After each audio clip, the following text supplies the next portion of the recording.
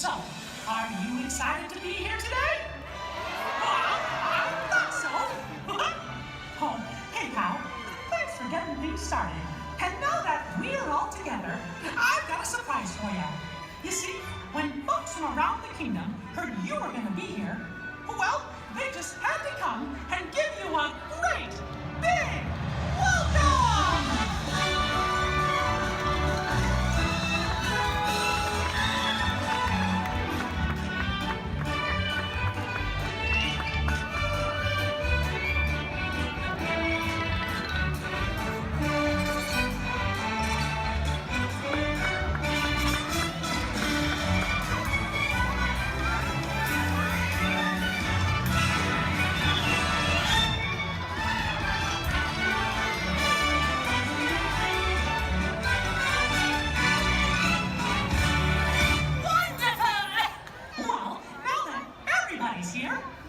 It's time to start the day.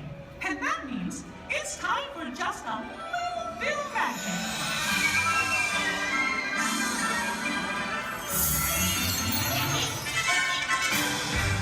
Is someone in need of magic? Oh,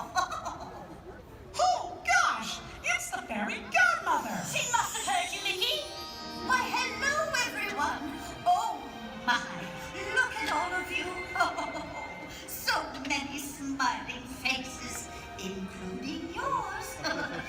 Now, how may I be of assistance? Well, do you think you can help kick off our magical day? Oh, of course, my dear. Oh, and I know just the trick. But I'll need everyone's help with the magic words. On the count of 3, we're all going to say, bibbidi, bobbidi, boo. Here we go. 1, 2, 3, bibbidi, bobbidi, boo. Let the magic begin!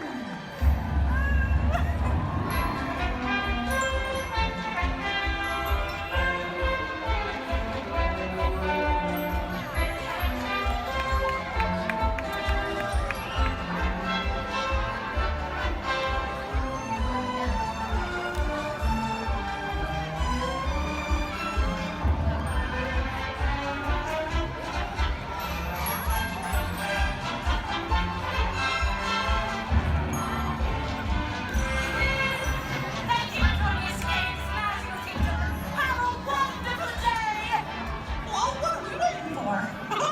Let's get going. See you real soon.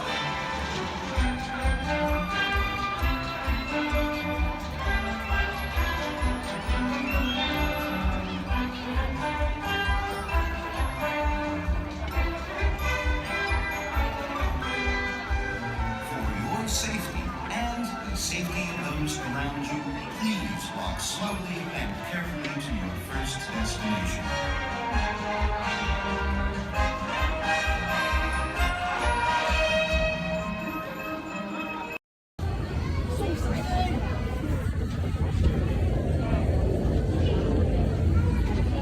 Thanks. What'd you say? Yeah, I started Korean. You did? Oh!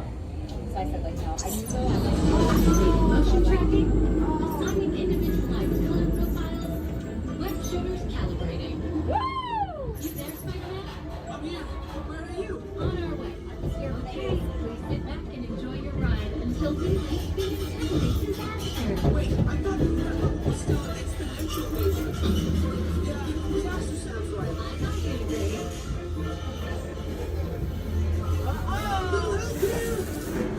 Guys, I'm glad to see you guys.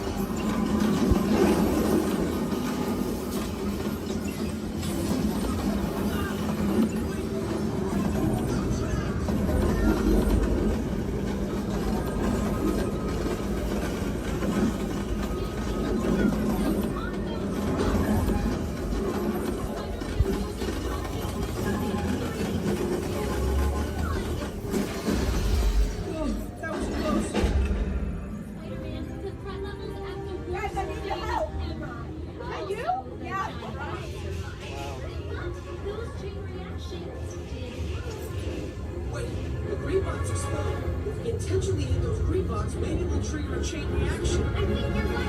That should stop it.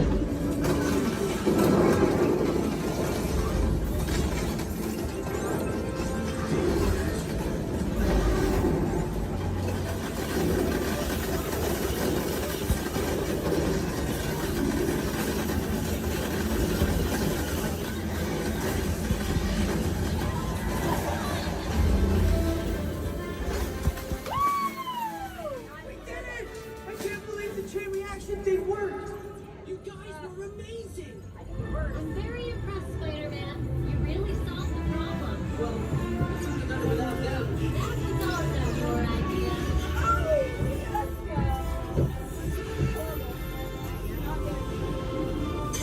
Dang it!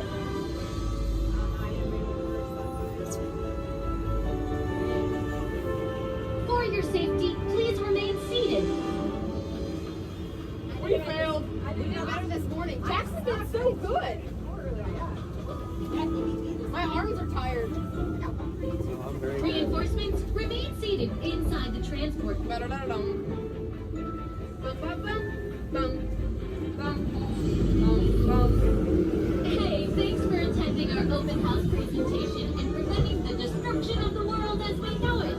Please collect your wits and any personal belongings as you exit the vehicle. See you later. You are the passengers of the most uncommon elevator about to ascend into your very own episode of the Twilight Zone.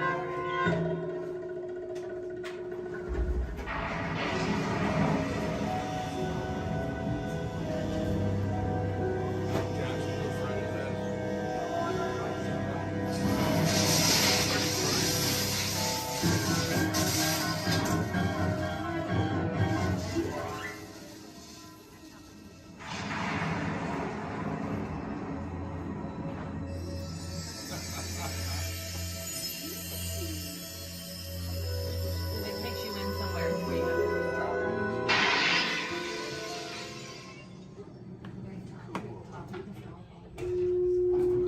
One stormy night long ago, 5 people stepped through the door of an elevator and found a nightmare.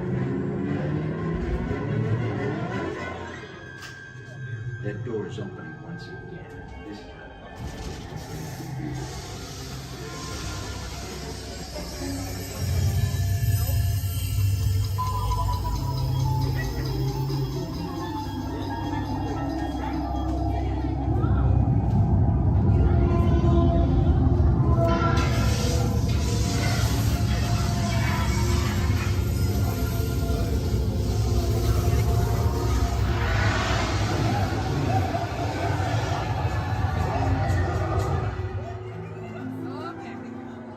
You are about to discover what lies beyond the 5th dimension, beyond the deepest, darkest corner of the imagination, in the Tower of Terror.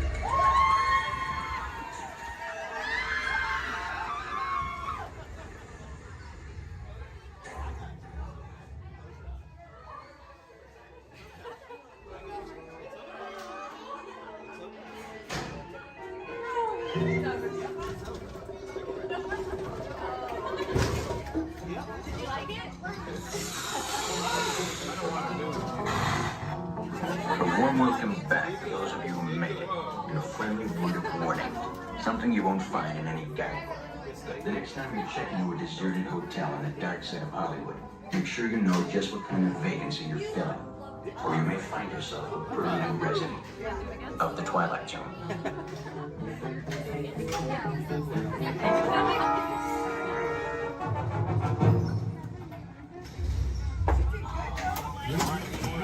Welcome back, everyone.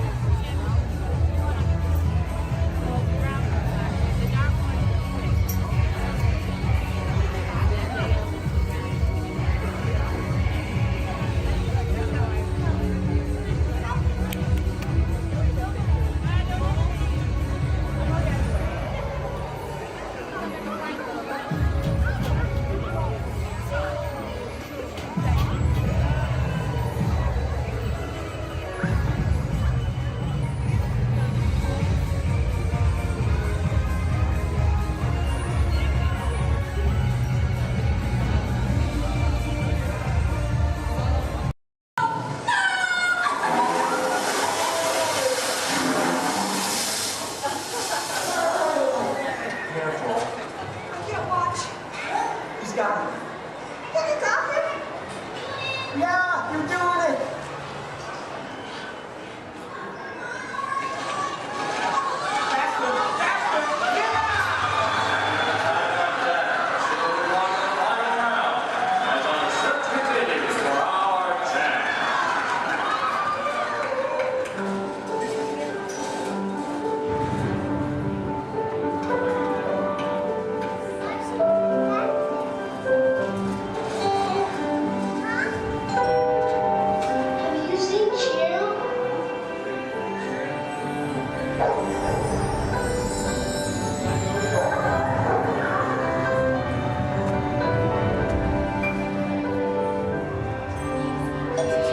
Have you seen my dog?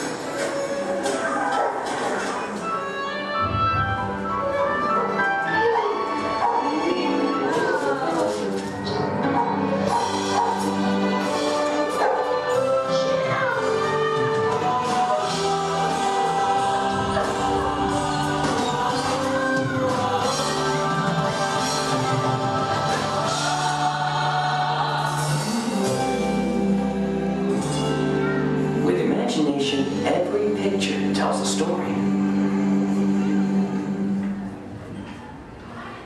With imagination, we can relive the moments of our lives.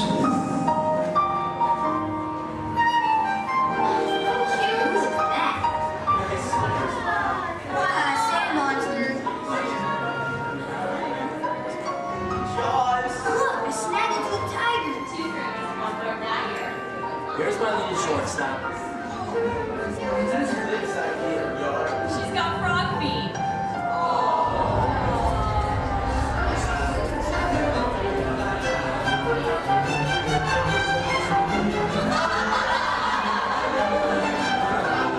I think we should call this Jerry's picture.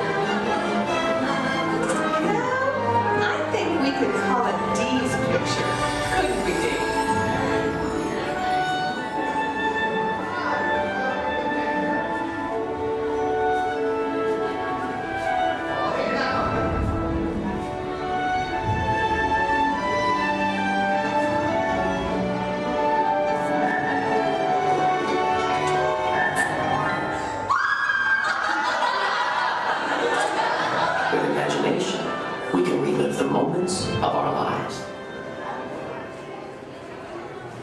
With imagination, anything is possible. I'm gonna be a fireman just like my dad. It's Billy Cartwright stepping up to the plate. Bases are over.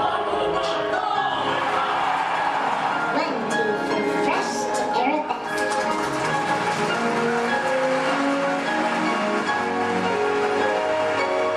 This is Houston.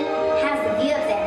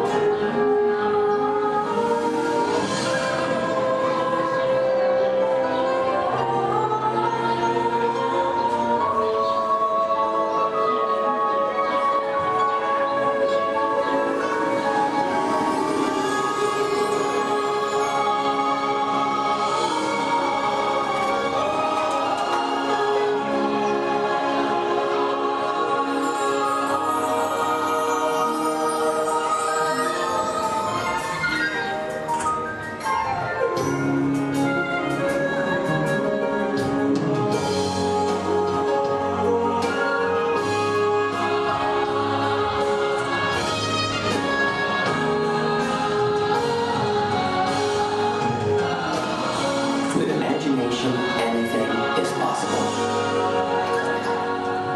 Well, imagine that.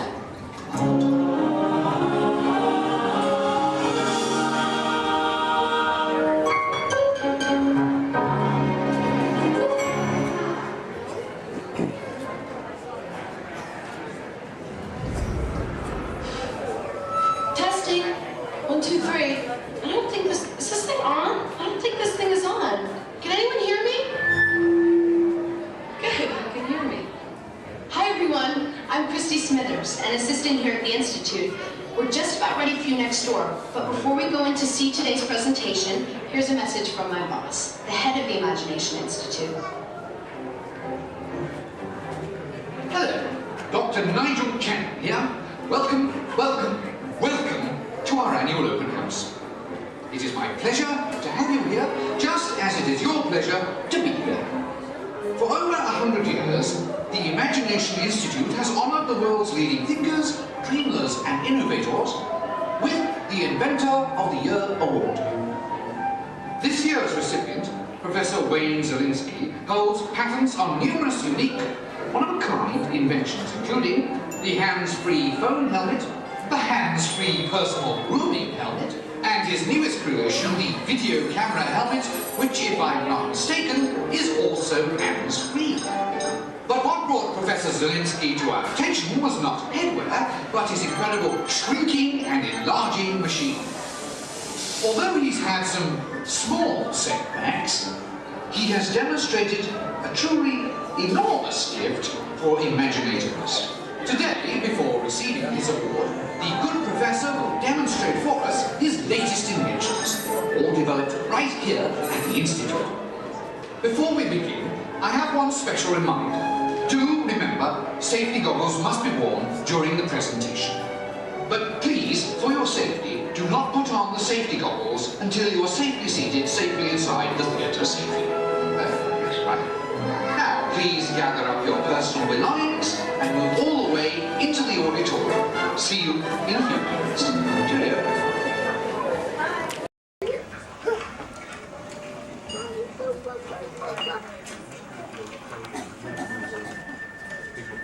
Sorry. Mommy, you wanted me to ride with you? Only if you want to. 'Cause otherwise, nobody's gonna be there to hold your hand. You wanna be able to hold my hand? Yeah. The next group's ready. I put my hands up in the car. You gotta get. Hi everybody, welcome to the test track. My name is Bill McHale. I'm up here in the control center. In just a couple of minutes, you're going to be out there on that track. But first, let's put together your test schedule. These are the same kinds of tests that are run at GM test facilities all over the world. Let's put up the 26-8 grade. You got it. Okay, we're gonna start you off on an accelerated hill climb. Now, these steep grades give us a chance to evaluate the effects of heat and stress on your engine and on the transmission. Twisted germ blocks. Let's put up the blocks, German and Belgian. Next, your vehicle is going to go over a variety of rough road surfaces. These are designed to test the integrity of the suspension and the chassis. It's gonna get a bit bumpy. Yeah.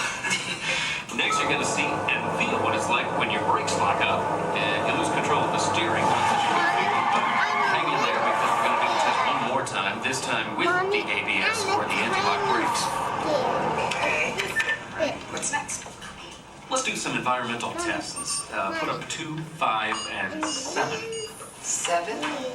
Yeah, 7. Okay. After that, we're going to subject your vehicle to some extremes in temperature, as well as corrosive conditions to see how it handles nature's worst.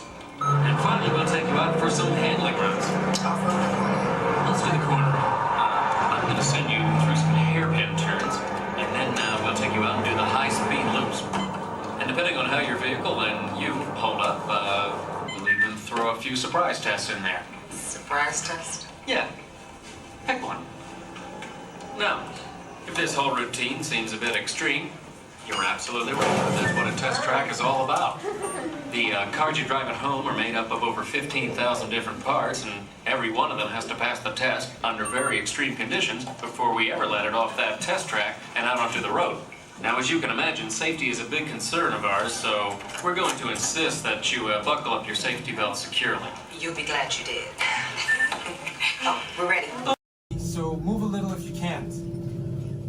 Before we send you to the link chamber, let's watch this piece by Dr. Ogden, who runs the program. Welcome, everyone. I'm Dr. Jackie Ogden from the Pandora Conservation Initiative. You're about to experience a ceremony that's very special to the Na'vi, flying on the back of an Ikran, or as we call it, a banshee.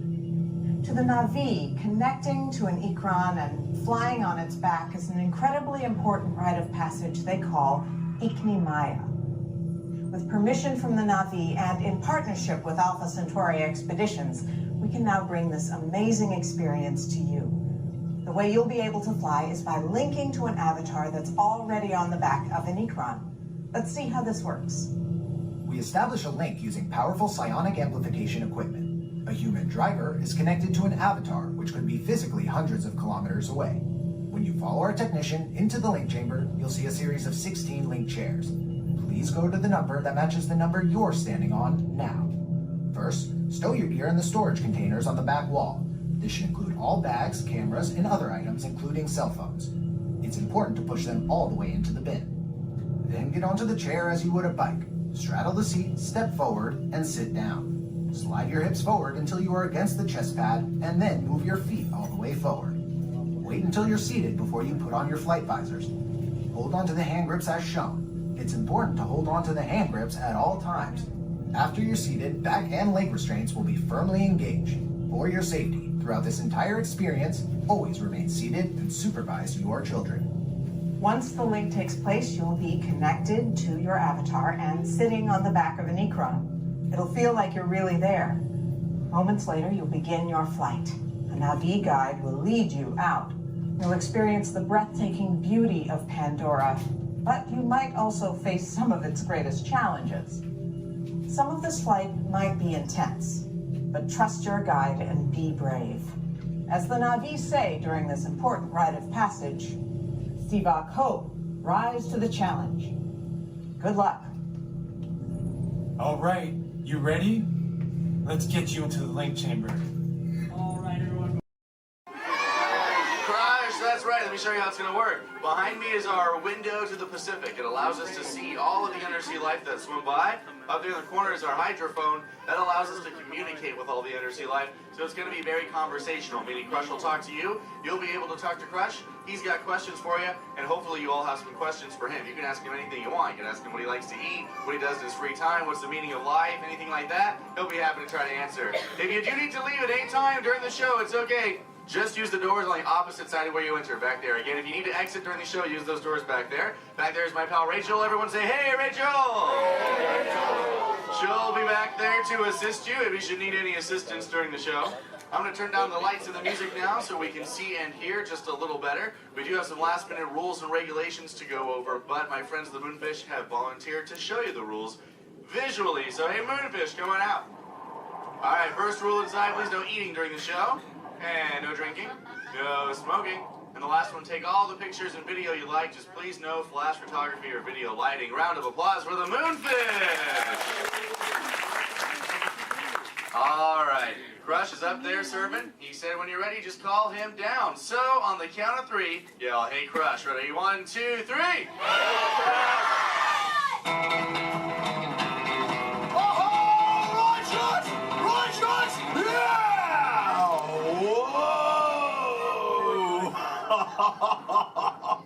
Oh, dude, check out the double spinner intro by the turtle. Whoa! Hey, check out all the human dudes in the human tank, too. Well, hello, human dudes. I said hello, human dudes. There you go. Whoa, hey, look at these little dudes, sub-level. Hey, little dudes. Focus, little dudes. Oh, man, let's totally make contact with some of the humans. Oh, hey, John, dude, come over here to the seafloor, dude. At the back of the seafloor, there's totally Meaty Man by the aisle with a blue lid and sparklies on it, dude. Oh, I see, dude. Chaw. Hey, what's your name, little dude? Well, yeah, this Espanol, dude. Oh, totally sweet, dude. Let's see, how old is he?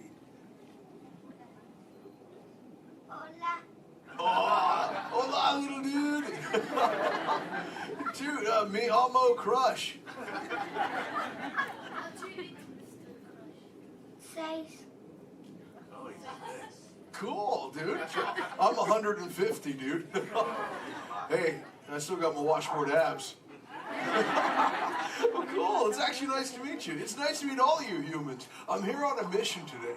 My youngest son, Squirt, he's got lots of questions about you human dudes, but I don't have all the answers. So, I have come to get the answers from you. If you dudes think you could help me out with that, say chaw. Oh, you so totally rock!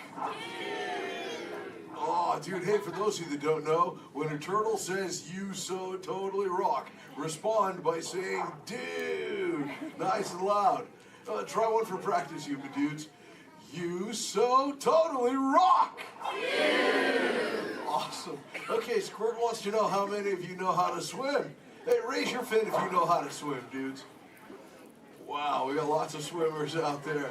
Hey, let's stay up in the seats, dude, over on this side. Last row, dude, like second noggin in, there's a dude with a white shell, kind of like lots of colors on the front, totally. Dude. Chaw, what's your name? Tyler.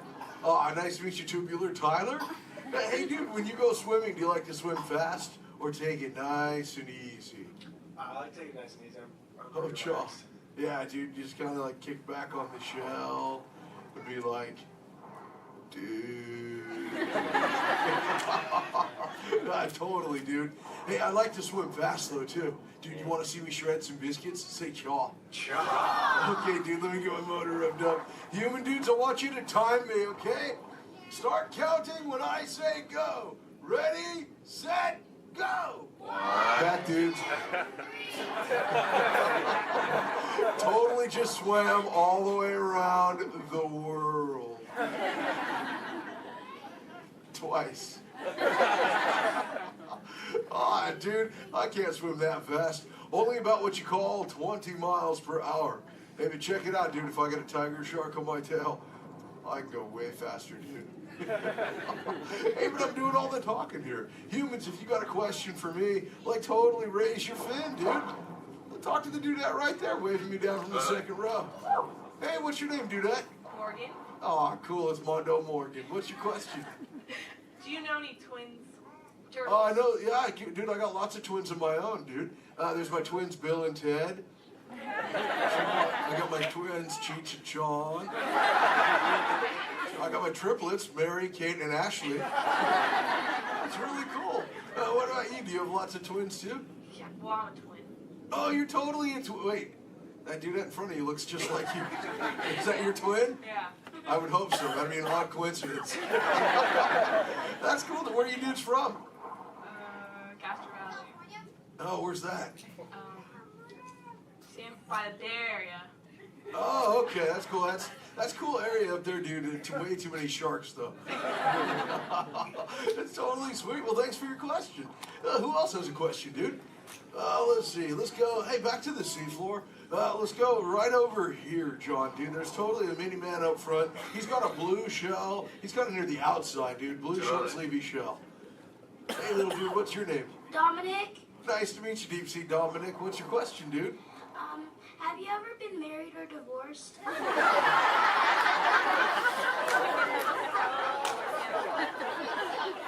That's a pretty specific question. Actually, dude, most turtles, dude, we don't stay with the same dudette like our entire lives, but I have actually found one that's kept me around forever, dude. Her name is Shelly. She's my turtle dove, dude. We've been together for 130 years, dude. But it's still so awesome, it only feels like the first 75. It's really cool. Hey, can I tell Shelly you said hi? Can I tell her you said hi? Hi. Oh, dude, she'll totally love to hear about you, dude. Let's see, who else has a question? Let's see. Let's go. Hey, John, dude, jump across the aisle up here near the front. There's totally Mini Man. He's getting his fin waved by another dudette. Hey, little dude, what's your name? Braden. Oh, cool, dude. What's your question, Boogie Braden? How many kids do you have? Yeah, I got 65, dude. John, like I said, well, I already told you about my twins, dude. Like Squirt, he's my youngest.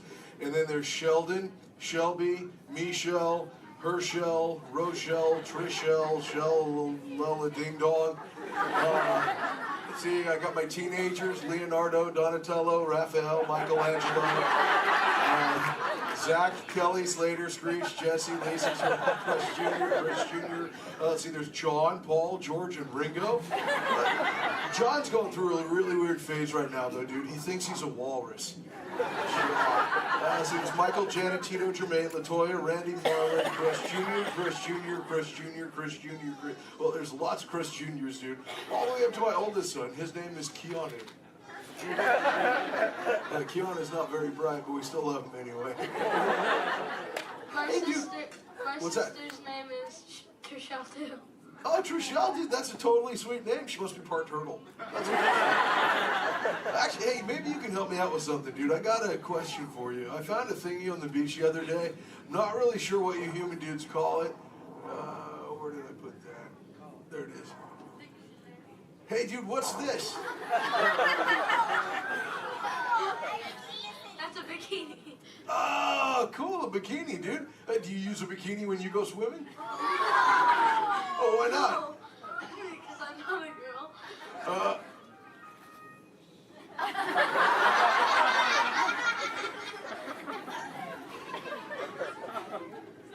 This is for chicks, dude? Does it make me look fat?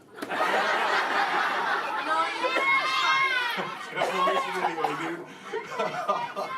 Oh, let's see, dude. Hey, John. Up in the seats, dude, over on the other side. First row on the outside, second noggin over. That dude with like the specs on the noggin, she had her fin raised too. Where, dude? Show from the two noggins to the outside. Oh, totally. Hi, dude. What's your name? Cassandra. Oh, nice to meet you, Kahuna Cassandra. Hey, oh, did you have a question too? Yes. Do you speak a second language? Yeah, I speak a little bit of whale, some orca, and some dolphin. That's pretty cool. I'm learning, like I said, like I speak human pretty well too. But you know, my friend Little Blue, she's like the best at it, dude. Hey, do you dudes want to meet Little Blue? I think she's around here somewhere, dude. Call her out, dude. Say, "Hey, Little Blue." Whoa, there she is. Hey, Little Blue, dude. Check it out. I was hanging out with these human dudes. Cassandra over there wanted to know if I speak any other lingo, dude. I told her I was speaking just a little bit of whale, dude. I can speak whale. I totally Okay, know. everyone, repeat after me. Hello.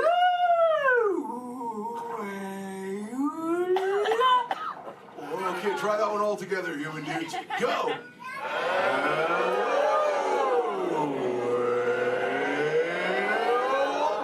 Wow, you human dudes speak whale really good, dude. That was just like excellent. Oh, too bad there's no whales around here, though, dude. You know, sometimes you speak whale and there are like 80 whales swimming around you. Yeah, totally. Not today. No whales around here, dude. No whales. No whales in the ocean today. Try to speak sea. Where? Whoa! Oh, dude, look out! The humans call the whale, dude! Grab stuff! Swim away!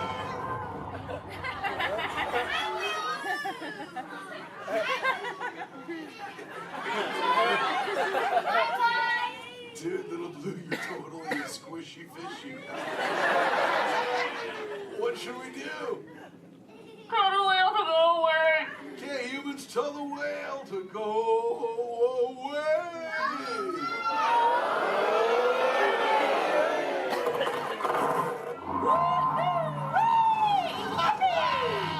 That's excellent! Oh, see you later, little blue! Hey, humans, put your fins together for saving little blue! You so totally rock! Yeah! Awesome. Thank you so much, human dudes, for sharing with me. I can't wait to get home and share all this knowledge with Squirt. Hey, but before I go, human dudes, remember this. We all share the same ocean, humans and turtles alike. So treat everyone you meet like an oyster, dude, because you never really know when you just might find a pearl, dude. That was like a warm and fuzzy moment, wasn't it?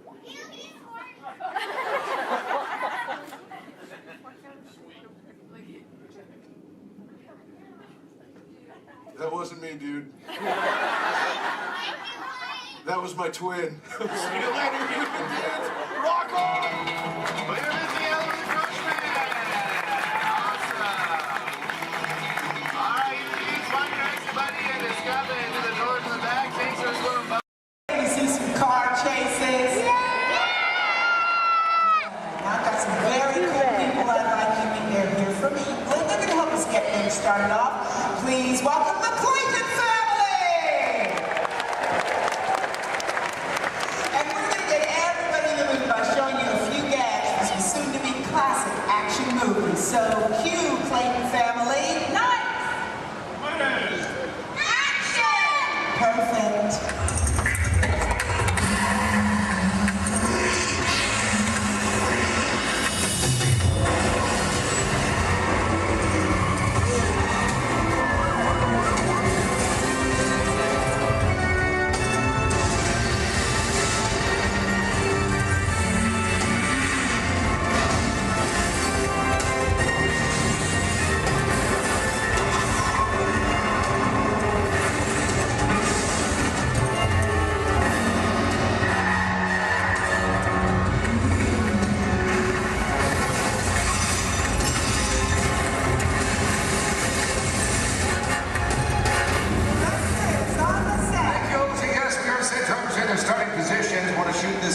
First scene as quick as possible. Just need to know, is everybody fired up? Are you ready?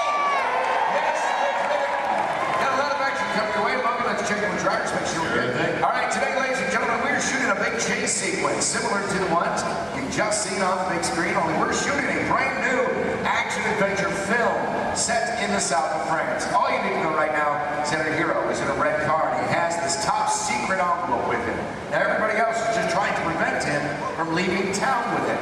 That's the scenario. Logan, drivers ready? Good to go. All right, let's go ahead and slate it, please. Rolling, ballet train, sequence 7A, take one more. All right, drivers ready on my countdown. In 3, 2, 1, action!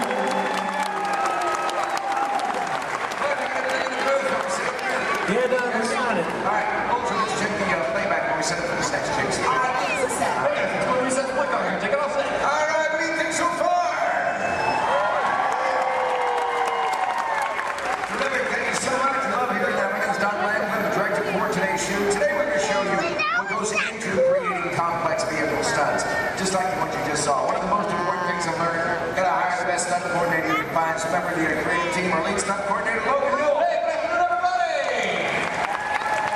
Thank you very much. All right, off to a good start. Terrific. You'll see right there. A lot of close calls. It's good stuff. Love that for Chase Mills. Tell our guys what you do for us. Yeah, sure thing, John. Folks, basically my job out here is to coordinate some of this action and bring these scenes together with our stunt team and our director here, but biggest responsibility is safety. Absolutely. We talk safety every single day here with these extreme stunts. It's our number one priority. But it's critical. These drivers make it look easy on here. There's a lot of planning that goes in everything we do. In fact, I better get on. And your playback's ready. Great, let's do video assist camera one. Video assist is coming up. You're going to see some black and white images up here on the screen. This just helps us preview what we've shot before the film gets developed. It's called video assist. We have cameras all over the set. Most of this one is not taken from my two cameramen. I got everything down here in the slab chair. We got the camera truck. But I just want you to notice how we're framing the action in some of these shots. Keeping the camera low actually makes it look like these cars are going faster than they really are. In the short distance, already getting upwards of 50 to 70 miles per hour at times, but keeping that camera low really keeps it exciting for a chase film. In fact, it's a technique used in almost every car chase you've seen on film. Oh, this is great footage. Let's just get right to the height of the chase. Rams, Lloyd, all of it. Heard a lot of cheering, a lot of excitement when this was happening. There it is, that high-performance machine, the hero car. Look at this reverse jump. Slow-mo for you so you can really capture that detail. Ernie, my main cameraman, right underneath those cars, and then zooming right in on the driver. There it is right there. Main man, Ernie. Here's a look from inside one of the vehicles, give you a perspective of what the drivers are looking at. I do want to talk about the hero cars, so let's bring up the camera forward, let's freeze that jump, okay? All right, Lloyd, I'm going to need you to roll into camera 4. Yeah, they're straight on. And then freeze it at the top level of the jump. There you go. Cha-ching. Right there. There you go. All right, this is a very special car for us. Yeah, sure is. Ladies and gentlemen, this hero car out here was designed and built specifically for our film. It is built with 4 forward gears, but unlike the cars we drive every day, it also has 4 gears in reverse. Now, obviously, we can go a lot faster that way going backwards. Something else a little bit different than the vehicle is where we put the motor. It's not in the front or in the back. It's actually mounted right behind the driver. Now, the reason we do this, it balances out the car, gives it better overall stability, and of course, maneuverability on all these tight turns out here. That's right. And speaking of time, it's not really a luxury ride for the drivers. They are brand today's vehicle. Don, we're still setting up here. Let's just bring out the hero truck. You know, let's do that. Let's introduce it tomorrow. All right, let's do it. Hero 2 set. Thank you.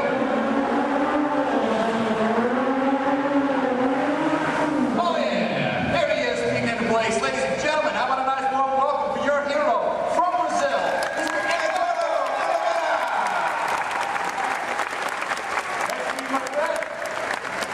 Great work, Edu. Great work, my friend. Now we've worked together for a little while, and he's pretty awesome with the 180s, 360s at 540. Hold that out. Look good. Look good. Glad we put that in. How about you? You glad we put that in? Yeah? You're glad? Okay. It's all right. This thing's on. You can talk. Hey, Eddie, go ahead and look at the camera and tell everybody how you do the jump backwards. They love that too. It's going to take a long time? Yeah. All right. Well, I'll summarize for you guys. As good as he is at what he does, this unique, one-of-a-kind car has its win. Let's check that out. Hero 2 on set. All right. Now you see, folks, it's really not safe to drive in reverse at high speeds, of course, or jump a car backwards for that matter. So what we did is we had a duplicate car built. This is exactly every detail as Eduardo's hero car right here, except for one tiny modification. It's built, so our driver faces out the back. Check this out. We even took it a step further. Built a reverse stunt driver. Made it look like he was facing out the front. Hello, everyone. I'm not real.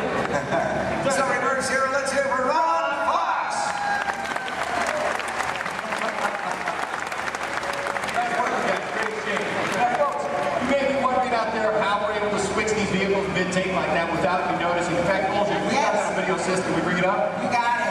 I need cameras 1 and 6, Lloyd. Roll. There we go, guys. You can see right over here. This is our first hero, Eduardo. Drove on the set. Our reverse hero, well, he was actually waiting in position to take over for him. That's right. The 2 cars are like runners passing a baton in a relay race. Once the main car disappeared, well, this reverse car took over without missing a beat. Let's hear it again for these drivers.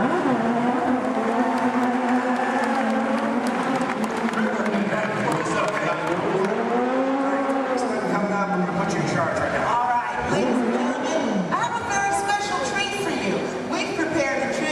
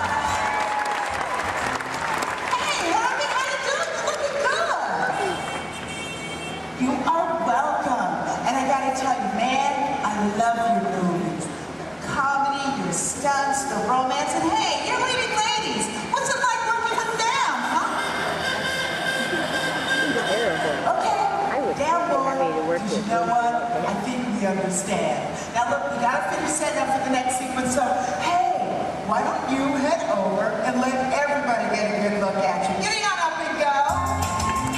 Y'all put your hands together for Herb and the Love Bug.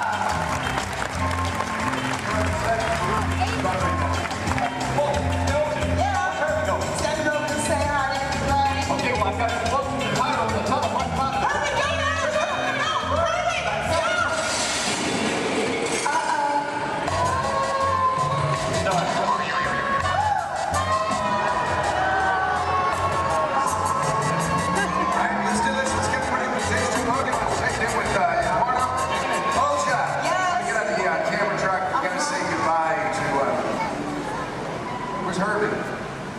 He had to split. What's this one? Let me get on the camera track. Go ahead and set this scene up for everybody, okay? Okay, cool. Now, ladies and gentlemen, this is another segment of our chase. The hero's still being pursued, but it is getting harder for him to maneuver. Our marketplace is now a whole lot smaller thanks to the addition of the big trucks and the market carts. So the questions now become, how's our hero going to spin or go backwards? Where's he going to go? And what's he going to do? Let's find out. Got them all set up for you. All right, good. 10 everybody set. Yes, good. Logan, drivers ready? Oh, yeah. That's good. Slater, please. Rolling blockade sequence 8, take one more. All right, guys, here we go. One more countdown. In 3, 2, 1. Action!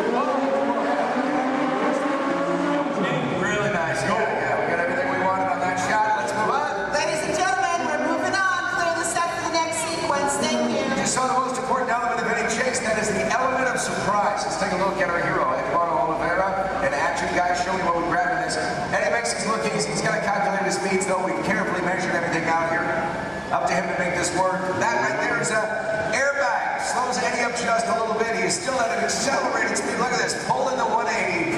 Otherwise, he's liable to hit the building. Not a lot of braking room. Not a lot of room to play with.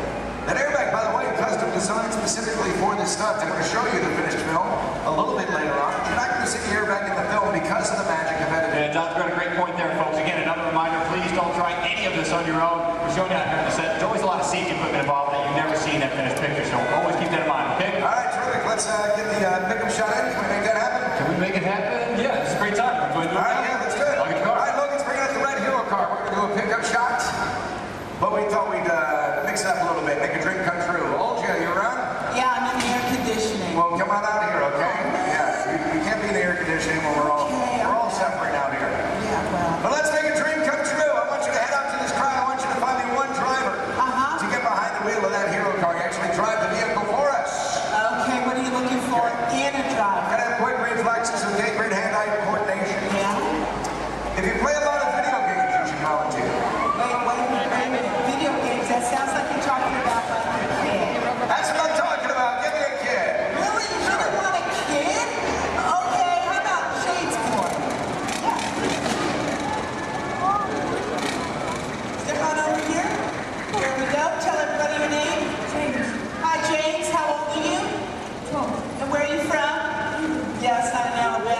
accent. You guys give it up for James from England!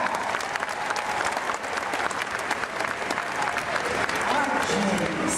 You're stepping onto the set. You're about to star in a scene in an action movie. Is that cool? Yeah, high five to that. Meet your boss. All right, look right up here at this big screen. I'm going to show you a part of the film. Then I'll tell you what you'll do for us. Okay? 7-6 first unit, Lord. All right, our hero's on foot. He's in trouble. He literally calls for his car. Look at this. Using a remote in his watch. Car gets to him on its own. Hero makes his escape. I need a longer shot of the car. You're going to drive it for us, and there it is. Do you know what's so special about that car? Well, it's a full-size remote-controlled vehicle. That's right, you drive it with this remote here in my hands, guys. Let's take a look inside. I'll show you the hardware on this vehicle.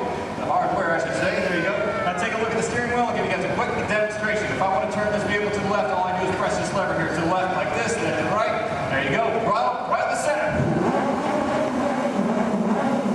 Oh, that's a fun little toy. Now, guys, this is just like any other remote control car that you find in the store, except it's a little bit bigger, obviously. It is custom built, bumper, all of our safety features inside.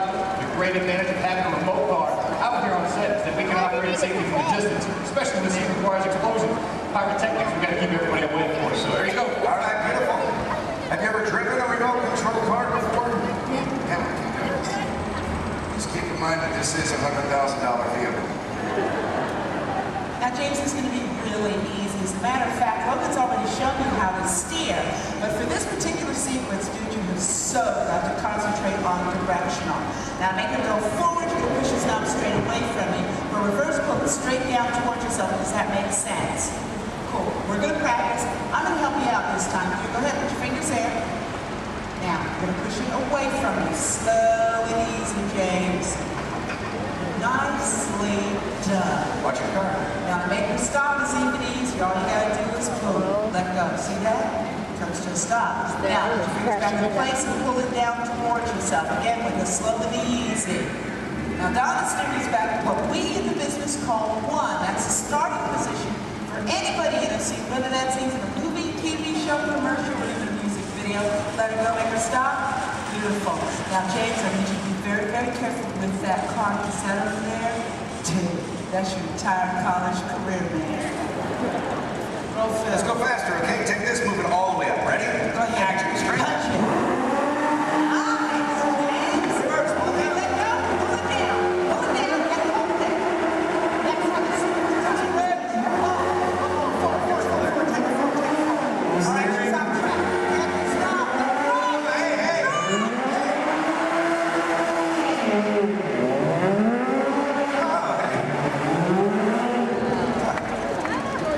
Drive on the side of the... They do special. Are you released? We're just having fun here, but there's a part of the movie we use a remote car. That's how we do it. This is our remote car driver, Corey. We're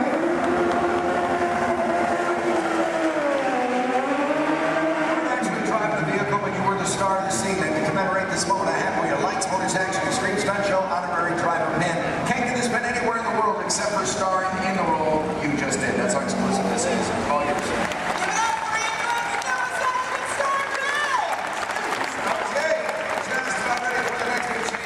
Now we're shooting this, as we often do in movies, out of sequence. We have a lot of complex stunts coming up for you in this chase. In fact, I highly recommend you have your camera standing by. You're going to see some incredible stunts in this one. One by my stunt coordinator, Logan. There he is. Where's my fan? They're all out here. 5,000 from Logan. Well, all right, that was almost good there, Don. Thanks. Guys, right up here, we got a great team coming your way. Full of more action, I promise you that. Working in the stunt business, guys, it's a lot of fun. A lot of responsibility, too, but for me, every day changes. One day I might double for our hero. Next thing you know, shooting at it just all depends on what our director needs. I'm pretty sure by now you guys all figured out how to get down, right? Pretty obvious? Yes, I'm standing just over 40 feet high during the scene. Falling into that pattern, we're going to kick it off here momentarily. So, Don, when you guys are ready. We are shooting the very beginning of the film. This is where you see the hero for the first time. He's in a gray jacket, just picked up this top secret envelope. This, of course, you met him earlier, our hero, Eduardo Olivera. And he's done a lot of stunt driving for the film already, but for this scene, he's playing the role of stunt double, and then we'll bring out a moto, so you're going to see a motorcycle chase. Ready to go? All right, let's go. Hold your slater, please. Rolling, motorcycle chase. Sequence 3, take one more. On the countdown, in 3, 2, 1, action!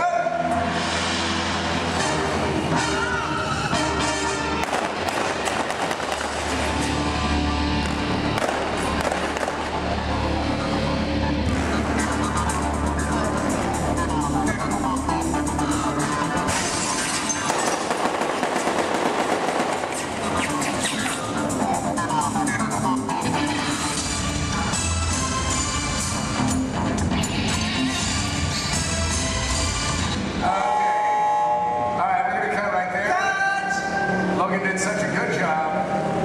I think he wrote down. That's not what we want, Logan. So the hero actually stays on the bike. So we're gonna change out the bike, check the surface, make sure there's no oil spills or brake fluid, and then we'll link up this scene probably right from the top again. Okay. All right. So this is Bill Ortiz. He's calling shots for this while Logan was doing the stunt for us, but we'll get the high fall in there. So let's just go to BGM for a moment, and we'll get this started as soon as we can.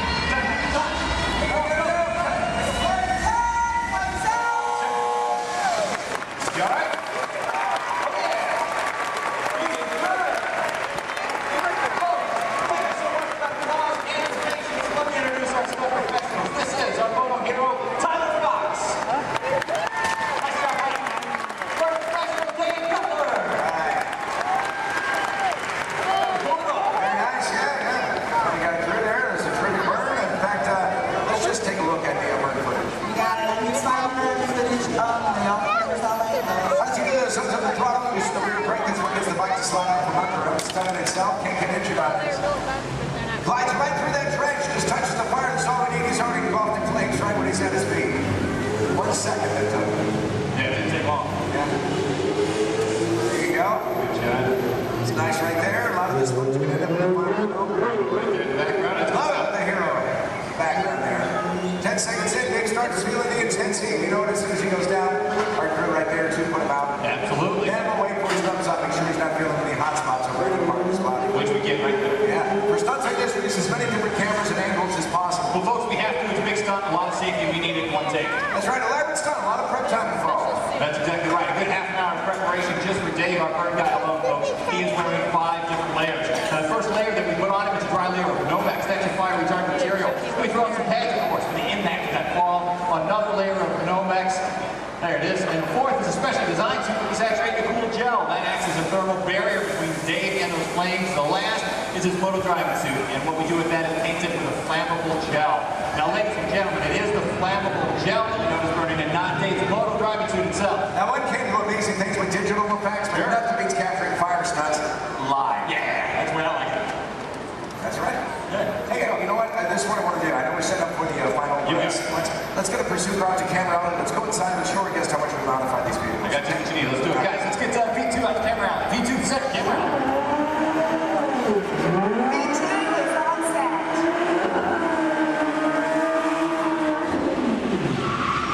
There you go. Right there. That's terrific. Slow it down, boy. Hey, there you go. Folks, how would you like this guy to be your valet? Put your hands together for Mr. Nick Keeley. Hey,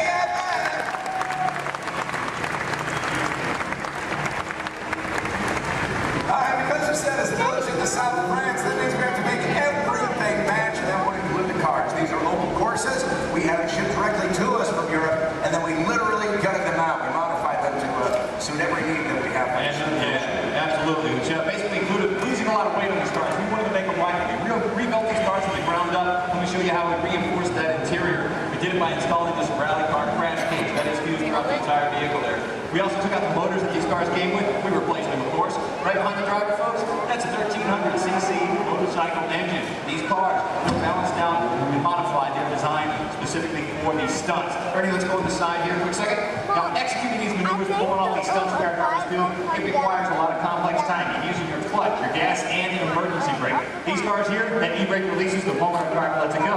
The cars we drive every day, it locks in position until we release it manually ourselves. These guys are pulling off all these maneuvers and they have to keep going. So that's why we leave it released. Something else a bit different, the gear shift. Second, third, fourth gear just requires a little push forward. It's called the bump shift in our business. You want reverse, you just turn the handle on top and you've got 4 gears of reverse at your command just like that. And we are ready for final shot. Thanks a lot, Nick. All right, let's do it.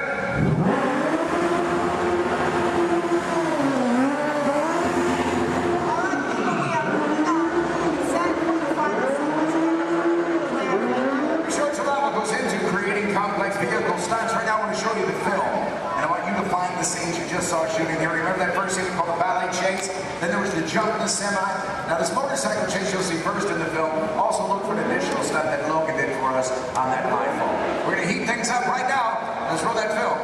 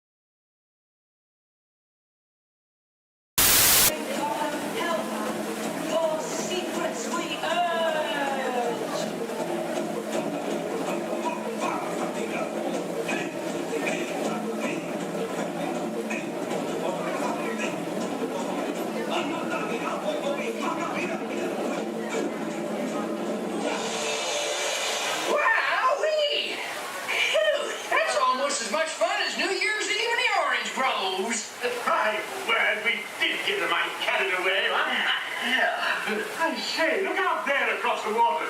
It appears we're a bit of company. No, me, yes. Welcome, you all. Permit us to introduce ourselves. My name is Claude, and my loquacious cousin over here is... I'll introduce myself, if you don't mind. Hi there. I'm, well, now, let's see now. It's right on the tip of my beak. Clyde Birdbrain? Oh, yeah. I'm Clyde Birdbrain. Y'all, I say, perhaps you good people have never conversed with toucan birds before. Well, neither did we, till one day we discovered this magic sunshine pavilion. By Jove, yes, I remember just how it happened, many bird baths ago. There we were in an explorer's launch on a mysterious river in deepest Adventureland. Off in the distance comes the fierce roar of an African lion.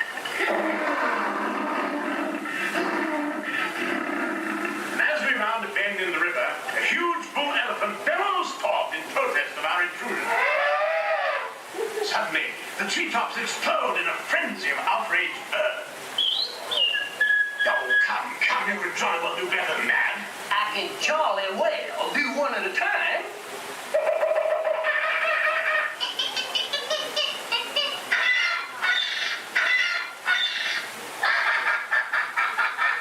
Meanwhile, shifty-eyed crocodiles lurk by the water's edge.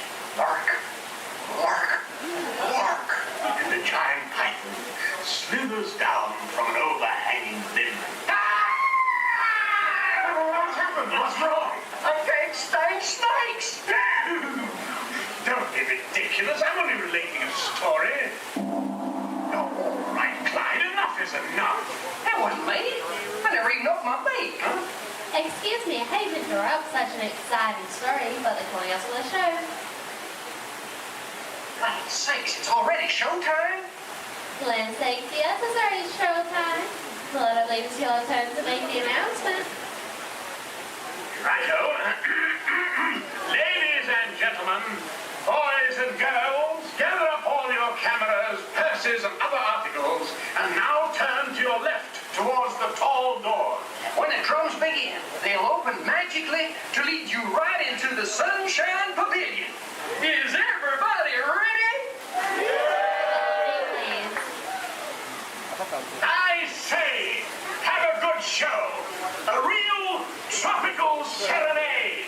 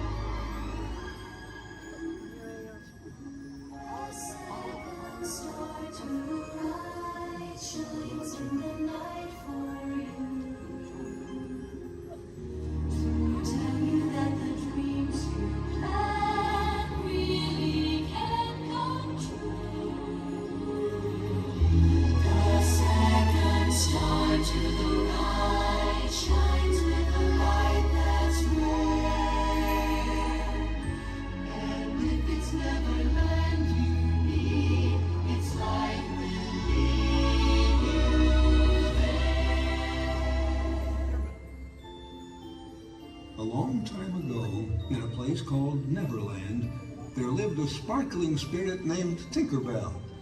Legend has it that to this day she still flies over this magical land of fantasy. And the story is told for children of all ages that if you wish hard enough and believe strong enough, Tinkerbell will soar high above the magic kingdom and light our fantasy in the sky.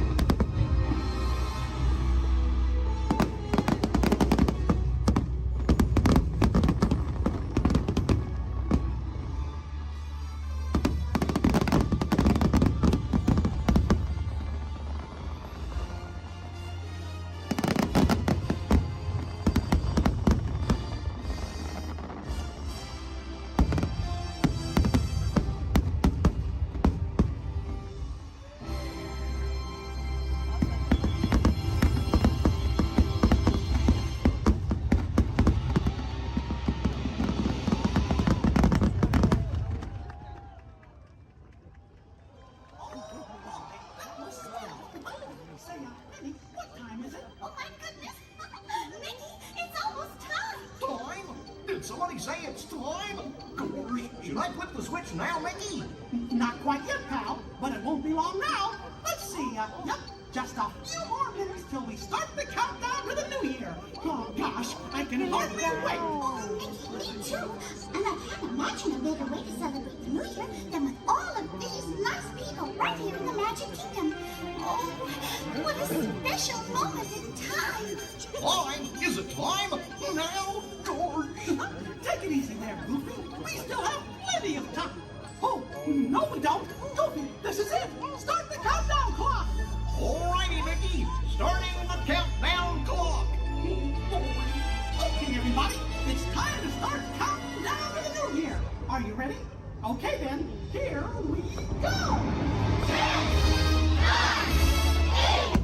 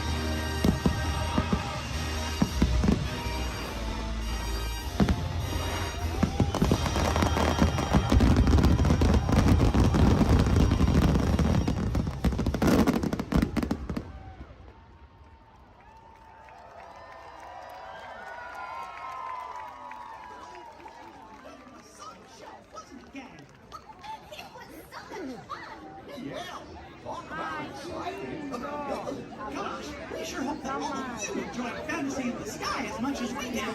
Oh, and we hope to see you again real soon, don't we, gang? Sure do. Well, everybody, so long for now. Goodbye, everyone. Goodbye. Remember, we love you. See you later.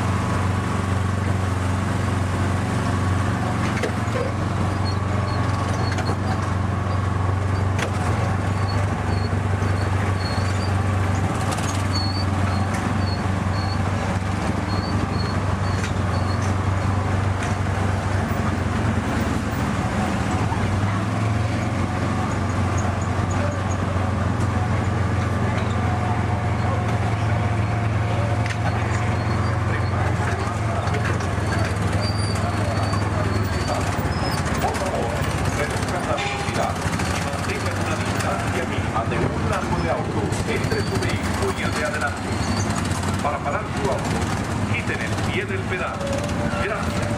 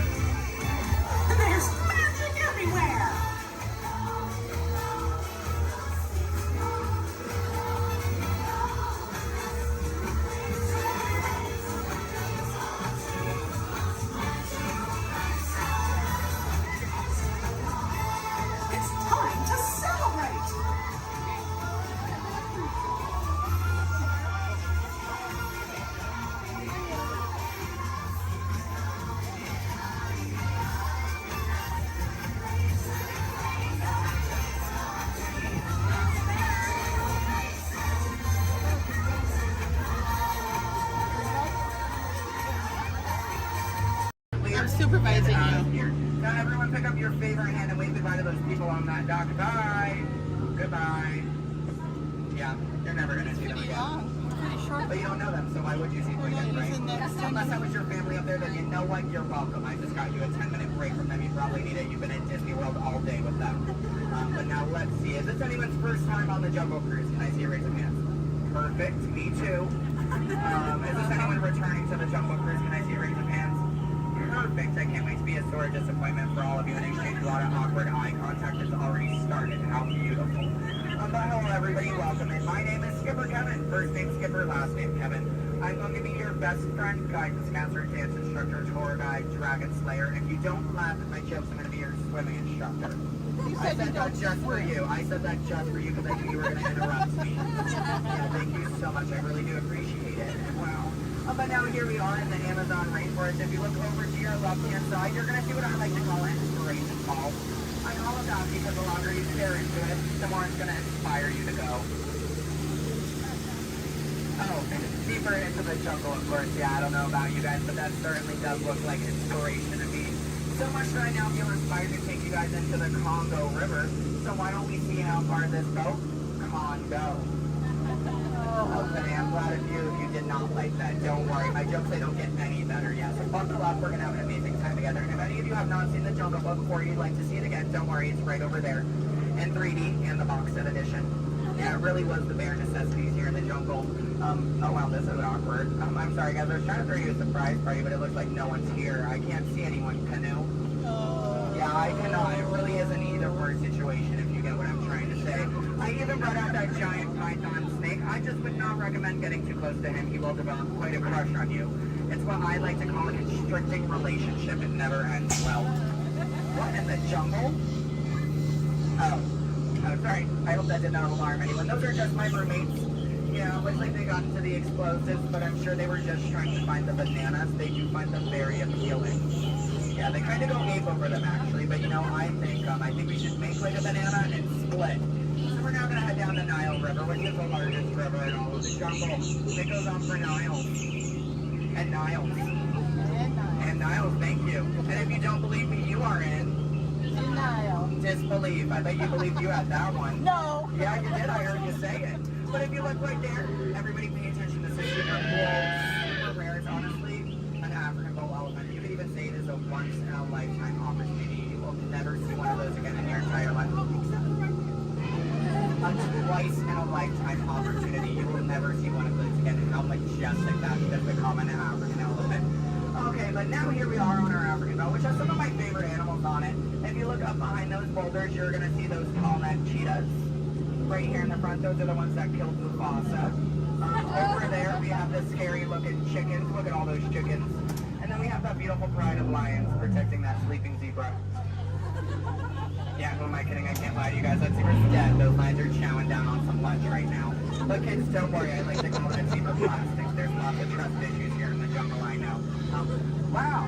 Okay, this is not something you see every day. Wow, all right. So, why are you all looking like that's what you normally see on a Saturday afternoon? That's concerning, you guys. I'm a little nervous now. I don't know about you guys. I don't think I have ever seen that many rocks on the beach before. Yeah, there's like, what, 200 rocks up there?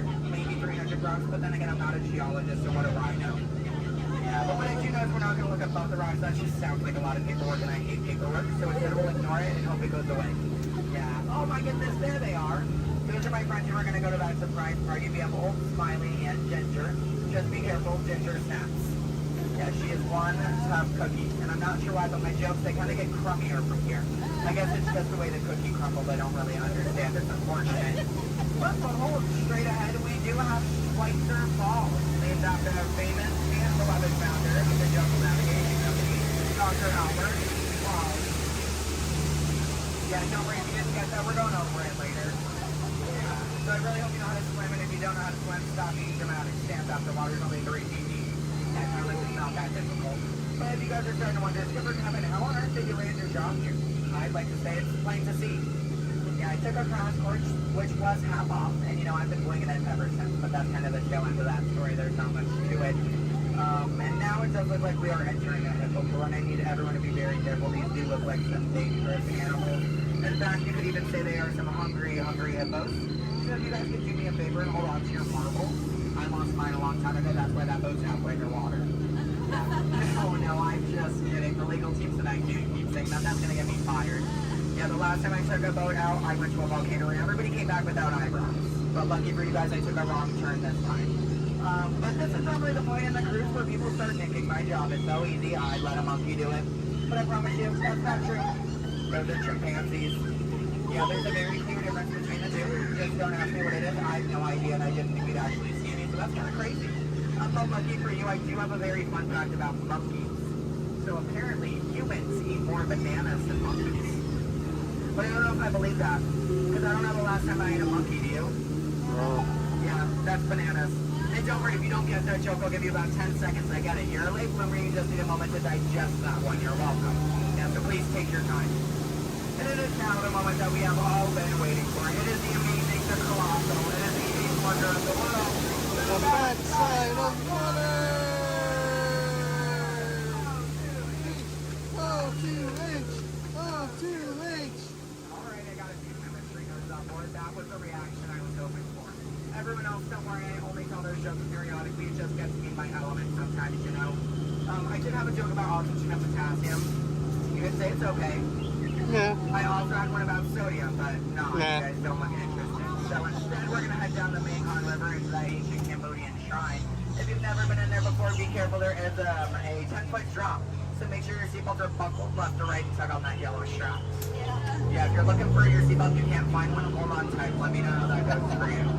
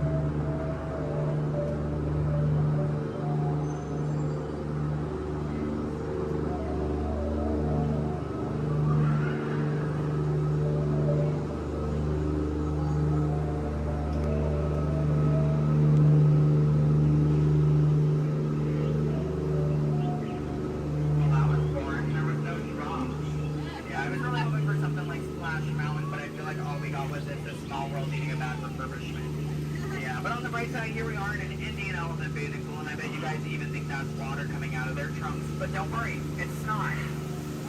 Yeah, and as a double feature, if you look up ahead to your right, you're going to see those two baby elephants playing under a full moon.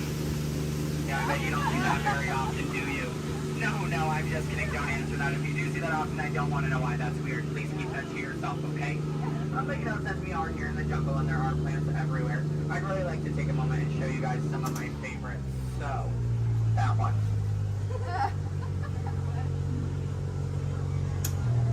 That one. Okay, pay attention everyone. The one right there with the green leaves. The one next to it. That one.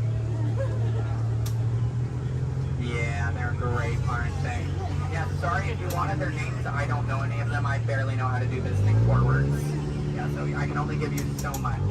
What I can tell you is I'm sorry to let you know we're coming up to the end of our cruise. And you know that's happening because look to your left. That's a gift shop. Everything at Disney ends with a gift shop. It's how we steal your money. Yeah. And it's our Lost Bound gift shop, which is sponsored by everything you've left behind over the last 5 or so years. So thank you so much for keeping us in business. I really do appreciate it. And if you're curious about who's in charge of this gift shop, I know it can be kind of confusing because there's a sign that says back in 15 minutes by Sam.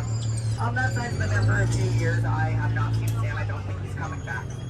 It's also not those monkeys, because you know that'd be a monkey business, and we don't monkey around here in the jungle. That's completely unacceptable. It's actually that elephant, because did you guys know that elephants have the best memories in all of the jungle? I wish I had a memory like that. It'd really help me with my job. Oh, fun fact about elephants. Did you guys know that elephants can grow up to 4 feet? Which is super impressive. We only grow up to 2, one on each leg. And if you don't get that, look at your legs, look at theirs, you're going to see an extra pair. If you see any more than 2 legs on yourself, go to a doctor immediately. Yeah, that's not normal, okay? And then if you're looking in that gift shop and you see anything you like, you might notice we have a whole bunch of hats in all different shapes and sizes. Once you get off the ride, just ask one of those skippers about it because you know we're really great at capsizing. It's something I think we've honestly perfected. But what I can tell you is that if you did enjoy your time here today, my name is Skipper Kevin. I'm trying to give you my full name. And I do spell it a little weird, so I'm going to go ahead and spell it out for you. It is spelled H-E-L-P space M-E. Do it that way, you will, okay? If you did not enjoy your time here today, then you know what? That's unfortunate for you. You willingly got in my boat and wasted 10 minutes of your own time. My name is still Skipper Kevin. Thank you for leaving. And I think I would go one step farther to say that out of all of my cruises today, you've been the most recent. No, I'm just kidding. I'm just kidding. You've actually been outstanding. Especially those of you who just awkwardly stared at me for 10 minutes. It's been mutually awkward. Yeah, I'm not a robot plot twist. I'm not an animatronic. I can move my feet off the floor, and I can hear and see everything you haven't done since you sat down. And you know what? That makes us like a family. As I say to my own family after 10 minutes of quality time together, look at that. She's even giving me a heart. This is why the attachment issues. You're going to get out of my boat in about 2 minutes, and it's going to make me cry. You need to leave is what I'm gonna say. So in just a moment, you're gonna be outstanding on that dock. Yeah, it really is great. Oh, and while we're looking over at the dock, let's do a little bit of a dock orientation. Everybody on this side, this is where we're going to be getting out. So if any of your rebels are hanging out of the boat right now, leave them there, stay comfortable. But when we get over there, you might want to pull it in the boat because that dock is really hard to replace. Yeah, your elbow, I can send you to an urgent care lab dock. I don't have a contact card for it. I don't know how to replace it. But you're going to see those two docks in between the boat. I like to call them the paradox. Yeah. The two skippers, they're paradorks. Yeah, they really are adorkable, aren't they? And you can tell them I said that. They're going to hate it, but I love it. Yeah, and thank you for saying I'm so funny. You're really inflating my ego as we speak. Yeah. I'm getting some compliments from you. She's falling in love with me. She's stealing my jokes. He's recording me. This is like a reality TV show. I'm better than the Kardashians. Yeah. Oh my goodness. And what do you do? What's your story?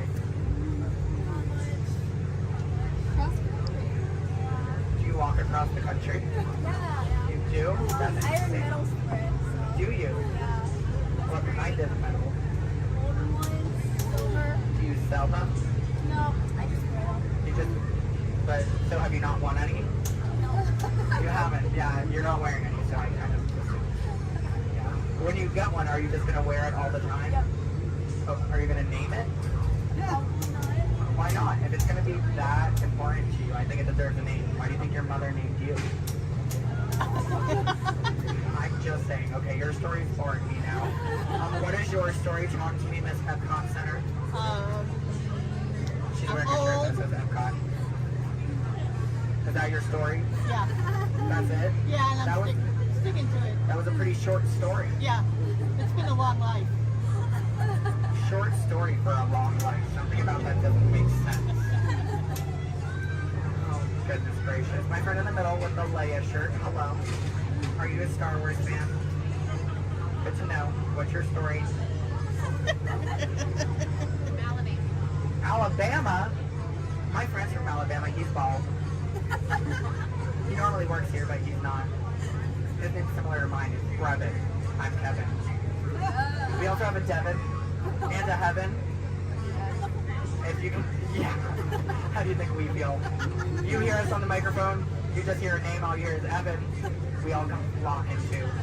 Yeah, it's great. Okay, my friends in the back, why are you so quiet? You're so quiet. Are you having fun back there? Just making sure you're not asleep. I mean, your bucket has a little no. You're wearing sunglasses. You're wearing sunglasses. He's behind my engine. Can't see any of you. And then, what about you two over there with the extra set of ears? How you doing? You are the nicest one here. No one asked me how I'm doing. Thank you. You are all horrible people. Just know that. Just know that, please. Except, well, no, you can love me all you want, but that doesn't mean you ask me how I'm doing. You know what? I think I'm ready to cut our time a little short together. So, now this is a word from legal. Make sure your hands, arms, legs, and feet are inside the boat. Parents, supervise your children. I don't have any. I don't want yours. Children, supervise your parents. I don't trust them. Neither should you. And that number 2 they're holding on means that we have to do this 2 more times because you guys just didn't make me feel good enough about myself. So hello everybody, welcome aboard the world famous Jungle Cruise. My name is Skipper Kevin and I would never do that again. That's treacherous. The only thing I'm going to do is make you 2 times farther from the exit for your inconvenience. You're welcome. And I really would like to tell you what my parents told me on my 18th birthday. They looked at me and they didn't say, Skipper Kevin, happy birthday. Why are you staring at me? That's all they said. Okay, well now that you guys are just doing weird things, get out. Goodbye. Yeah. Yay. Stop. Don't stop. I need it. Yeah, go ahead, give me a standing ovation. I am a middle child. I love validation. Yeah, thank you.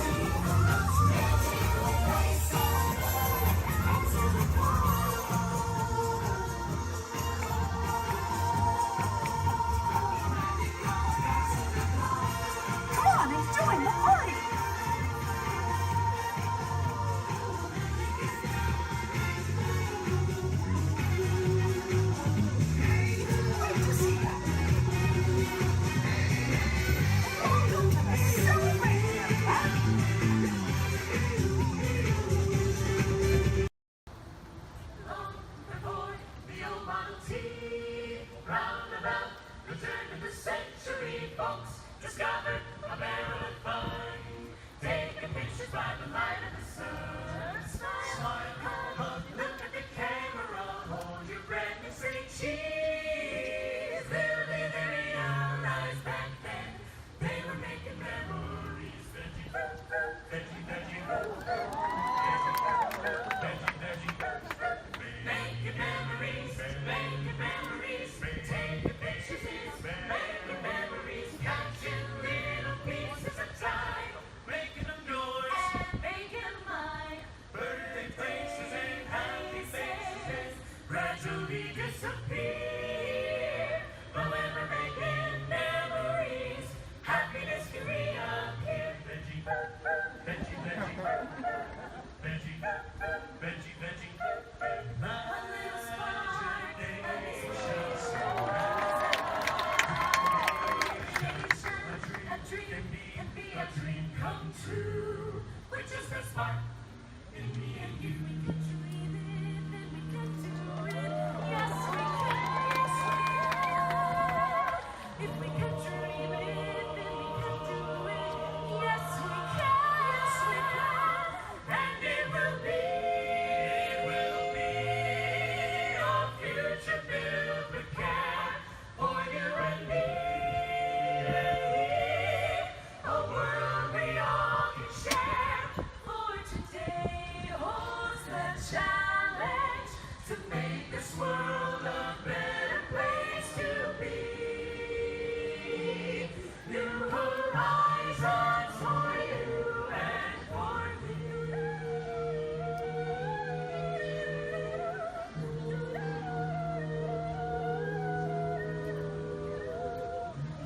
Just an ordinary day, all at once you're on your way to a place that cannot be. No one knows what turns the key.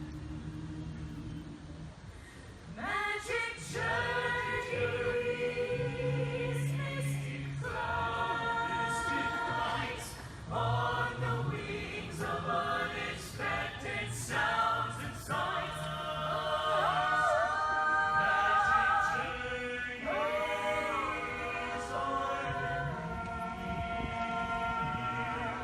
Do they mirror what we think or sense or feel? We go on,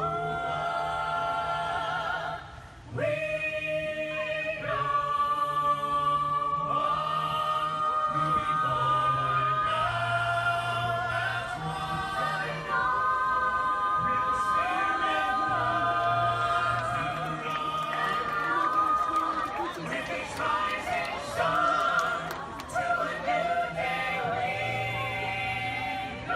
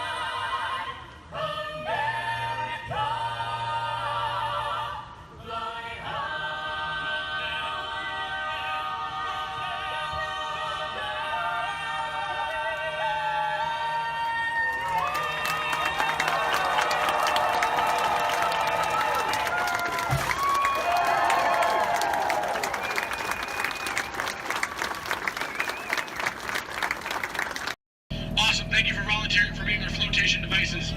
Does anybody think that the captain should go down with your ship? Raise your hand. Awesome, sir. What's your name? Jim, thank you for volunteering for being the captain. I'm a skipper. I skip out at the first sign of danger. All right, and we are clearly out of my mind. Everybody turn around, wave goodbye to the dock. Now wave goodbye to the nice people on the dock. Now wave goodbye to the skippers. Bye, skippers. You're never going to see them again. All right, ladies and gentlemen, my name is Skipper Jason. For your safety and mine, please remain fully and completely seated, keeping all hands, arms, legs, feet, small children inside the boat at all times. Now, not only am I your Jungle Cruise skipper, I am also your dancing instructor, your cruise director, your lion tamer, your alligator wrestler, and if you don't laugh at my jokes, swimming instructor. Alright guys, we're starting off right here in the Amazon rainforest where it rains 365 days a year. That's almost every single day. That's what makes these bugs larger than life. These beautiful Amazon butterflies, ladies and gentlemen, their wingspan can go anywhere from 12 inches up to a whopping 1 foot. That makes them the rulers of the jungle. True monarchs, true monarchs. And over here, ladies and gentlemen, we have Inspiration Falls. Now, I am told the longer we stare at Inspiration Falls, the more and more we are inspired to go. Deeper and deeper into the jungle. Everybody say, ooh. Everybody say, ah. Everybody say, ooh, ee, ooh, ah. No, I'm just kidding. Go do that, folks. Anyway, so much inspiration, we are going to not only change rivers, but jump continents. We are now in the continent of Africa along the Congo River. Now, we're going to see how far we can go on this boat with me behind the wheel. Who here wants to see the world-famous Jungle Book? Raise your hand. Awesome, everybody. Because there it is. Now, up here at the beach, ladies and gentlemen, I have arranged for you a welcoming pygmy party. There's going to be music, dancing, singing, eating, drinking, all sorts of fun, all sorts of game, all sorts of craziness, all sorts of... Oh, I can't see anybody canoe. Guys, the jokes are only going to get worse from here, I promise. I wonder what might have scared off my friends, the pygmies. Anybody see anything that might have scared them away? Yes, that giant python could have done it, princess. They can grow up to 33 feet in length, but don't get too close. They can develop a crush on you. They're really friendly. So let's stop by my base camp, guys, and pick up some supplies. Oh. This is what happens, guys, when you leave your door open in the jungle. You get unwanted house guests, and they break every single thing that you own. Good news, though, guys, they got my Jeep to turn over. I wonder if they used a monkey wrencher called 888. All right, ladies and gentlemen, we are now cruising along the Nile River. It is the world's longest river. It goes on for miles and miles and miles. If you don't believe me, you are in... the Nile. False. You're in disbelief. We are on the Nile River. Right over here, ladies and gentlemen, is Jimbo. He's an African bull elephant. I taught him some tricks. Jimbo, speak. Jimbo, speak. Okay, we're getting the silent treatment. That's fine, that's fine. Esmeralda, speak. Really? What did I do? Come on, guys. Get with the program. There they go. All right, right over here, guys, we got the sandstone rock formation. A lot of people take it for granted, but I think it still rocks. It's one of our bolder attractions here in the jungle. Now, ladies and gentlemen, we got the wildebeest, we got the giraffes, gazelles, impalas, zebras, and lions. Hey, guys, those zebras in the back, they are the oldest zebras on property. You know how I know that? They are still in black and white. Don't worry about that zebra with the lions, everybody. He's just dead. Dead tired. Dead tired. All right, ladies and gentlemen, over here we're going to say hi to one of my oldest friends in the jungle. Her name is Ina. So as we go by, I want everyone to wave and say hi to Ina for me. Here we go, everybody. Say, hi, Ina! By the way, Ina is the zebra in the back. It looks like those guys on that tree are in some trouble. Oh, boy. All right, ladies and gentlemen, we are now cruising along in crocodile country. Crocodile country, there's a lot more dangers than just crocodiles. There's monsoons, there's rapids, and there are these giant things called waterfalls. So if you guys see a waterfall, point it out for me so we can avoid it. We don't want to go over it just yet. We want to go through it later. What's that? Where? Where? Oh, that is Schweitzer Falls, ladies and gentlemen, named after the late, great Dr. Albert Falls. As we go by, I want everyone to lean. Lean. Lean. Don't worry about looking stupid. I'm doing it for you. Lean. Lean. Lean. And we will make it. All right. Ooh, that was close. Man. I know a lot of people will ask me, Skipper Jason, how is it you became a world-famous jungle cruise skipper? And I tell them, quite frankly, isn't it plain to see I took a crash course? Toughest thing about flying, ladies and gentlemen, is the ground. It's totally the ground. So we're going to keep cruising right along, people, into this pool full of hippos. It had to be hippos. All right, guys, cover your ears. This is going to get loud. They gave me something to scare away the hippos. Cover those ears. Shoo, hippos, shoo! Make way! Be gone! Be gone, hippo, be gone! I showed those hippos who's boss. Alright guys, we're now cruising out of this hippo pool and right into headhunter territory. It is not the greatest of places to be headed. If you don't believe could ask my last crew. Those boneheads did not believe me. Wait, you guys hear those drums? Are those warriors dancing? Yes, they are. That can only mean one of two things. They're either going to attack the boat, or they've lost the key to the men's room. Do me a favor, guys. Keep your eyes peeled out on this side of the boat for an ambush. If you see an ambush, point it out and let me know. I'm going to look over here. Where? Princess, that's not an ambush. That's an ambush. You can tell by its leaves. All right, ladies and gentlemen. This is what everybody got up early to come to Disney for. Are you ready? Are you ready? Here we go. The eighth wonder of the world. The backside of water. Kids, do not try this at home. You'll hit your head on the faucet and that hurts. Don't ask me how I know. Alright guys, we're now in the Mekong River here in Southeast Asia. There's this really cool temple I want to show you guys. It's awesome. It's amazing. The entrance is just up over here. It looks like there's been an earthquake since the last time I've been through. What do you guys say? Do we go in? Yeah. There could be danger. There could be adventure. There could be treasure. Or worst of all, it could be another Disney gift shop. Alright guys, stay seated, keep your eyes open. I'm going to stay seated and keep mine closed. Oh wait, it's just a root canal.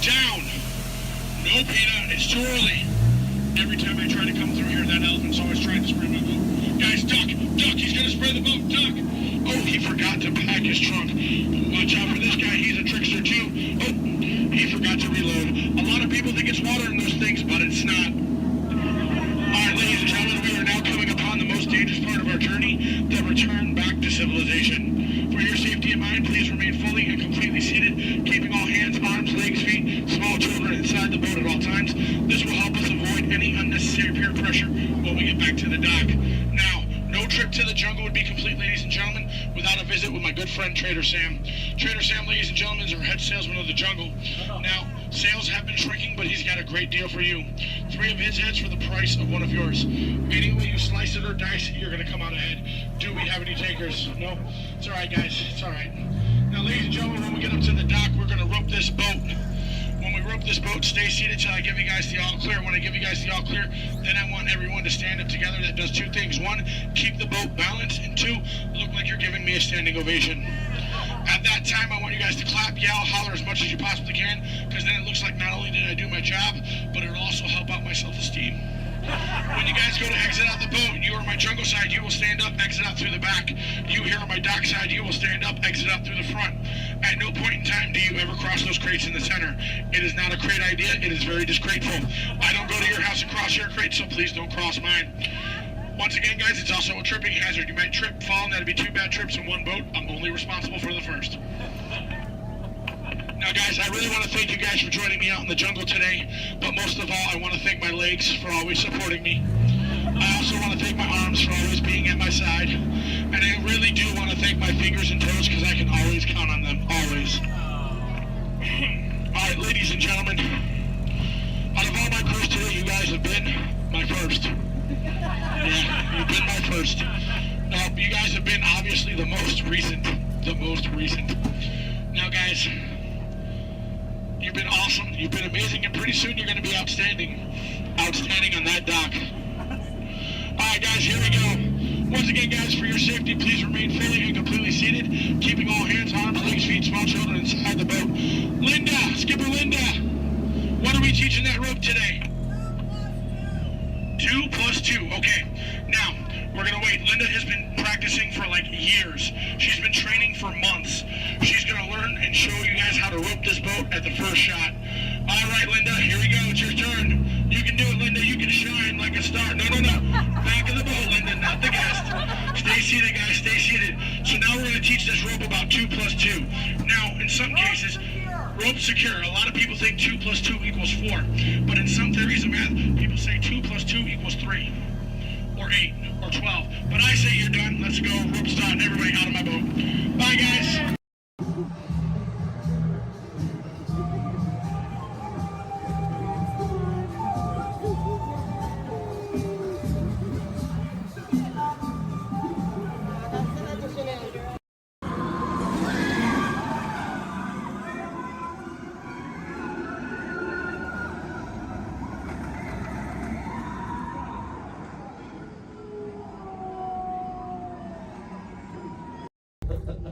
Welcome to the Avatar program. Soon, you're going to have a chance to undertake an amazing Navi rite of passage, flying on the back of this powerful animal called an Ikram, or as we call it, a Banshee. The way you're going to do this is by being matched to something called an avatar. And I'm here to help you guys get ready.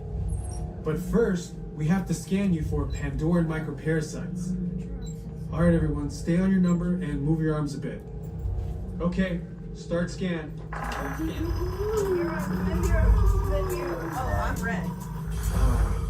You've all got them. But don't worry, they're very common around these parts. Let's start the decon. Initiating GMR decon. Stay still over your number. You're not going to feel a thing. You're doing great. You're almost done here. They're all clear. Great. Now let's go over how all this works. Like I said before, you're going to be matched to these things called avatars, which look a lot like the Navi. They're created by blending human DNA and Navi DNA. Once we match you to an avatar, thanks to a special link chair, your mind will be able to control that avatar. Using avatars to fly this way was all figured out by my boss, Dr. Jackie Ogden. She leads our science team, which is part of the Pandora Conservation Initiative, and we're here in the Valley of Moara studying banshees and their environment.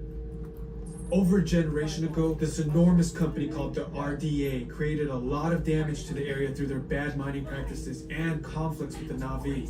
Just like on Earth, it can take decades for ecosystems to recover. One way to understand what's going on with an ecosystem is to study what are called keystone species. These are animals like tigers, jaguars, seals. The banshee is one of these important animals. Okay, to get you flying on a banshee, we need to find each of you an avatar. Let's prep the genetic sampling. I'm on it. Okay, first we need to find the compatible match of your genetic material with the genetic material of one of the avatar bodies that we already have. Once we do that, you'll be able to link to that avatar and fly. Help us out and move around a bit. Almost. Yes, got him. Now, let's find you your avatar matches.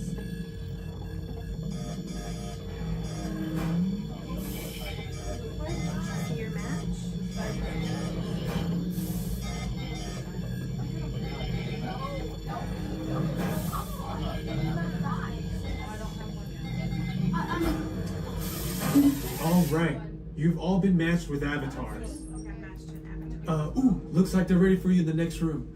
When the door opens, please go inside, all the way in, and stand over the same number that you're standing over now. And I'll see you in there. I'll be for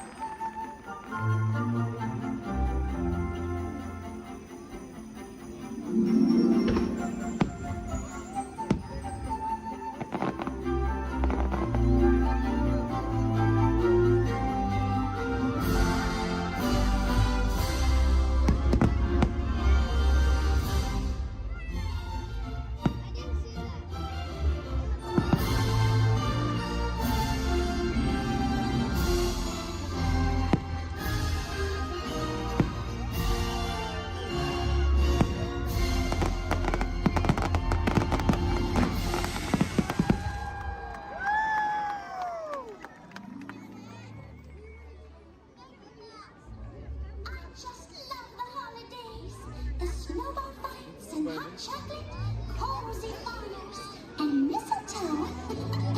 But my favorite part is getting to share it all with the ones I love.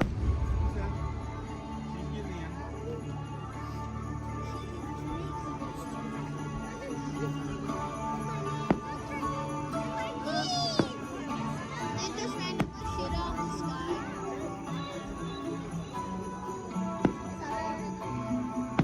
I got you. I kind of want to see what happens if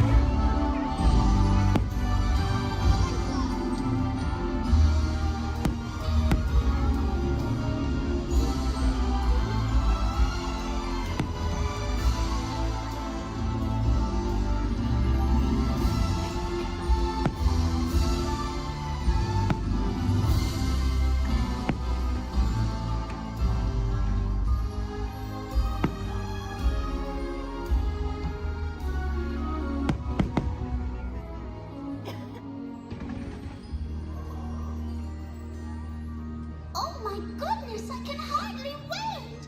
With all the holiday magic this time of year, I'm so happy we get to share it with all of you. And there's no better time to celebrate than right now.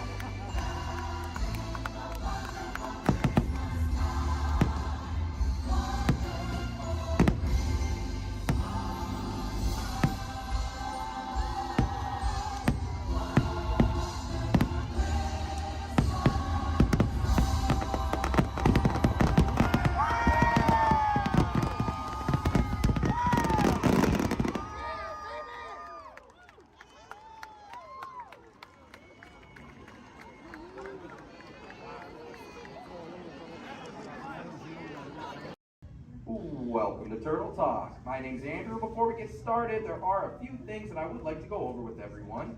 Now, here at Sea Base, there is absolutely no eating, no drinking, no smoking or vaping, and no flash photography. Thanks, guys. Now, this piece of equipment here is known as a hydrophone. It allows us to hear sounds from beneath the sea, and it's also going to allow us to hear from our very special guest today. Does everybody know who our special guest is? Please shout it out. Yes, Crush is coming to talk to us to learn more about the human world, and we're going to get the chance to ask him a couple questions about the turtle world. So, little ones, be thinking of questions that you may get to ask Crush, okay? Now, it does seem like Crush is off surfing at the moment. In order to call him out, we need to yell, "Hey, Crush!" on the count of 3, all right? 1, 2, 3. Hey, Crush! Well, righteous, dude. Well, awesome. Check it out, man. Hey, dude, look. Double barrel, 360. Totally tubular. Whoa, look at the humans in the human tank. Hello, humans. Righteous, man. Oh, dude, speaking of most righteous, look at this, bro. Hatchlings, grommets, offspring, totally chillin' sub-level. Look at this, right next to you, you got a little dudette, blue shell, brown noggin, goggles, and extra ears. Yeah, right there on the coral. Hey, bud, what's your name down there, dudette? Bella. Hey, what's up, bud? Are you having a good day, man? Yeah. Awesome. Can you talk like a turtle? No. Oh, I got your back. It's really easy. Just say awesome. Awesome. Nailed it. Try this one. Say totally. Put them together. Say totally awesome. Totally awesome. Give it up for that dude. That righteous. Good job, bud. Totally good. You talk like the turtle. Hey, I got a dude over here with a gray shell, curly noggin, and goggles too. Sweet. Hey, man, what's your name down there, bud? Gustavo. Hey, where are you from, Gustavo? Where are you from? New York. Whoa, dude. Who brought you here today? I went on my car. Oh, we'll find out together. Don't sweat it. Hey, dudes, is there like maybe a parental unit, a life guardian of the Gustavo? If anybody's with them, right? Okay, let's talk to that chick and see what's up. All right, awesome. Hey, dude, what's up, bud? What is your name? Karen.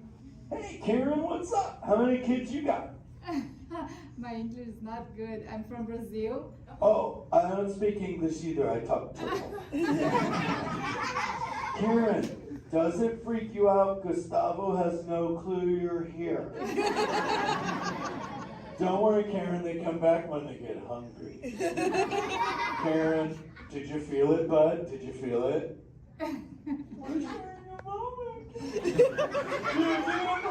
Look at you, Karen. Awesome. Dude, my son's short. He's like this. He goes, Dad,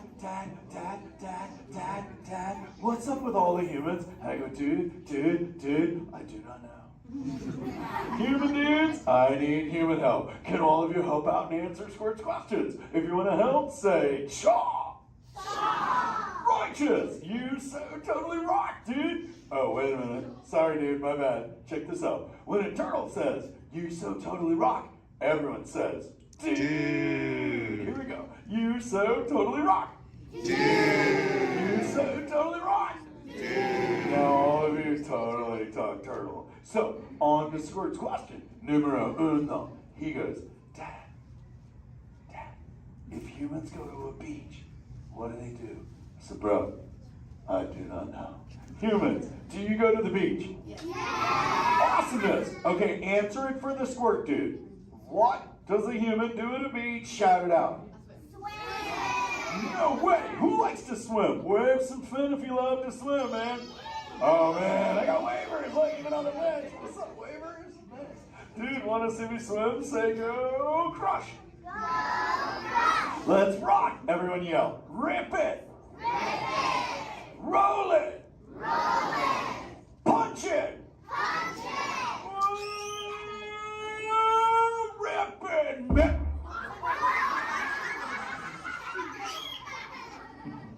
Hey, Crush, watch out for the glass. Hey, dude, thanks, Hank. How long has that dude been there? Oh, no, man. My bad, bro, my bad. Where are the manners? I've been asking the questions. Dudes, do any humans have a question about being a turtle? Raise a fin. Hi, if you have a question about turtles. Cool. Got a chick over here, aisle style, red shell, brown knock, hanging loose. Hello, bud. What's your name? Hey, bud. What's your question? What turtles eat? Oh, dude, we're chowing green seagrass and green sea kelp. Big dudes, you're sitting on green seagrass benches. But check it out, Harper. We only eat green stuff, and so it actually turned us green. So, like, I'm green, and my kids are green, and my parents are green. Oh, and my wife's green, and my favorite color ever, purple. He's pulling your fin. It's green. Hey, there's a purple chick over here with like a jellyfish lid. Let's talk at this one on this side. Hey, bud, what's your name down low? Hey, cool name, Scarlett. What's your question? My name's not Scarlett. Oh, wait, what's your name? It's Charlotte.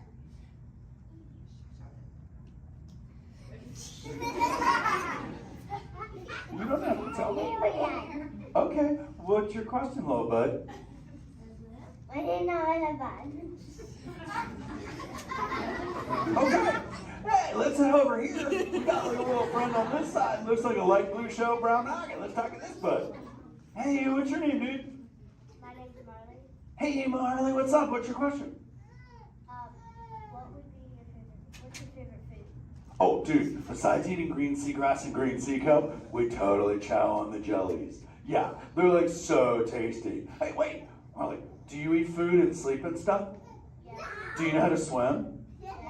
You're a turtle. Because all we do every day is eat, sleep, and surf. Hey, we got a bud by the bench. He's got a red shell curly noggin. Let's talk to that guy. Sweet. Hey, big man. What's your name, dude? Ezekiel. Hey, Ezekiel. What's your question, friend? How do turtles breathe? Okay, here's the deal. We have to go up every 15 minutes, bud, because I'm like you. I breathe oxygen. But here's the deal. We have to go up every 15. But when I sleep, Ezekiel, we can go in this little cave right there. See the green shelf sticking out over there? We got to tuck under, and we can sleep 5 hours straight and absorb oxygen out of water when we're underwater. Who else has a question? This is kind of cool. Oh, whoa, dude, check it out. We got like a little friend chilling on this side by the bench. Looks like a grayish blue shell, brown rock sitting on her own flips. Dude, what's your name over there, bud? Abby. Hey, Abs, what's your question, Abby? How many babies can a turtle have? Well, mommy turtles, man, they go to a beach, but it's the same beach every time. And they drop off like 90 to 100 eggs. But here's the cool part. When the sand is really warm, Abby, everybody is a dudette. And when it's cold, they're all dudes. So we say, dudes are cool and chicks are hot. This is awesome, humans. Hey, the Jelly Man. I was talking about you, buddy. Oh, Crush. Hey, man. I'm trying to get away from a turtle pile. Marlin, turtle piles are a celebration. Everyone yell, turtle pile!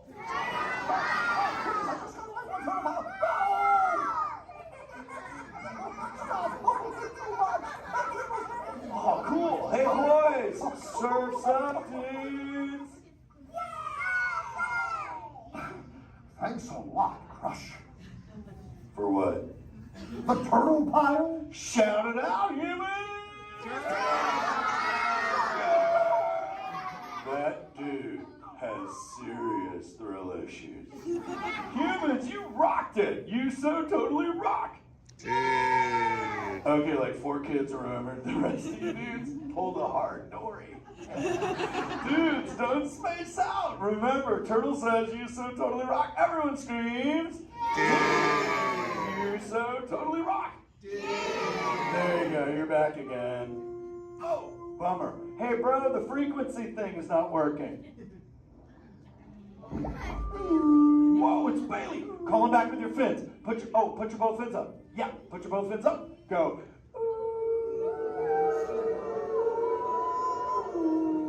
Crush!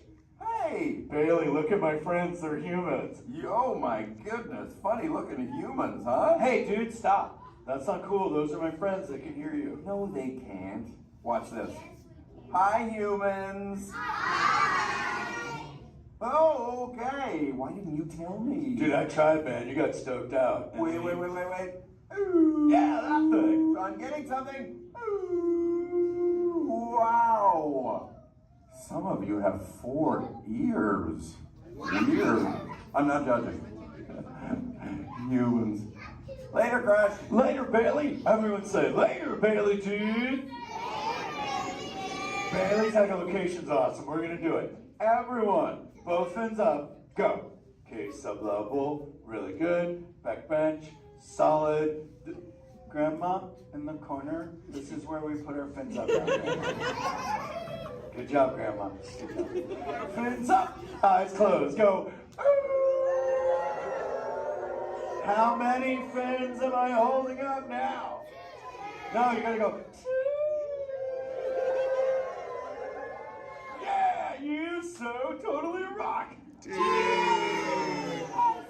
Squirt, Squirt, come here. Squirt, look at this.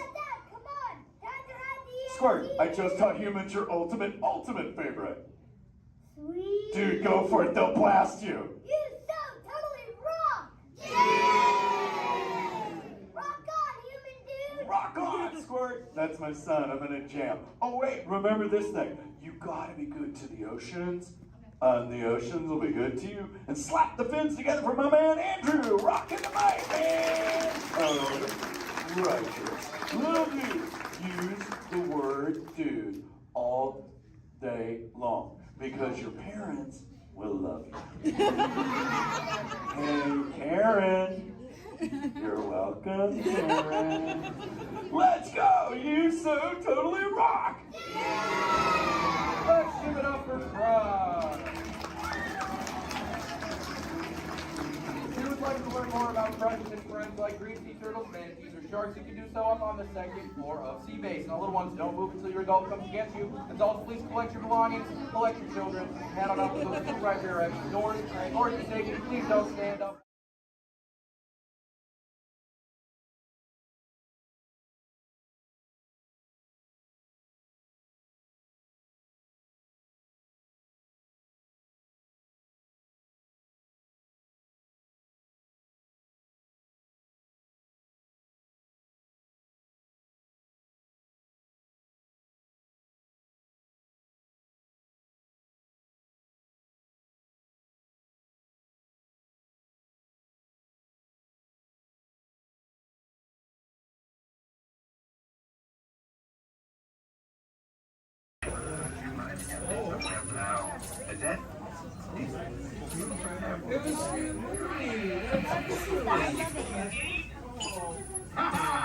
Gotcha. Oh, what are you guys still doing here? Tour's over. The cages are open and the creatures are loose. You gotta get out of here. Wait. Don't get out of here. I could use a hand. My little pal Groot is lost in the fortress somewhere, and I need to find him before he gets ate. I found his tiny little heat signature, see? All those other heat signatures are, well, don't worry about them. Listen up. You guys can be a big help while I look for my pal. A gantry lift full of warm currents makes a really great distraction. I just need you to wave your arms, scream, whatever it takes, and then all these things will, never mind. You in? It doesn't matter. That was rhetorical. Now let's move. Meet me at the gantry lift. Yeah, I'm gonna go back that way.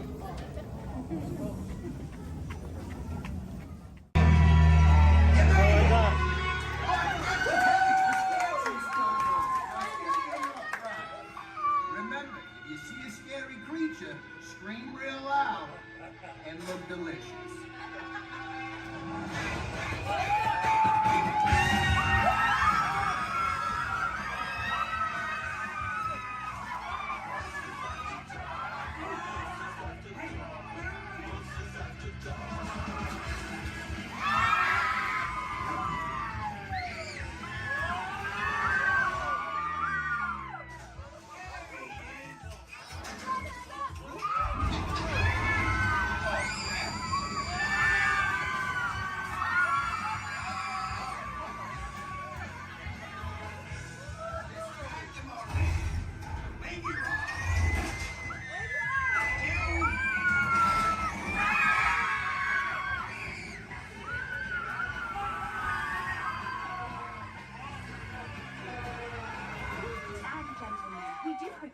at all. Please gather your precious souvenirs.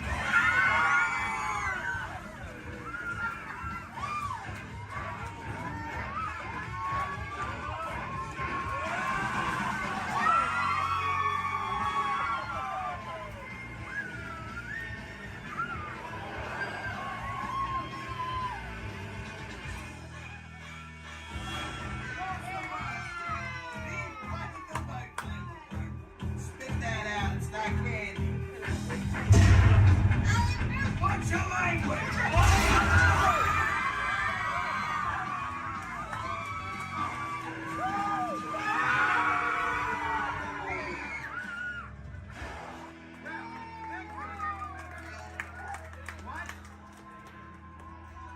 Hold very still.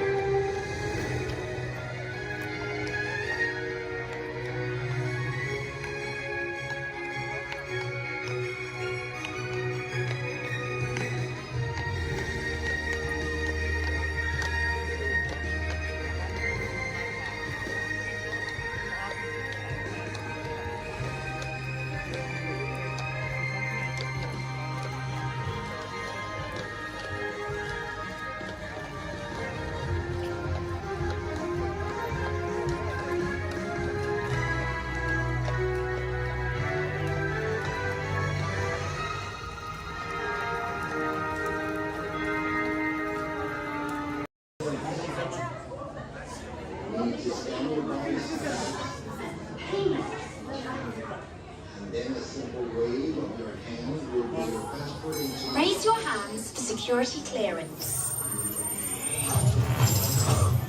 And presto, the doors open for you.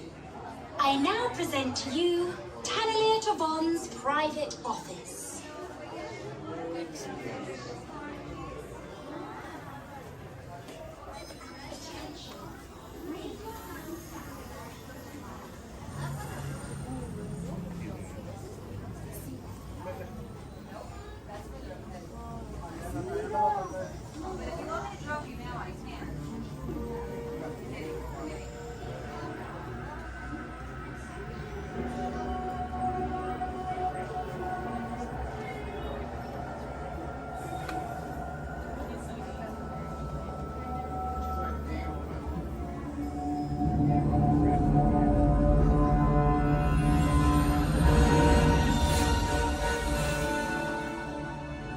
My friends, you're one step closer to your exciting encounter with the Guardians of the Galaxy.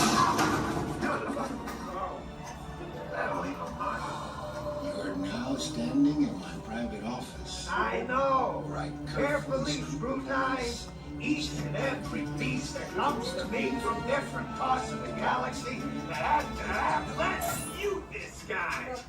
Hearing this blathering on a constant loop was big motivation for me to escape. I go, ouch! Ouch! That was not part of the plan. What? Of course I escaped. For those of you who have not been paying attention, the name's Rocket, one of the Guardians of the Galaxy. The smart one. Listen up. He's gonna put you on a gantry lift for your tour. I'm gonna sneak on top of your lift and take us all the way to the big old generator control room. I'm gonna blast that thing and destroy all the control systems, which will open up every cage in this freak show and free my friends. Our buddy Mantis is in the getaway ship waiting for my signal, and then we'll be on our merry way. But this plan won't work unless you help. I don't have clearance. My hands don't scan. Yours do. If you raise your hands, I get the clearance and the chaos begins. It's a foolproof plan. 35% of the time. Oh. I'm gonna take this. Now move it.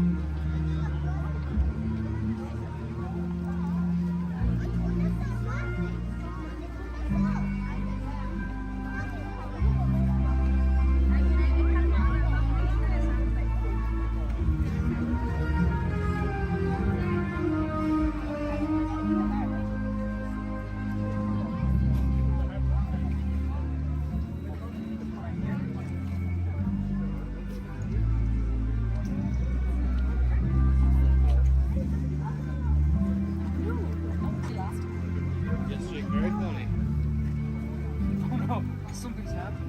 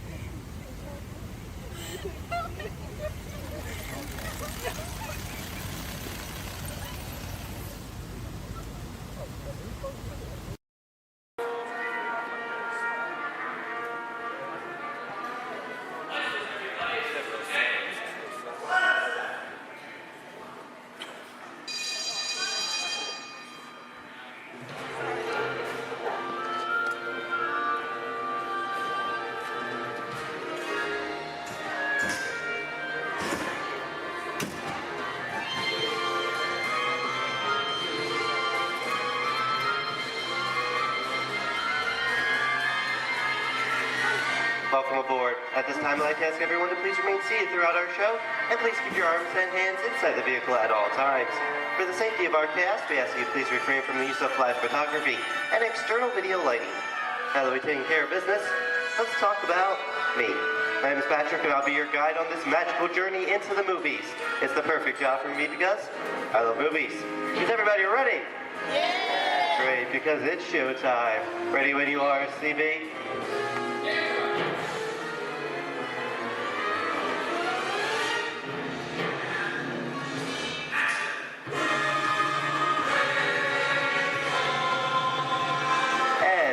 are rolling.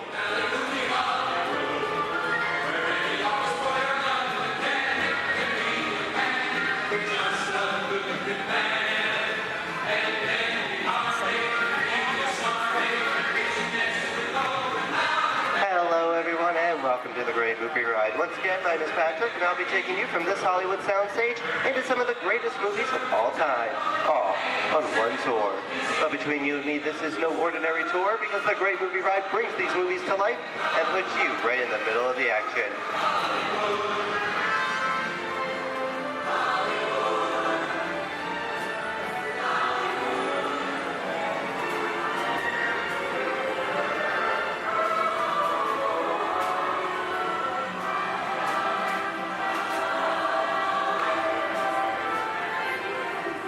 I don't know about you folks, but I just love the great Hollywood musicals of the 1930s. This is a scene from one of my favorites, the Busby Berkeley musical extravaganza, Footlight Parade, starring James Cagney, Ruby Keeler, and Dick Bow.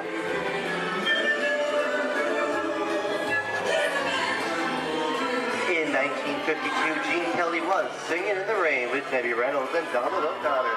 Did you know that Gene Kelly co-directed this movie? Who can tell me what movie this is? That's right, it's Walt Disney's Academy Award-winning film from 1964, Mary Poppins, starring Julie Andrews and Dick Van Dyke. Julie Andrews won an Oscar for her portrayal of the nanny who was practically perfect in every way.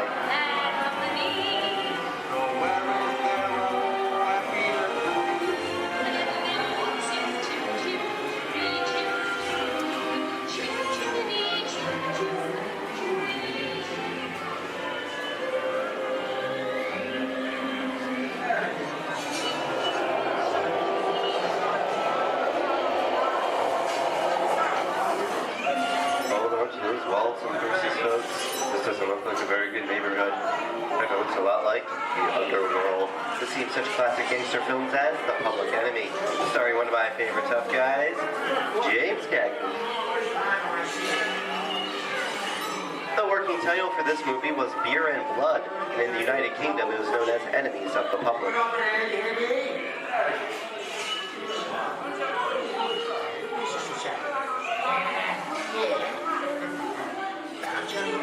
Very nice time. Dutch comes around, he's going to leave you some beer. You're going to check it. And you're going to kick in with the dog. And if you don't, somebody's going to drop by you and kick the teeth out one at a time. You see? I get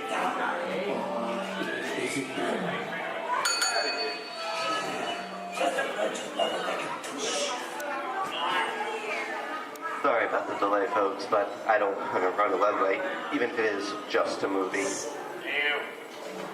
You talking to me? You talking to me? That's okay, I'm talking to the demon of punishment out for the day. I'm talking to me. I'm not supposed to leave my vehicle. I say get away. Oh, okay, Moxie, whatever you say. Hey, how'd you know my name anyway? I've seen this movie before. Oh. It's unseen fancy cats like thinking out of his feet. You make a big mistake about this. Scream out of here. You gotta get out of here. Look at the middle of the movie. I'm beating you, son. Here they come, boss. Get out, you grinders.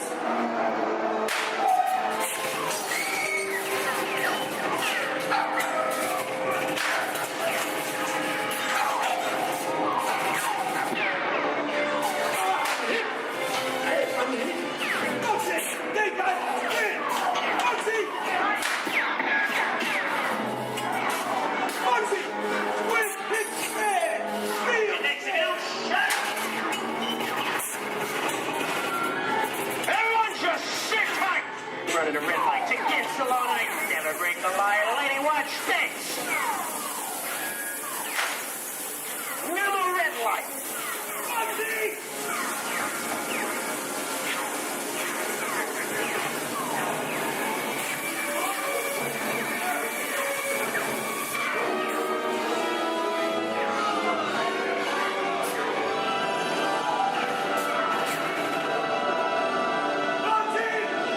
Sorry, boys, I'm making my getaway. See us in church. P's and Q's, and maybe you won't get hate. What is this? Jay-Z? And now, the Old West, and two of Hollywood's legendary stars, Clint Eastwood and John Wayne.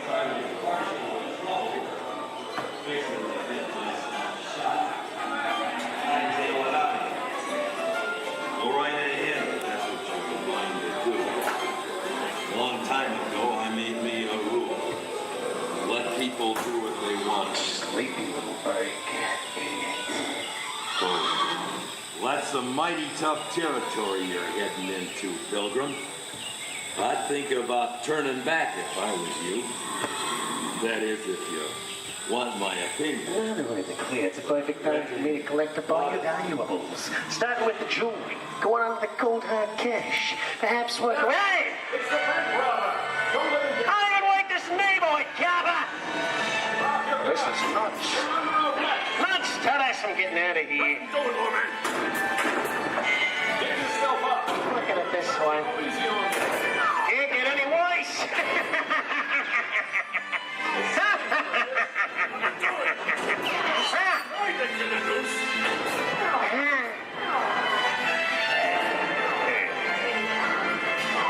Okay. It's twice.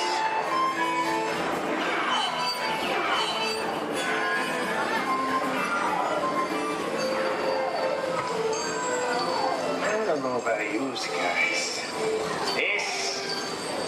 This is kind of creepy. What is this? This is Alien. You are with Sigourney Weaver aboard the spaceship Nostromo. Something has gone wrong. One by one, the crew has vanished. And somewhere in the ship, a terrifying creature waits to claim its nest. Well, pal, I ain't no victim. Warning, remain in your vehicle. The area you are entering is extremely dangerous. Proceed with caution.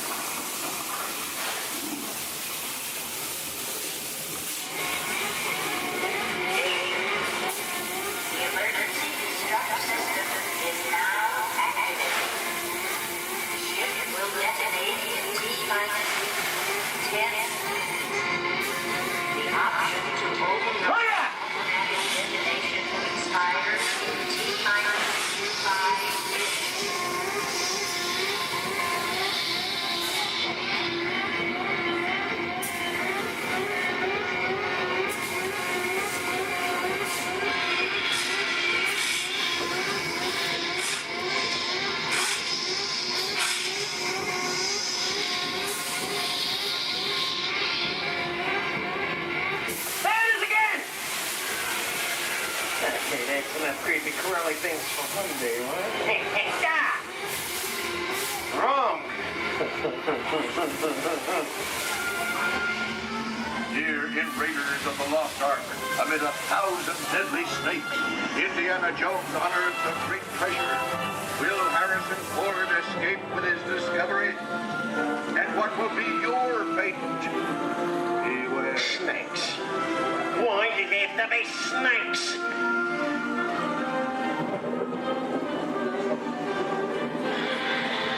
The dust of 3,000 years lies undisturbed in this ancient burial chamber. On the chest of the great stone goblet, a priceless Get a load of that chunk of ice. Time for me to get back to work. Don't nobody move while I go get the goods. I don't think they'd notice a few extra bodies around here. Know what I mean? But the jewel is guarded by a curse, and those who dare defy that curse must pay with their lives.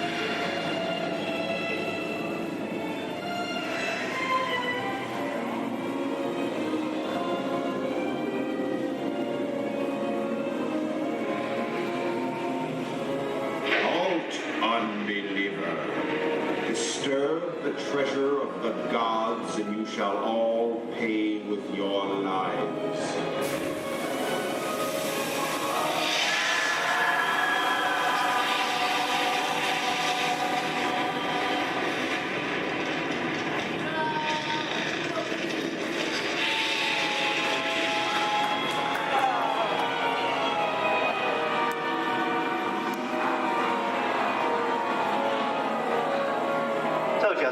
popcorn?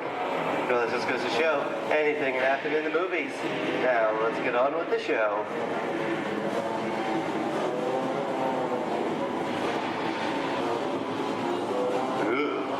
I see dead people.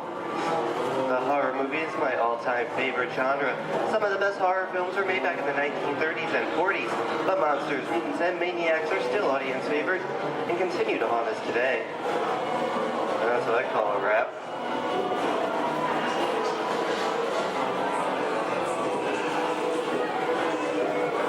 We are now entering the jungle home of one of the most beloved characters of all time.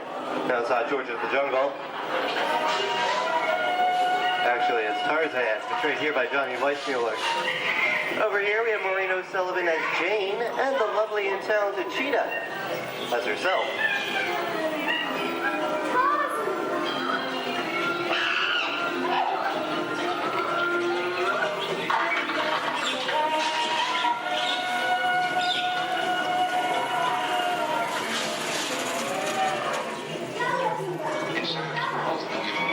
Zoe, I think this is the beginning of a beautiful friendship.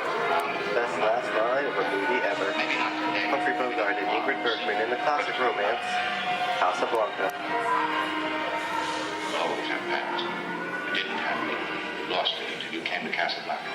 You got it back last night.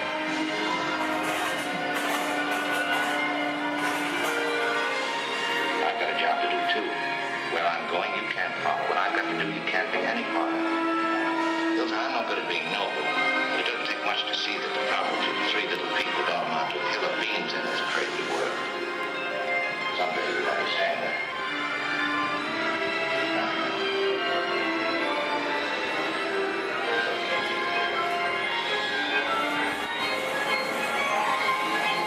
And here's one of my favorite movie stars, Mickey Mouse, in one of his greatest roles, the Sorcerer's Apprentice in Fantasia. The sorcerer in the sequence is named Yen Sid, which is Disney, spelled backwards.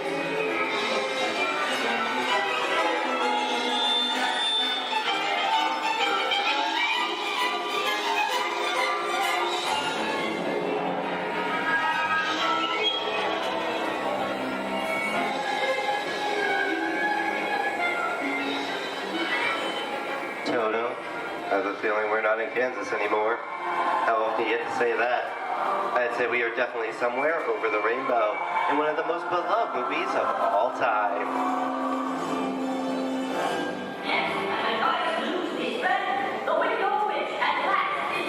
The Wizard of Oz.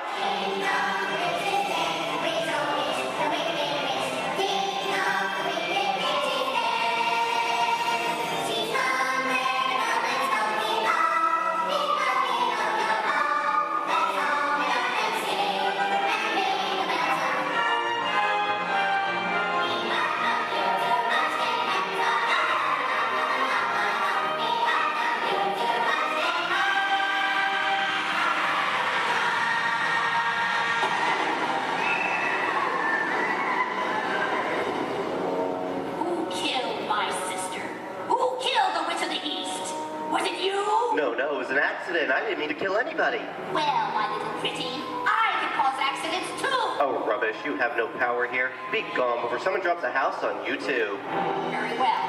I'll bide my time. But just try to stay out of my way. Just try.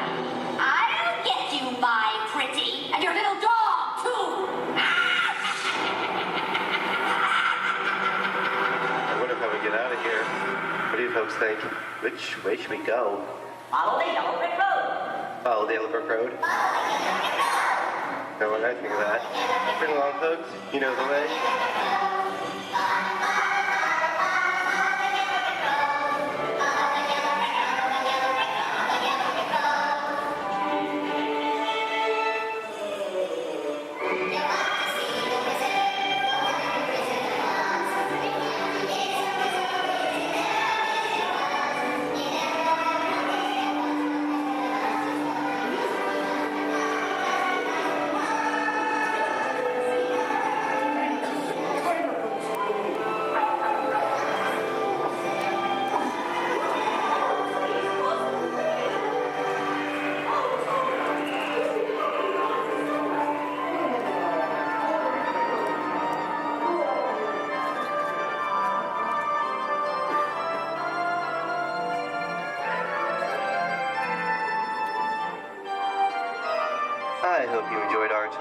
great moments at the movies, but we've only scratched the surface of what Hollywood has to offer.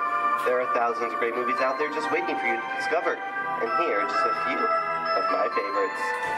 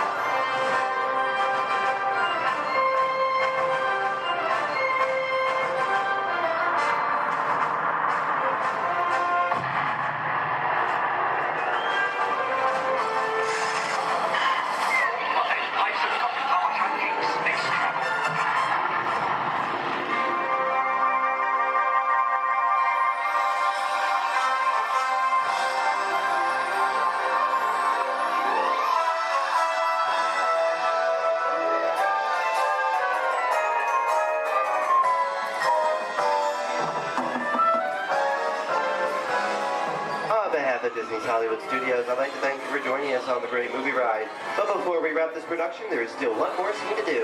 It's called The Exit. The action begins with three main scenes until we come to a complete stop. Then gather all your personal belongings and take small children by the hand.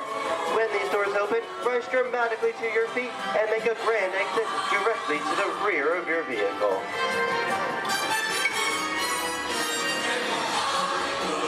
Oh, and one more thing. When I yell action, don't forget the thunderous applause for yours truly. All right, places, everybody, and action! Thank you, thank you. Have a wonderful day here at Disney Hollywood Studios, and we'll see you at the movies. The stuff movies are made of. Goodbye, everyone.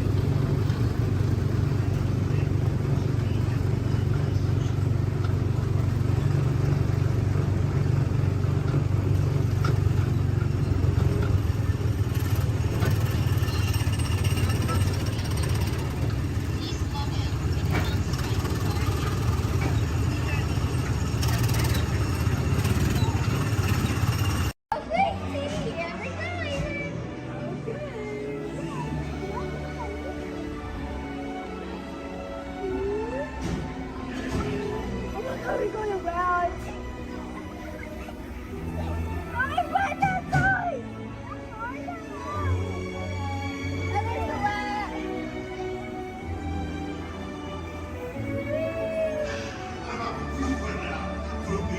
Venez, suivez-moi, je vous prie.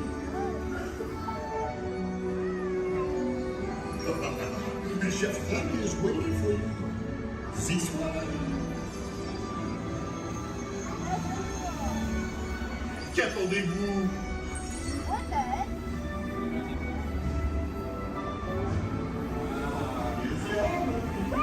Invité pour le dîner. On aurait pas idéal. Encore un? Non. A simple omelet? Too simple. What? And we, that's it.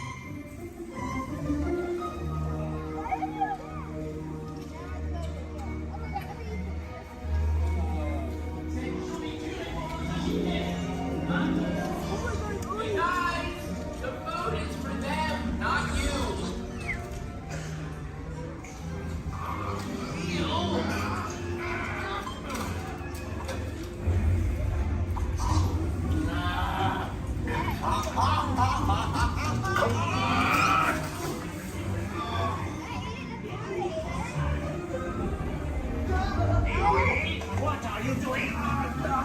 Que magnifique.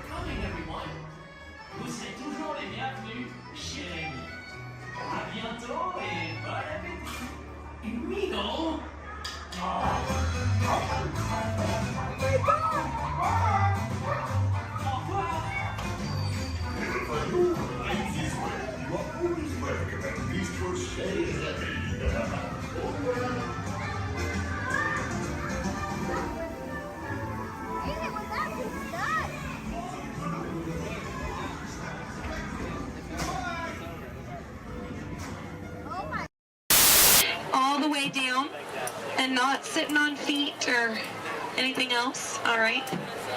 Well, here we go. Everyone say bye. Bye. Bye. Bye. Everyone say hi. Bye. Hi. Now say bye. Bye. Bye. Now say hi. Hi. Don't say bye. We're stuck together. 3 months. Yes, 3 months together. Yes, my name is Erin. I'm going to be your skipper, your guide, your social director, and your dancing instructor for all 3 of these months. Now, make sure you stay seated. Keep your hands and arms inside, and be sure you watch your kids, because the crocodiles, be sure they will.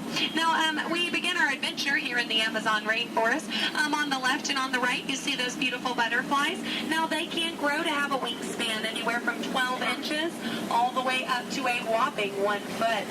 Yes, we call them the rulers of the jungle. Over here, we have Inspiration Falls.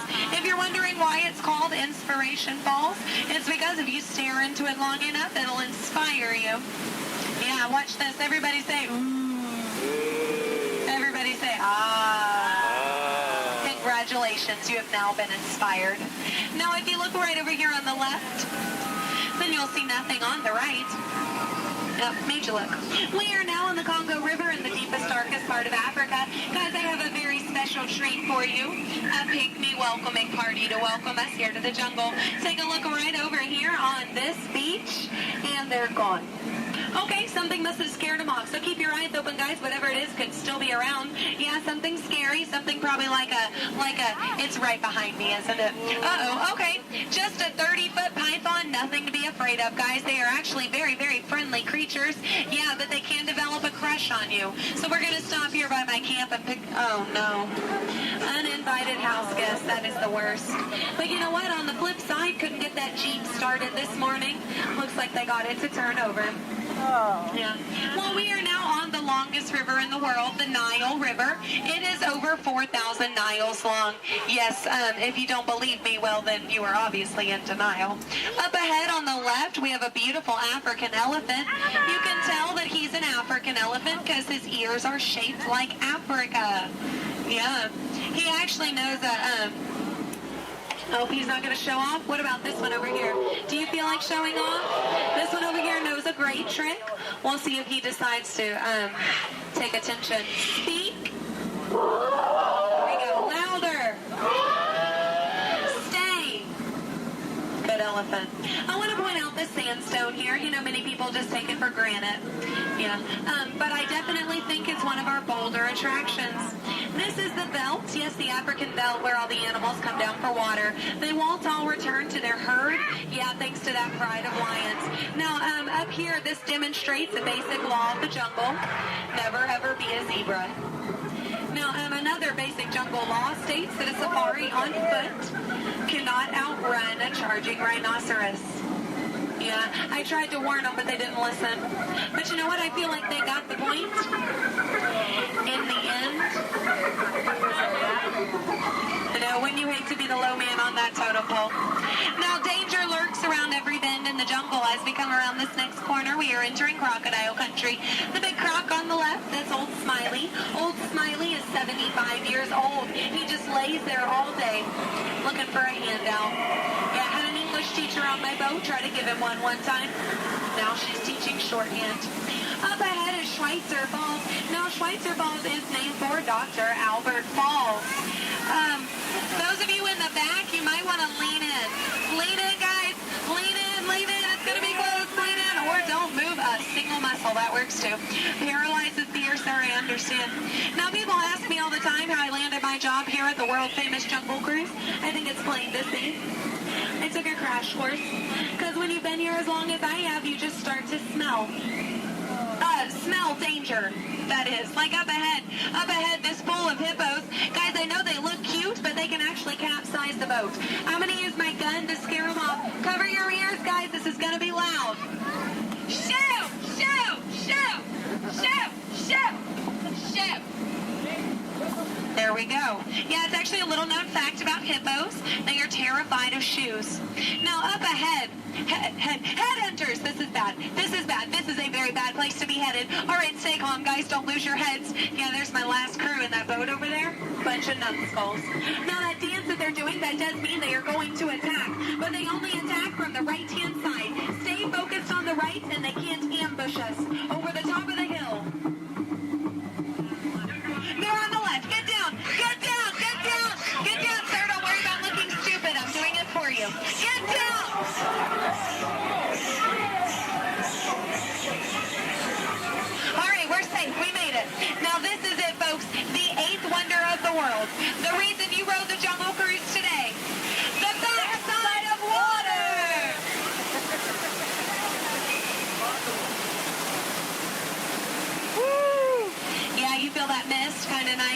cool?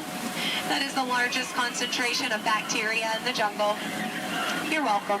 Well, we are now in Southeast Asia, deep in the heart of Cambodia. Up ahead, we have a temple. Uh-oh. Guys, I was going to take you in this temple. I think there's been an earthquake or something. This is a new entrance. I don't know where it leads. It could lead to danger. It could lead to treasure. Should we go in? Yes? Good. I do not know how to reverse.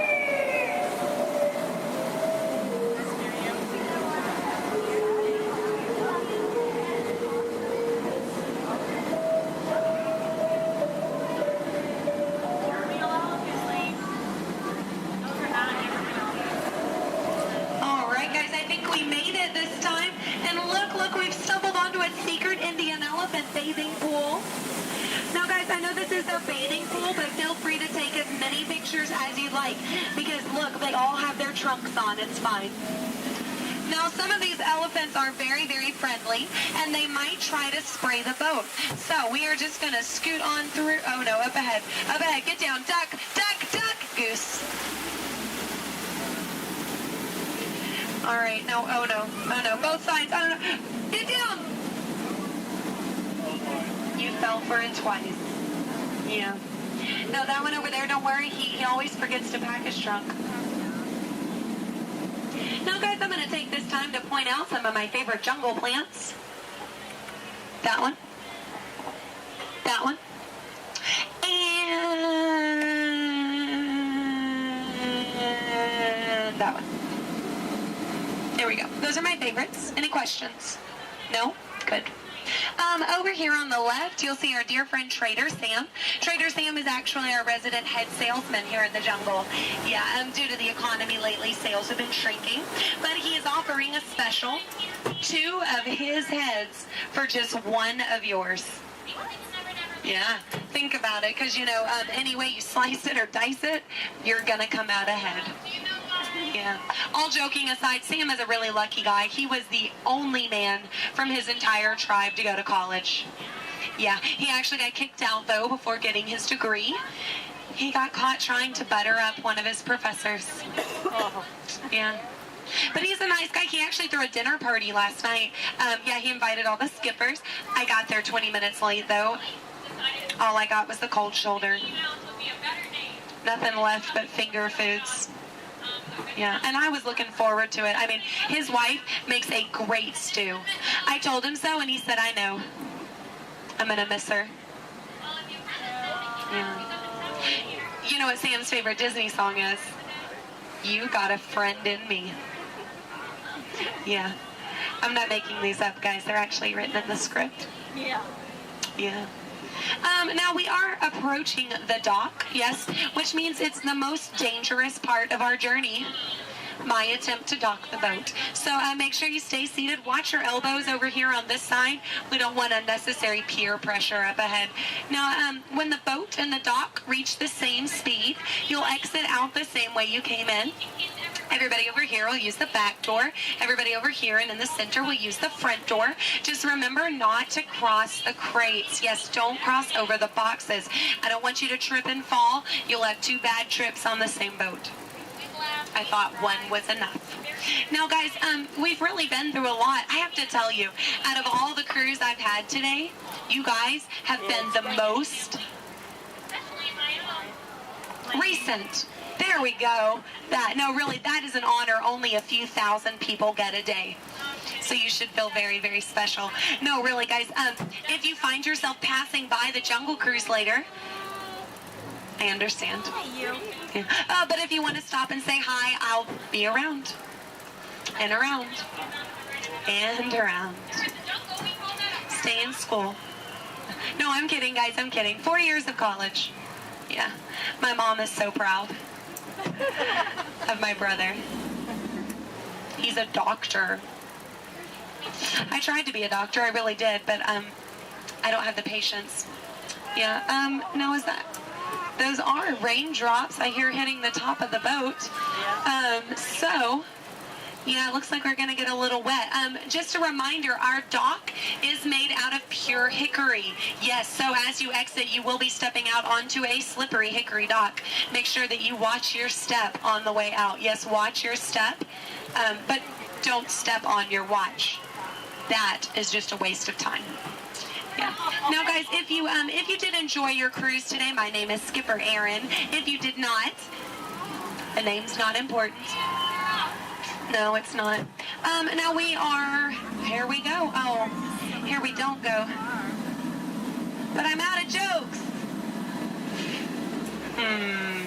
Ooh, why is Cinderella so bad at soccer? She keeps running away from the ball. Yeah, but I mean, can you blame her? She had a pumpkin for a coach. Yeah. Oh, why does Peter Pan fly everywhere he goes? Because he can never land. Yeah. Why does Tigger bounce everywhere? He would really hate to step in poo. Yeah.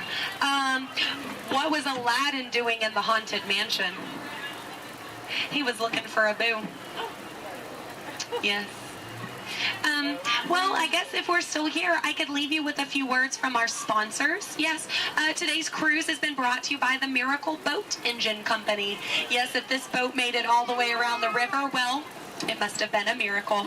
Yes, and Animal Crackers of the World, teaching children everywhere that all animals taste exactly the same.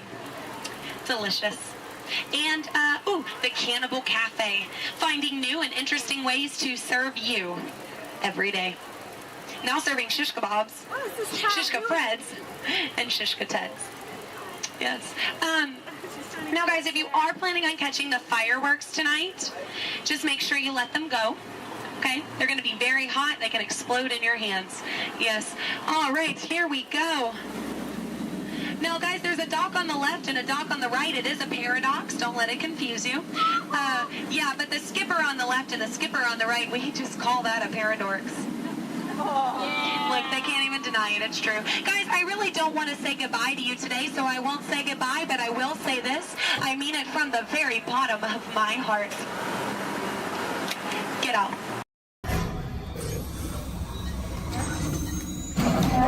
Engineers.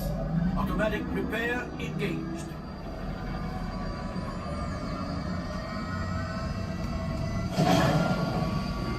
Right, pilot. Push the flashing button to take off. Pilot on the left. Move your stick to fly right and left. I was just about to say that. Pilot on the right. Pull back on the stick to fly out. And push forward to fly down. Oh, watch it. Julie is flying this thing look in the air. Weapons are online. Left pilot. Hit the booster. Now let's go get that coaxial. Right pilot, make the jump to light speed.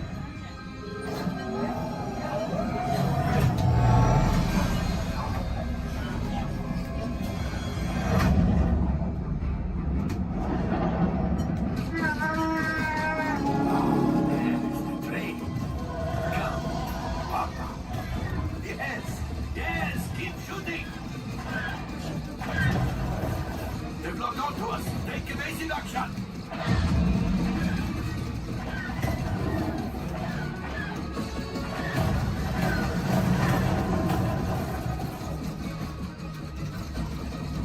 There it is. After that train. Gunners, fire the harpoon. Excellent. Now, gunners, shoot the cargo free. Left pilot, brakes. Well, my friends, that could have been much worse. Okay, it's much worse.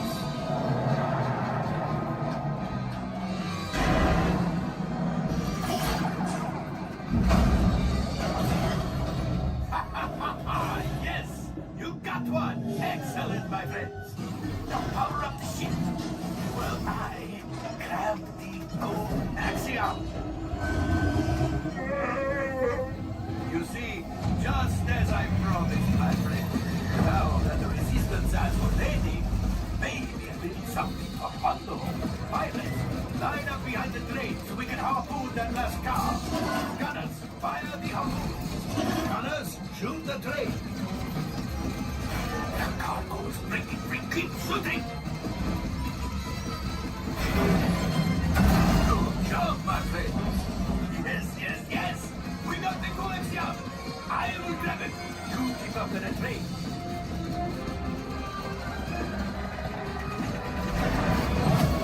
Gunship. Oh, that's ridiculous. Things are getting too hot. We need to get out of here. Yes, a distraction. Fire the missiles at the train.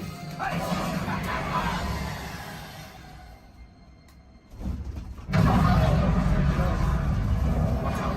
The Star Destroyer is collapsing. Left pilot, hit the boosters. Boost. We made it. I don't believe it, but we made it. Now, let's get out of here.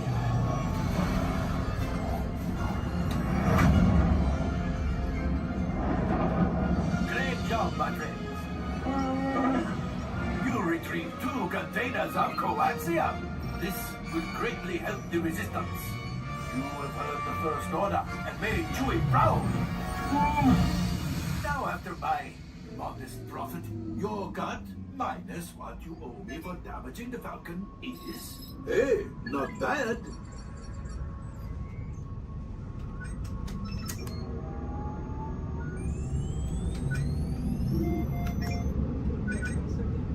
R5, damage report.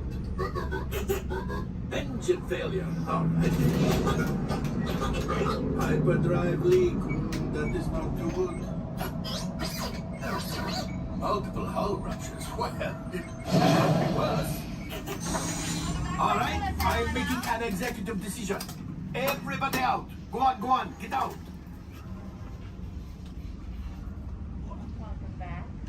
All available techs, we have a Corellian freighter that needs immediate transport back to the maintenance bay. This thing has seen better days. Better fix all that before the Wookiee sees it.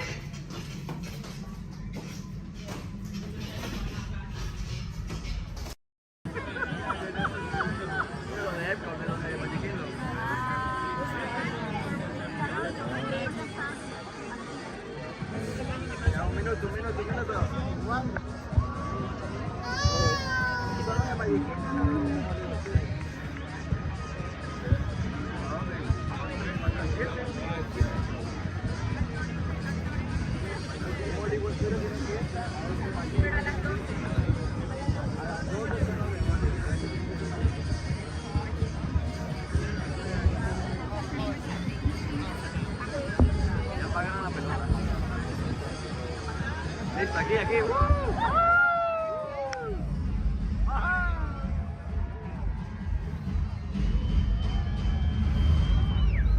Welcome everyone to our New Year's Eve sparkling celebration. As we await the announcement that here in the United States, Canada, and Mexico, we should note that many of our World Showcase friends are already greeted the New Year. 2025 reached the country of Japan, and 1 hour later, China celebrated the New Year. Let's celebrate with them now. 皆様、新年明けましておめでとうございます。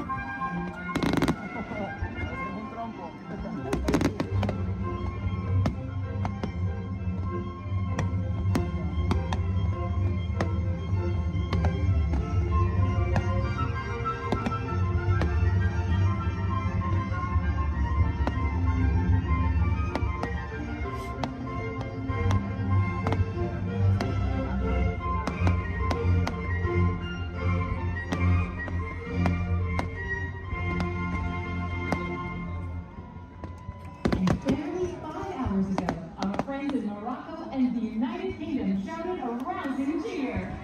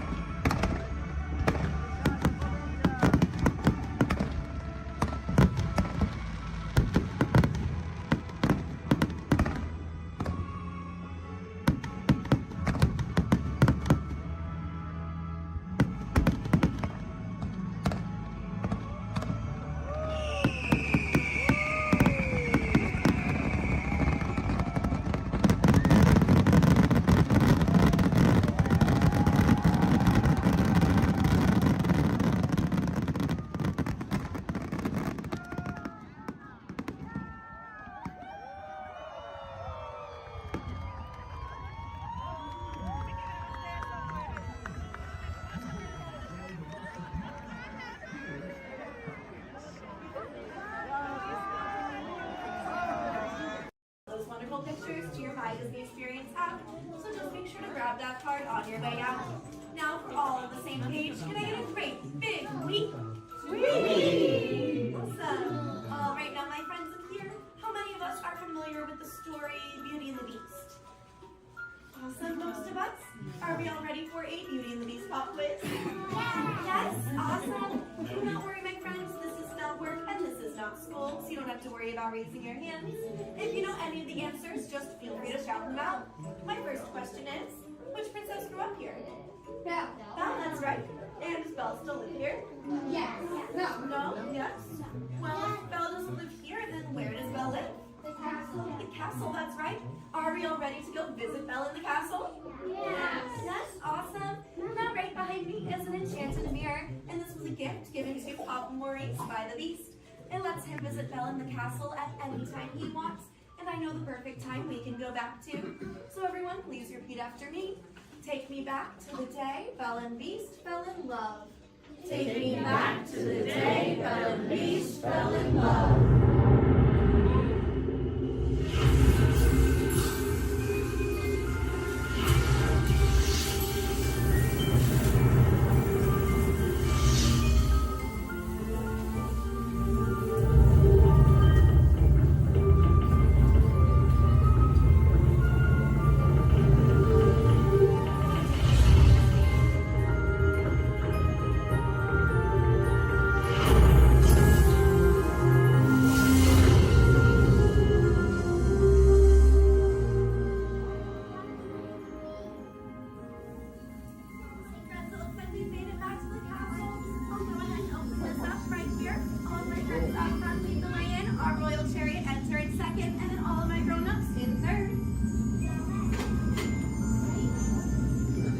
Here we go.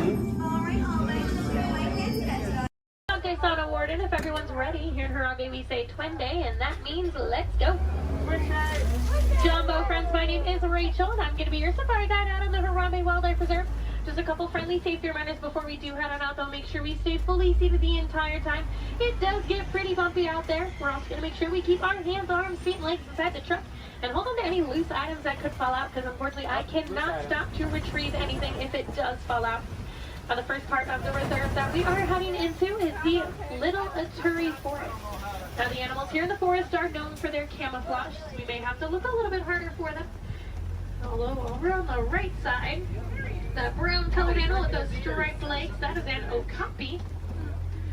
Now, okapis might look like they are related to zebras with those striped legs, but they're actually one of the only living relatives of the giraffe. Now, if you look closely at its head, they kind of have the same skull shape the giraffe has. They also have the same tongue that helps them get into the vegetation. Now, that black and white bird that's hanging out down there kind of in the water as well, that is a saddle-billed stork.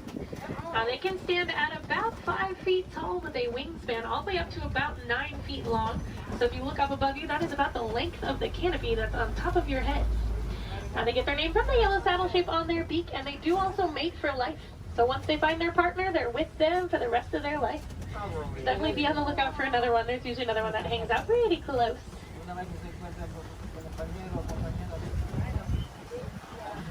Looking a little bit quiet on this part of the forest, so let's see if we can head up, see what else we can find. Looks like there is some movement up ahead, so I'm going to head over that way.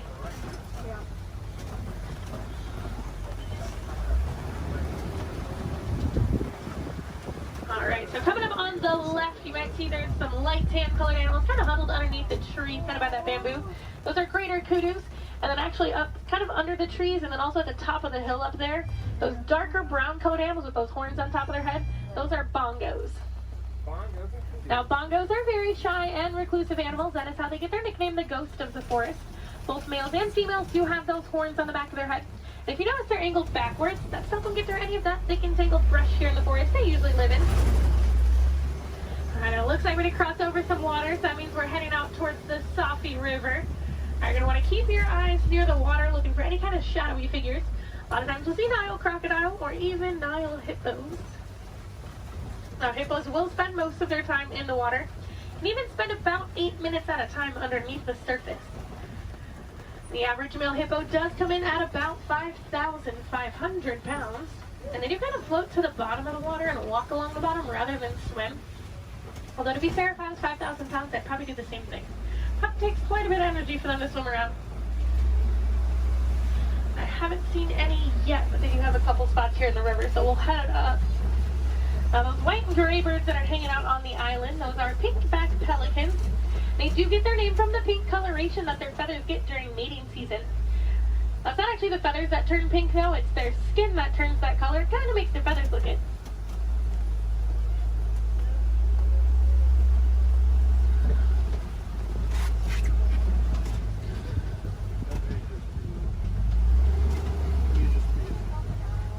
The hippos are being a little bit shy right now, but I do know we are heading towards crocodile territory. Aha, down there on the left, there are some crocodiles down there. Now, the average Nile crocodile does come in at about 16 feet in length, weighing about 500 pounds. Although they can grow to be about 20 feet long, and I do know there's at least one down there that's a little bit over 700 pounds. Now, when it is super hot, you will see them hanging out with their mouth open. That's because, unlike you and I, they can't sweat. So they do open their mouth. It does help them regulate their temperature, keeps them a little bit cooler. You'll notice a lot of the animals here in Africa actually have some sort of natural cooling capabilities. It does get pretty hot out there. Now, we are going to start making our way out towards the savannah. That does happen to be one of the largest parts on the reserve. It's also home to some of the more famous animals like lions, elephants, and giraffes. So hopefully we'll see some of those out there today. Now, coming up on the right side of the truck now, this tree that almost looks like it was planted upside down. That is a baobab tree, also known as the tree of life or the upside down tree. And they will remain leafless or dormant up to 9 months out of the year. That's to help conserve any kind of water or energy the tree does have. And I'm already seeing quite a bit of movement down there, so we're going to head down, get a little bit closer to everything. Now, unlike the animals in the forest, the animals out here on the savannah do rely on speed and agility to protect themselves. Even giraffes can run at about 30 miles per hour. That is a pretty funny run if you've ever seen it. Kind of see the head move way before you see any other part of the body move. Alright, coming up, those animals with those really big horns hanging out there on the right, those are Ankole cattle, also known as the Watusi cattle, after the Watusi tribe that did first domesticate them. They are one of the only domesticated animals here on the reserve, and those horns might look really big and heavy, but they are actually mostly hollow with kind of a honeycomb structure on the inside, so they are fairly light. Now these zebras that are hanging out here pretty close, these are Hartman's mountain zebras. If you look closely underneath their neck, you'll see a little flap of skin. That is called a dewlap. Now that does help them regulate their temperature. They're also the only zebra species that has it, so it does help us identify them as Hartman's mountain zebras. Now a group of zebras is called a dazzle. And if you've ever wondered if a zebra is black with white stripes or white with black stripes, just look at their nose. If they have a black nose, they're black with white stripes, and if they have a white nose, they are white with black stripes. Alright, we are going to slowly start making our way towards those giraffes.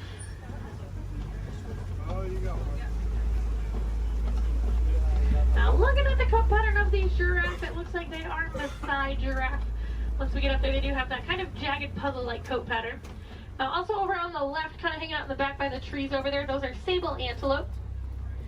If they do look at all familiar, they are the emblem of the Harambe Wildlife Reserve, so you might have seen their pictures out and around in the village out there. There we go, coming up on these giraffes. That one that's actually scratching its head right there, that's a baby giraffe. Got a little itch. Now the reticulated giraffes will have a much smoother, almost net-like pattern to them. They can stand at about 18 to 20 feet tall. That does make them the tallest animal in the world. Now even their young come in at about 6 feet tall when they are born. So they're already fairly big when they're babies. I believe that little one came in at about 5'11", so he was already really, really tall, definitely taller than I will ever be. Now these two animals that are hanging out here on the right, they're both Patterson's eland. Now that darker colored one, that's a little bit bigger, that is a male, and the lighter colored one, that's a female. Now they are one of the larger species of antelope, coming in at about 6 feet tall at the shoulder. Can also jump up to 9 feet in the air. Now with those giraffes, just like your fingerprint is unique to you, the coat pattern of the giraffe is unique to them. It does help them tell each other apart when they're in groups, and a group of giraffes is called a tower. Seems to be a pretty fitting name for something so tall. They do also only sleep for about 30 minutes a day. The rest of the time is pretty much spent eating. There's a really good view of those Ankole cattle there.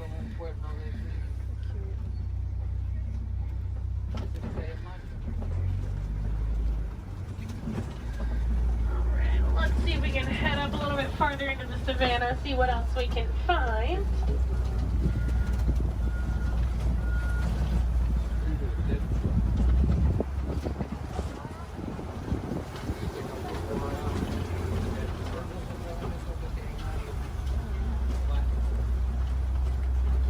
It looks like there's a couple animals coming up on the hillside up ahead here.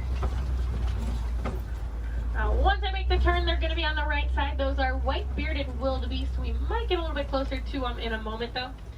Now, they are a large herding animal. They take part in the Great Migration, which is so large it can actually be seen from space.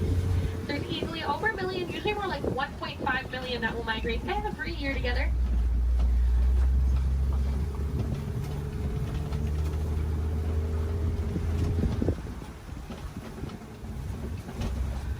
There they are. You can kind of see them there. Now we are also coming up on some knockdown trees just up ahead, so we're going to head over that way. Usually that is a pretty good indicator that there's an elephant or two nearby. Elephants are known as nature's bulldozers, so you can always kind of assume. Actually, it looks like there is one up ahead of us. I'm going to see if we can get a little bit closer to it.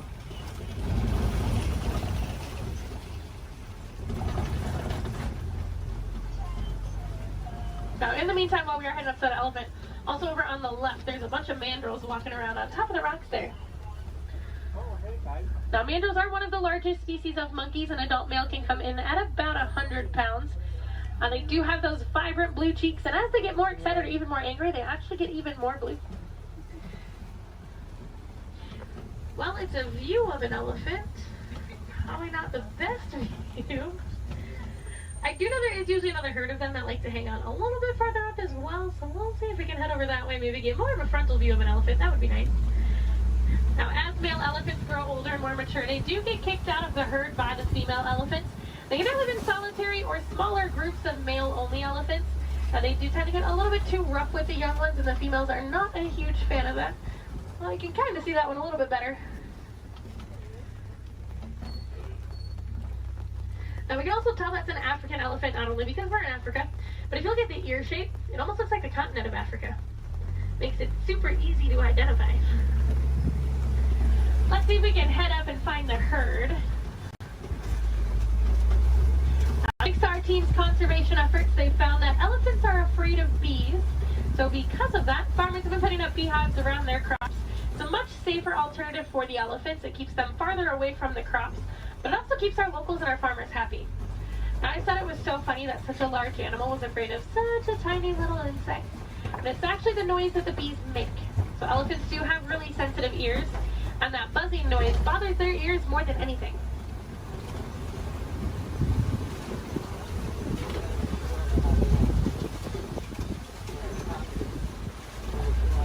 And I am seeing some tusk marks in the red clay, so hopefully that is a good sign that the herd has moved through here fairly recently. Now, just like you and I might take a multivitamin every day, the elephants do eat that red clay. It gives them a little more nutrients they may not always get from their daily diet. Female elephants do also have one of the longest gestation periods, coming in at about 22 months. So I'm not sure I blame the females for wanting to kick the males out after a while. Personally, I might do the same thing if I had to go through that. Looks like there were a few of them moving up ahead, so we're going to see if we can get a little bit closer to them.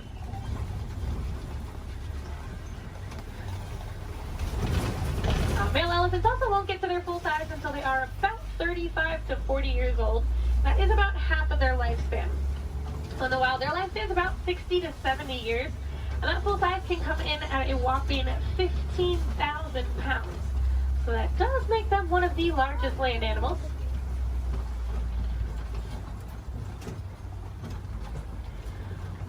And they do also have really sensitive skin, so you will see them throwing dirt and mud up on their back. That acts as a natural sunscreen for them. You're also going to see them flapping those really big ears that they have, as those ears are home to a bunch of blood vessels on the inside. So just doing that, it does actually activate those blood vessels and can even cool their body temperatures down about 10 degrees.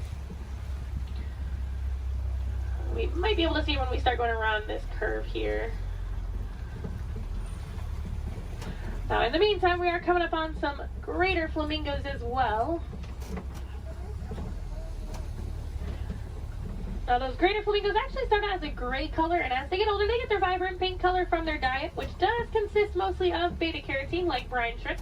If you actually look on a couple of them, the back of their head and neck, you can still see some of the gray feathering on some of them. Now, they are one of the lighter colors of flamingo species, as well as one of the largest.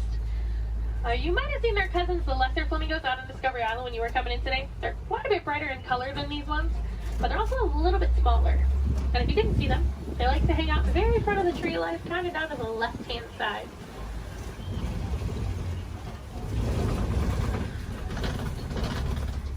Looks like those elephants are wanting to be shy, but we are coming up on some white rhinos. Now, white rhinos don't get their name from their skin color. They get it from the Afrikaans word weit, which means wide. Now, if you look, they have a very wide mouth. Now, they're also one of the larger rhino species, coming in at about 5,000 pounds. Now, one of my favorite facts about them, even though they are 5,000 pounds, when they run, they can actually get all four of their little legs off the ground. So kind of like how a horse gallops. So they are very graceful for how large they are. Oh, there's one running. It was, for like a hot second, it was actually doing like the actual full run. I'm mad he stopped. Oh, he said, I got snacks over here. I'm coming over here. And usually if you see a couple, there's quite a few. So there might be some more around. So we'll definitely be on the lookout for some more. A group of rhinos is also called a crash. That is a pretty good name for them because they are almost blind. They kind of seem more like shadows. It's really funny when they stand really close to the road. Sometimes when you try to sneak by them with the trucks, they don't realize we're there until they hear the truck and they're like, "Ooh," they like jump and run back. Well, we are coming up on a couple cheetahs. There's a cheetah laying down right on top of the hill there that's really close, and there's a couple more walking in the back. Now, cheetahs are one of the fastest land animals. They can go from about 0 to 60 miles per hour in just about 3 seconds. Now, they do get to that speed fairly quickly, but they can't actually maintain it for very long. It's more like a short sprint of a couple hundred yards. Looks like there's a couple more walking up ahead here. Now, they will use that long tail of theirs, kind of works as a rudder to help them turn. Their nails also don't retract, so they do stay out. It does help them gain traction when they are running those speeds. And unlike most big cats, they will do most of their hunting during the day and do tend to be way more active during the day. They're also one of the only big cats that can purr. So kind of like your household cats, just a little bit bigger.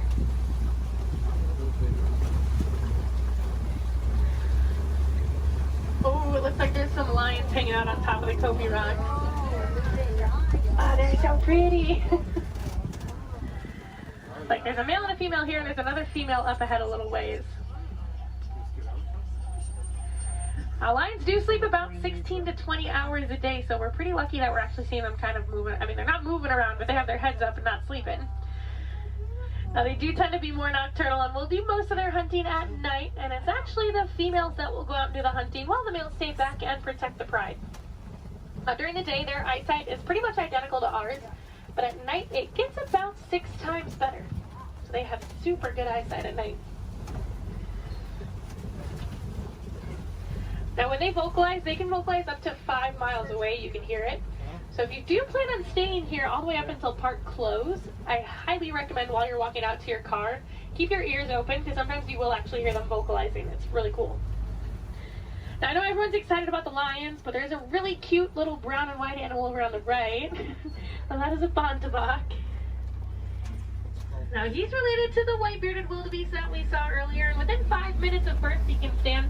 Within about 10 to 15 minutes, they can also walk and run. That's a super good survival technique for them. That way, once those little ones are born, they can get up and get on the move as quickly as possible.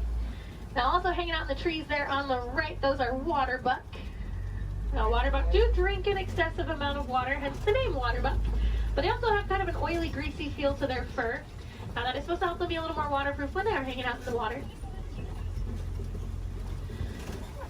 Now we're coming up on some fairly big burrows. We'll be on the lookout for warthogs. Actually, down in that burrow there on the left, there is a warthog. Now, warthogs are one of the largest land burrowing animals. They like to back up into their burrows, just like that one's doing. That way it keeps their tusks out, so if anything tries to sneak up on them, they can try to deter that animal. They've also been known to recycle other animals' burrows, so they might find when an animal has abandoned and call it their home. Isn't the ever so lovely ostriches over there, too? Now, while we are heading over there, it looks like those ostriches have also dropped some eggs there on the right.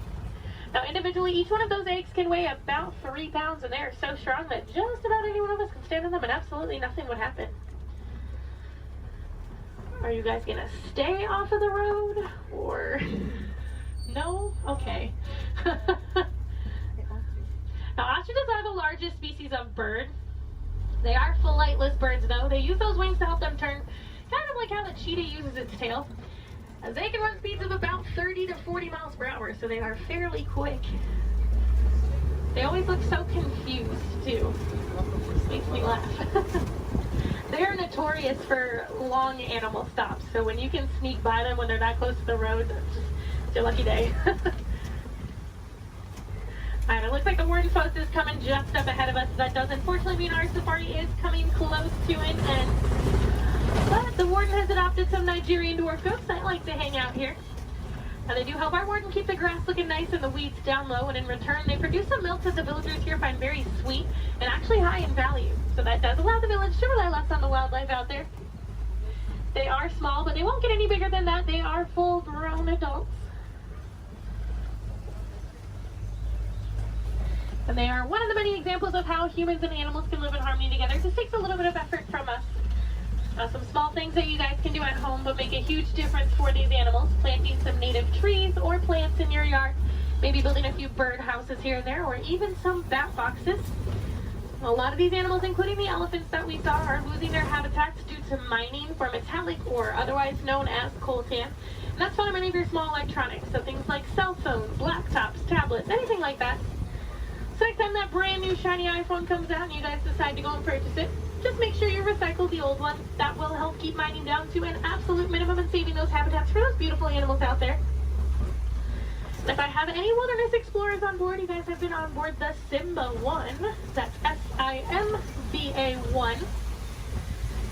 And I am going to get you guys back up to that dock that we originally came from, so you're going to have to bear with me for just a little bit longer. Hopefully we should be able to buzz through some of the docks fairly quickly.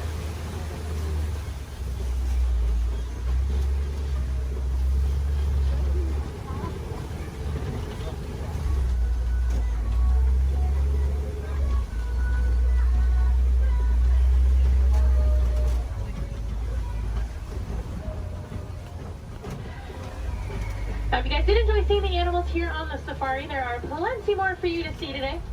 Now actually, when you guys get off of the truck, when you hop down that little pathway there and go down the hill,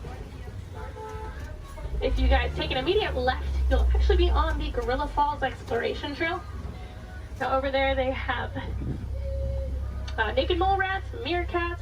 They have an underwater hippo viewing pool where you can usually get a little bit closer view of some hippos, as well as silverback gorillas. If you're heading over to Asia, right behind Tully River Rapids, you'll find the Maharaja Jungle Trek. Now over there they have Sumatran tigers, Komodo dragons, bats, and a whole bunch of different exotic bird species. Now both of those trails are about a 15 to 20 minute walking trail though, so you do want to give yourself a little bit of extra time. Now ECVs, strollers, wheelchairs, any of that can go through those. You don't have to park them, so you can bring them with you. And if anyone has Disney Plus at home, if you have not seen it already, there is actually a whole series on there called The Magic of Disney's The Animal Kingdom. And they do go into way more detail about the animals here on the safari, as well as the ones over at Epcot and Animal Kingdom Lodge. I know they have episodes on the giraffes, the lions, the rhinos, the elephants. You get to hear from the keepers that do actually take care of them on a day-to-day basis, so you get to know them a little more on a personal level. You might even get to know some of those names. So next time you come and ride the safari, you can impress your friends and family by knowing those. On that note, no two safaris are ever the same as well, and the animals will always make sure of that. So if you guys are here on another day, or even later on in the evening, definitely come back and check us out. You might see some different animals out there. Sometimes you'll actually see the hippos. We didn't really get good luck with the hippos today. But you might see some hyenas. They do tend to be a little more nocturnal, so they'll tend to come out a little bit later. And you might see the lions actually up and moving around. You never know. They'll probably have a different safari guide as well, so you might learn some different facts you guys didn't hear from me this time around. As you guys are walking around the park too, I encourage you guys to be super aware of your surroundings. A lot of times you'll walk past different animal habitats and you guys won't even know it. On front of the trail life, you'll see those lesser flamingos that I kind of touched on a little bit. You'll see some kangaroos hopping around, some vultures, all kinds of stuff. And then towards the front of the park, actually one of my favorite animals likes to hang out there, the giant anteater.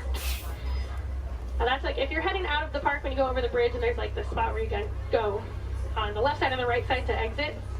She likes to hang out on the right side. So if you go down there, she tends to kind of hide those. So you have to look into her habitat a little bit to see her. But she's usually there.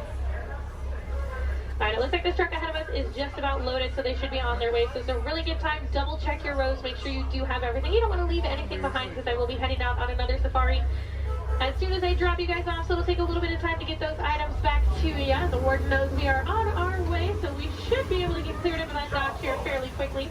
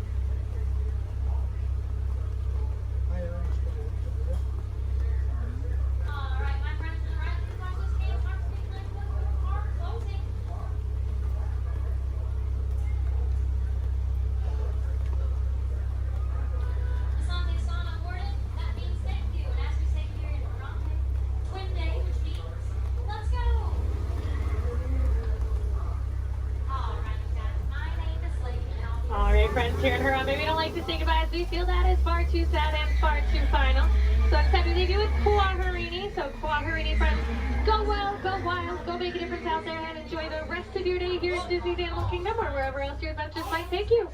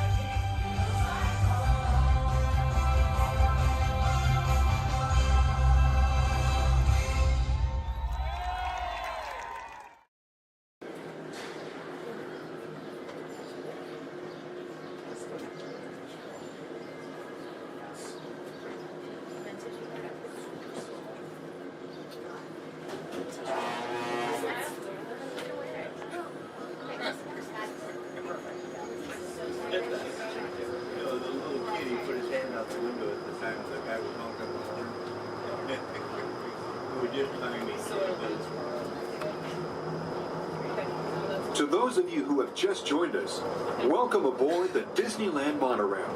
For your safety, please remain seated, keeping your hands, arms, feet, and legs inside the train. Watch your children, and no smoking, please. Bienvenidos a bordo. Para su seguridad, permanezca sentado y mantenga las manos, brazos, pies y piernas dentro del tren y cuide a los niños. Por favor, se ruega no fumar. Gracias. We're now en route to our final stop, the Tomorrowland monorail station. Along the way, you can get a bird's-eye look at the downtown Disney district, Disney's Grand Californian Hotel and Spa, and Disney's California Adventure.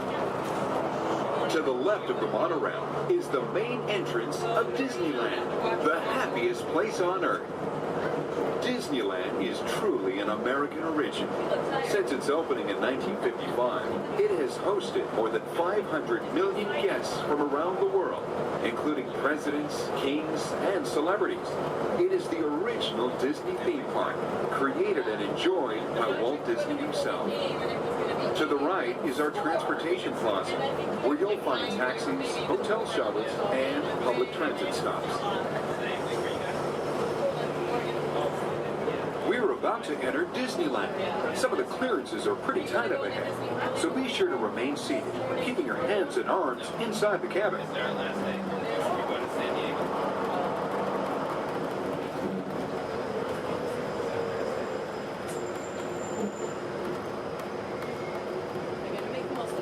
This is Tomorrowland, a land inspired by science fact and fantasy, where drivers of all ages can ride the road to tomorrow.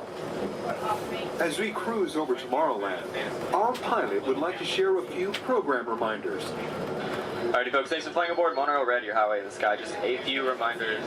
Disneyland will remain open today until 12 o'clock midnight. All passengers are required to be on board this monorail at approximately 12 o'clock midnight to catch that final flight. Walt's going to be having a Celebrate a Street Party along Main Street at 6:30 p.m. today.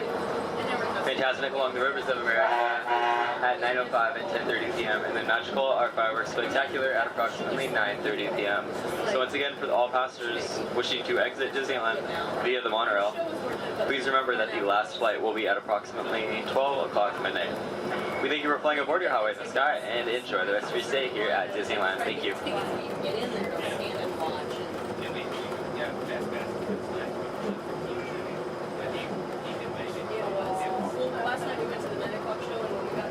Just ahead and to the right of the train are the sparkling gold spires of one of Disney's most beloved attractions. It's a Small World. Beyond it is the wacky world of Disney's classic cartoon characters, Mickey's Toontown. We're now riding alongside the happiest kingdom of them all, Fantasyland, home to Pinocchio, Snow White, Peter Pan, and other storybook characters.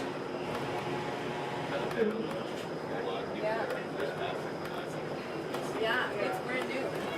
Supposedly it said it's we're gonna try it, but so many people interested in it and it's so popular, I'm sure that We're now approaching the Tomorrowland monorail station, our final destination. Please remain seated until the monorail comes to a complete stop. Then, collect your belongings, watch your head, and step carefully from the train. On behalf of all of our crew, thanks for traveling with us, and we hope you'll have a happy and memorable visit here at Disneyland. This is the Tomorrowland monorail station.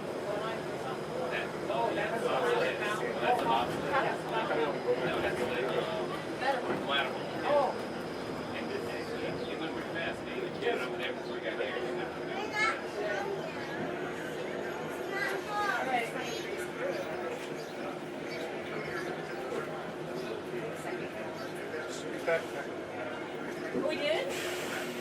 Okay.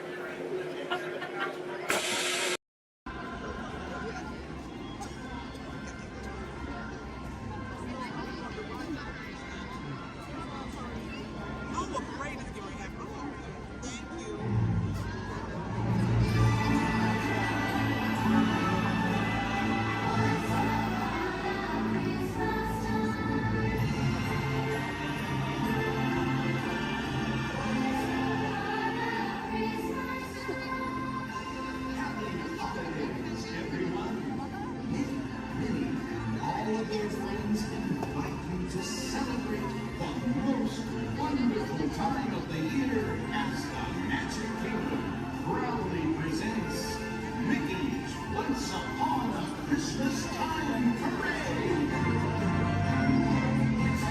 Christmas time, Christmas. Babies everywhere, Christmas tree. Once upon a Christmas time, Christmas. Moms and dads and children all agree. Carry to the wall, it's time when they come. The stories told around the years. Get ready for the night when Santa speaks his mind. 'Cause Christmas time comes once a year. Once upon a Christmas time, Christmas. Giving gifts and jumping in the air. Once upon a Christmas time, Christmas. Sing the same special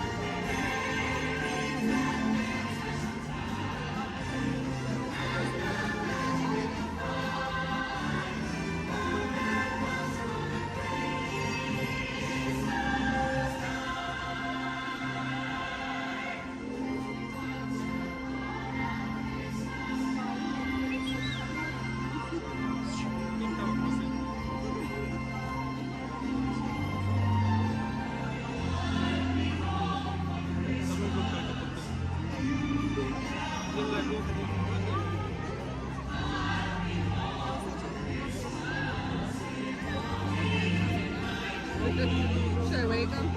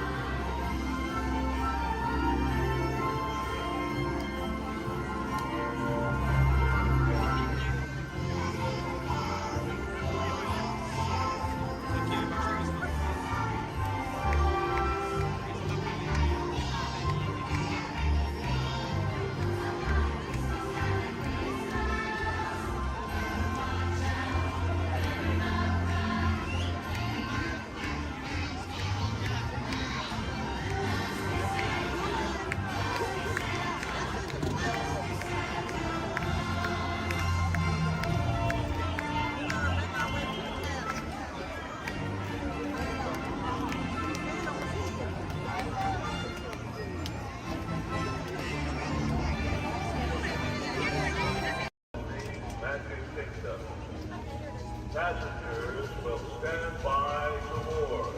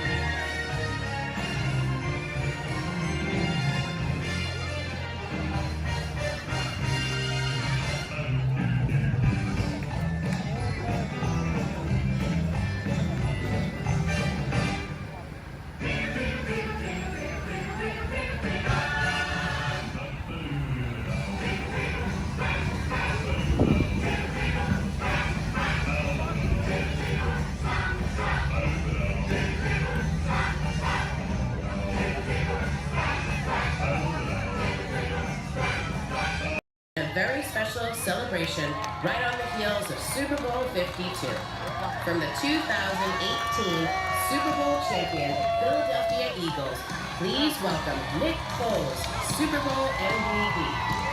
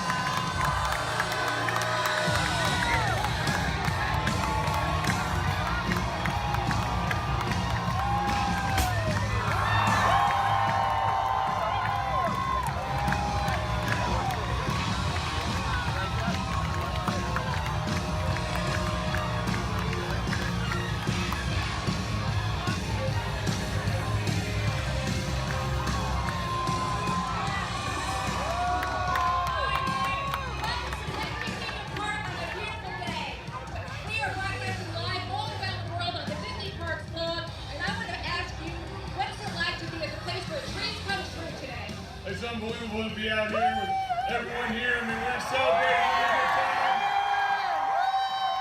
To be at Disney World, to be a part of this, it's unbelievable. Just to see everyone, to be here, unreal. So, tell me, your fans have lined the parade route from start to finish. What do you have to say to them? I mean, Philly fans are everywhere.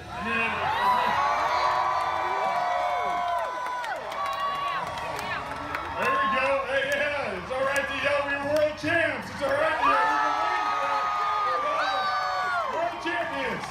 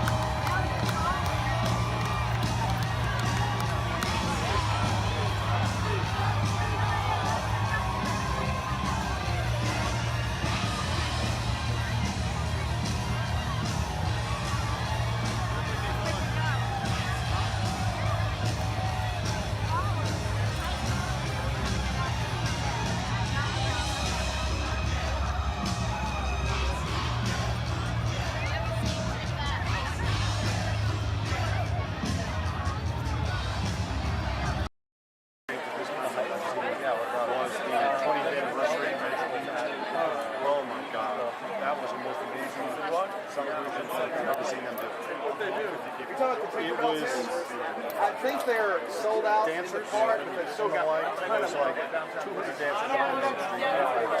And then 3 different marching bands. And the full day of the next year, you just get nothing going on. Roy Disney standing up with his dad stood, reading the dedication synced with his dad. I was the only one that got that joke. Nothing to see here. Ladies and gentlemen, boys and girls, 55 years ago today, Walt Disney dedicated the happiest place on earth. Since then, Walt's dream has brought joy to millions around the world. Join us now as we go back to that memorable day, July 17th, 1955. To all who come to this happy place, welcome. Disneyland is your land. Here age relives fond memories of the past. And here you may savor the challenge and promise of the future. Disneyland is dedicated to the ideals, the dreams, and the hard facts that have created America, with the hope that it will be a source of joy and inspiration to all the world. And now, let's all join together in singing Happy Birthday to Disneyland. Are you ready?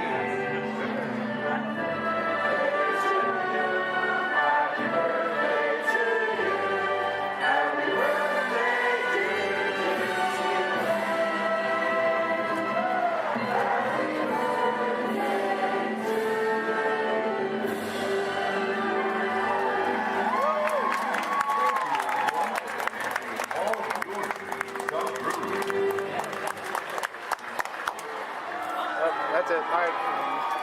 Everyone go home. Oh, dancing.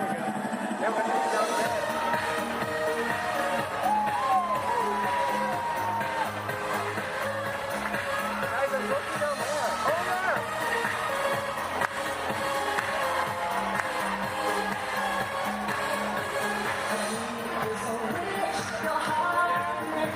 my God. Why are you up here?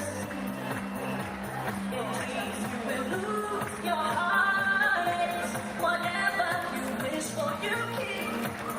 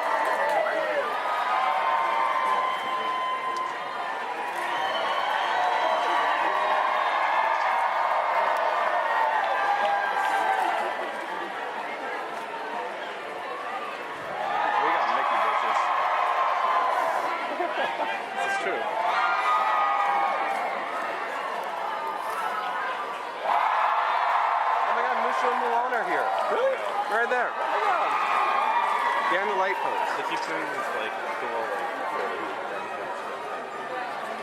Oh, Pluto. We should go say hi to Pluto.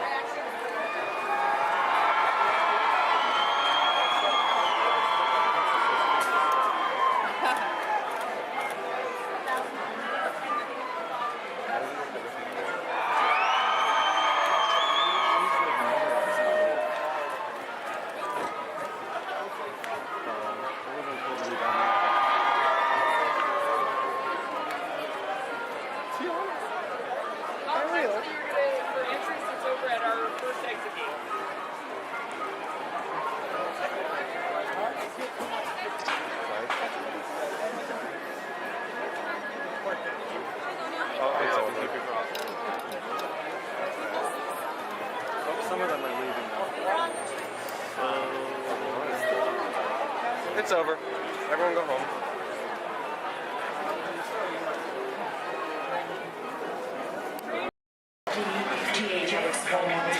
No, it's in seven.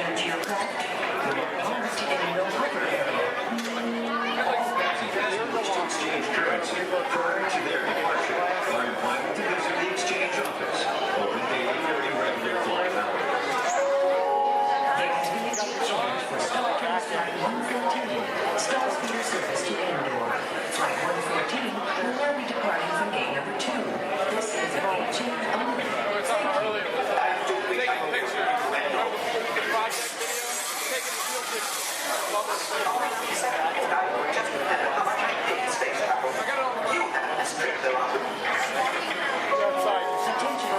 Starfighter's Flight 1119, non-stop service to Endor, is now ready for boarding at gate number 1. All passengers, please proceed to the boarding area immediately.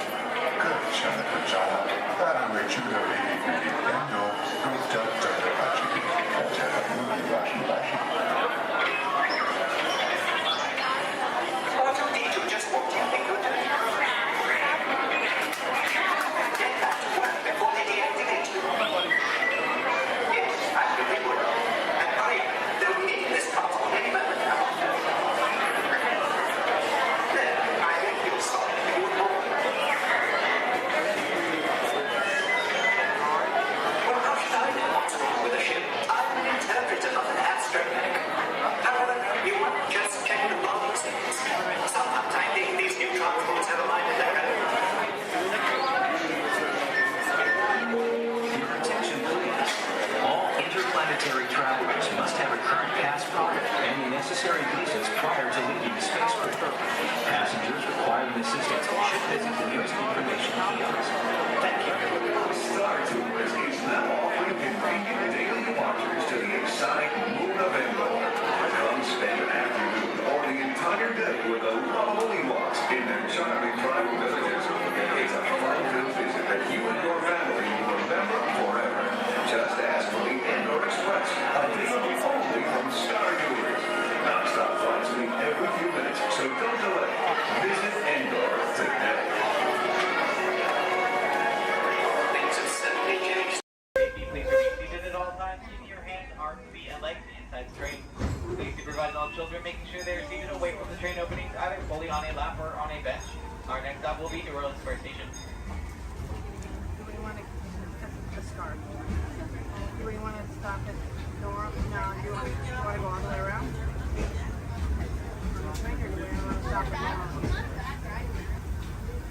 Welcome aboard the Disneyland Railroad. We're embarking on a grand circle tour of the Magic Kingdom. We'll be stopping at New Orleans Square, Mickey's Toontown, and Tomorrowland. We'll also visit the Grand Canyon and make a trip back in time to the primeval world and the age of the dinosaurs before returning to Main Street Station. As we begin our journey, remember that for a safe trip, you need to stay seated, keeping your hands, arms, feet, and legs inside the train. And please watch your children. Bienvenidos a bordo del Disneyland Railroad. Para su seguridad, permanezca sentado y mantenga las manos, brazos, pies y piernas dentro del tren y cuide a los pequeños. Gracias. Our first stop is New Orleans Square Station. But to get there, we need to pass through the wilds of Adventureland. It may seem peaceful through here, but trust me, it's a real jungle out there. Literally. So be on the lookout.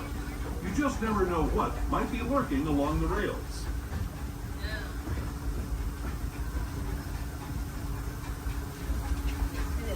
Just ahead is New Orleans Square Station.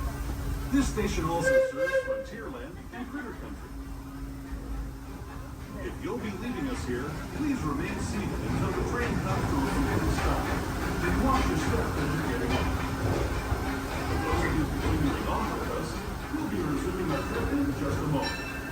This is New Orleans Square Station. New Orleans Square. As you make your way to New Orleans Square Station, please remain fully seated until the train has come to a full and complete stop. This will be your stop for attractions such as Pirates of the Caribbean, Indiana Jones Adventure, Jungle Cruise, the many of which you can win the Cruise, Splash Mountain, and Haunted Mansion Holiday.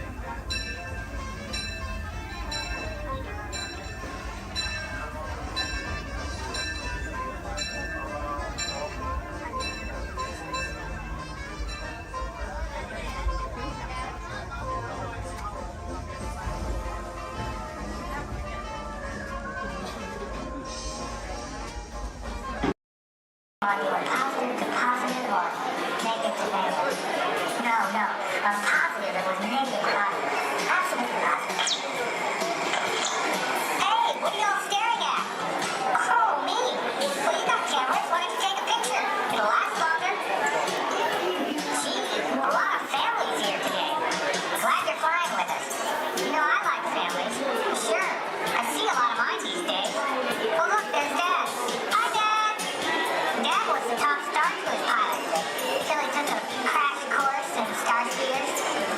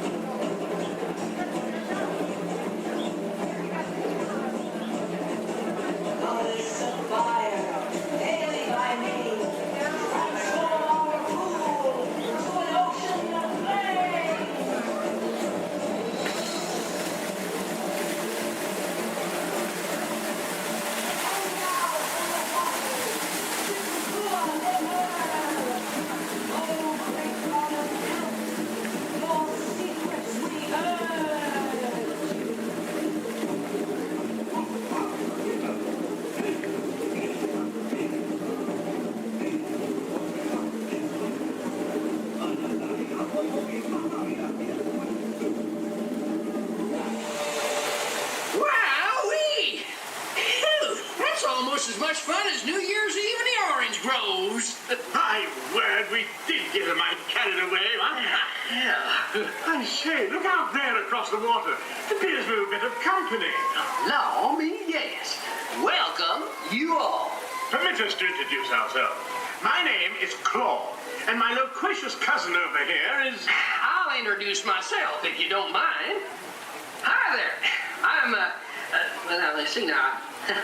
It's right on the tip of my beak. Clyde Birdbrain? Oh, yeah. I'm Clyde Birdbrain.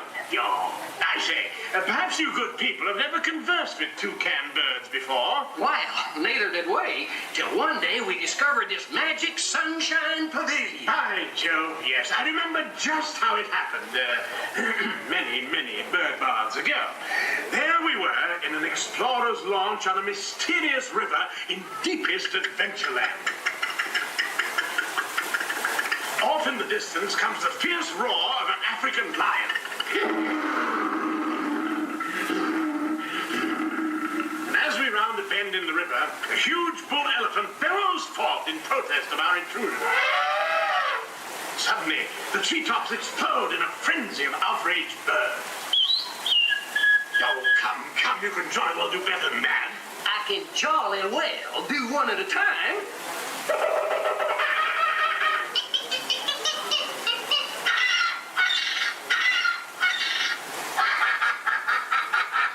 Meanwhile, shifty-eyed crocodiles lurk by the water's edge. Lurk, lurk, lurk. And the giant python slithers down from an overhanging limb. What's happened? What's wrong? I can't stand snakes. Don't be ridiculous. I'm only relating a story. All right, Clyde, enough is enough. That wasn't me. I never even opened my beak. Huh? Excuse me, I hate to interrupt such an exciting story, but they're calling us to the show. Land sakes, it's already showtime? Land sakes, yes, it's already time for the show. And Claude, I do believe it's your turn to make the announcement. Righto. Ladies and gentlemen, boys and girls, gather up all your cameras, purses, and other articles, and now turn to your left towards the tall doors. When the drums begin, they'll open magically to lead you right into the Sunshine Pavilion. Is everybody ready?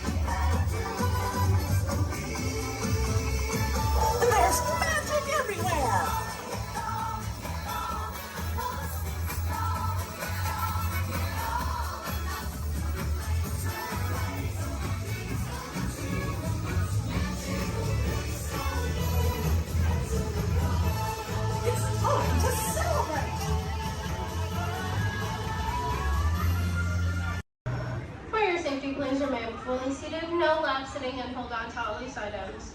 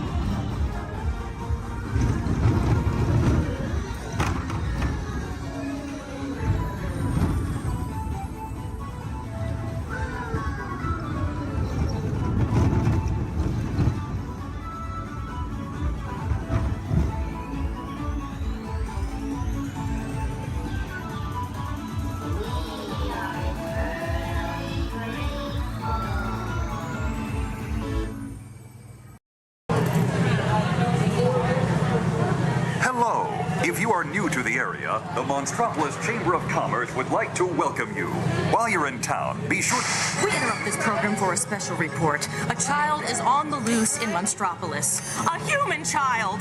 If witnesses are to be believed, there has been a child security breach for the first time in monster history. We can neither confirm nor deny the presence of a human child here tonight. I tried to run from it, but it picked me up with its mind powers and shook me like a dog. It's true! I saw the whole thing! Happy birthday, Schmoopsy Poo! Oh, googly bear!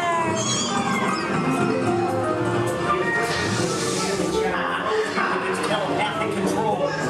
Made me dance like a chicken. I thought were not my own.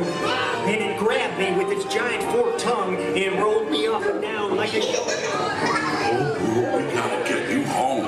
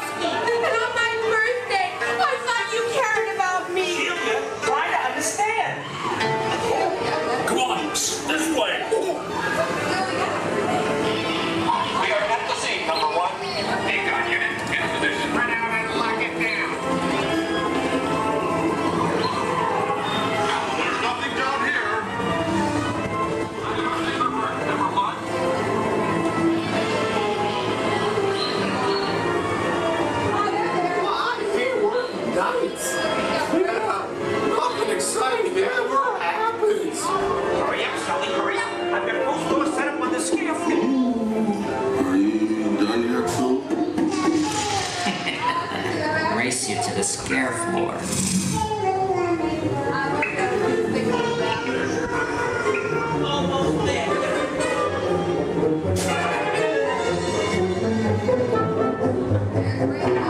They'll never find her door now.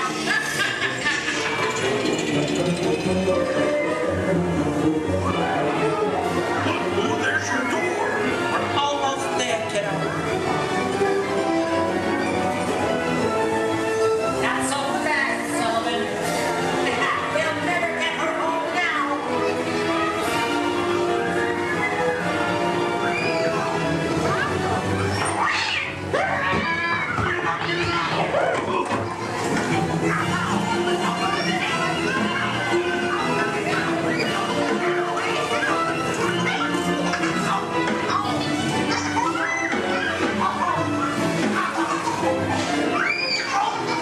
It's been the most terrifying day of my life. But I love you, kiddo. Good night.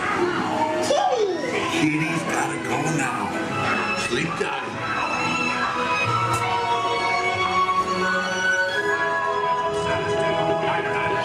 Get ready, folks. We have to decontaminate you. Sorry, lady. We have to do this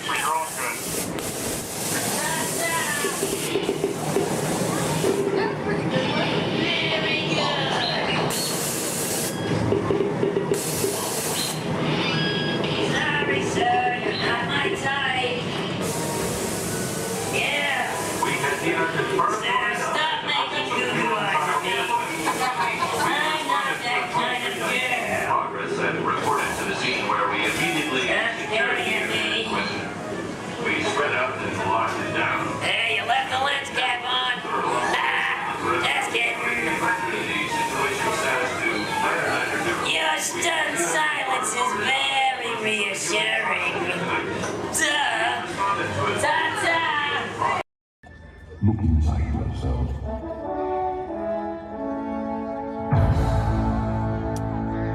You are more than what you have become.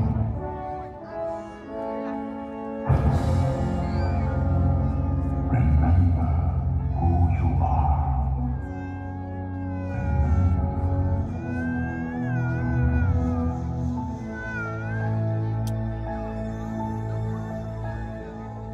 I have often dreamed of a far place where a hero's welcome would be waiting for me. Where the crowds would cheer when they see my face, And a voice keeps saying, this is where I'm meant to be.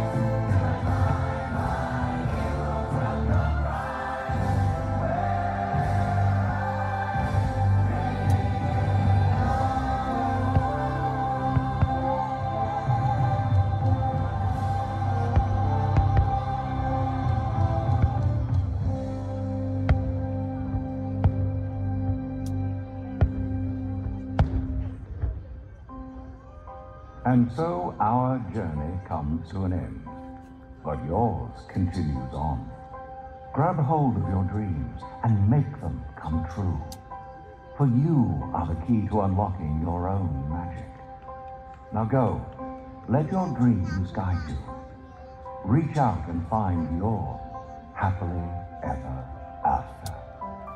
The battles, the stories, the losses, and all the glory were changed by the way we live every day. just look up and reach to the sky. We all have the courage to fly. We can fly.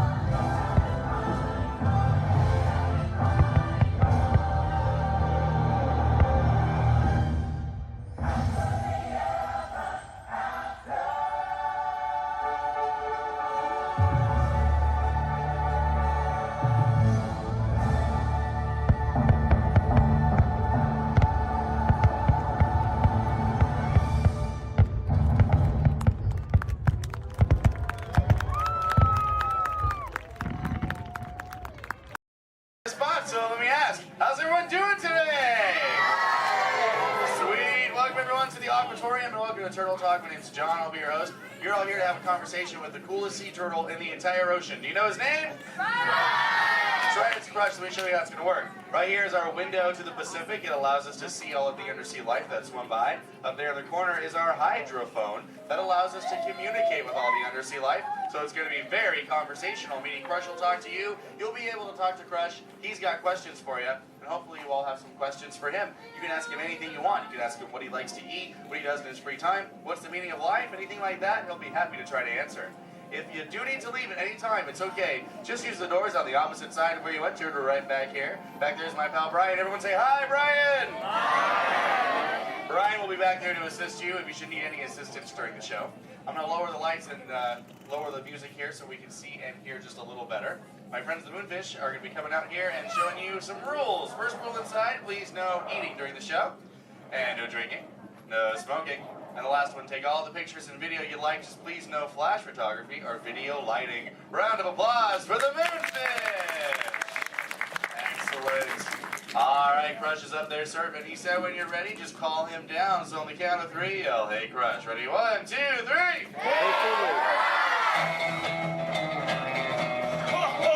Righteous!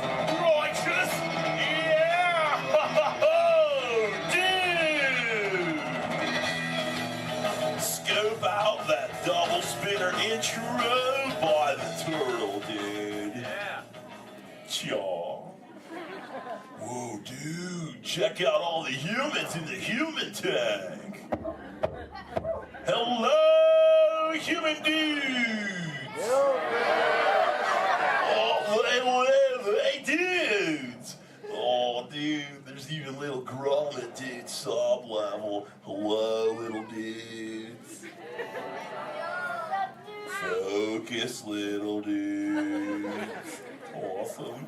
Dude, it's John. What's going on, dude? Hey, dude. Hey, do you think you can help me talk to a grommet right over here? Right down front, kind of in the middle, wearing like a greeny color shell, dude. Brown moss on the dog, dude. Hey, what's your name, dude? Rudy. Nice to meet you, Rockin' Rudy, dude. Hey, do you know how to talk like a turtle? No. Oh, no worries. I'll teach you. Can you say totally? No, I can't. Okay, then. Let's go over here, John, dude. Yeah, let's talk to the dudette right here in the pinky shell, dude. Let's see if she can say totally. Hey, what's your name, dude?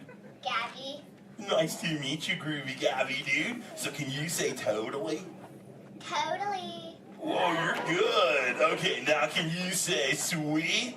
Sweet. Okay, put both those words together, Groovy Gabby, and say totally sweet. Totally sweet. Whoa, dude, human dude, put your fins together for Groovy Gabby for totally talking turtle, dude. Dude, you're like bilingual. Hey, so like, where do you come from, Gabby, dude? Where do you live? Canada. Ooh, dude, you come from Canada, dude. That's excellent. I have no idea where that is. So how's the surf in the Canada, dude?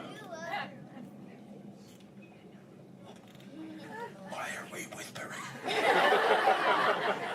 Well, no worries, dude. Hey, so like, who brought you here on this fine day from the Canada, dude? Who'd you come with? With my family? Oh, excellent, dude. You brought the whole familia. Wouldn't it be cool if I talked to, like, your parental units? Totally say, chaw.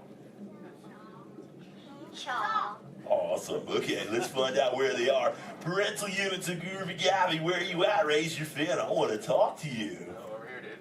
Oh, dude, excellent, dude. They're, like, way over there. They're, like, taking a mini vacay from the little one over there, dude. Hey, what's your name, dude? Walt. Nice to meet you. What relationship are you to the Groovy Gabby, dude? Father. Oh, you're the Papa Bear. Excellent. Hey, so how many little ones do you have? 2. Oh, you're just getting started. Excellent. Dude, the Crush Man's got 65. You should totally try that. Well, hey, I was wondering, do your little ones ask you a lot of questions? Oh, yeah. Do you always have the answers right? Never. Oh, dude, I'm totally the same way, dude. My youngest son, Squirt, dude, he asks me questions all the time, and I'm like, I do not know. In fact, human dudes, that's totally why I'm here today, to answer all those questions Squirt has about you human dudes. So if you can help me, and so I can take it back to him, totally say chaw. Oh, dude, you so totally rock! Dude! Whoa, dude, we got some advanced turtle talkers out there. Excellent. But for the rest of you dudes, whenever a green sea turtle says you so totally rock, you reply by saying, dude, really loud. So, You so totally rock! Dude! Excellent, now you're all talking turtle. Let's move on to Squirt's first question. Numero uno. Squirt saw you human dudes at the beach the other day, and he wanted to know what you dudes do when you go to the beach. So shout it out, human dudes. What do you do when you go to the beach? Dude, kill the motor, dude. I heard some surfers, swimming, tanning. One little dude over here was like, boogie board. That was awesome. Well, let's see you swimmers out there. Raise your fin if you know how to swim. Oh, not many adults know how to swim. Okay, this is muy importante, human dudes. Raise your fin if you've ever swam or swummed or swam it in your entire life, dude. Oh, that's more like it. Hey, John, dude, let's go to this side of the tank in the first row, fourth noggin. That dude, that looks like a most excellent swimmer. Hey, dude, what's your name? Oh, me? Sandra. Nice to meet you, Surfing Sandra, dude. You should have seen your face when I first called on you. You were like... It was totally awesome. Oh, go ahead, Sandra, dude, what's up? Are there any sea creatures you're actually afraid of? Oh, dude. Those tiger sharks got some serious thrill issues. They're real jerks. Dude, but, I'm a pretty fast swimmer, so I can get away from them pretty good, dude. But, I do have two very good friends, Chum and Bruce. Oh, and Anchor, too, don't forget about him. Well, Bruce and them started this 12-step program called Fish Your Friends, Not Food. Oh, you know it, dude. You took it, too. That's excellent. It's spreading onto the land. Very cool. Well, hey, I was wondering, dude, do you ever go swimming and do you like to go fast or slow? I like to slow down my path. Oh, dude. I like your style, Sandra, dude. There you go. Just kind of like sit back and close your lids and be like, dude, I'm Sandra. I hope there's no tiger sharks around. Dude, that's excellent. But I am a green sea turtle, and because of those tiger sharks and my love for the thrill of speed, I totally love to go fast. Hey, human dudes, you want to see how fast I can swim? Totally sensual. Excellent. I'm going to go get my motor running, and human dudes, I need you to time me. So start counting when I say go, and count nice and loud so I can hear you, okay, dudes? Ready, set, go. 1, 2. Back, dudes. Dude, I just swam all the way around the world. I did, dude. Right through Canada.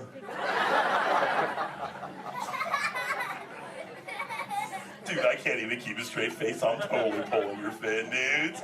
Actually, dude, we can swim up to what you human dudes call 20 miles per hour, dude. But if I'm totally riding like a gnarly, awesome current, like the EAC back there, the East Anaheim current, I'll totally go up to like 45, John will tell me, dude. It's excellent.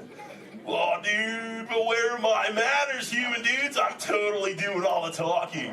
So if you have a question for me, dudes, totally raise your fin nice and high, human dudes. And keep your fin high so I can totally see it. Excellent, dude. All right, hey, John, dude, let's go to this side of the tank. Right in the top part of the lily pad looks like a little dude with a stripy colored, multicolored shell, dude. Totally, dude. Excellent. Hey, dude, what's your name? Robert? Nice to meet you, Rockin' Robert, dude. So what's your question? Do you have a favorite toy? A toy? Dude, what's a toy? I don't know. Something you play with? Oh, dude. Yeah, dude, when I first got into the ocean from the beach, dude, I totally loved to play with this sea star, dude. It was excellent. We used to, totally have fun together. Do you have a favorite toy, dude? Yeah. What is it, dude? A stuffed animal?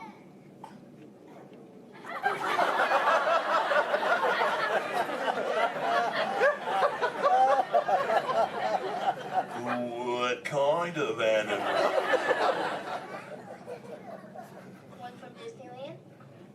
What's Disney? You know what, dude? You got some serious thrill issues, dude. We're just gonna stop it right there before I go any further. Dude, that's excellent. Hey, actually, dude, you think you can help me with something? Say chalk. Chalk. Okay, the other day I found this thing. I don't know what it is. It's hoping you can tell me, dude. What is this, dude? A Buzz Lightyear toy. Oh, dude, so this is a toy, dude? Excellent, dude. So, like, what does he do? He flies. No way. Let's see if I can make him fly. Dude, that was awesome! Dude, the other day when I found this little mini man, he started talking to me, dude. He was like, I don't know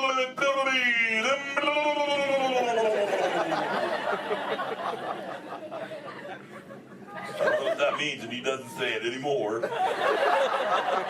So do you think Squirt will like this for his next hatch day, dude? Say chaw. Chaw. Excellent. I'll totally give it to him. And thanks for your help, dude. You so totally rock. Dude. Does anyone else have a question for the Crush Man? Raise your fin, dude. Oh, dude, let's just go right to the other side, right down front. Looks like a little dudette in a white shell right here, dude. Totally. What's your name, dude? Mallory. Nice to meet you, Mallory, dude. So what would you like to know? Well, if I could breathe into water, would you let me ride on your back? Dude, totally, dude. That'd be the most excellent ride ever, dude. I've always wanted to know what it's like to ride on my shell. Because I'm always riding in my shell. Dude, I bet so too. Well, if you ever learn the superpower of breathing under the water, dude, totally find me in the Pacific Ocean. I'll be waiting. I'll try. Excellent, dude. You're awesome. Hey, it was totally nice meeting you, dude. And for the rest of you humans, this has been excellent. I've learned so much. But I gotta give all this Mondo knowledge back to Squirt. But before I leave you, let me give you some of my ancient turtle wisdom. Remember, human dudes, in the big ocean of life, never make an enemy out of a sea anemone. A sea anemone.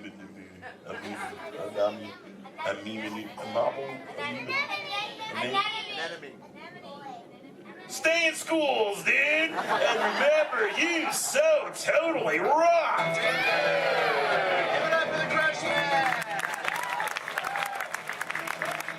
Alright, human beings, have your exit ready and escape the doors of the mag. 1939. The Hollywood Tower Hotel was a star, a beacon for the show business elite. Until 5 people stepped through the door of an elevator and into a nightmare. Now that door has opened once again. For you.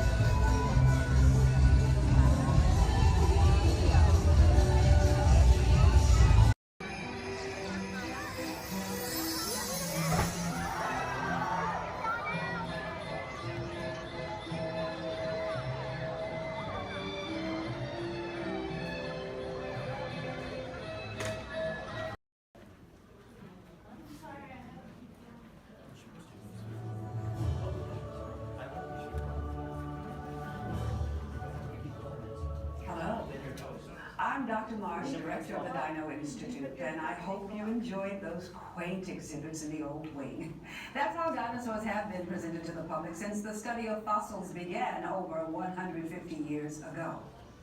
Today, that bare bones approach is about to become extinct. In a perfect blending of science and technology, the Dino Institute has created the Time Rover, an amazing vehicle that will literally transport you to the age of the dinosaurs. How? That's proprietary. But the result is a breathtaking journey through a prehistoric world where you will witness the most spectacular creatures to ever walk the earth. In a moment, you'll be going live to our control center for a comprehensive safety briefing, and then it's on to the tour that will convince you forever that the future is truly in the past.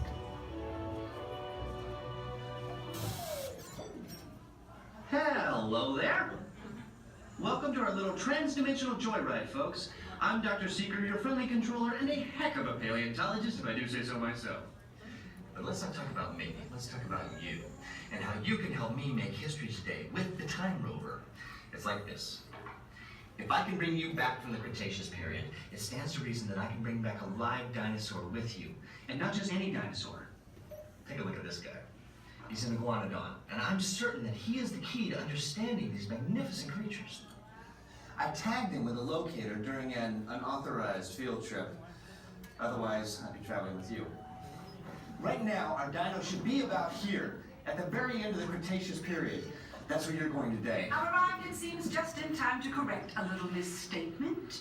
Dr. Marsh. That is impossibly close to the giant asteroid impact that destroyed most life forms on Earth. Our tools are designed to take you to the early Cretaceous period, and I can assure you that all time rovers have been securely locked on those coordinates. That's right. See? Securely locked. Access denied. Continue. Of course. We were just talking about seatbelts. Plug them in, use them. It can get kind of choppy out there, so keep your hands and arms inside the vehicle at all times. Flash photography? I wouldn't. It alters the homing signal, and that's not good. Oh, and one more thing. Those locked coordinates? We're in. Now, here's the drill. You follow the homing signal to the iguanodon. Then I'll enlarge the transport field, and boom, you're back with one additional passenger extra large. And don't worry about that asteroid. You'll be in and out of there before it even breaks the atmosphere. Trust me, what could go wrong? Hey, it's me again. Remember, only you guys are going on this special mission, so don't tell anyone, okay?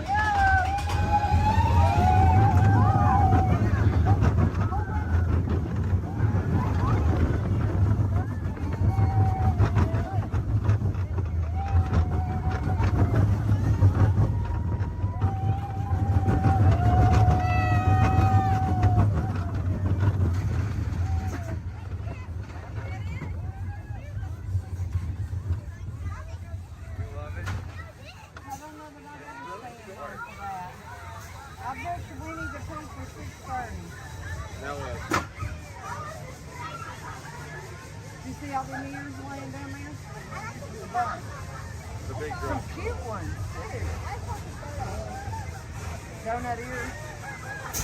I see Minnie Mouse ones. Donut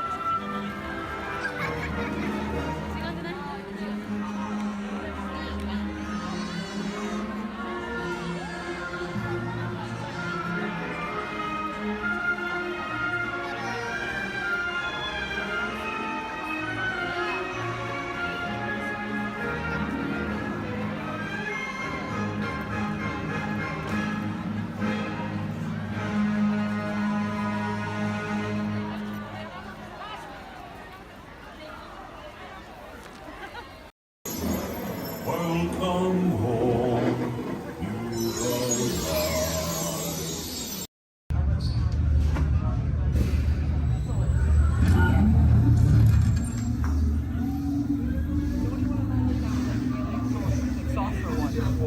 This plan is never gonna work. Yeah. Well, okay. We'll be right behind you. Nothing to worry about. Unless we cannot stop this unusually large man, we're likely doomed. You're gonna need it.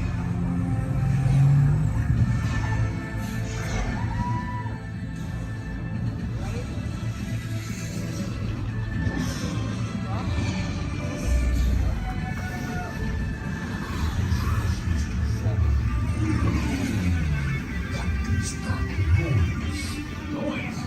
No one's gonna stop rock and roll from existing.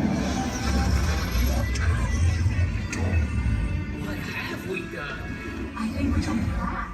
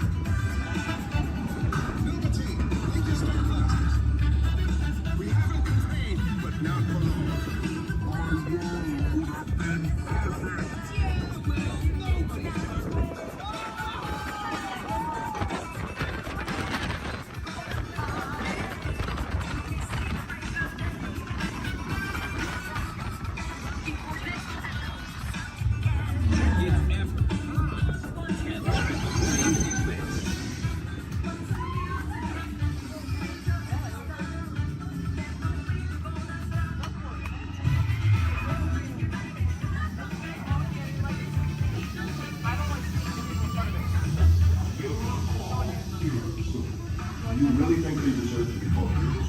Do you see how they dress? It's just a figure of speech, Drax. You are lying to them. Now I understand. Welcome to the Guardians of the Galaxy.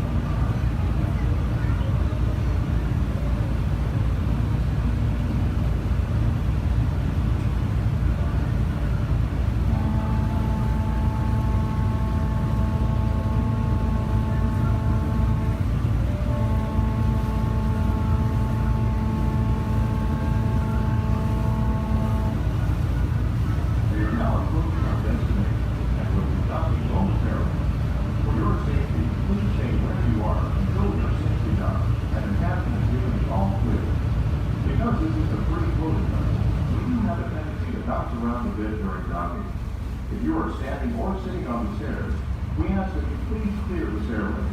Everyone else, please remain where you are until we've completed our docking. Once again, please clear the stairway. You will be given an all clear when it is safe to travel the stairs and go ashore. Por favor, manténganse alejados de las escaleras.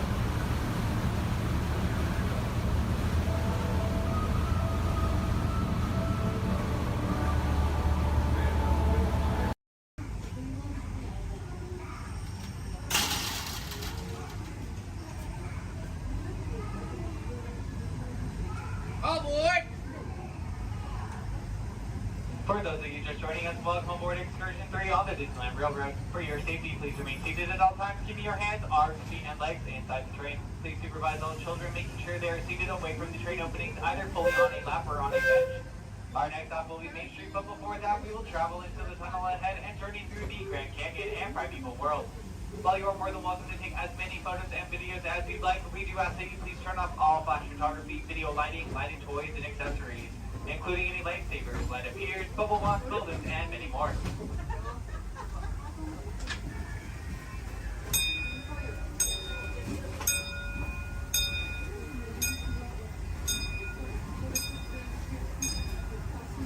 To those who have just come aboard, welcome. The next leg of our journey will take us from the fantastic world of the future to the breathtaking beauty of nature's own design, the Grand Canyon. For your safety, stay seated with your hands, arms, feet, and legs inside the train. Watch your children and no flash photography. Para su seguridad, permanezca sentado y mantenga las manos, brazos, pies y piernas dentro del tren y cuide a los pequeños. Por favor, no tome fotografías con flash.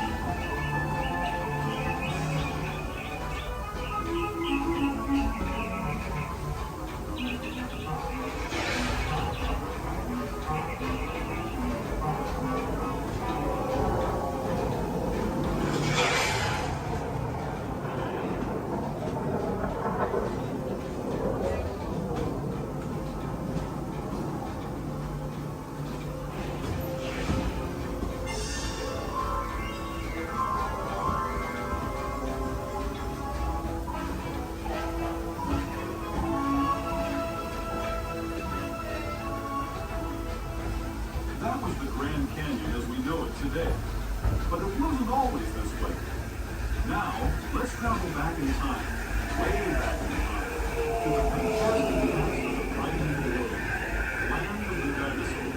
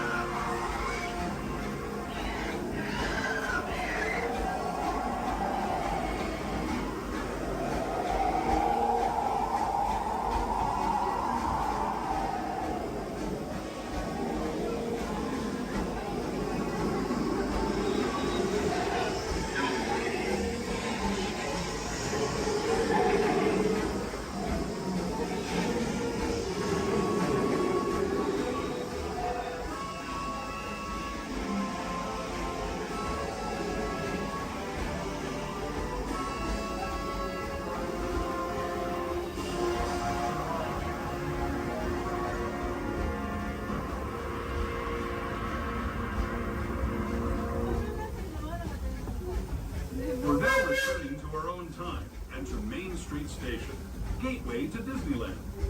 If you're leaving us here, stay in your seat until we come to a full stop. Remember to gather all your personal belongings and step carefully from the train. I'd especially like to thank those of you who've been with me. As you make your way back to Main Street Station, remain fully seated until the train has come to a full and complete stop. As a reminder, Main Street Station has there are no ramps or elevators, so if you do not take on the option or stand wheelchair, only the sleeping at the very bottom of the exit stand. This will be your stop for the National Disney District Park exit and of course Main Street.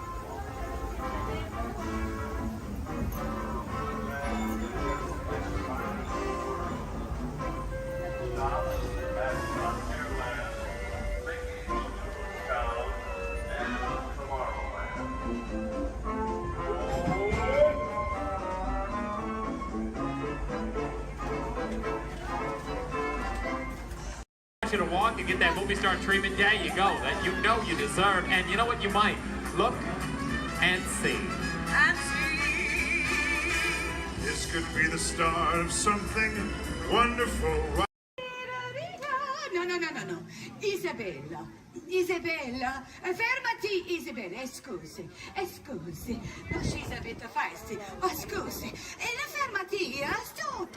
Isabella, you're a bad broom, huh? No, Isabella, I mean it right now. You are being a very bad. Oh, it's windy. Scusi. No. Oh, Isabella. No, Isabella, fai la prova, Isabella. No. Scusi, I have a chat with her. Isabella, I need you to behave, huh? I know you are a bit nervous, but we are friends here, huh? Stay. Avvicinati, come in. Come closer, huh? Come in. The children especially. Come in.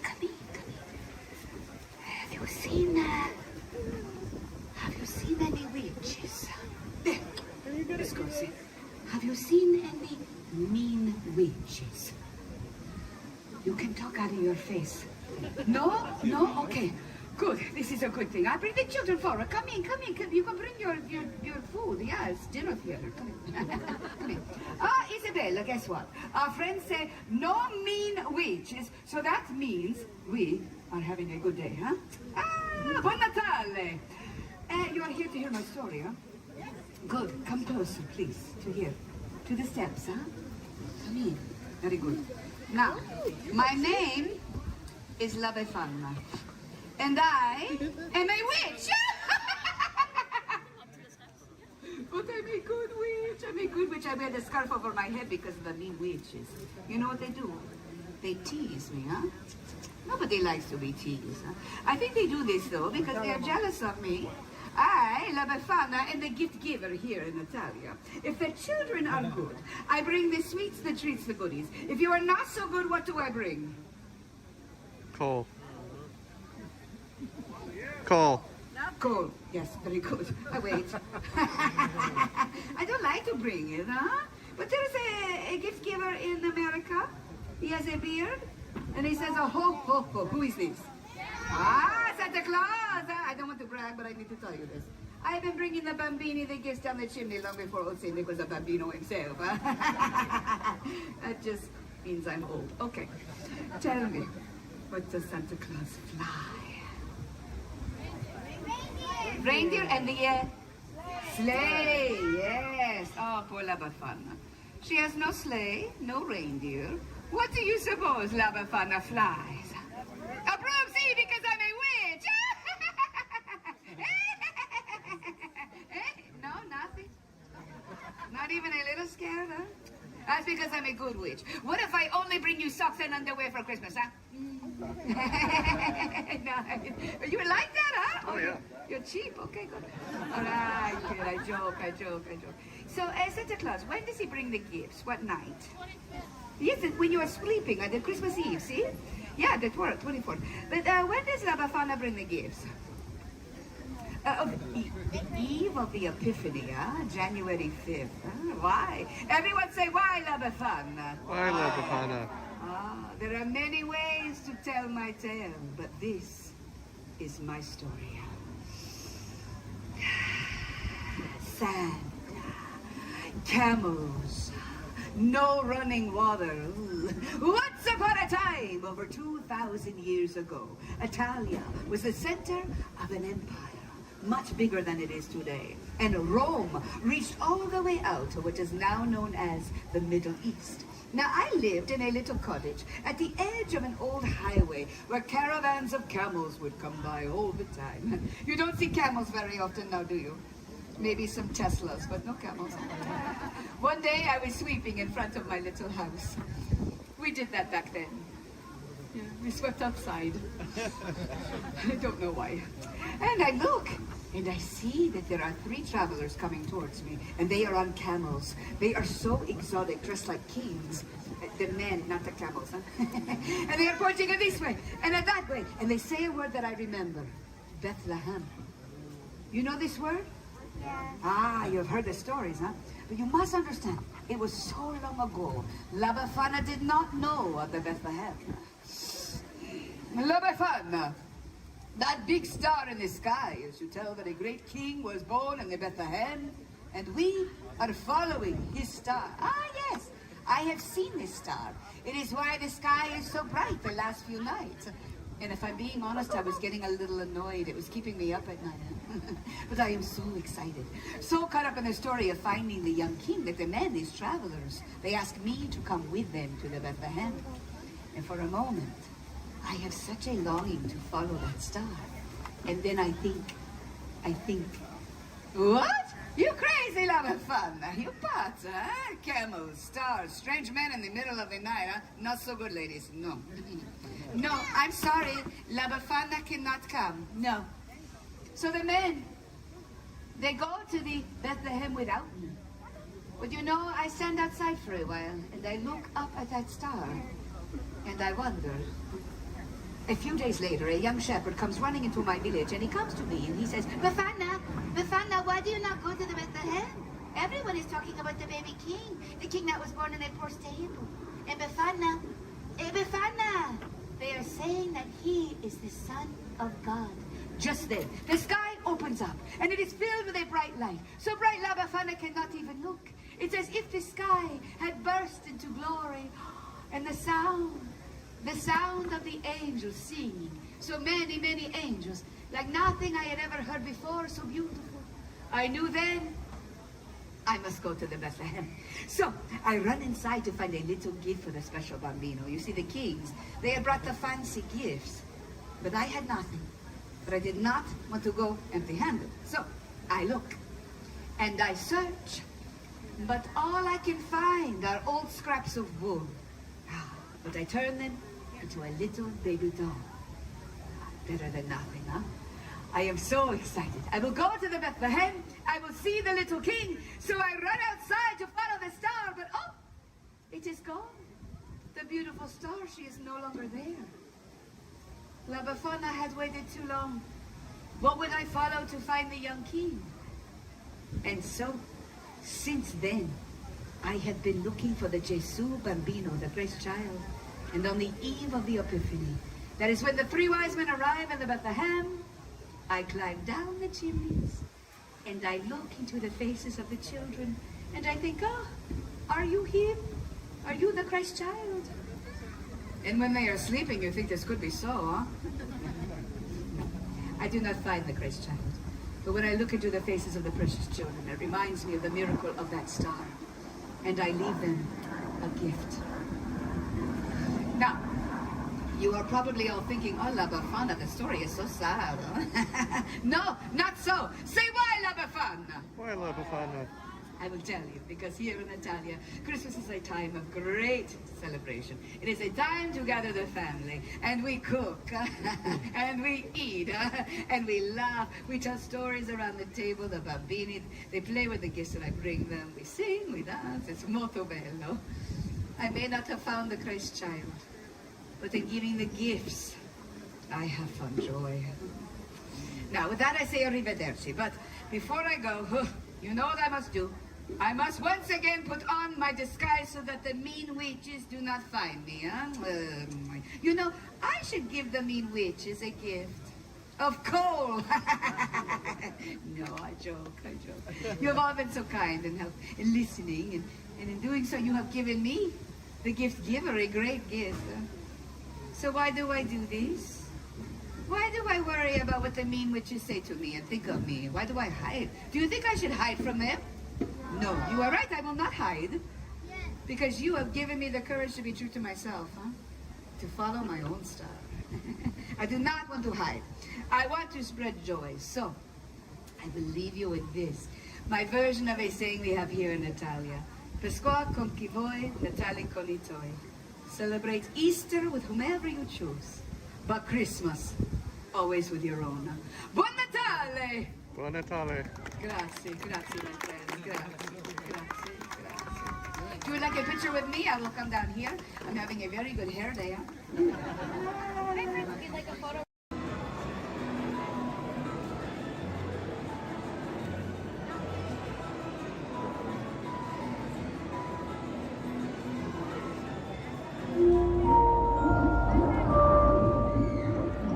Hello, Aqua Adventurers. Here's a little fish food for thought.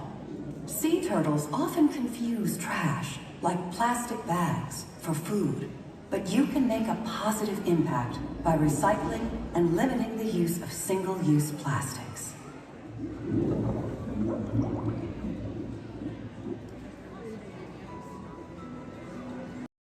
Is up to the castle. And you all got to stay seated because we're going to be hitting speeds upwards of 5 miles an hour. Please stay seated. No eating on the bus, no drinking on the bus, and no dancing on the bus. Now feel free to wave to the folks as we go up the street. A little elbow, wrist, touch your lips, and blow a kiss. Here we go.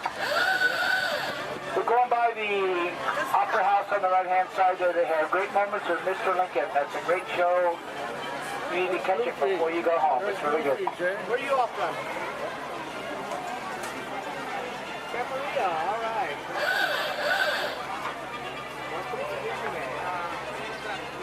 Now, folks are coming down to Main Street, USA. Plus, this here at Town Square, the characters come out throughout the day here at Town Square.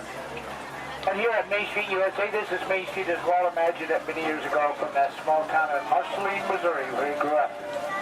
On the left-hand side is the Emporium. That's the largest gift shop in the park. On the right-hand side is the movie theater. They have 6 continuous showings of cartoons, including the famous Steamboat Willie, and it's air-conditioned in there, too. Steamboat Willie is the one that got Walt and Mickey started in this business. On the right, the Market House. Behind that are the lockers. And on the left-hand side is the Carnation Cafe. They have sit-down lunches in the Carnation Cafe. We have the Bourbon and Bakery, Ice Cream Parlor, and the Candy Palace over here on the left-hand side. Now, the park is open until midnight. We do have fireworks scheduled for 9:30 over the castle. We have celebrated street party as like a parade. That's at 3:30 and 6:30 today. And Fantastic down by the rivers at 9:05 and 10:30. Now you can watch them make candy to those bay windows if they can make things peanut butter today. You can watch them make candy and gain 5 pounds while you're doing it. On the right-hand side is photo supply shop. Behind that are guest services such as first aid, lost children, and baby care.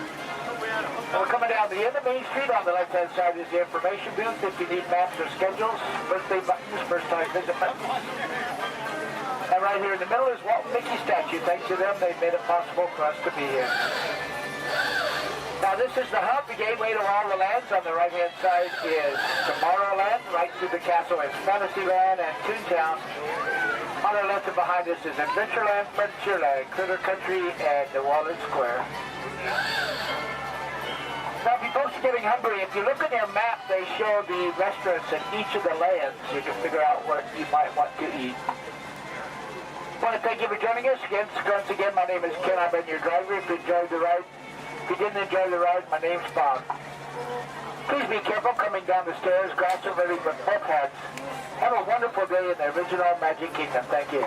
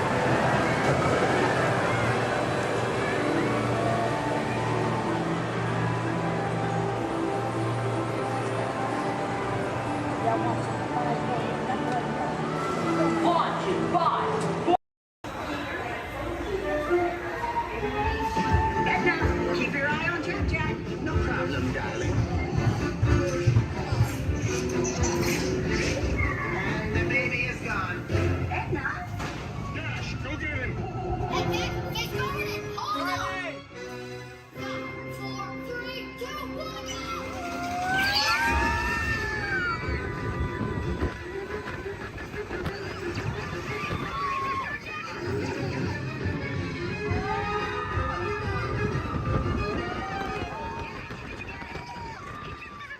The baby has teleported to the next tunnel. Got it.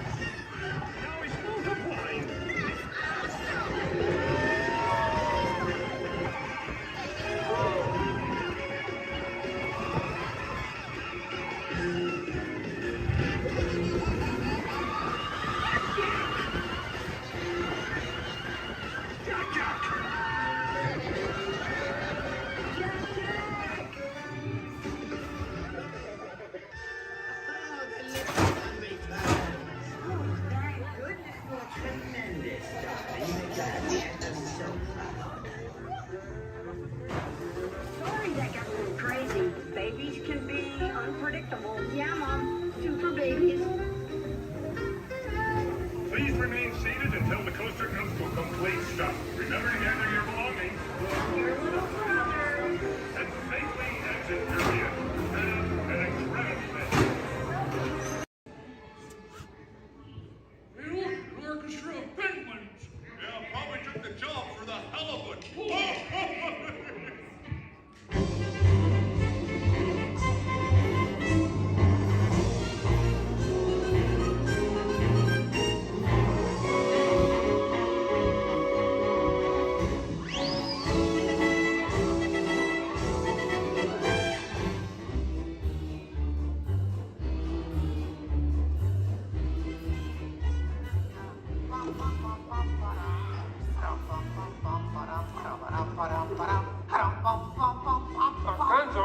Gonzo?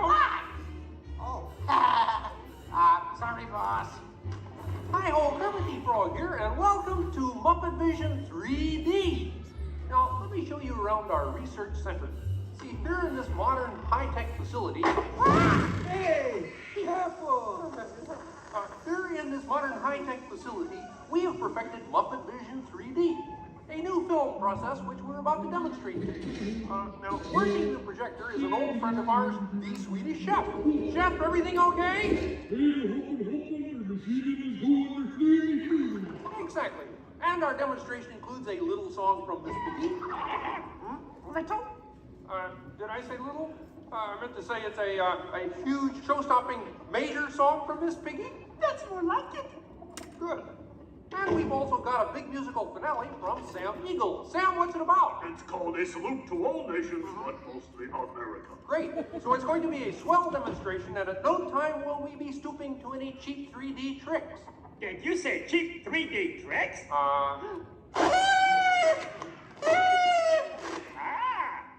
And here's something I wanted to spring on you.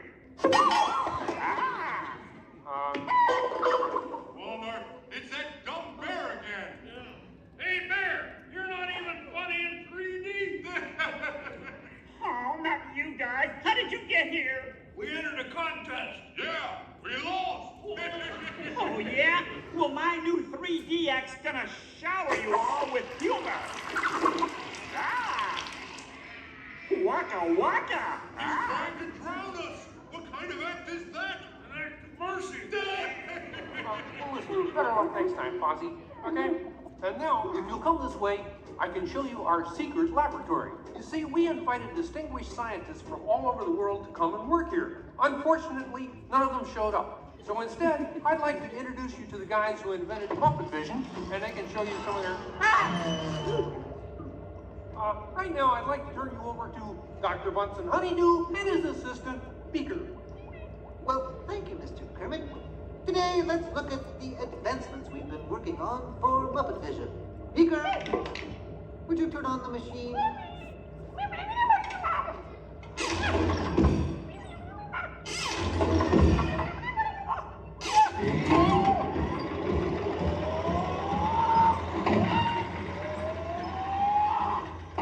at Muppet Labs have been able to grab hold of the future. The wheels of progress turn swiftly here as we strike upon ways to bring science safely to you. This user-friendly machine will now generate the first living 3D effect just by flicking a simple switch. I'm Waldo, the spirit of 3D. Thank you, Right here. Ooh, cute outfit. What's this? Don't you just hate it when your nose runs? You know, all these other people think I'm talking to them, but I'm really just talking to you. Well, I think that would be just about enough of Waldo, Beaker. You may deactivate. What? What are you... Hey, watch it. Oh dear, he won't deactivate. Ladies and gentlemen, there's nothing to worry about, but please keep your heads down. I'm bouncing on people's heads. Beaker, activate the inflatomatic. The what? You... Beaker, hurry. Great. Now I can start my own football team. Beaker, we'll have to try the vacuum Muppet. Yes.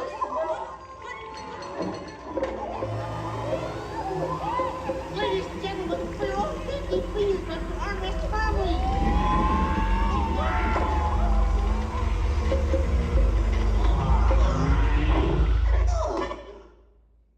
Hey, I'm free! Taxi! All right, now I'm getting out of this place.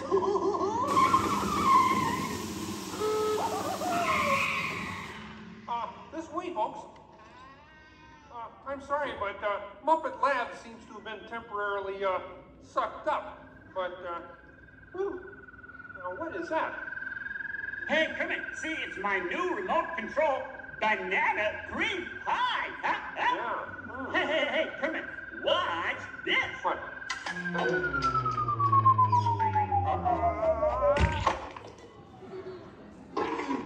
Ozzy, that's terrible. You're right. Needs more sugar. And now, ladies and gentlemen, for the first musical portion of our demonstration, we have Miss Piggy in a wonderful 3D number. That's you, penguins.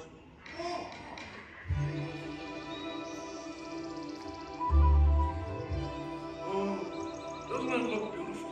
Yeah, too bad they're gonna spoil it with a pig. La la la la la la. Oh, sun shining bright above you. Soft breezes seem to whisper, I love you. Birds singing in the sycamore tree. Dreaming it to me. Oh. Look in my eyes and kiss me. Just hold me tight and tell me you miss me. While I'm alone and blue as can be. Bring a little dream on me.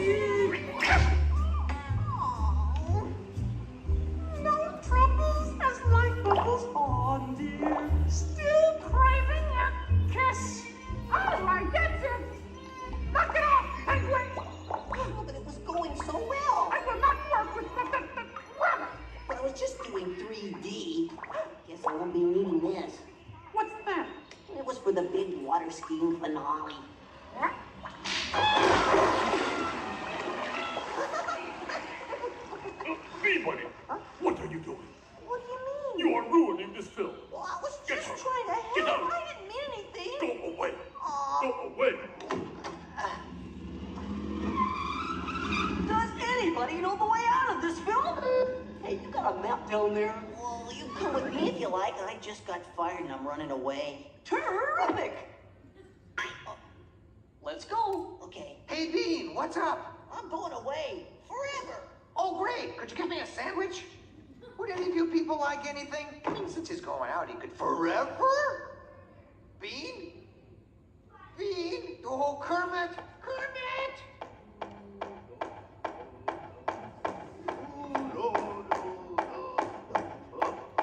Hey, sweeter, that's a great effect. Hey, Fuzzy, Kermit! What is it? Bean Bunny ran away! Oh, no! Yes, our ribbons. We gotta find him. I know! All right, everybody spread out and look for Bean. Right. I'll go this way. Ladies and gentlemen, we'll continue the show in just a moment, but in the meantime, if you see a rabbit, holler. Bean. Bean? Oh, Bean. Bunny! Bunny! Bean! Where are you? Bean? Bean? Bean?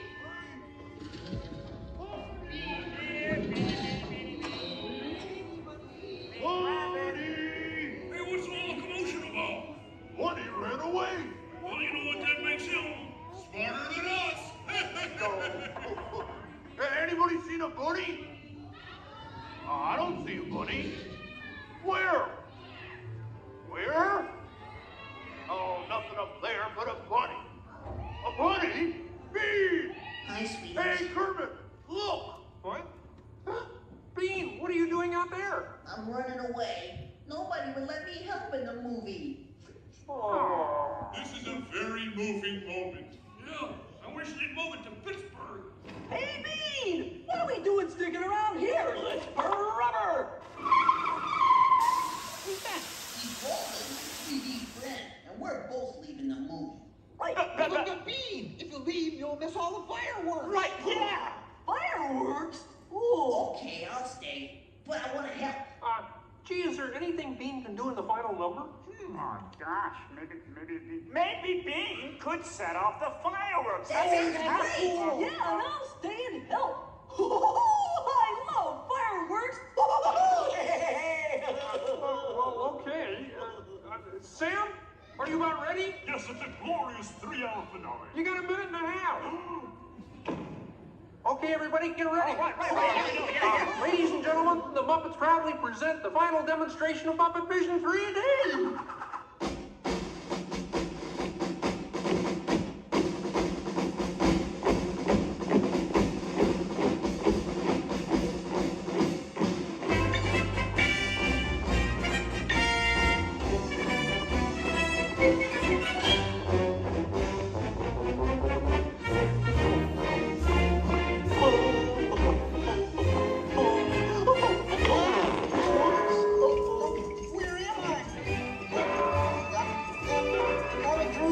What are you doing? Get back into place. On me! Here's the tubing section. Oh boy. Whoa! Is it over yet? Can we start again? Sorry. Bean, the fireworks!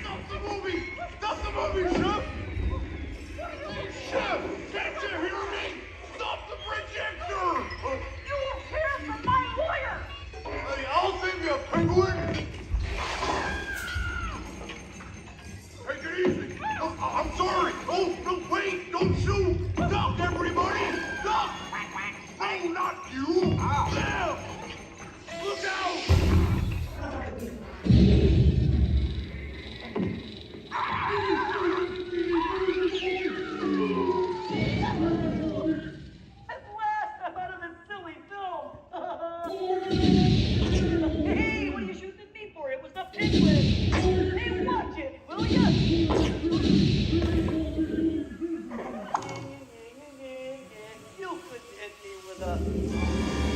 Cannon? Hey, everybody! He's got a cannon!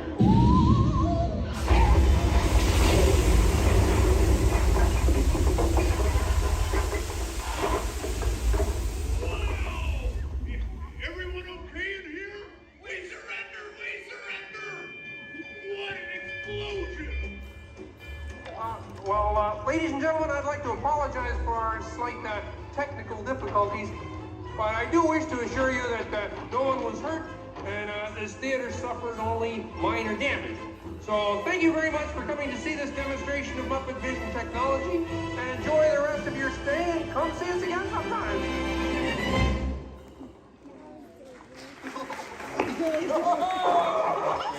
They'll never recognize me now. Forward!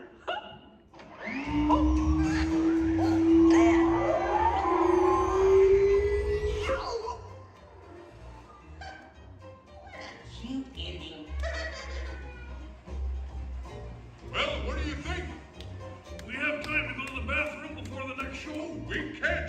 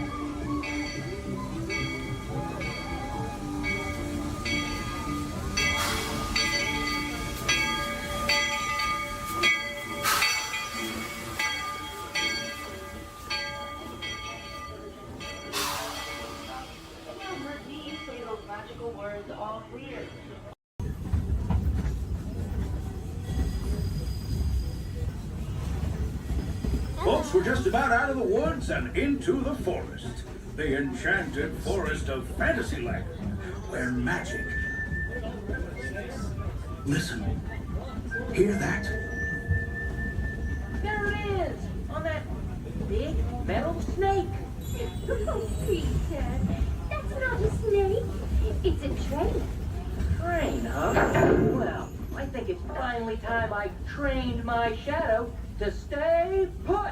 Come here! Hey! Get back here, Shadow! Shadow! Oh, Tinkerbell, we really must find some stronger thread. Told you it's enchanted, and not just the forest. From the tips of castle spires to the sands under the sea, magic and happily ever afters await around every corner in Fantasyland.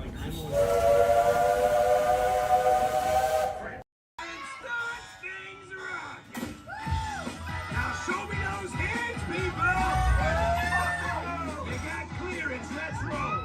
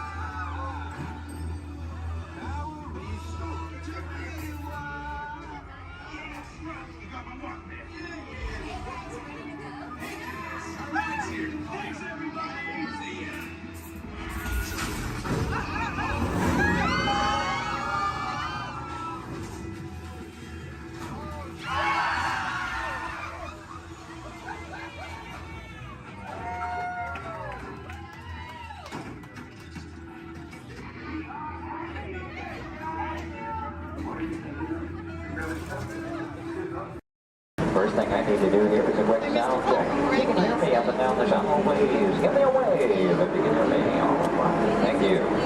It's important that you need to pass along a few safety reminders here. Please be sure hands, arms, and feet remain inside the vehicle at all times this morning. Most importantly, that you remain fully seated throughout the entirety of our tour. And for the courtesy of those around you, we do ask that please be no smoking at any point.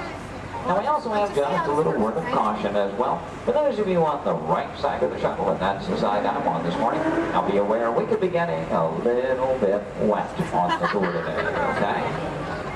However, for those of you on the left side of the shuttle who are smiling about that situation, now realize on the left side, you could get soaked.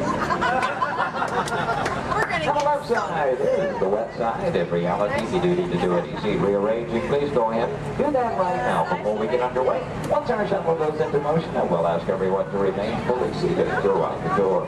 The left side is the wet side. The left I won't side. promise you soak necessarily. However, the best chance to get a little bit wet on this tour is on the left side of the shuttle, so please take that into account. For those of you wanting to get wet today, that'll be your best opportunity. And I'd also like to take the opportunity to welcome you here to Disney's Hollywood Studios, the Florida counterpart of Walt Disney Studios in Burbank, California. My name is Jerry, and I'll be your guide on the tour today. Behind me at the wheel of our vehicles, our driver Ashley, and she'll be steering us behind the scenes of our working production facility. We'll be getting underway here in just a few moments. If you would, please listen to these additional safety announcements. Welcome to the Studio Backlot Tour. For a safe trip, please remain seated with your hands, arms, feet, and legs inside the tram. And be sure to watch your children. Thank you. Bienvenidos. Para que tengan un viaje seguro, permanezcan sentados. con las manos, brazos, pies y piernas dentro del tren. Y vigilen a los niños. Gracias. And with that, we are all clear. Thank you.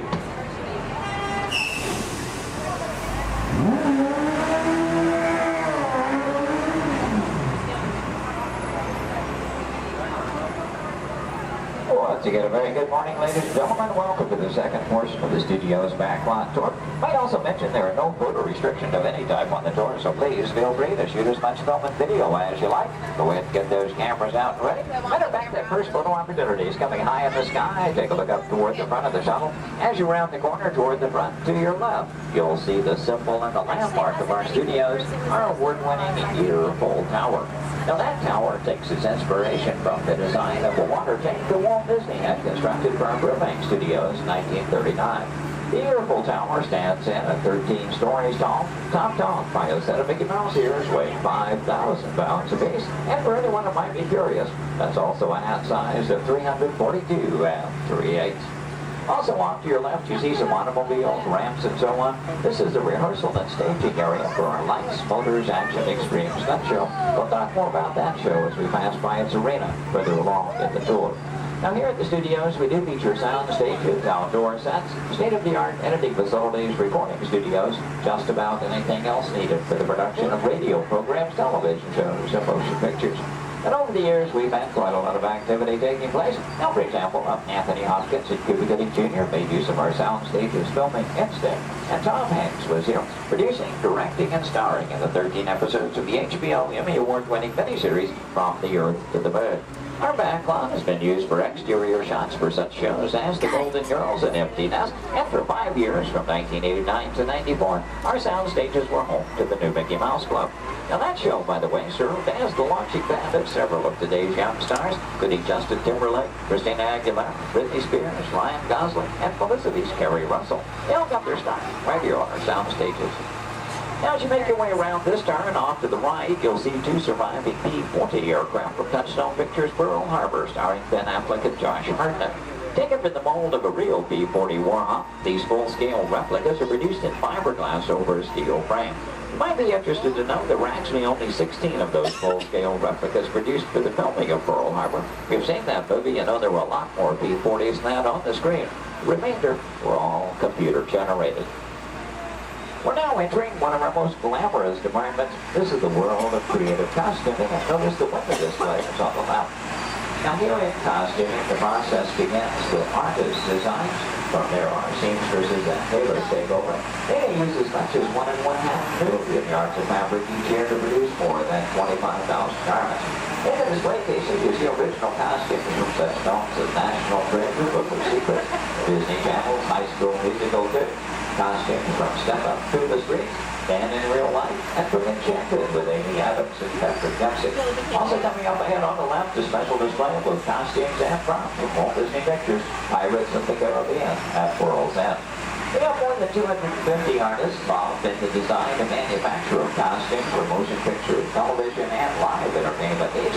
And around the sector here in Florida, we have the largest working wardrobe in the world. Now, when an art director needs to create a specific look for production, they may begin with a props department. Here, scenery designers buy and in some cases build everything they need to create the exotic worlds in which their stories take place. On either side of the shuttle, we're passing through a series of prop storage areas, but also to the left, the final large room we pass by is the scenic shop. Now that's where carpenters construct to maintain the sets to be used on the sound stages or other locations. Over the years, these talented artisans have created sets for such shows as the Rosie O'Donnell Show, Wheel of Fortune, Live with Regis and Kathy Lee, and more recently Live with Regis and Kelly, all when they were here at the studios filming on location. Also off to your left, we pass by two set pieces from Pirates of the Caribbean, Dead Man's Chest. You may recognize those as the bone cages from that film. As you make your way a bit deeper into the backlot, oddly enough, the next area we approach is known as the studio boneyard. Now, most studios have boneyards, simply areas where we can store oversized props such as vehicles, aircraft, anything we may need to reuse or refurbish for another production. The large steamroller, for example, appeared in the film Who Framed Roger Rabbit, starring Bob Hoskins and Christopher Lloyd. We also passed by a Venetian gondola here from the film Casanova with Heath Ledger and Sienna Miller.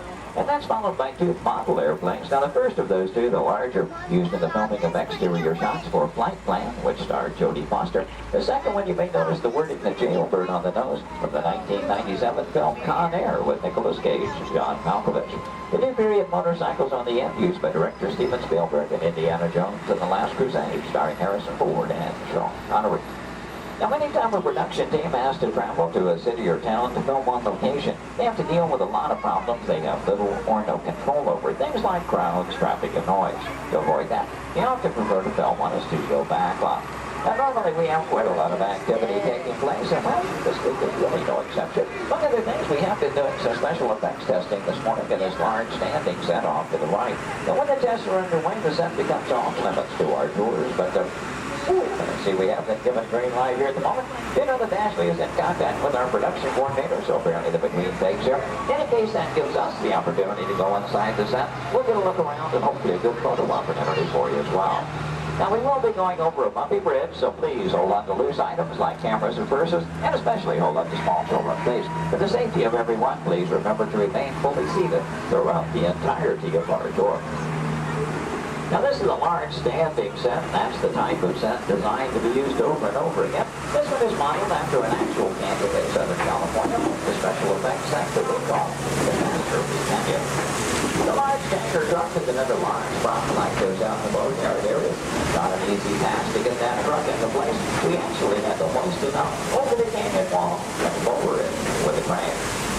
You know, one of the reasons that production teams like to film on a backlot is because of the things they can recreate and that even includes the weather. As a matter of fact, one of the effects they were testing earlier today was a rain effect. And, I wonder, anybody still upstairs? You might run the canyon's rain effect for us? We would appreciate that. Now, why might we need such an effect? Well, let's say that our script calls for a real downpour and it happens to be a nice, bright, sunshiny day. Time is money in the movie-making industry, and camera crews can't just wait around for Mother Nature. When it starts to cameras to roll, that has to be what it's called. Well, thank you very much. We appreciate that. Now, this effect is being created by some high-pressure water shots over it, just out of the camera rain.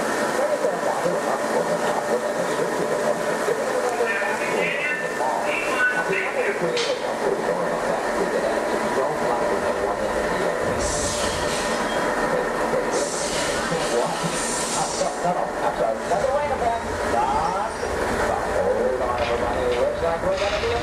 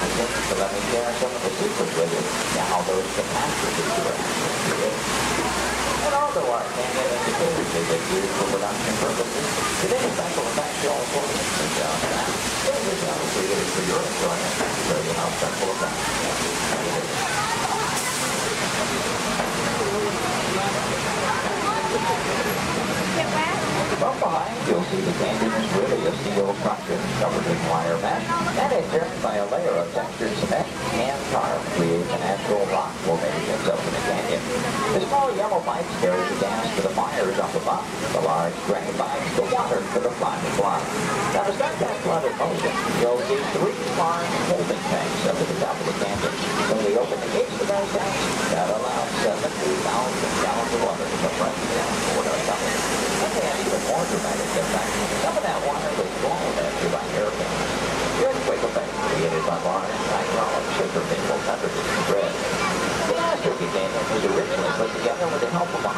special effects team. So that what seemed to be an out-of-control disaster was really a very safe, computerized sequence of events. The entire sequence can reset in just 3.5 minutes. During that amount of time, the 70,000 gallons of water gets recycled to begin our show all over again. Now, as you make your way out from Mayan Canyon, take a look ahead and off to the right. You'll see a special aircraft to us here and a bit of Disney history as well. This one is not a prop, it was an actual aircraft, known in airports throughout the country simply as the 234 Mickey Mouse.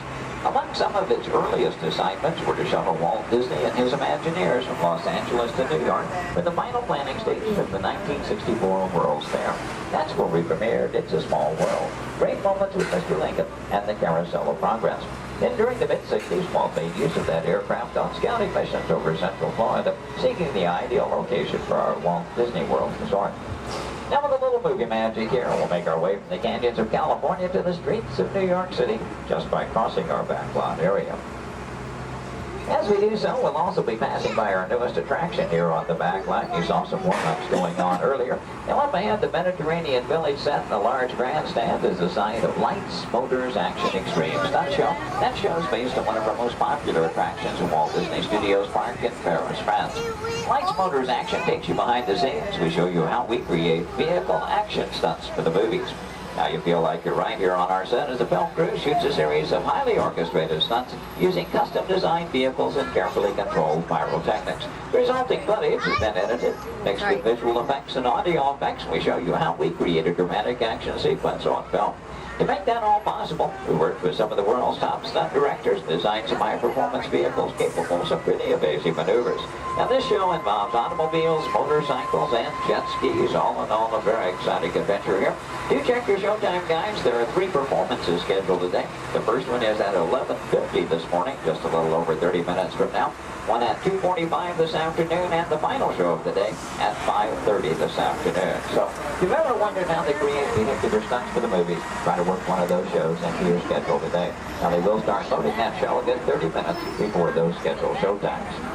Off to the left, we'll pass by another series of props. Miniature cattle cars, small jeep, both unique props from the filming of Mighty Joe Young. The Acme Waste Disposal truck from the live-action version of 101 Dalmatians, and the large silver space pod from the 1986 Disney film, Flight of the Navigator. Star Wars fans may recognize the sand skip from Return of the Jedi. The bright yellow submersible and mini helicopter both appeared in the Life Aquatic with Steve Zissou, which starred Bill Murray. This version of the Love Bug is Demolition Derby Herbie, currently appearing in Herbie Fully Loaded. And at the end of the grouping of vehicles, the large red space pod made its appearance in The Hitchhiker's Guide to the Galaxy. Now, from the opposite side, you may notice that we're still circling around our Lights, Motors action set. It does, in fact, take up about 8 acres here on our backlot, premiered here on May 5th, 2005. Might also notice it looks very different from this side. From the opposite view, you were seeing all of the detailing of that Mediterranean village. And that, of course, was the audience or the camera's point of view. From this side, simply the steel structures that keep our backlot standing. We're only going to build what that camera needs to see. I might also take the opportunity here to mention our Fantasmic show tonight. That's our nighttime spectacular here at the studios. Fantasmic will be presented twice tonight. That will be at 9 p.m. and again at 10:30 p.m. this evening. Now, Fantasmic is an excellent and a very popular show, also a limited capacity show. So I do recommend, especially for that 9 o'clock show, want to be there a good 45 minutes to an hour prior to showtime, proceeding in the amphitheater area. Once it fills up, it's all the folks who can see the show for any given performance. And as you make your way on around the turn, off to the right, see the entrance to Lights, Motors Action. Looks like they're beginning to preload for that 11:50 show at the present time. You can work that one in your schedule. That'll be the easiest show to get into here today. And as you make your way on around the turn, take a look down the street. Get a view of our very own New York skyline right here in Central Florida. And this illusion is created by an old movie trick known as forced perspective.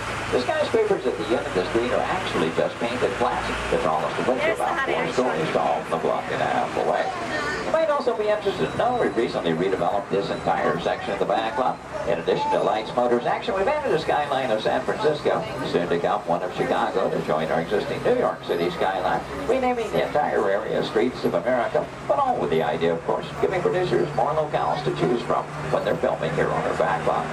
Now this also signals we are coming to the end of our tour today, so please take a moment, check around, be sure you have all your personal belongings gathered up. As you exit the shuttle today, you'll take a stroll through the American Film Institute showcase. There you'll see a themed exhibit titled Villains, movie characters you love to hate.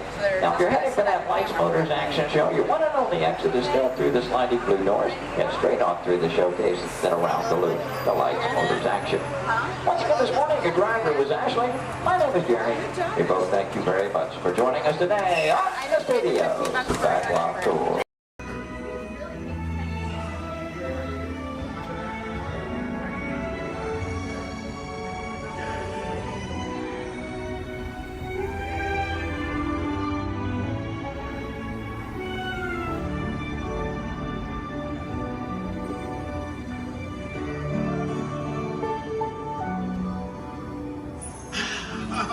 Voilà, venez, venez, venez, suivez-moi, je vous prie.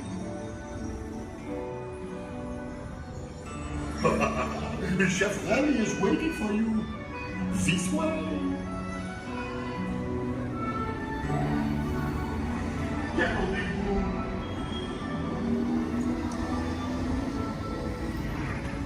Oh, misérable. Les invités pour le dîner. Here. Hein? Vous le revoyez, Concovin? Non. C'est tout humble? Tout simple. What? Mais oui, that's it!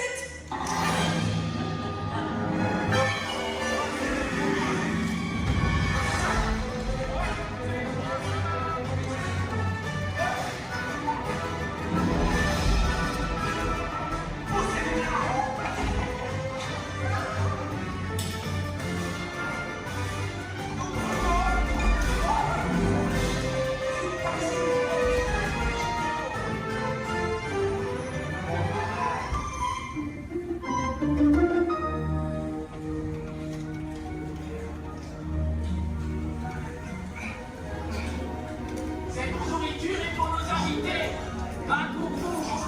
Hey guys, the food is for them, not you.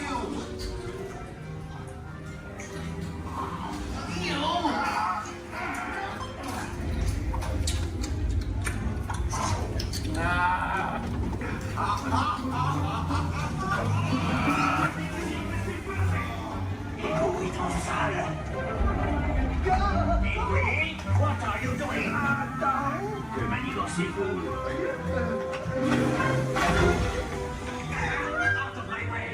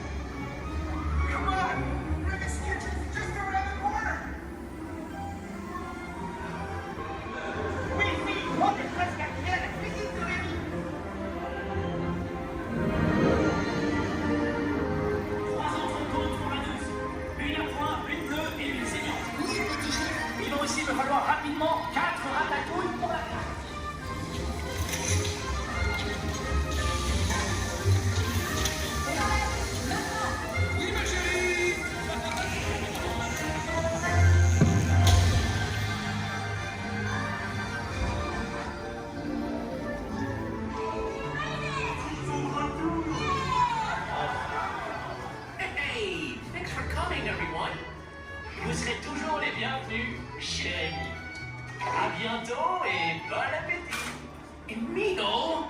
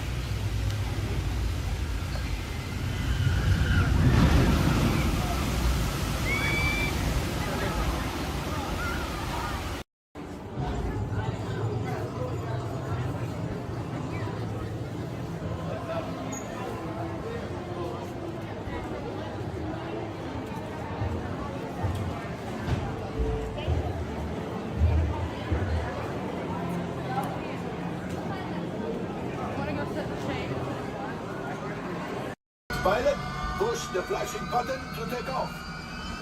Pilot on the left. Move your stick to fly right and left. Pilot on the right. Pull back on the stick to fly up. And push forward to fly down. Oh, that's it. Chewie. Sorry. Okay, I got it. Online. Sorry. Pilot. Hit the booster. Let's go get that flight out. Pilot, make the drop to light speed.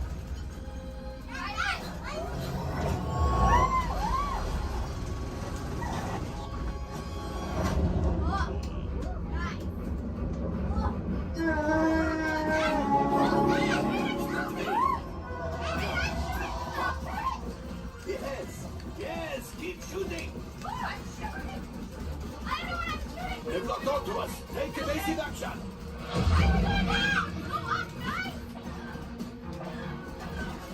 Gunners, we need to defend ourselves. Open fire. Gunners, blast away. Blast. Ah, there it is. After that train.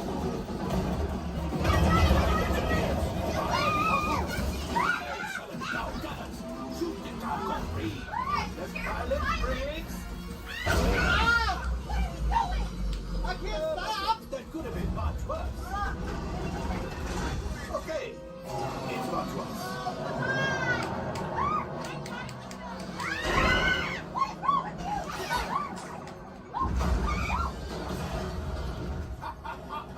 Yes, you got one. Excellent, my friends. Now power up the ship. Well, gravity axial.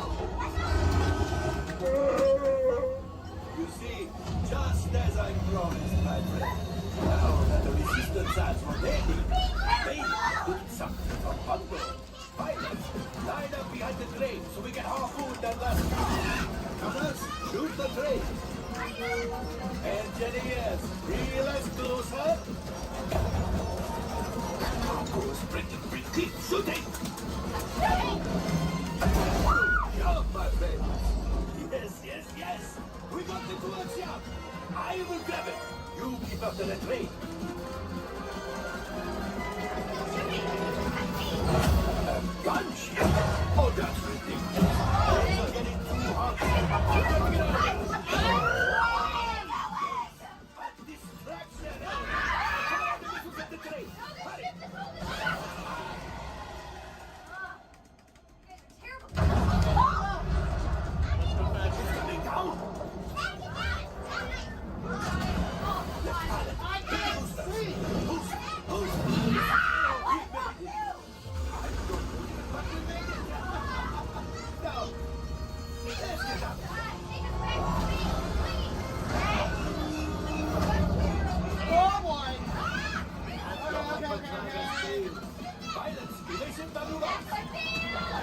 We've got company. Who is right? We need them back by fighting the resistance. Only 3 left. He's the last. Watch out!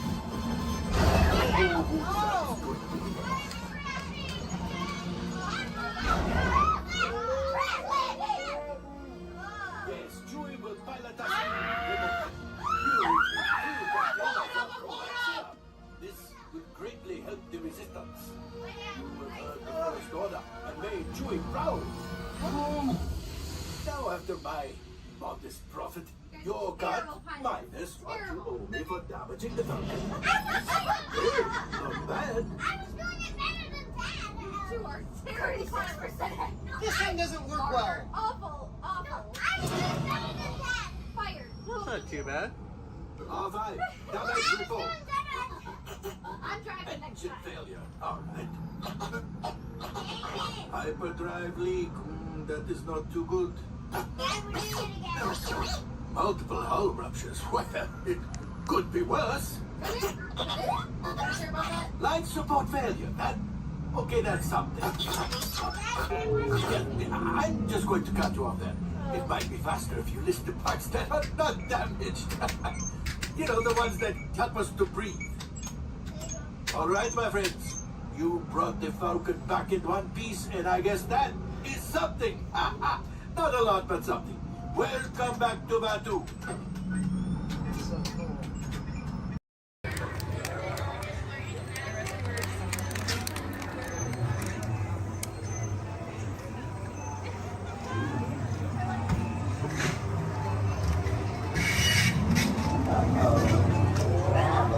We've got some unauthorized people entering the base. Wait, they got ET. They're getting away. Unit 3, cut them off.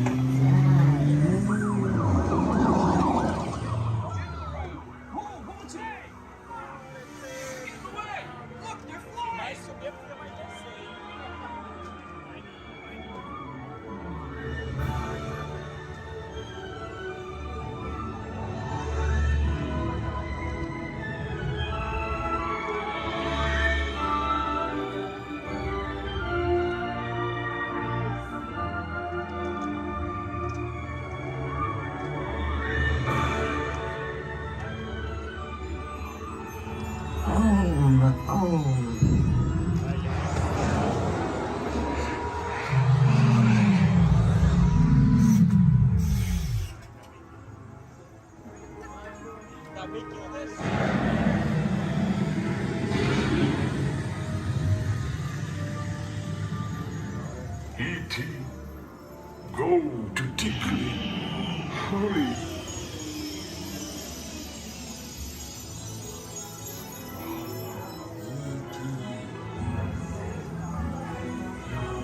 Tickly.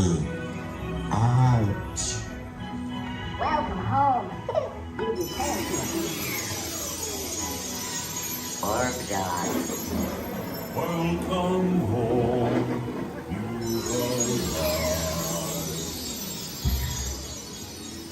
Mad dog. You have saved our planet. Come, celebrate with us.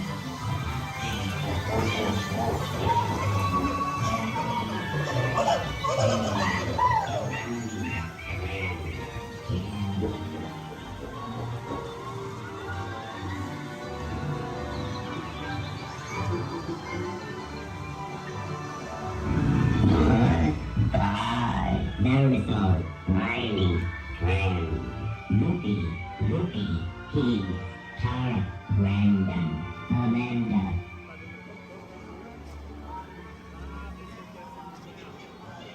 Attention, please remain seated, keeping your hands and feet inside the ride vehicle.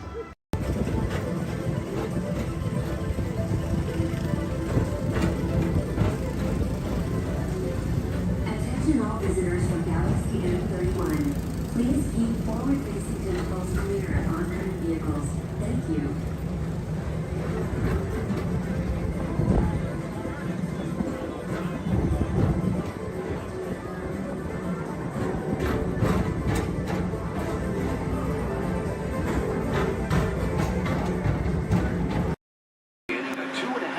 Journey to downtown Disney Station and back. For a safe trip, remain seated, keeping your hands, arms, feet, and legs inside the cabin. Be sure to watch your children, and no smoking, please. The Bienvenidos. Para su seguridad, permanezca sentado y mantenga las manos, brazos, pies y piernas dentro del tren y cuide a los niños. Por favor, se ruega no fumar. You're riding aboard a Mark 7 monorail, the latest generation of Disneyland monorails. When Walt Disney introduced this attraction in 1939, it was the first daily operating monorail system in the Western Hemisphere.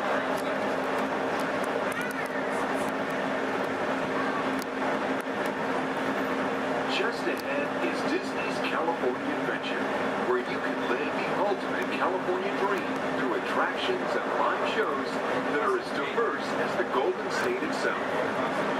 The Towering Hotel is home to the Twilight Zone Tower of Terror, where you can literally take a thrilling drop into Hollywood history. The bear-shaped rock formation is part of the Grizzly Peak Recreation Area, a haven for outdoor adventures. Beyond it, you'll find the high-energy fun of Paradise Pier. Coming into view on the left are the villas at Disney's Grand California Hotel and Spa. It's the first Disney Vacation Club resort on the West Coast and shares the same arts and crafts style as the famous hotel, which we are now entering.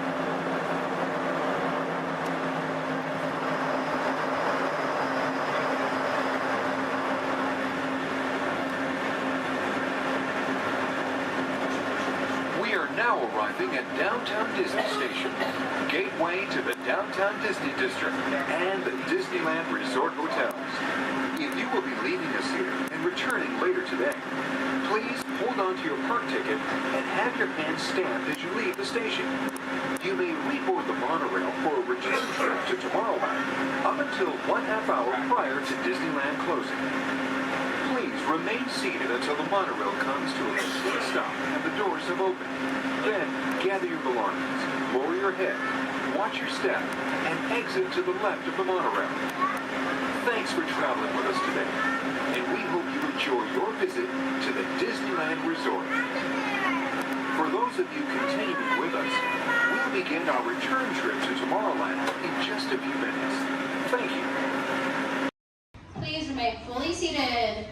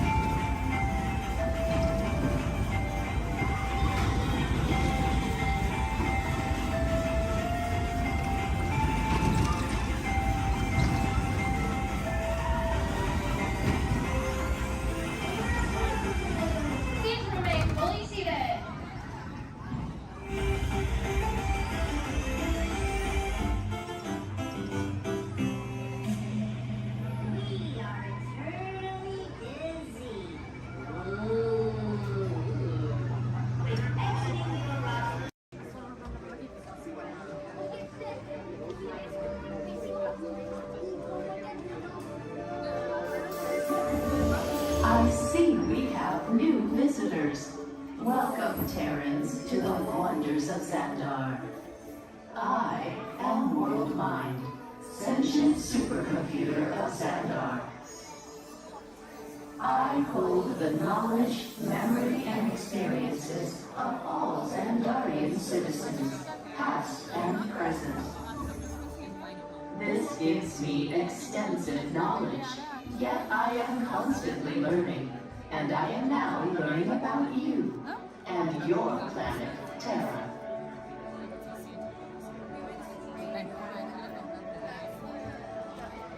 Much of my knowledge of your world came from your great scholar, Peter Quill. However, many of his facts have yet to be confirmed, such as the incredible importance of a legend called Footloose. Through my fellow Xandarians working here at the Wonders of Xandar, I am discovering more about you Terrans. Such as your fascination with eating the turkey leg. Why only the leg? What about the rest of this creature? We are eager to learn the answers to these questions and so much more about your world. In return, we Xandarians hope to share with you more about ours.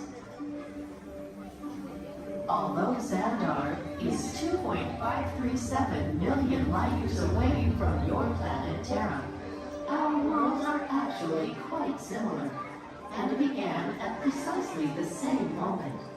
We refer to this as time zero, before the existence of anything. Our worlds were born of a single point of matter and energy that lasted outward in what you Terrans refer to as the Big Bang. And from nothing came the beginning of everything. Incredibly hot and extraordinarily powerful, this explosion filled the cosmos with a cloud of rapidly moving particles. Over the next 100 million years, space continued to expand, and the particles cooled and slowed. As they coalesced into huge swirling clouds, gravity pulled them into larger, denser clusters. At the heart of these clusters, the temperature rose, and the particles were compressed so tightly they fused, releasing enormous amounts of heat and light. This is how the very first stars in our shared universe were born.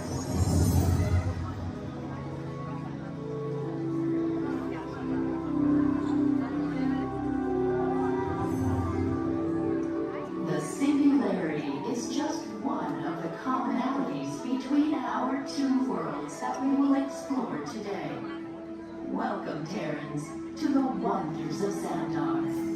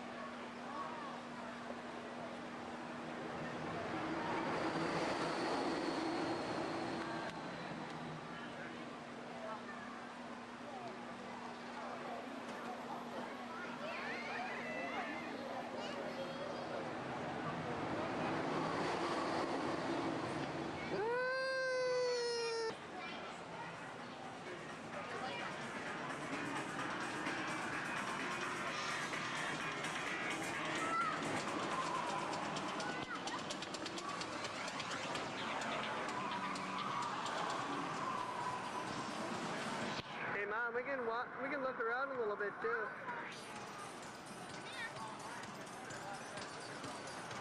One ahead. Stick around.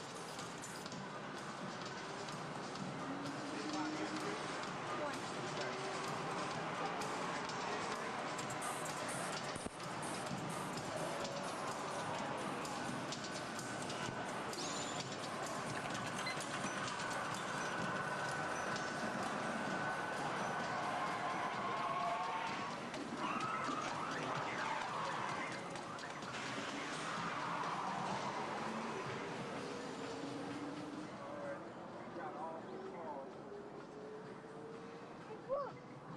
Look! Look at that car! Look at that car. Come on. And look at this car.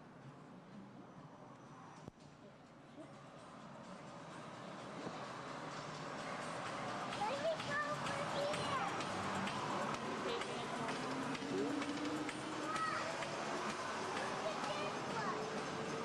Look at that!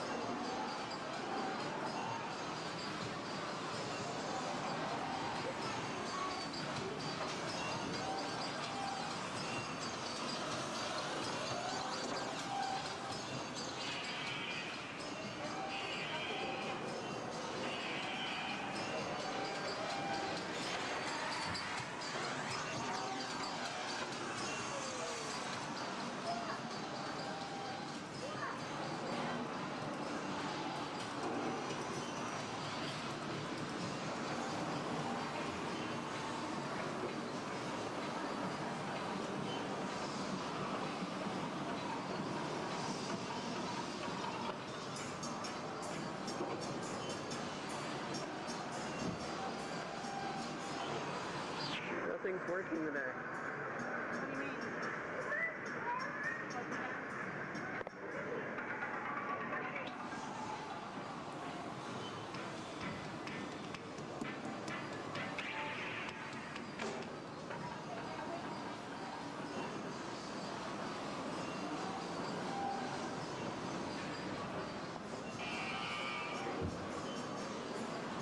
Mom.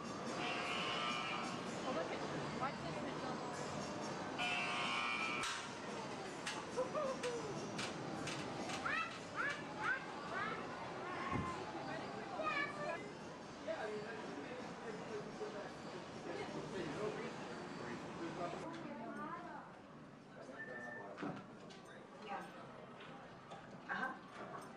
Oh, yeah, I see that one. Oh, okay. Hold on. 1 second.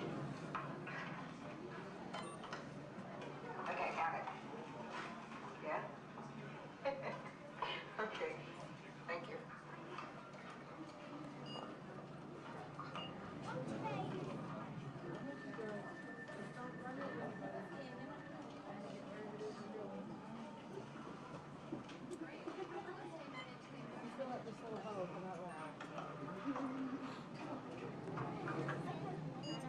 Bill. Yeah. The next group's ready. Oh. Thanks. Hi, everybody. Welcome to the test track. My name is Bill McKim. I'm up here in the control center. In just a couple of minutes, you're going to be out there on that track. But first, let's put together your test schedule. These are the same kinds of tests that are run at GM test facilities all over the world. Let's put up the 26 8th grade. You got it. Okay, we're going to start you off on an accelerated hill climb. Now, these steep grades give us a chance to evaluate the effects of heat and stress on your engine and on the transmission. Twisted or blocks? Let's put up the blocks, German and Belgian. Next, your vehicle is going to go over a variety of rough road surfaces. These are designed to test the integrity of the suspension and the chassis. It's going to get a bit bumpy. Yeah.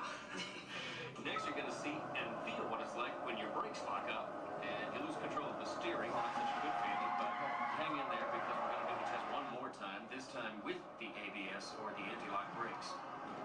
Okay. All right. What's next? Let's do some environmental tests. Put up a 2, 5, and 7. 7. Yeah, 7. Okay. After that, we're going to subject your vehicle to some extremes in temperature, as well as corrosive conditions, to see how it handles nature's worst. And finally, we'll take you out for some handling runs. Off-road recording. Let's do the I'm going to send you through some hairpin turns, and then we'll take you out and do the high-speed loops. And depending on how your vehicle and you hold up, we'll even throw a few surprise tests in there. Surprise test? Yeah. Pick one. Jack? Now, if this whole routine seems a bit extreme, you're absolutely right. That's what a test track is all about. The cars you drive at home are made up of over 15,000 different parts, and every one of them has to pass the test under very extreme conditions before we ever let it off that test track and out onto the road. Now, as you can imagine, safety is a big concern of ours, so we're going to insist that you buckle up your safety belt securely. You'll be glad you did. Oh, we're ready. Oh, great. Well, Sherry says we're ready, so we'll see you out there on the test track. So please make sure your safety belts are securely fastened, as they always should be in your vehicle. We're clear for dispatch. Okay, let's move them up to the test area.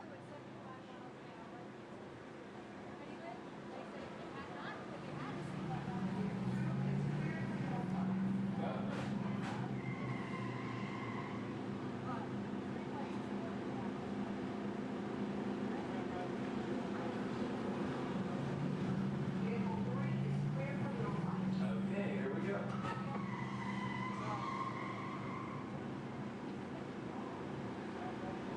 Mitchell? Vehicle 4 is clear for hill climb. Okay, here we go.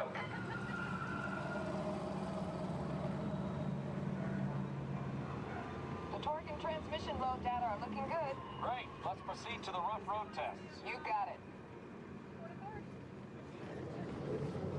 It's like your car.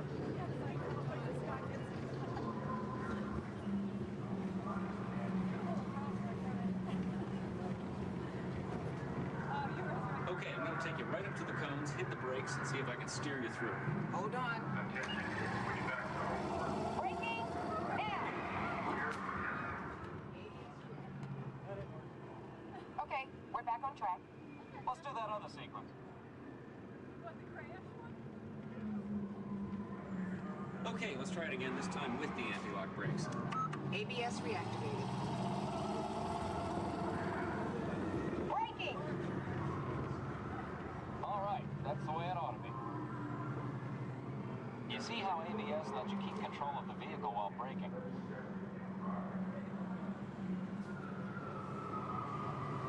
Let's demonstrate some extreme test conditions. Okay.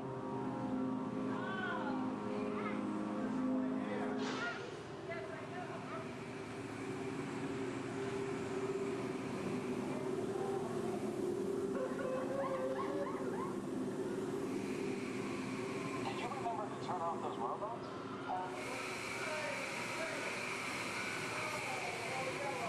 Clear for track course A. All right, let's pick up the pace. Increasing speed.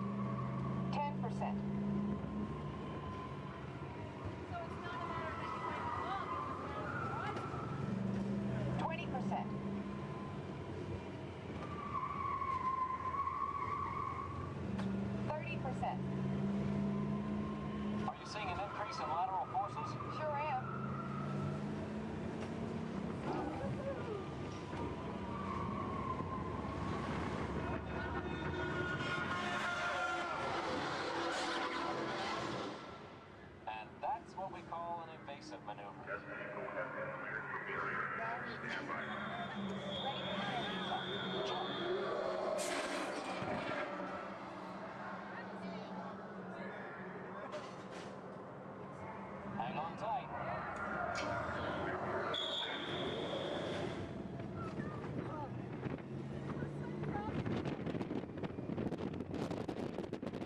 Increase speed for the loop. Accelerate.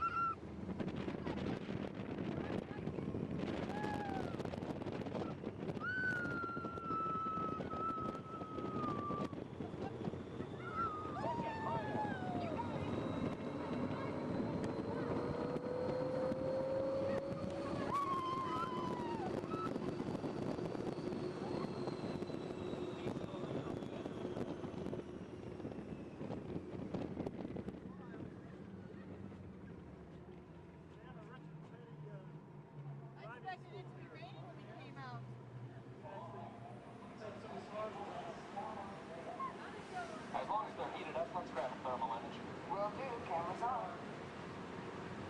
Looks like all components are well within test parameters. Well, all right. That completes our test schedule. Let's download the data.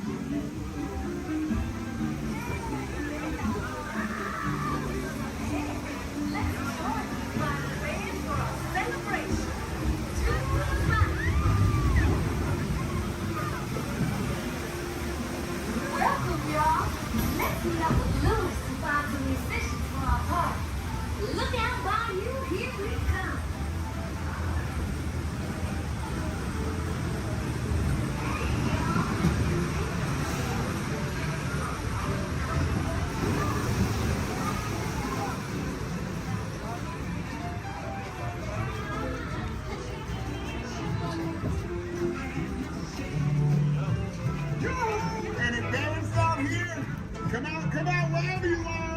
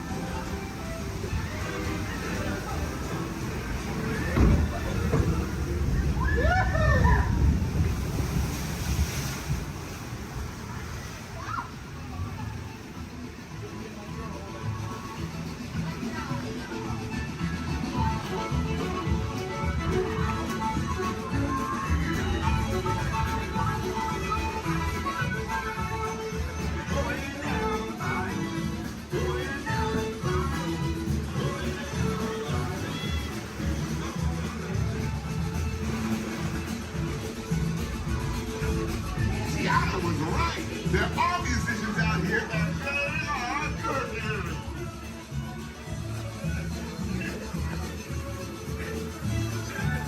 See, I know what you do. It started over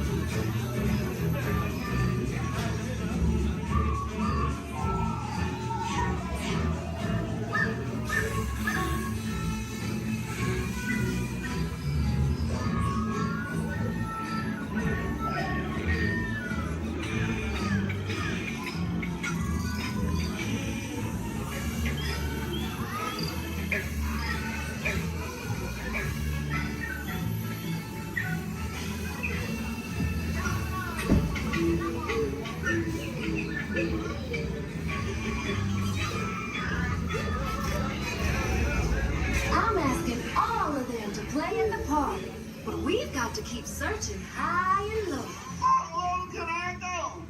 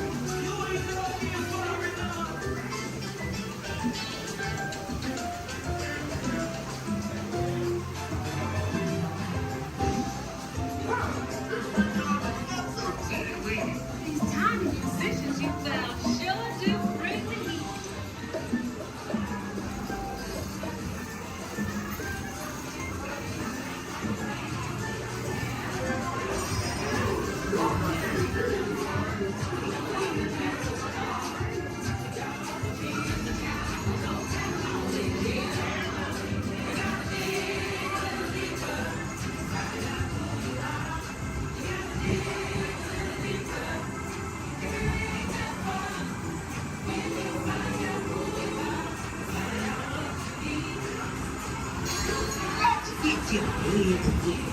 All the bigger you are, the bigger the smash, nigga.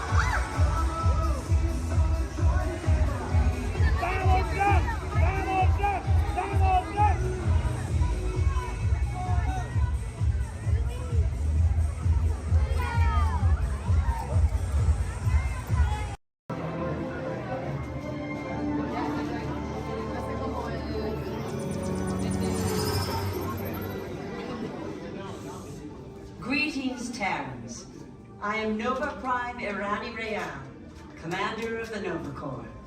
On behalf of all Xandarians, I hope you have enjoyed exploring the wonders of Xandar. As you have seen, your world and ours were born of the same moment, one which you refer to as the Big Bang.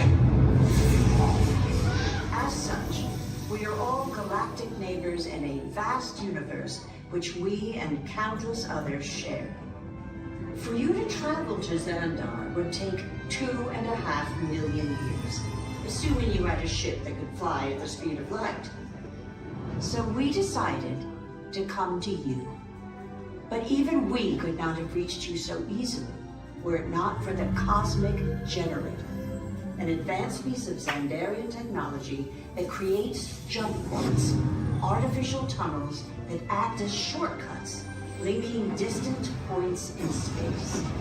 It is our desire to share this wondrous technology with your people so that together we might explore new worlds and create a brighter tomorrow. And now, as the culmination of the wonders of Xandar, you will be teleported to a Nova ship above your planet for a demonstration of the Cosmic Generator. I trust you will find it an unforgettable experience.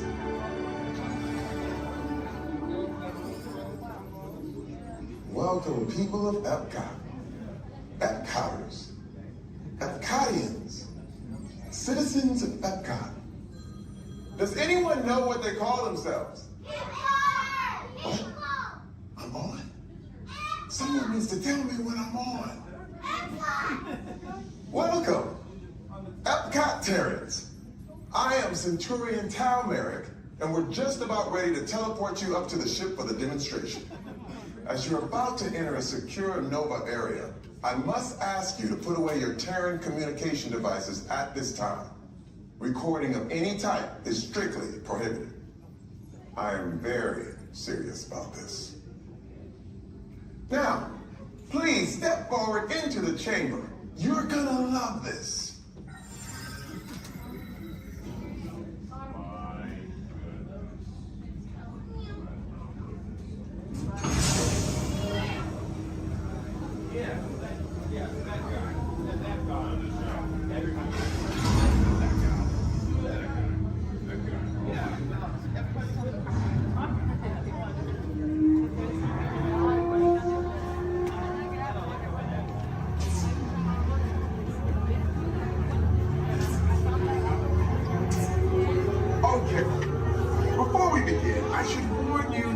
Never teleported Terrans before, but since your molecular structure is very similar to Xandarians, it should work. It'll work. So long as you are standing inside the lighted ring. You do not want to know what happened last time someone did not stand where I told them to, okay? Please make sure you're all the way inside that lighted ring on the floor. We must teleport you till you're all the way inside that lighted ring.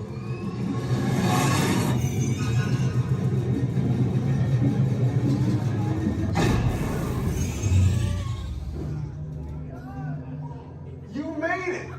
I mean, of course you did. Nova Prime, they're ready. Excellent. What you see before you is the Cosmic Generator. And in just a few moments, we'll be activating it so you can experience for yourself what's happening. I'm not sure.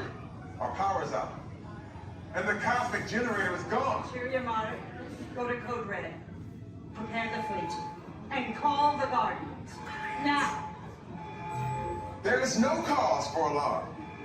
Turn off that alarm. I've got an important transmission coming in. Hey, what's up, Nova Corps? Our Cosmic Generator has been stolen. What? How? Why didn't we think of that? That thing's gotta be worth a fortune. I am Groot. Good question. Yeah, but who do you think took it? Perhaps that really big man outside your ship. Oh, that is a big man. I need to alert Nova Prime. I have been watching Terrans for eons. That's not creepy at all. This species has failed. Wait, whoa. We didn't even know there was a test. He's got the Cosmic Generator. He's creating a new jump point. Jump point to where?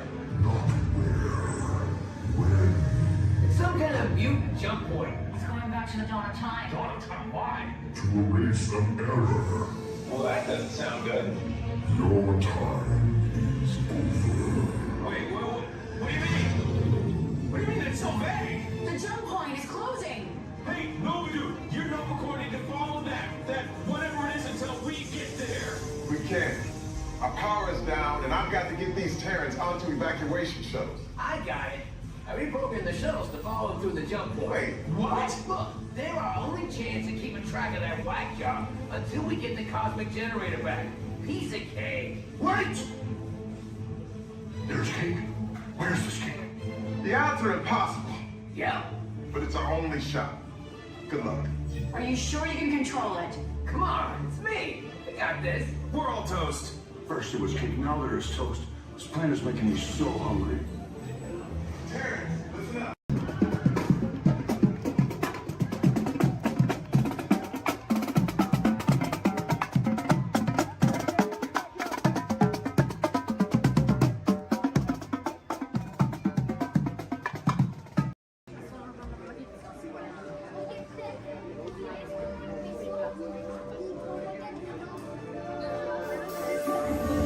I see we have new visitors. Welcome, Terrans, to the wonders of Xandar. I am World Mind, sentient supercomputer of Xandar. I hold the knowledge, memory, and experiences of all Xandarian citizens, past and present. This gives me extensive knowledge, yet I am constantly learning, and I am now learning about you and your planet, Terra.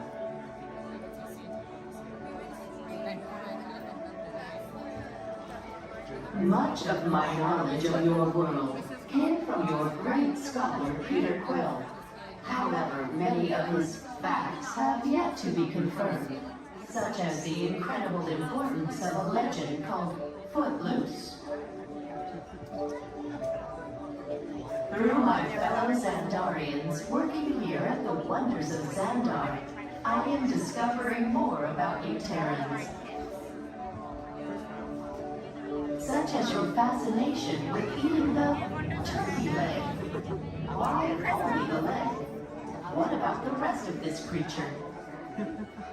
We are eager to learn the answers to these questions and so much more about your world. In return, we Xandarians hope to share with you more about ours. Although Xandar is 2.537 million light years away from your planet Terra, our worlds are actually quite similar, and began at precisely the same moment. We refer to this as Time Zero, before the existence of anything. Our worlds were born of a single point of matter and energy that blasted outward in what you Terrans refer to as the Big Bang. And from nothing came the beginning of everything.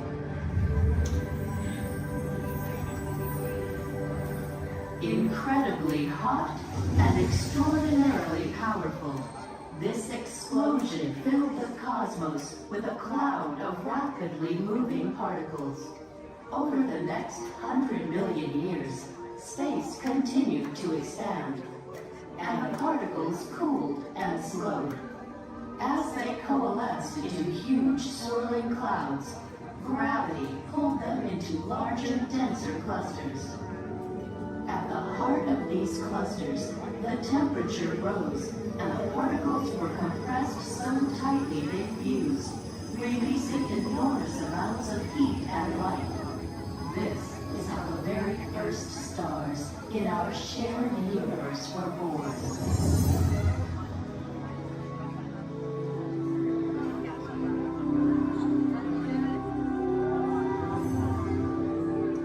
The singularity is just one of the commonalities between our two worlds that we will explore today. Welcome, Terrans, to the wonders of Xandar.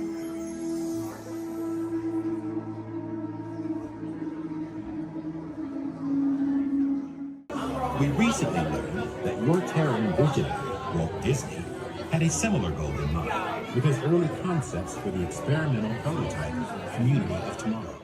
Years now, Peter Quill. What do you have to say about this? You know, I guess, I mean, it was really a group effort to execute my plan. Thank you, Mark. The Great Lady, I would love to hear more about how Terra was chosen for this Wonders of Xandar tour. Well, that was really my idea. And Epcot, too, because I love that place. It's awesome. I went there as a kid, and I cannot wait to get to go back and ride. I forgot his name. Also want to see the energy, dinosaurs, and of course, hear the veggie fruit. It's the best. Okay, well, I'm sure it will be wonderful for you to relive all of those memories again. That's us. And it's thanks to Wonders that Xandar is reaching out to other cultures across the galaxy.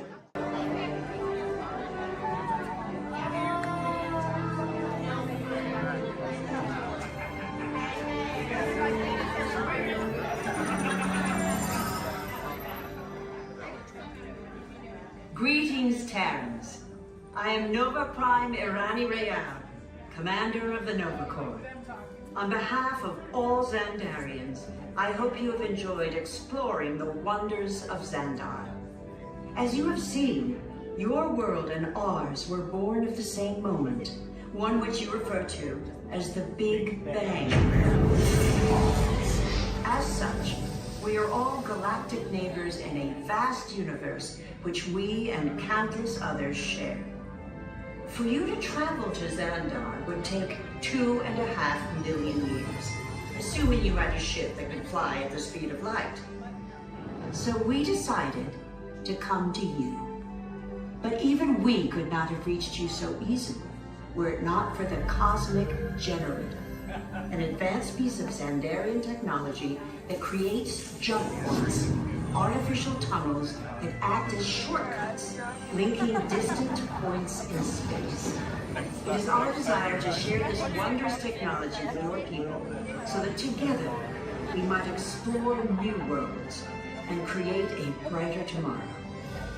And now, as the culmination of the wonders of Xandar, you will be teleported to a Nova ship above your planet for a demonstration of the Cosmic Generator. I trust you will find it an unforgettable experience.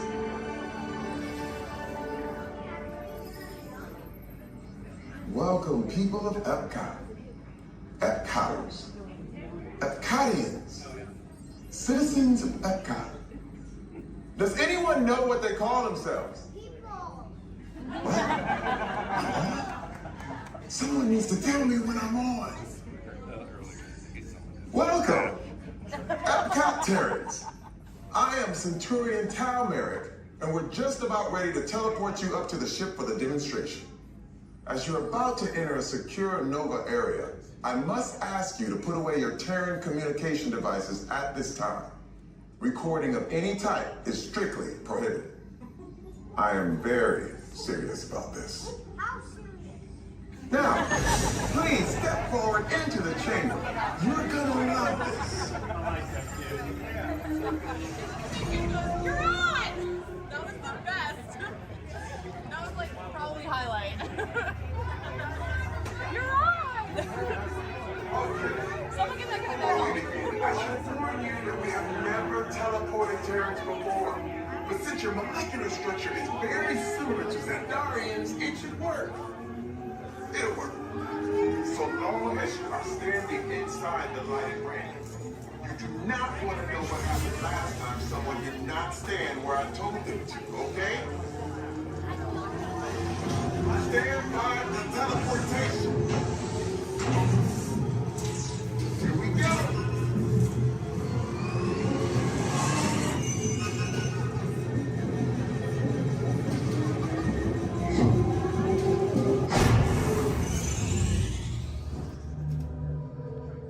You made it. I mean, of course you did. Nova Prime, they're ready. Excellent. What you see before you is the cosmic generator. And in just a few moments, we'll be activating it so you can experience for yourself what's happening. I'm not sure. Our power's out. And the cosmic generator is gone. Interior Mod, go to Code Red. Prepare the fleet. And call the Guardians. Now. There is no cause for alarm. Turn off that alarm. I've got an important transmission coming in. Hey, what's up, Nova Corps? Our cosmic generator has been stolen. What? How? Why didn't we think of that? That thing's gotta be worth a fortune. I am Groot. Good question. Yeah, who do you think took it? Perhaps that really big man outside your ship. Oh, that is a big man. I need to alert Nova Prime. I've been watching Terrans for eons. That's not creepy at all. This species has failed. Wait, whoa, we didn't even know there was a test. He's got the cosmic generator.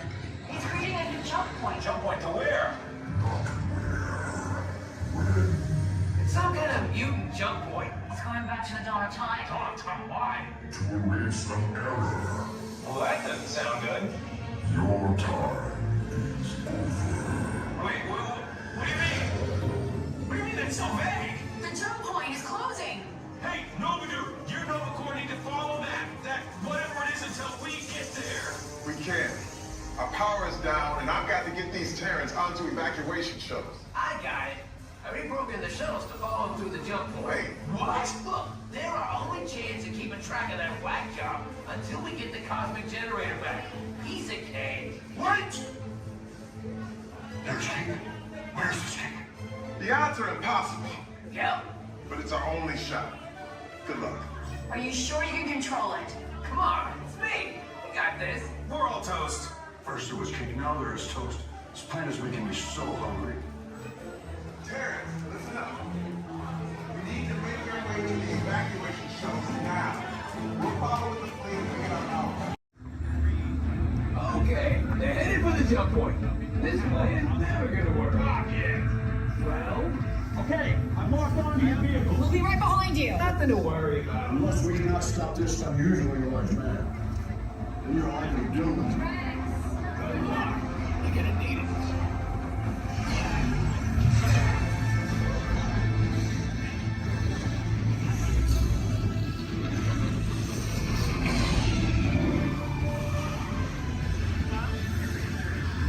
Useless to follow me.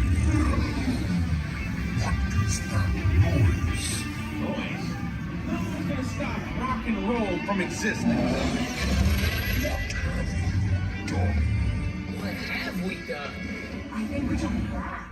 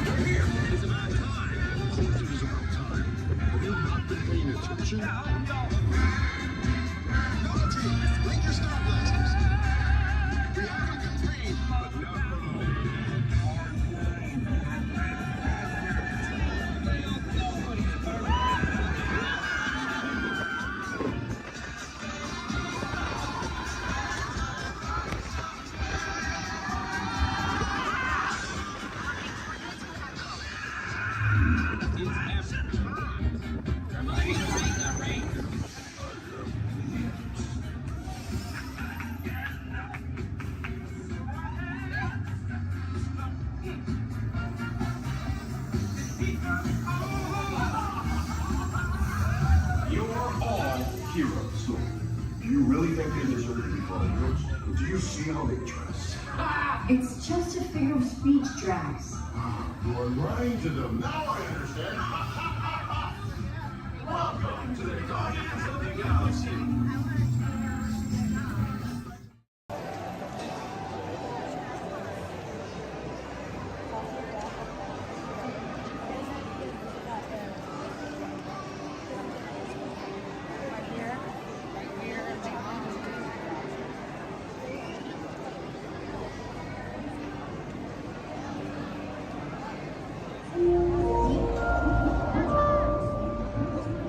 Attention marine life explorers.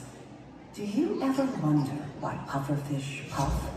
It's a special adaptation that keeps them safe from predators. Thanks to elastic-like skin that stretches easily, puffers inflate their stomach when they're scared or threatened. And some are even covered in spines that ward off danger.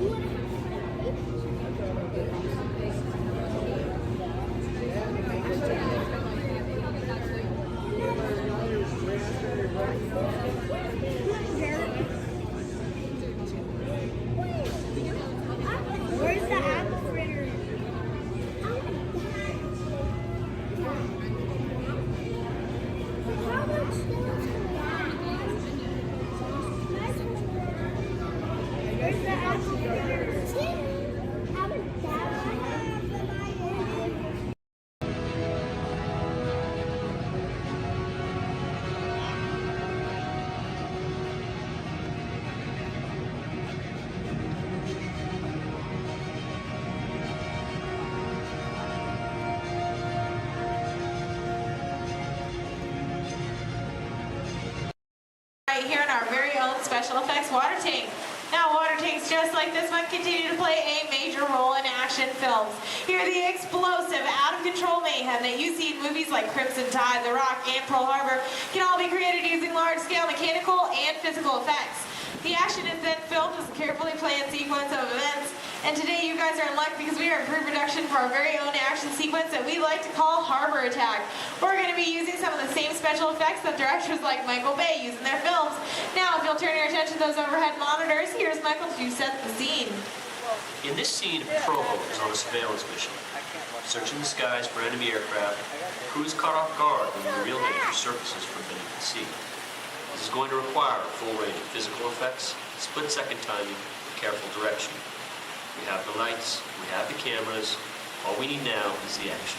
And if anybody knows about serious action, it's certainly Michael Bay. Some of the effects that we'll be using in this scene include water cannons, which have been pressurized up to 100 pounds per square inch. We also have bullet hits, which have to be carefully timed and programmed to match the sequence of the visuals as well as the pattern of our sound effects.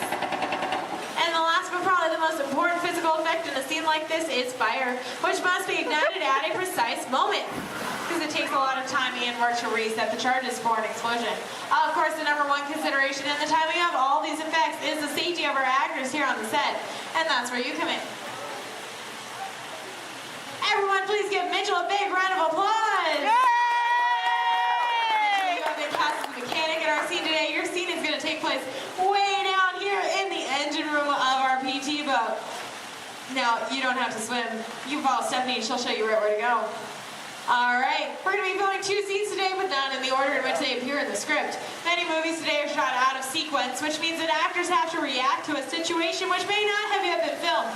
This can be difficult, so it's up to the director to provide the motivation for the scene. All right, Mitchell, here's the setup. The phone next to you is going to buzz as 800 gallons of water are going to dump out of those tanks, fly down that chute, and slam into you like a freight train. Are you feeling motivated to hang on? Good. It's actually 1,000 gallons of water, but we find there's a fine line between motivation and fear. All right, roll, playback, and action. Pick up the phone and talk to your captain. Let him know you've just lost your engine. Keep talking. Keep talking.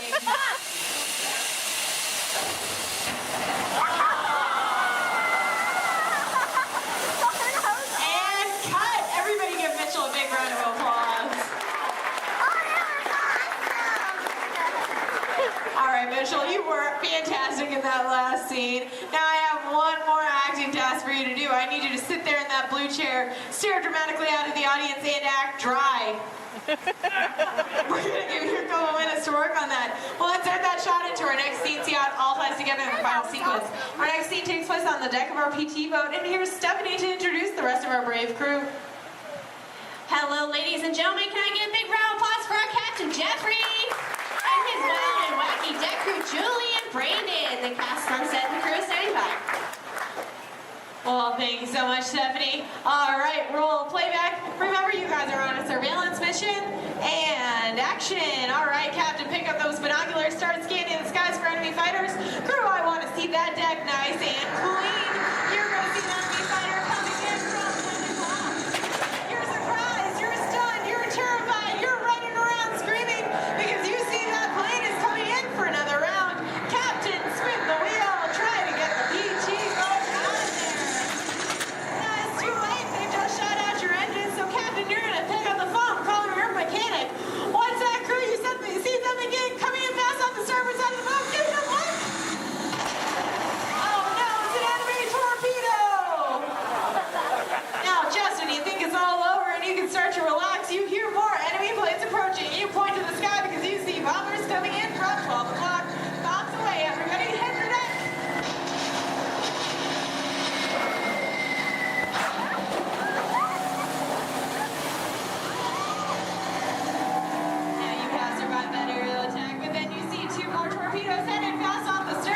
Lucky for you, they pass right underneath the boat, but unfortunately that means they're headed straight for our audience. Point to the audience and yell, look out!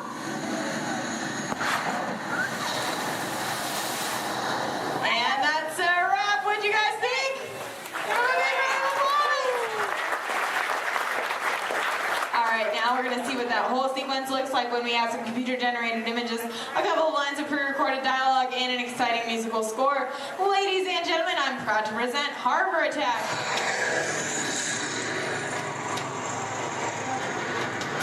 It's not one of ours.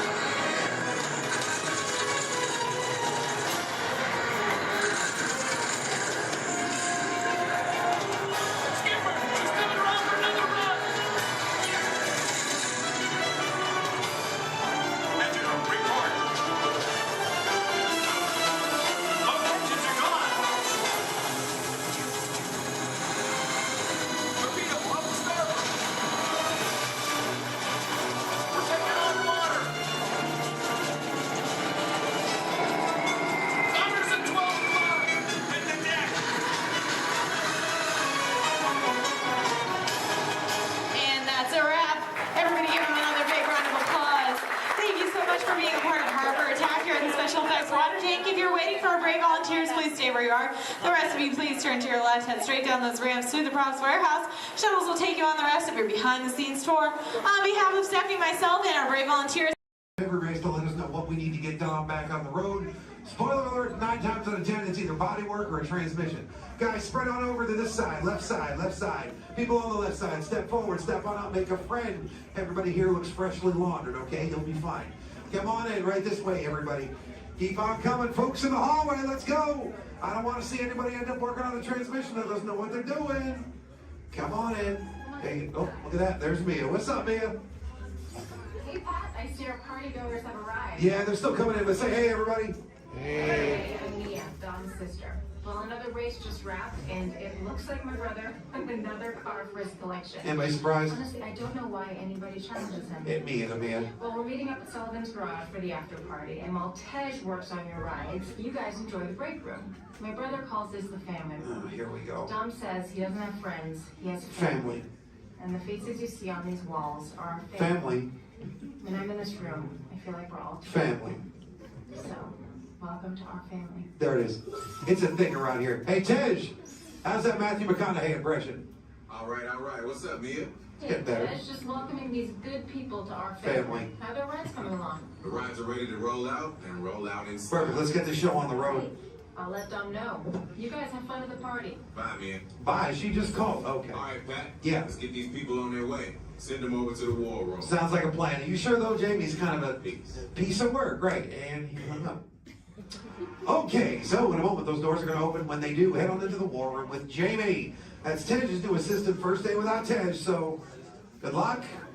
Be nice. Don't touch nothing. Hang on.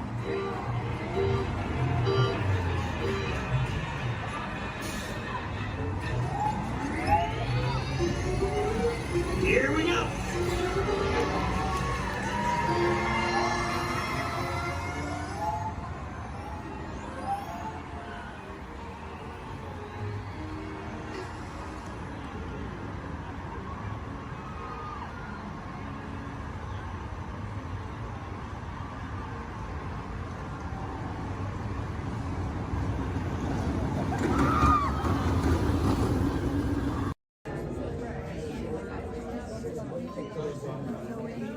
Hello, and welcome to Storage.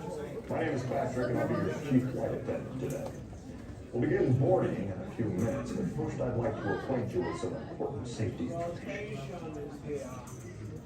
When the doors to your flight open, please take a seat and store all carry-on items in the underseat compartment.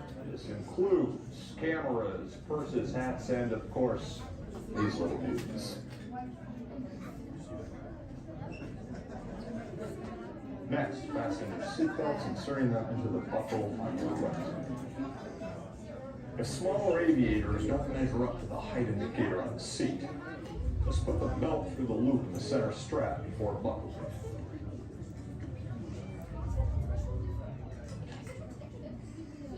Nice work, pal. Soon you will be airborne. So if you or your little aviators have a fear of flying or of heights, you might want to wait for your party to arrive. Okay, let's review. That is seatbelt, carry-on items, safety strap, fear of heights, keep your hands and arms inside at all times. Anything else? Yeah. Have a nice flight.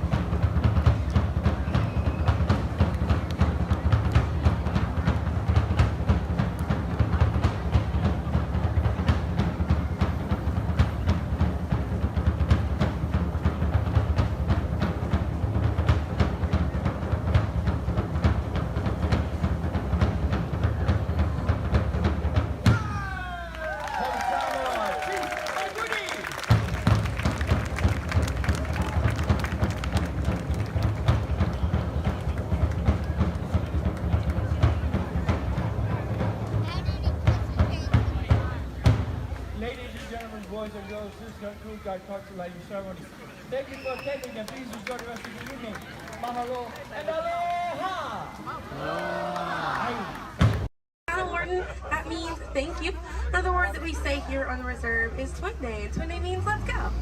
Jumbo everyone, my name is Selena. I'm going to be your safari guide here today. Before we get out in the reserve, I do have a few safety reminders. Please make sure that we keep our hands, arms, feet, and legs inside the vehicle at all times so that we remain fully seated throughout our entire journey today. Now, if you take a look above your head, we have an animal spotting guide. You can use that guide to help me spot some animals out here in the reserve. I can't promise that we're going to see all of them, but I usually have some pretty good luck. Now, we're going to be heading into the Little Aturi Forest here first. And this area is home to animals that tend to be shy. They like to use camouflage to blend in with their environments, but we're going to see what we can find today. And already see, looks like we're going to see that saddle-billed stork. They're high up on that left-hand side of the road there. And the saddle-billed stork gets its name after the little yellow patch that's on its beak. It's shaped like a saddle. Those birds are 5 feet tall and have a wingspan of 9 feet, about the same width of the canopy that's above your head. Now on that right-hand side there, we have the okapi. And the okapi have stripes on their legs that make them look like they're related to the zebra, but they're not. They're actually related to the giraffe. They have long, prehensile tongues that they use to grab vegetation. Their tongues are so long and touch their eyeballs and clean their ears. As we're looping around here, you can see we have some greater kudu way up there, as well as the bongo. Now the bongos are going to have that deep, almost penny color coat to them, with those antlers over there, and then the greater kudu, the tan colored coat right there. Now the bongos are known as the ghosts of the forest because of how rare they are to spot in the wild. And their antlers, they angle backwards, and that's to help them get through thick vegetation and underbrush very quickly. Now the greater kudu that we see right there, the greater kudu are one of the tallest antelopes in Africa, or the second tallest antelope here on the reserve. They stand at 55 inches tall at their shoulder, and they can leap about 8 feet forward. Now coming up here on the left-hand side, we're going to see the black rhino.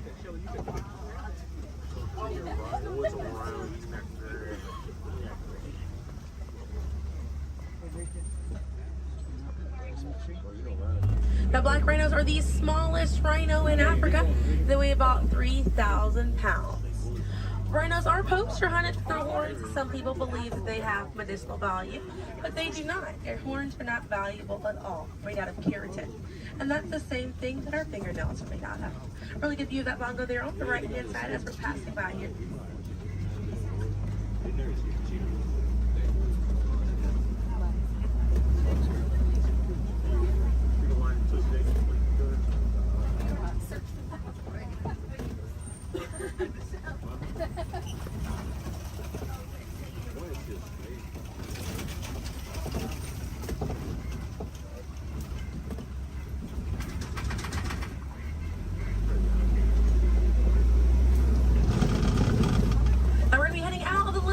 Forest, but we're going to be on our way to the Safi River, and animals in this area like to hang out in and around the water.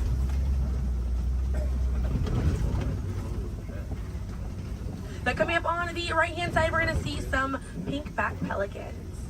And the pink-backed pelicans get their name for the pink skin that occurs on their back during mating season.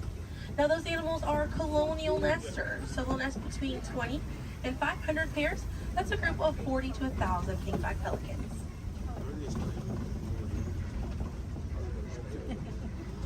A view of the Savi River coming up on the left, and we have some Nile hippopotamuses. Now a group of hippos is called a bloat, and they spend most of their time submerged in that water to avoid overheating, but they will come out to graze. And they can stay submerged in that water up to 8 minutes at a time. And instead of swimming through the water, hippos will actually walk or run along the bottom of the riverbank, helps them glide through that water right there. One of the ways you can help out your waterways is by checking your sunscreen to see if it's reef safe. Another way is just being aware of how much water that you use and trying to conserve as much as possible.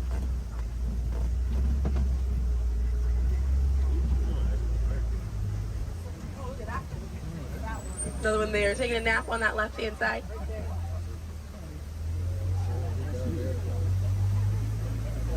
Now coming up on the left, we're going to see the Nile crocodiles.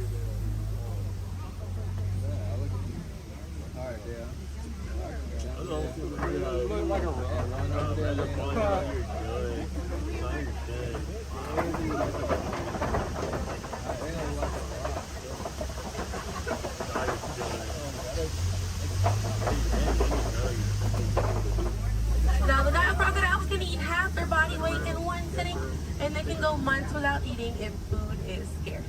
Now mother and father crocodiles are great parents, and they'll gently roll their eggs in their mouth. It softens up their shell and it makes it easier for their babies to hatch. But we're going to be heading into the savannah now, and the savannah hosts millions of migrating animals every year. And it's home to Africa's most well-known animals, such as zebras and giraffes. I'm hoping that we'll be able to spot some today, but as we're getting out here, we have a pretty good chance to identify some animals with that animal spotting guide. We have lots of wide open spaces. So already see, looks like you can see the elands are out there. Wondering what other animals. I'm hoping it'll be a pretty busy day out there.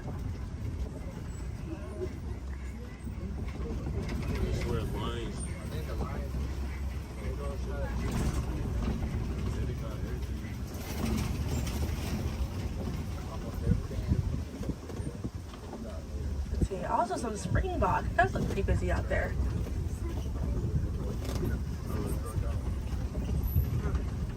So we're still looking around here. Keep an eye on the right. They're going to be past this kind of rocky area. It's a herd of wildebeest way back there in that pathway. And the name wildebeest means wild beast in Afrikaans. And they'll travel in groups of 1.5 million, and they'll go about 500 to 1,000 miles every year.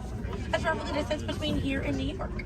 And during a wildebeest great migration, they can kick up so much dust that their dust cloud can sometimes be seen from space. Now, wildebeest are very impressive animals. They're able to run about 15 minutes after they're born. But this group of trees there on the right-hand side, they're all kind of pruned underneath to the same height, and that's about as far as those giraffes can reach. Lucky the vegetation on these trees all around this area here. Now that's going to be the Maasai giraffe, and the Maasai giraffes have an irregular coat pattern. They don't have those clean lines around their spots like the reticulated giraffe that's on your animal spotting guide does.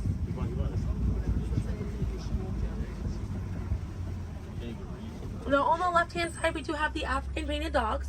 There might be a little bit more people once we're a little bit further up here. Now, African painted dogs get their name after their fur pattern. It kind of looks like they have paint on them. It's unique to each animal, and that's how they identify each other.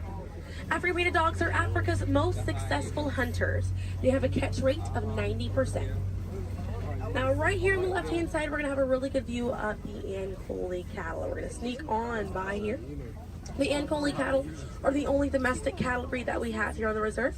They're in the bovine family, same family as buffalo and bison. And their horns right there, they grow about 3 to 4 feet in length, and they're filled with a honeycomb-like structure. It allows for blood circulation, and it helps keep them cool on hot days. Now, further back, that's a sable antelope in that back left corner. And the sable antelope are very special because of the symbol of the Harambe Wildlife Reserve, because of how courageous they are. So in a choice between fight or flight, the sable antelope will choose to fight, just so we should fight to protect these animals and the environment that they live in. And their antlers are angled backwards to deter animals like lions from jumping on their backs. And we have a really good view there of that Maasai giraffe. We're going to have another pretty good view there on the right up ahead too. Maasai giraffes stand about 18 to 20 feet tall when they're adults. And when they're born around 6 feet tall. They have about a 6-foot drop the moment that they're born. And just like the okapi, they do have those long prehensile tongues that they use to grab vegetation. They kind of use like how we use our fingers to grab food.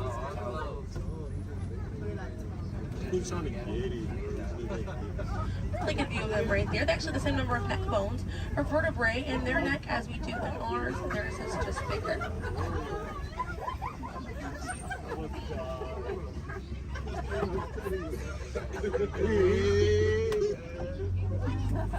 Group of giraffes is called a tower.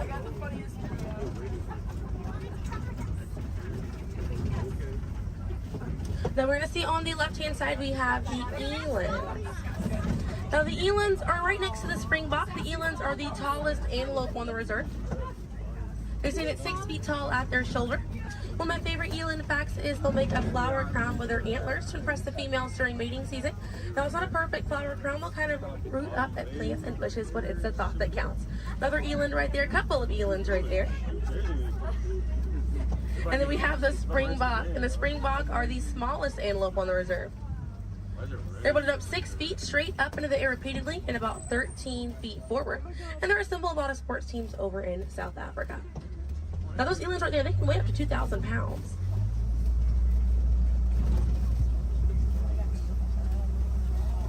Another view of that Maasai giraffe right here.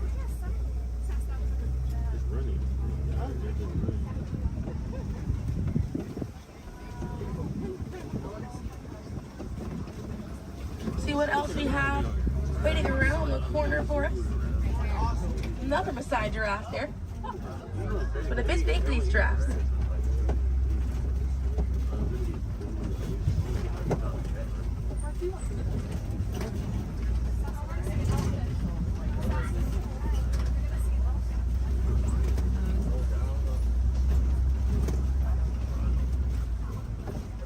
We're going to see the African elephant up here. It's going to be on the right-hand side of the truck.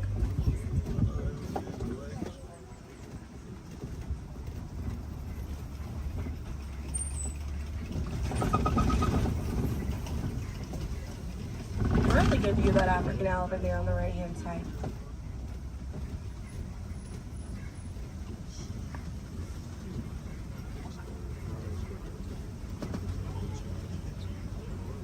And on the left, we have the mandrill. That's the male mandrill on the left. Lots to look at right here. Male mandrills weigh about 100 pounds. Females grow up to 30 pounds. And they can bare their teeth at each other as a sign of aggression, but they usually don't. They usually do it as a friendly gesture. So it's kind of like the mandrills are smiling at each other. Now we can see that elephant back there. And elephants are social creatures. That's going to be the African elephant. The females and their young will hang out in large groups together, and the males will form a loose bachelor group, or sometimes they will kind of hang out on their own, depending on their mood. And the way that African elephants stay cool is by flapping their ears. It runs air over the blood vessels that are dispersed all throughout their ears, and it helps bring their body temperature down.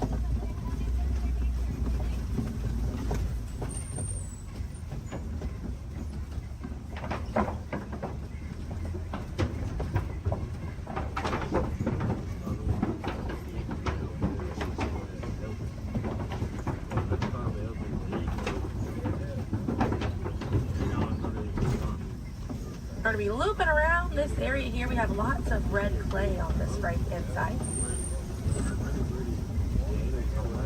And if you keep an eye out, we'll be able to see some tusk marks right around the corner here.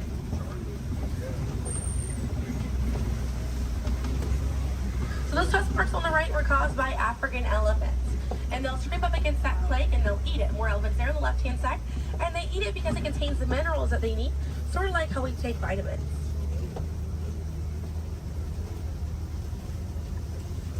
They're way out there on that left-hand side. They kind of look kind of tiny from here. We'll see if we can get another view of them a little bit further up.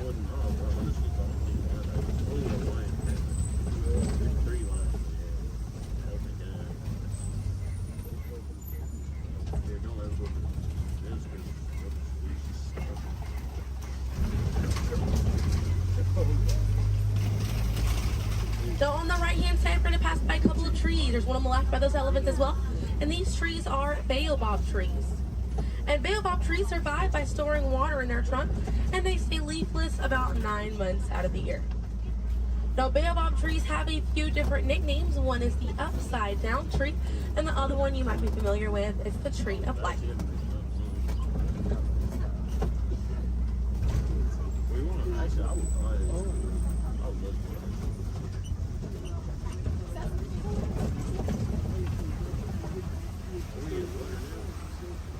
And we're coming up here on a group of flamingos. Group of flamingos is called a flamboyant. So here we have that flamboyant of flamingo. Now this particular species is the greater flamingo species, and they're the lightest colored flamingo in their family. They get their color from the brine shrimp that they eat, and over time it turns their feathers pink. It takes about 1 to 2 years to get that full pink coloring right there. When they're born all gray and fluffy.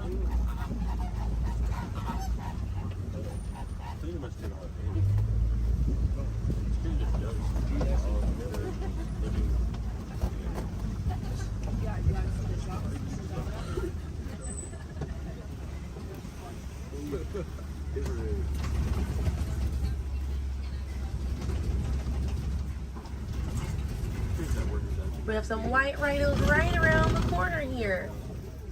So they're going to be hanging out by a mud wallow on this left-hand side, and they'll use this mud wallow to cool off it.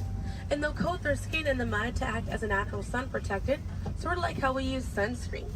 Now elephants will do something very similar, and they'll fling dirt and mud on their backs as well. Just how important it is to protect ourselves outside in these environments by wearing hats, sunglasses, sunscreen. Very, very important, as well as staying hydrated. Now that white rhino right there, they weigh about 4,000 to 5,000 pounds. group of rhinos is called a crash, and they can run at 35 miles an hour. Now, on the right-hand side, those are some ostriches way back there. Ostriches are the largest bird. They have wings, but they do not fly. They use those wings for balance and to help them change direction. Comes in handy because ostriches can hit speeds up to 40 miles an hour.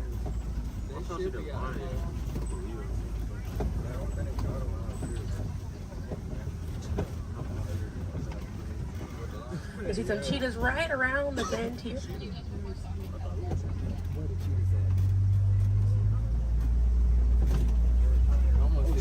That's a good view of that cheetah here on the left. Now, cheetahs are the fastest land animal. They run a little over 60 miles an hour. And they have 2 black lines on their face. Those black lines are called tear marks. And they help reflect the sun. Benefits cheetahs because cheetahs are daytime hunters. Now, cheetahs do not roar. Instead of roaring, they'll meow and they'll purr. And their claws are not retractable, so they're out all the time. Now we're coming up here on some Kopi rocks. And Kopi rocks are rocks that jut out from the savannah. And a lot of times animals like lions will use these Kopi rocks as a vantage point to kind of scope out their territory and their prey. Really beautiful view of that male lion right there. Now at full volume, their roar can be heard up to 5 miles away. And they can sleep about 16 to 20 hours a day. Really impressive view of imposing right there. Oh yeah, it's moving.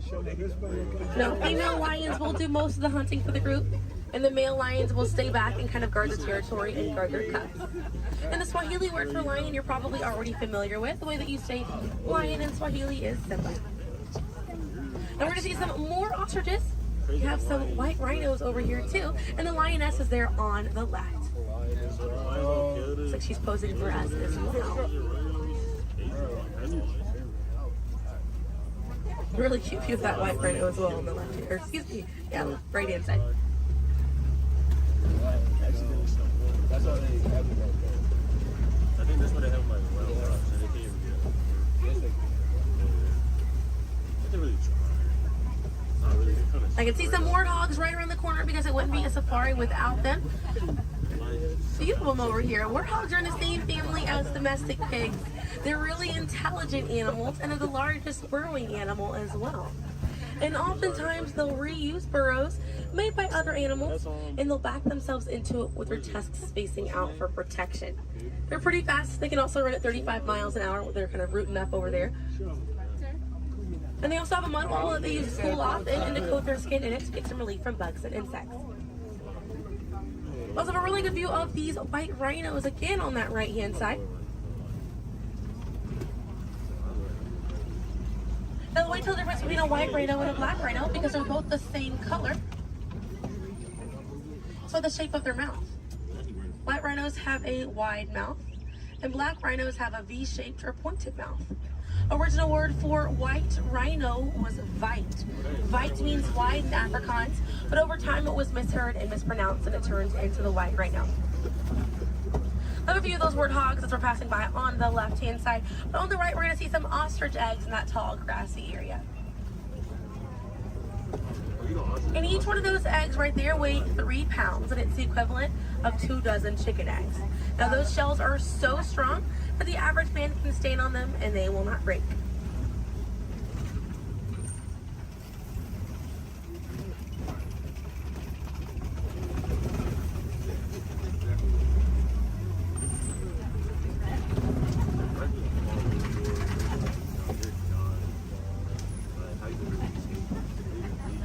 We're going to see, looks like we have some Nigerian dwarf goats over here.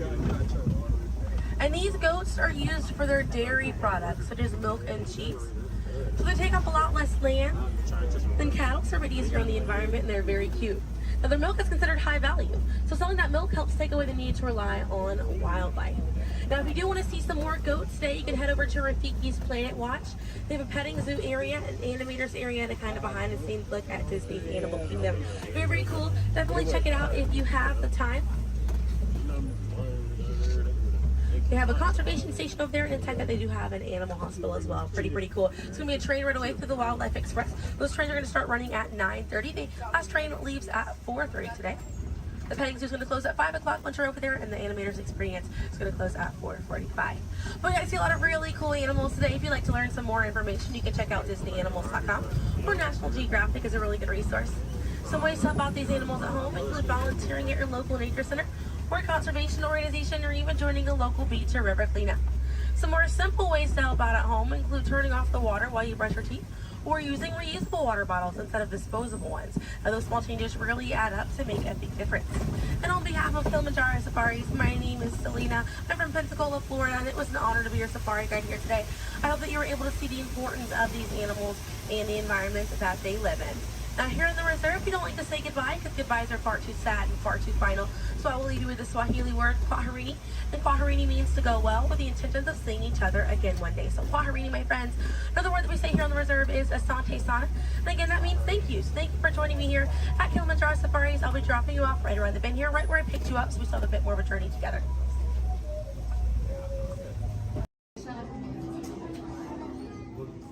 All right, everyone, for your safety, please do me a favor. Leave this center aisle clear and all side aisles clear as well. If for any reason you need to leave the theater, you can do so through these two right rear exit doors. That's if you're looking to leave. Please do so through these two right rear exit doors. They're a little bit heavy. Just give them a big old push and they'll open right up for you.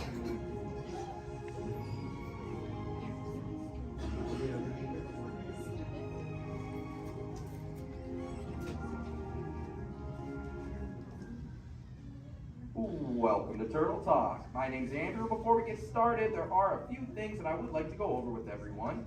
Now, here at Sea Base, there is absolutely no eating, no drinking, no smoking or vaping, and no flash photography.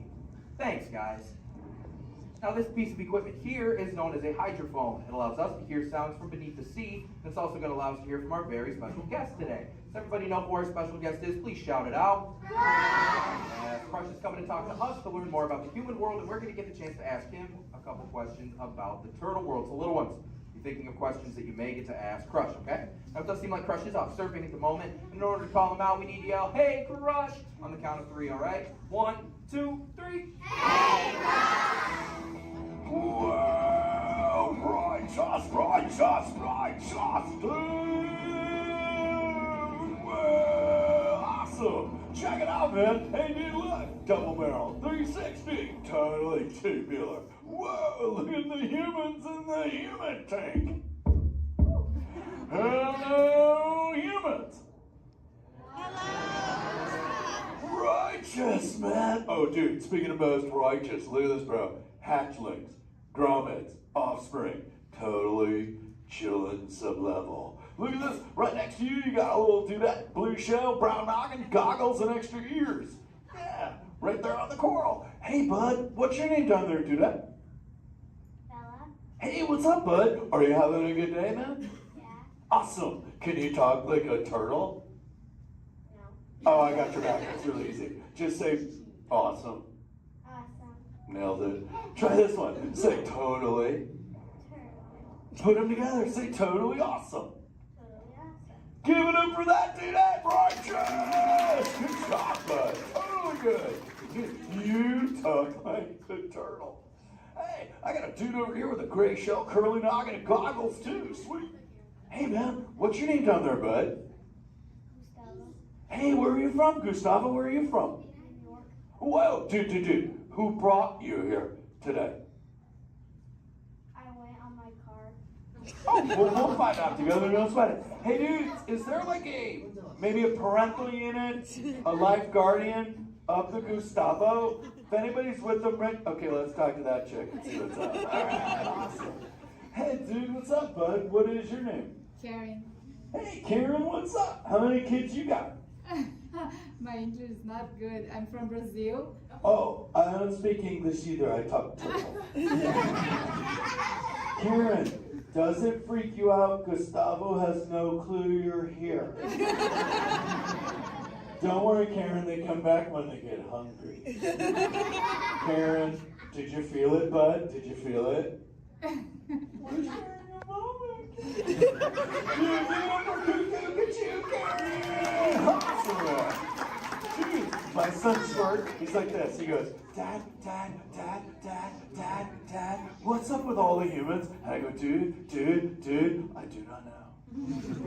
Human dudes, I need human help. Can all of you help out and answer Squirt's questions? If you want to help, say, Shaw! Righteous! You so totally rock, dude! Oh, wait a minute. Sorry, dude, my bad. Check this out. When a turtle says, you so totally rock, everyone says, dude! Here we go. You so totally rock! Dude! You so totally rock! Dude! Now all of you totally talk turtle. So, on to Squirt's question. Numero uno. He goes, Dad, if humans go to a beach, what do they do? I said, bro, I do not know. Humans, do you go to the beach? Yes. Awesomeness. Okay, answer it for the Squirt dude. What does a human do at a beach? Shout it out. Swim. No way. Who likes to swim? Wave some fin if you love to swim, man. Oh, man, I got wavers, like even on the bench. What's up, wavers? Nice. Dude, want to see me swim? Say go crush. Go crush. Let's rock. Everyone yell. Rip it. Rip it. Roll it. Roll it. Punch it. Punch it. Rip it.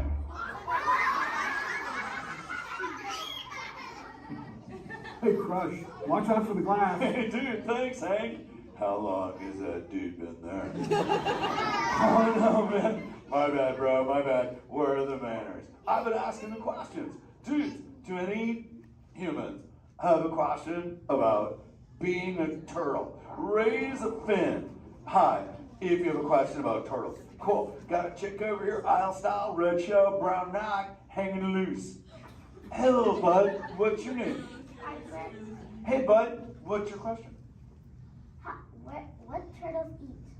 Oh, dude, we're chowing green seagrass and green sea kelp. Big dudes, you're sitting on green seagrass benches. But check it out, Harper. We only eat green stuff, and so it actually turned us green. So, like, I'm green, and my kids are green, and my parents are green. Oh, and my wife's green, and my favorite color ever, purple. He's pulling your fin. It's green. Hey, there's a purple chick over here with like a jellyfish lid. Let's talk to this one on this side. Hey, bud, what's your name down low? Scarlet. Hey, cool name, Scarlet. What's your question? My name's not Scarlet. Oh, wait, what's your name? It's Charlotte.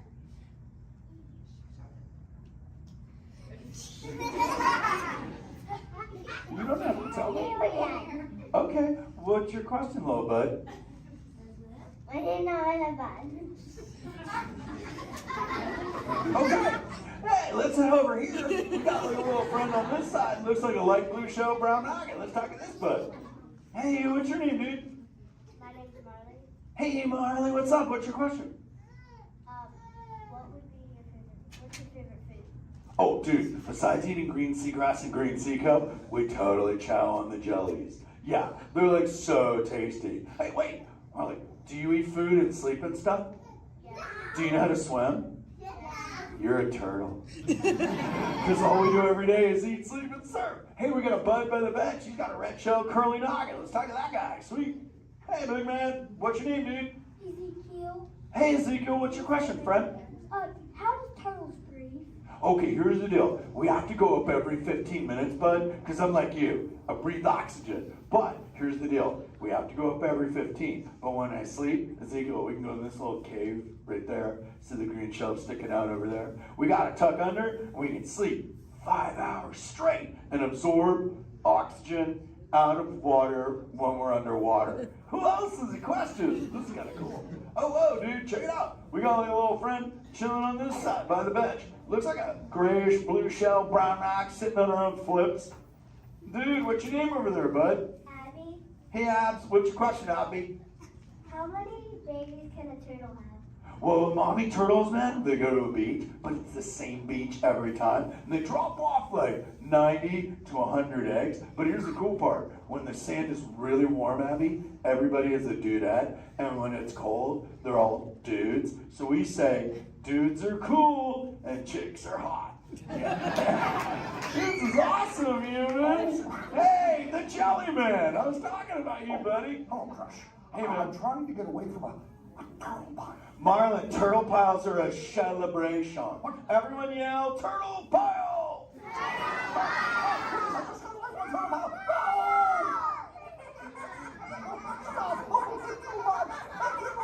Oh, cool. Hey, boys, surf's up, dudes. Thanks a lot, Crush. For what? The turtle pile? Shout it out, humans! That dude has serious thrill issues. Humans, you rocked it! You so totally rock! Okay, like 4 kids remembered. The rest of you dudes pulled a hard dory.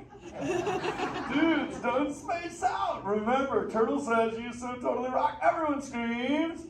You so totally rock! There you go, you're back again. Oh, bummer. Hey bro, the frequency thing is not working. Whoa, it's Bailey! Call him back with your fins. Put your both fins up. Yeah, put your both fins up. Go.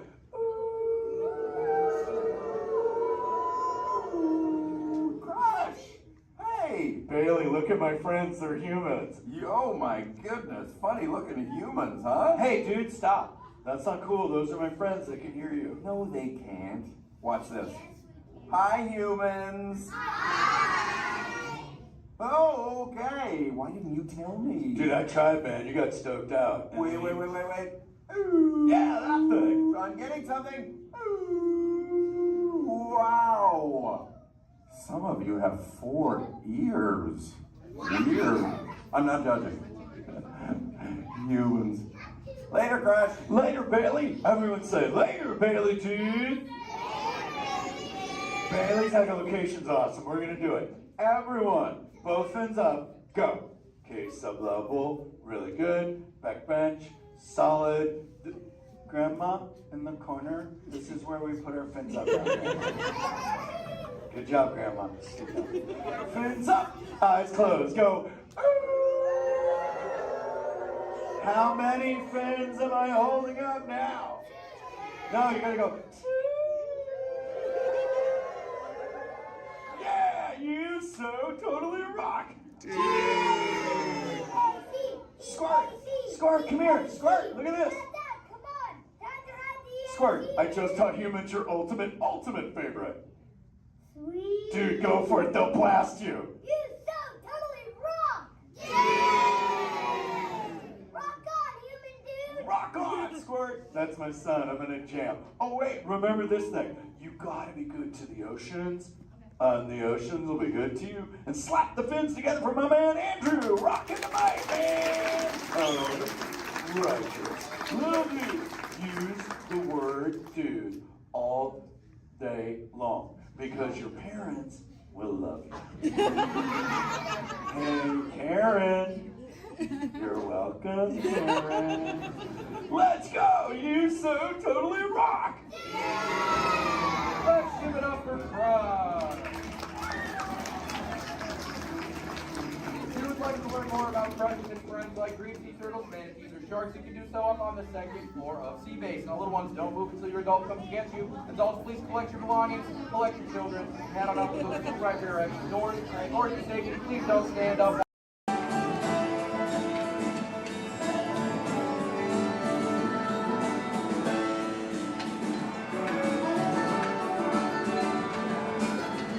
What's going on here?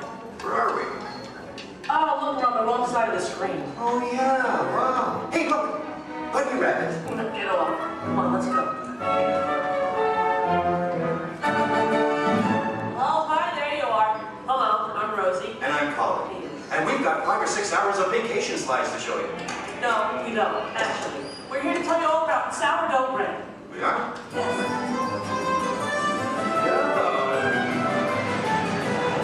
Okay, let's get started. Did you know that the traditional sourdough baking process goes back to the California Gold Rush? You're reading this, aren't you? No, of course not. I did some research. I made a few notes. So, my little encyclopedia, what exactly is sourdough? Well, it's a type of bread that doesn't use yeast as a leavening agent. These miners had agents? don't think so. Look at him. Isn't it nice to see the guys helping with the dishes? Now, Colin, did you know to make sourdough bread you need a chunk of what's called starter or mother dough? Wouldn't you need mother dough and father dough? No, just mother dough. These guys here used to carry a chunk of it with them in their bedroll to keep it warm. Well, that's an image I'll carry with me through supper time. Well, we're not talking five-star restaurant here, we're talking grub. They would take the dough, put it on a stick, and cook it over the campfire. Isn't it true they used to strain their coffee grounds through a sock? They hope so. Oh, I love these guys. The Jefferson Aircraft. No. This is the Bodine family. And this is Isidore Bodine. He's the one who perfected the sourdough starter. Tastes perfected to me. Yeah. By the way, did you know they are still using the same sourdough starter that Isidore mixed here 150 years ago? Excuse me? Must have made an awful lot of it. You see, you have to save a little bit of the starter dough to mix with the next day's batch of flour and water to keep the fermentation process going. Hey, did you know that the strain of bacteria found in mother dough is Lactobacillus San Francisco? How did you know that? Internet. Hey, can we watch them bake something? Oddly enough, that's what we're here for. Great. You people go on ahead. I'm going to meet you in there. Colin, you stay here and make sure there are no stragglers, okay? Okay. All right, just for kind of a red line to my right. Good. They're on their way, Rosie. Okay, bye. I'll see you soon.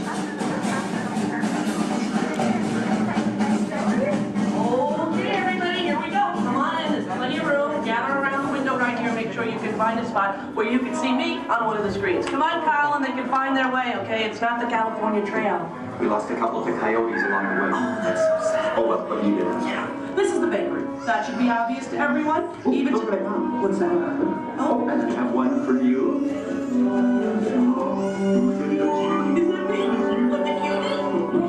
Okay, I'm ready to start baking. What do we do first? Okay. First you get a hunk of the mother dough and mix it with flour, add a little salt and water, and that's it. Voila, the entire list of ingredients. Right. Here's some dough. Let's bake it. Oh, not so fast. From start to finish, it takes bakers about 72 hours to make a loaf of sourdough bread. 72 hours? Yeah. Yeah, what's your hurry? Relax, and all the roses. Okay, so what's next? Well, you know, bakers actually think of dough as a living thing. So after it's been beaten up and kneaded by the mixer, it needs to sort of relax and calm down. Seems pretty relaxed to me. In fact, almost catatonic. Right. I internalize all my tension. Well, what happens then? Well, then we drop it into that funnel over there, above the divider. The divider cuts it into nice, even pieces. So for this, it has to be relaxed? Yeah. Okay, fine. Oh, what happens then when it goes down that conveyor belt? Well, it goes into the rounder. Do you know what the rounder does? Oh, makes it into squares? No. Tetrahedrons? No. Polygons? Is that your final answer? Okay, so now the dough is round. Yes. Then we have my favorite machine, the overhead intermediate proofer. Wow, it's like a little Disney ride for bread. Attention, please keep your little buns in the vehicle at all times. The device rolls the dough over and over from basket to basket, takes it on a little trip, letting it, once again, relax. This is the most laid-back bread on earth. Come on, Rose, you're teasing me. Can't we bake it? No, not yet. Next, the bakers lay the dough on screens and put the screens into oven racks. Then we bake it. Not yet. You'll have to go around the corner to the next window to find out more, okay? And you go on ahead. I'll stay here and get the stragglers. You stay with the nice lady. All right. All right. Everyone, follow me. Follow him, everybody. And you relax, okay? Okay. Come on.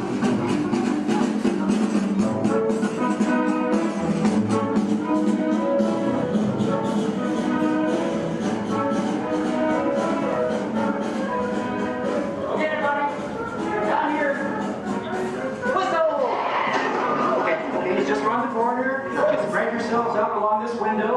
All right. Everyone, can you see me? Oh, nice shirt. All right. All right. Okay. Well, this, I guess, is the oven. If not, I'm having some incredible hot flashes. Slap some garlic butter on me and I'm ready to go. Hey, Colin. Okay, where were we? We were getting ready to bake some bread. No, we weren't. What, are you trying to confuse me? Let me think. I remember the racks of dough. The racks of dough are taken upstairs to a refrigerated fermentation room. Refrigerator? Yes. Look, I know a thing or two about baking bread. Well, actually I don't, but I'm pretty sure you have to have heat to bake something, right? Sounds right to me. For a technical question like that, I'm going to have to call in an expert. I'd like you to meet my friend, Tony, the baker. Tony! Hi! Are you enjoying your visit? Oh, we're having a great time. We really are. But I'm afraid I have reached my limit of baking knowledge. Tony, call it here. Give us the lowdown. Don't you think we've coddled this dough long enough? Isn't it time to turn up the heat on this baby? Well, no. The dough needs time to ferment in a refrigerated, climate-controlled room. Now that gives the bread a better flavor, texture, and color. It takes about 13 to 16 hours. You know, I like a man who can cook. Then what happens? In the proof box, the dough is slowly brought up to about 95 degrees, 90% humidity. Why not just take it to Florida? All right, so it's baking now, right? Because it's rising. No, it's still fermenting. The dough triples in size now due to the expansion of trapped gases. Hey, listen, we all have trapped gas occasionally. Well, now the bread is scored, so it won't split when it's baked. Oh, so now I'm almost afraid to ask. It's time to bake it, right? Or do we have to take it out to dinner first? Maybe a bit of a rub-down? It's ready to bake. You're kidding. I hear they spin the bread around when they're actually baking. Is that true? That's right. And a mist of steam is sprayed on it from time to time. This gives the crust a beautiful reddish golden color. Oh, so I'm thinking I probably couldn't do this at home in the toaster oven. No, I don't think so. Listen, Tony, thank you so much. Yes. You were superb. I feel enlightened and rich for memory. My pleasure. Bye. Bye. You know what? I'm going to spray you down because I think you could use some of that golden Okay, just color. a little on the... Okay, that's enough. All right, the hair. You know what, deep frizzy. Ladies and gentlemen, the moment you've been waiting for. A masterpiece of the baker's art. What are you doing? Hey, what are you... Waiting for that. That's not yours. When he gave it to me, he looked right at me. He didn't look at you. That was ours to share, Colin. No, it's mine. It's all mine. One piece, please. One little piece? A tiny piece? I'm telling Mickey. All right. Here. Yeah, you see? Here, don't tell Goofy I owe money. You do? Well, don't even ask. I don't even want to get into that. Goodbye, everybody. Have a great time here. Bye. I'm going to go eat. Sharon.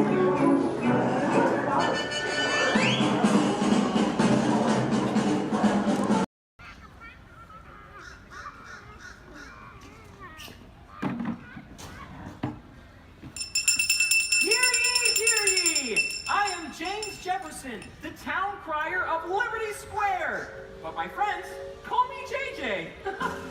Come on, everyone, gather round. You're just in time. Come closer, all ye people, gather round and listen well. I've got a satchel full of history's greatest tales to tell. Your hair will stand on end with all the history and such. Unless, of course, you're bald like me, in which case, not so much. Hey, Sam! It's Sam Eagle, everybody! Tell us, Sam, what great American story are we sharing today? Today we shall salute the Declaration of Independence. Ah, a great story indeed. The people of the colonies, they said, let freedom ring! Declared their independence. And they overthrew the king. There were battles, there was violence, there were spies and traitors too. We won't speak about all that. This is wholesome through and through. Right, let's bring out some friends to help us. Hey there, that's your cue. Welcome! Hiya! Woo! Great moments in history. La la la la la. Great moments in history. And this one features more. And here's what you will take away in all your minds and hearts. Great moments in history. Great moments in history, but just the American parts. Hi-ho, and welcome to Great Moments in History. But just the American parts. That's right, Sam. And as the official Liberty Square historian, I have drafted tributes to every important event in American history. JJ, please remind everyone which great moment we are sharing today. The Declaration of Independence! Excellent! I read it every night before bed, and so should you. And now I will recite from memory the entire Declaration of Independence. When in the course of human... Excuse me, Sam? Kermit, you are interrupting America. Sam, the gang and I were talking, and we had some ideas to make your show more entertaining. Entertaining? In a theme park? Yeah. Highly usual. Aw, please, Sam? JJ, I could use a little help here. Sure, Kermit. Let's put this to a vote. All those in favor of making Sam's story a little more entertaining, say aye. Aye. The ayes have it. Oh, it appears democracy has spoken. All right, Kermit, you and your band of weirdos can come. Okay. But please, do it with dignity. Oh, sure, Sam. We always do things with dignity. Hey, Kermit, the all-chicken chorus is ready for their big number. The cluck heard round the world. Get it, girls! Too soon.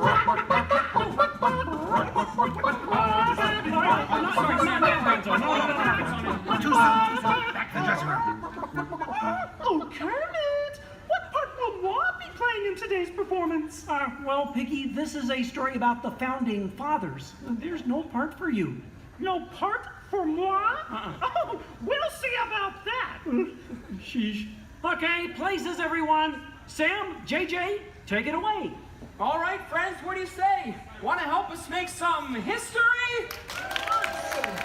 Cue the patriotic music. The year is 1776. 1776. We are in Philadelphia. Philadelphia. JJ, why are you doing that? I'm the town crier. Well, cheer up and allow me to continue. The year is 1776, and the Second Continental Congress has convened. Roll call, Thomas Jefferson. Hi-ho, Jefferson here. John Adams. Hey, that's me. Woohoo! And the highly quotable Benjamin Franklin. Ah, Ben Franklin here. A penny saved is a penny earned. And if at first you don't succeed, then skydiving is definitely not the sport for you. Let's hear it for your founding fathers. Sam. The delegates are discussing the question of America's independence from England, and there is much debate. Psst. Hey, that's you guys. Oh, right. Debate. Debate. Point of view. Opinion. Says you. Argument. Point. Counterpoint. Order. Needlepoint. I'll take 2 hot dogs with extra mayo. A banana sounds appealing. Waka waka. You get on with it. Okay, Sam. Guys, look, let's get down to business. Does anyone have any arguments in favor of independence? I do. Our continued association with England has grown intolerable. King George has altered our government, enforced cruel repression, and abolished our rights. Wow, nice job, Gonzo. How did you remember all that? I stapled it to my arm. Oh, yeesh. That's gonna leave a mark. Okay, now, does anyone have any arguments in favor of England and King George? Boo! Boo! Come on, No everyone. King George! No King George! No King George! No King George! No King George! No King George! Did someone call moi? Piggy, what are you doing here? I told you there's no part for you in this show. Of course there is. After all, who better to play royalty than moi? All hail King George! Piggy, women aren't kings, they're queens. Fine. All hail Queen Georgette! Good grief. I protest. This is not historically accurate. The king was not at the Congress. You got a bear playing Ben Franklin. And doing a great job at it. Let's hear it for the bear, huh? Go Fozzie! Go Fozzie! Go Fozzie! Go Fozzie! Go Fozzie! Go Fozzie! Continue, please. Oh, Sorry. Sorry, Kermit. King George, Queen Georgette, you are not a good ruler. Who? What? Yes, you. You mistreat the colonists. You raise taxes. You are drunk with power. You might even say she's intoxicated. That was pretty good. Queen Georgette, can't you see? The colonists are angry. We are angry. The colonists are irate. We are irate. The colonists are revolted. We are revolting. And say that again. We are revolting. Sorry. Okay, it's time to vote. JJ, if you please. All right. All those in favor of declaring their independence from England and Queen Georgette say aye. Aye. The ayes have it. Let's declare our independence. Yeah. Queen Georgette, it appears you lose. Wait, what? I I lose? Well, sure, Piggy. You see, in the American Revolution, England loses, which means the king, or the queen, loses. Excuse me? It is I, Georgette Washington, and I cannot tell a lie. I look fabulous! Piggy. This is a Oh boy, nice outfit. Enough of this nonsense. Can we please move on? Sure, Sam. Now, we need someone to write the declaration. We need someone with the brains, someone with the wit. Someone with a pen. Sheesh. Okay, I, Thomas Jefferson, will write the Declaration, but I'm going to need everyone's help. Let's start with a list of demands, shall we? I demand a new cell phone, a bigger dressing room. I want a case of rubber chicken. Somebody say chicken? Okay, girls, hit it. A case of banana.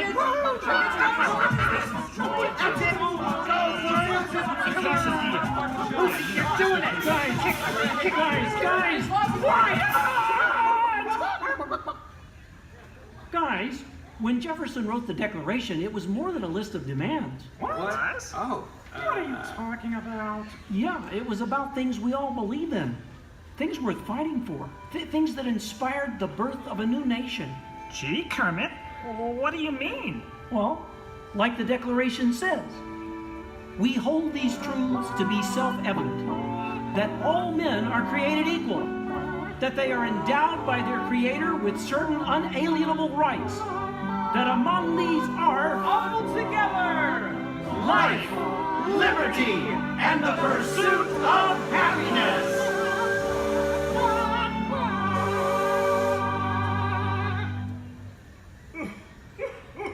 Sam, why are you crying? I thought that was pretty good.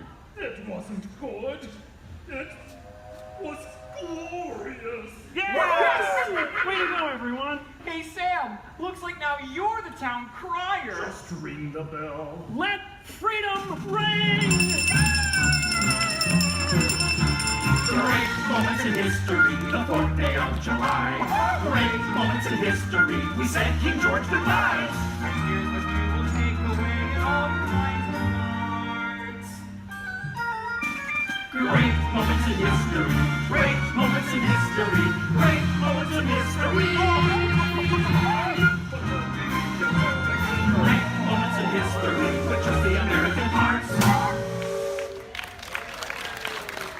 Thanks, everyone. We couldn't have done it without you.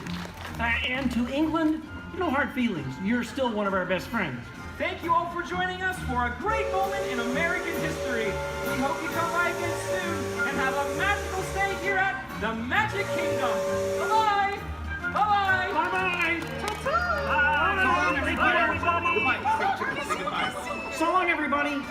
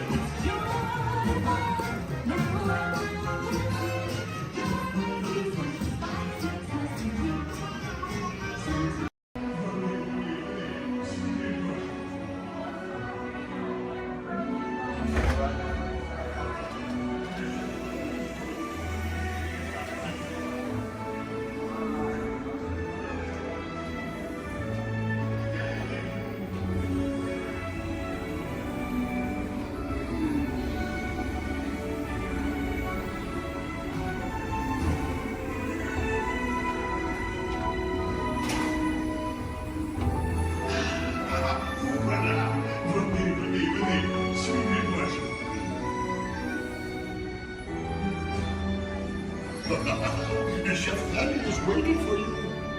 This way. Qu'attendez-vous?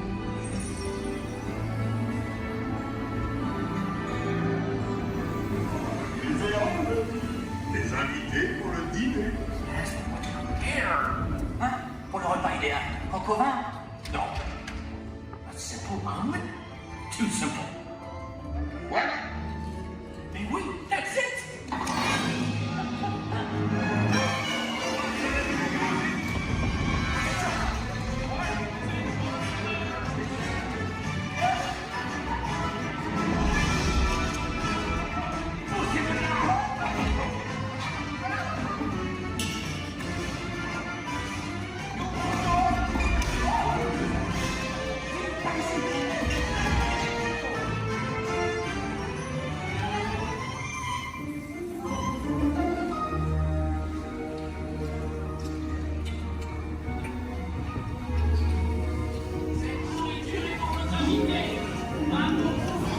Hey guys, the food is for them, not you.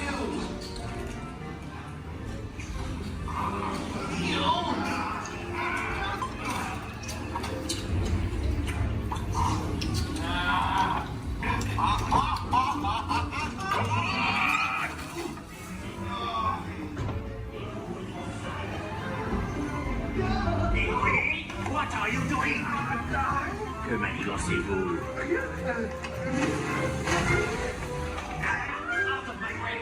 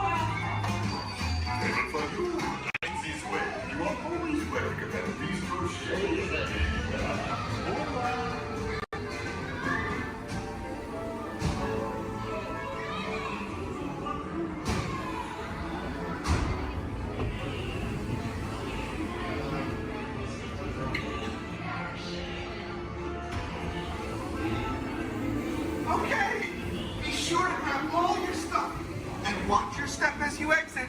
Goodbye.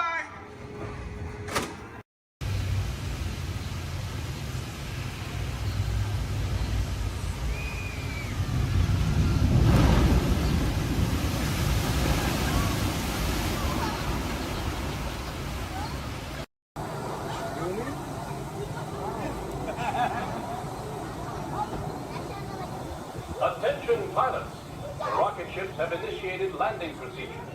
Please remain seated until your rocket ship comes to a complete stop. Then follow the arrows to the flight deck. Happy landings! Journey into the movies is the perfect job for me because I love movies. So is everybody ready? Great, because it's showtime. Ready when you are, CB.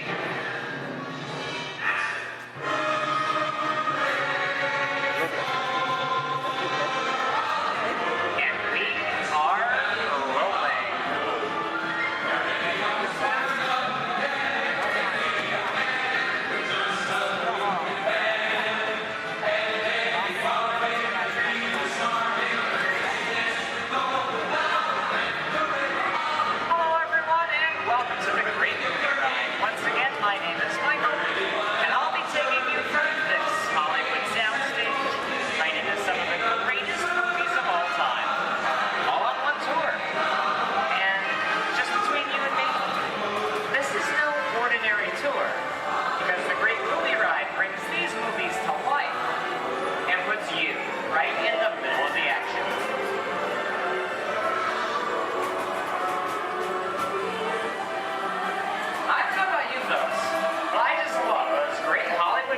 to the 1930s.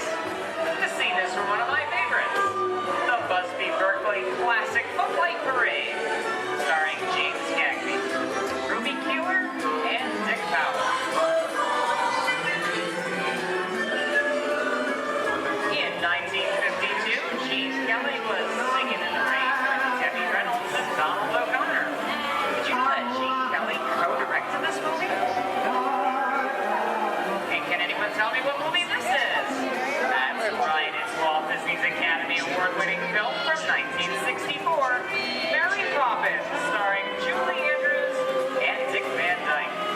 Julie Andrews won an Oscar for her portrayal of the nanny who was practically perfect in every way.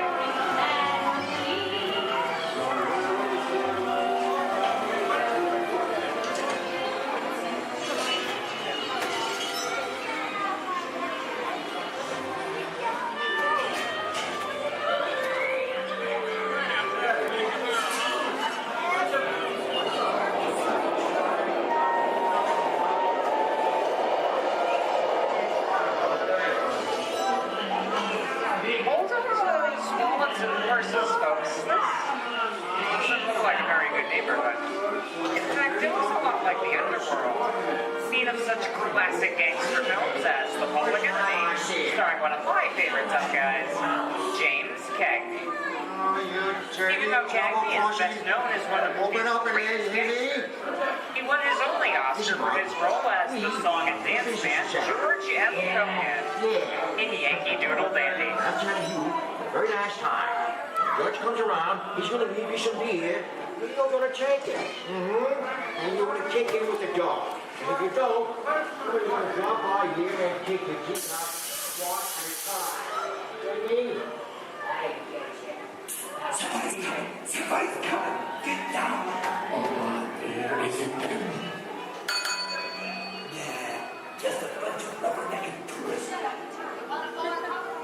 Sorry for the delay, folks. I don't want to run a red light, even if it is just a movie.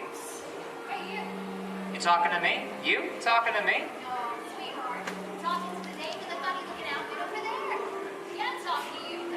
I'm not supposed to leave my vehicle. I said get over here. Okay, Muggsy, whatever you say. Hey. How'd you know my name anyway? I've seen this movie before. You're making a big mistake here, Muggsy. I can't just walk out in the middle of a movie. Here they come, I'll go for some popcorn.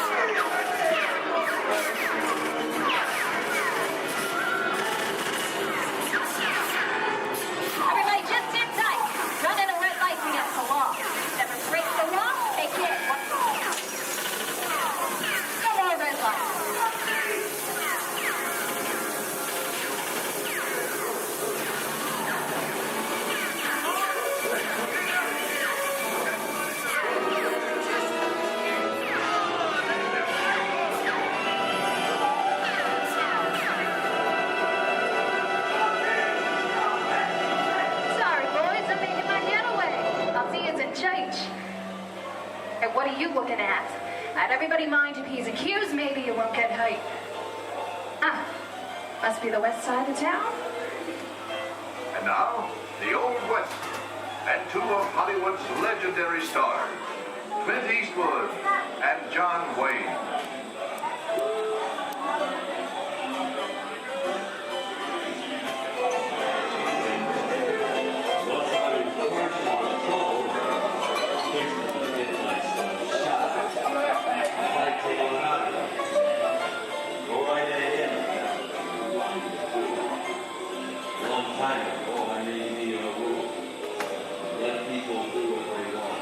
Sleepy little bug, ain't it?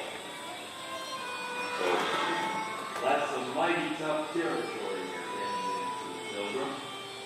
I think about turning back. That is one of my opinions. Record audit. Now that we're in the clear, this is the perfect time for me to collect up all your valuables. We'll start with the jewelry, then There it is. It's the bank robber. Don't let him get away. Look out, it's important, this neighborhood copper. Drop your gun. You're under arrest. Nuts. Nuts to this. Get out of here. Get yourself up. Well, look at it this way. I can't get any wood.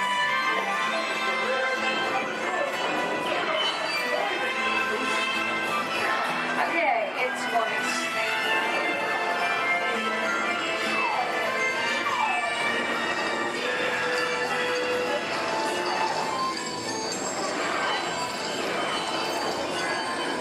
I don't know about you guys, but this is kind of creepy. What is this? This is Alien. You are with Sigourney Weaver aboard the spaceship Nostromo.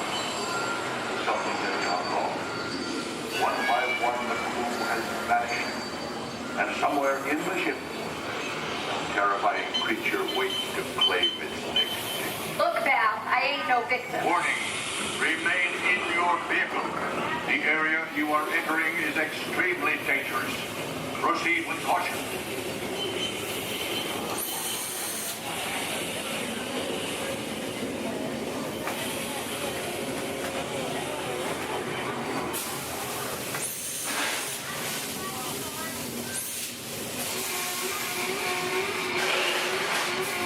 The emergency distress system is now active.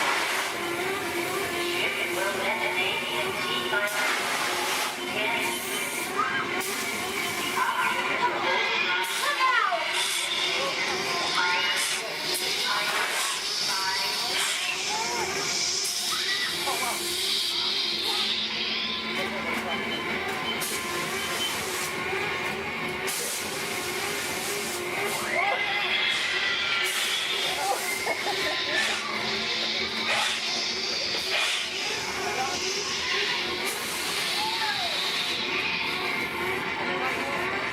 Oh, there he is again!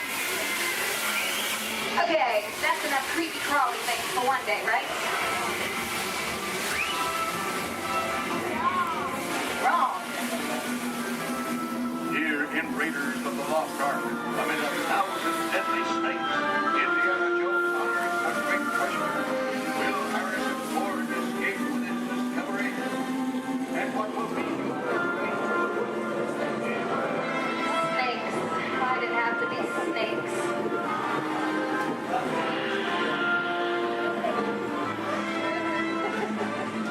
dust of 3,000 years lies undisturbed in this ancient burial chamber. On the chest, the great stone god, a priceless jewel. Wow. Get a load of that chunk of ice. Time for me to get back to work. But don't nobody move on, go get the goods. I don't think they notice a few extra bodies around here. You know what I mean? But the jewel is guarded by a curse, and those who dare defy that curse must pay with their lives.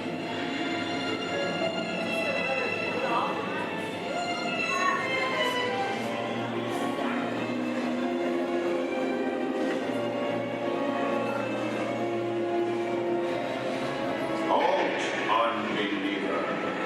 Disturb the treasure of the gods, and you shall all pay with your lives.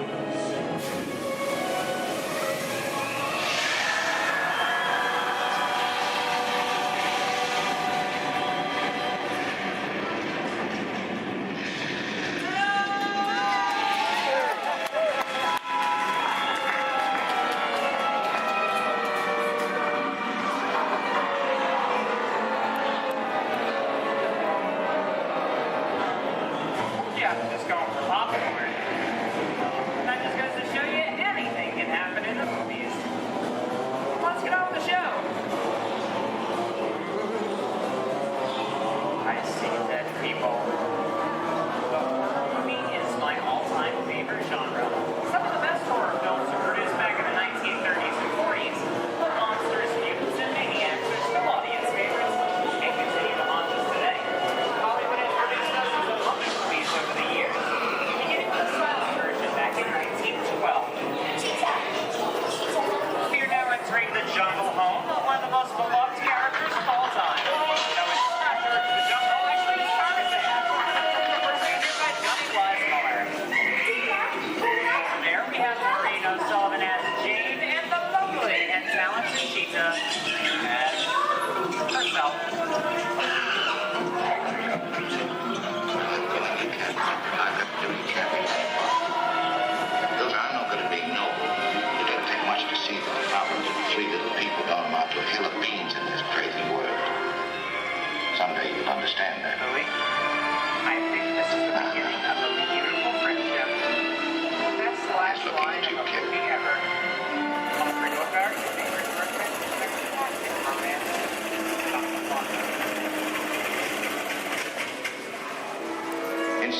both know you belong with Victor. Part of his work, the thing that keeps him going. If that plane leaves the ground and you're not with him, you regret it. Maybe not today, maybe not tomorrow, but soon, the rest of the time.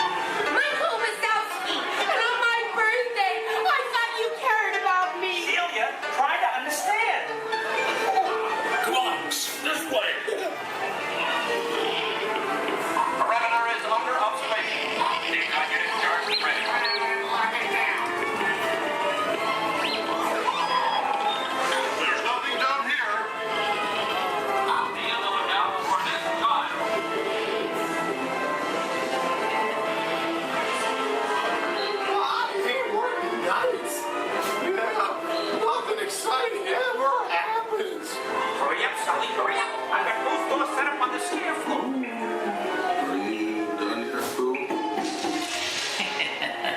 Race you to the stair floor.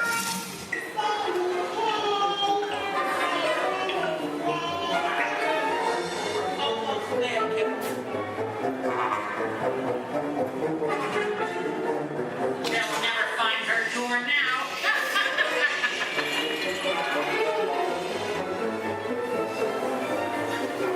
There's your door. We're almost there, kiddo. Not so fast, Sullivan. They'll never get her home now.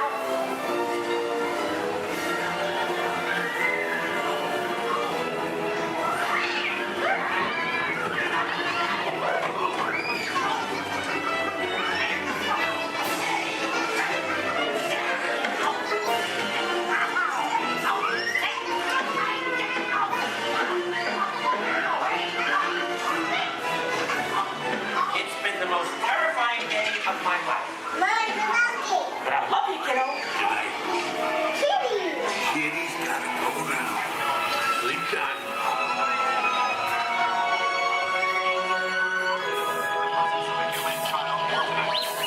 We responded to a 2319 in progress and reported to the scene where we immediately secured the area. Get ready, folks. We have to decontaminate you. After careful and thorough observation of the perimeter, we quickly rendered the situation status to 990. We can neither confirm nor deny the presence of a human child here tonight. We responded to a 2319 in progress and reported to the scene where we immediately secured the area. We spread out and locked it down. After careful and thorough observation of the perimeter, we quickly rendered the situation status to 990.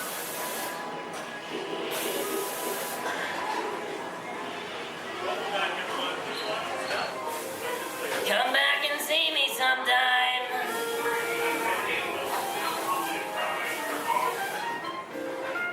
I'm watching you.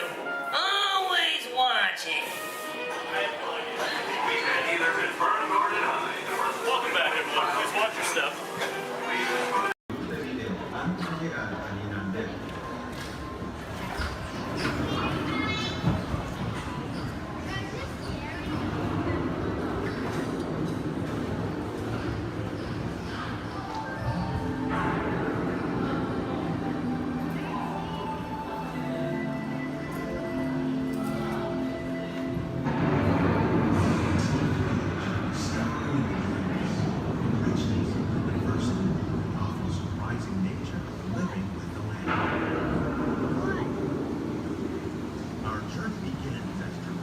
Sudden change in slightly further away. Projects remain simple, private, and destructive to us, but to nature, it's a complicated cycle of life.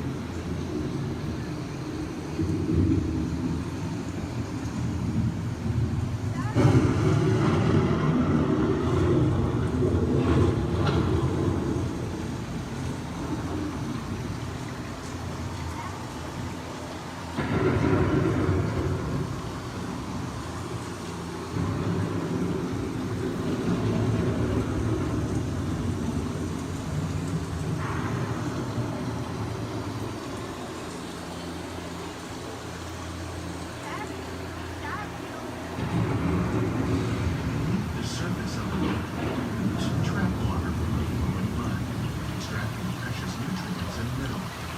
These elements, when combined with sunlight, create the diverse living systems of our planet.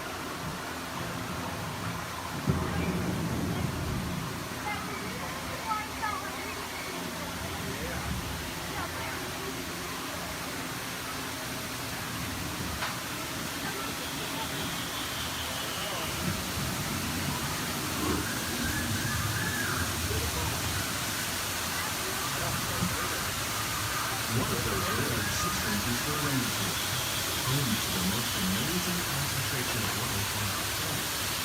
These dense and beautiful forests cover only a tiny portion of the Earth's surface, but they contain more than half of its plant and animal species. Rainforests are also extremely rich in surrounding living systems, providing us with oxygen, food, medicine, and other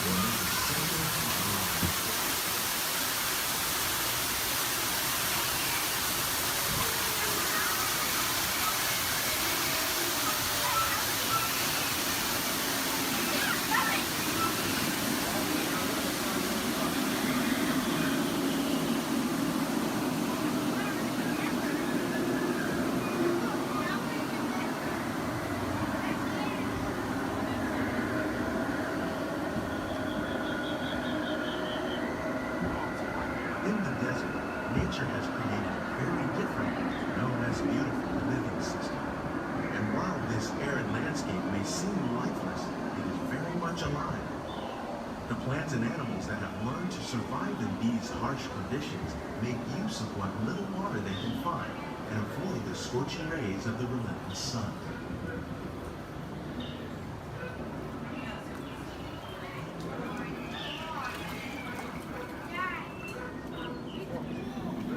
The American prairie once appeared as desolate as the desert, but over time, rainwater and nutrients gradually penetrated the hard surface of this land. Even the hooves of the muddy buffalo helped create the rich soil that one day become home to the American farm.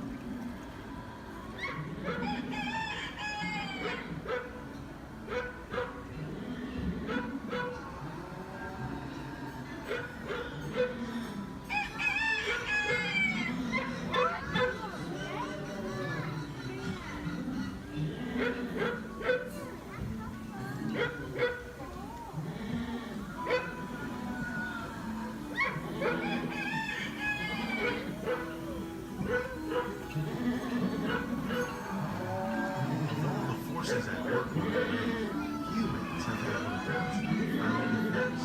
The need to produce food for a growing world led to the enormous use and sometimes overuse of the land. In our search for more efficient ways to grow food, we often fail to realize the impact of our methods.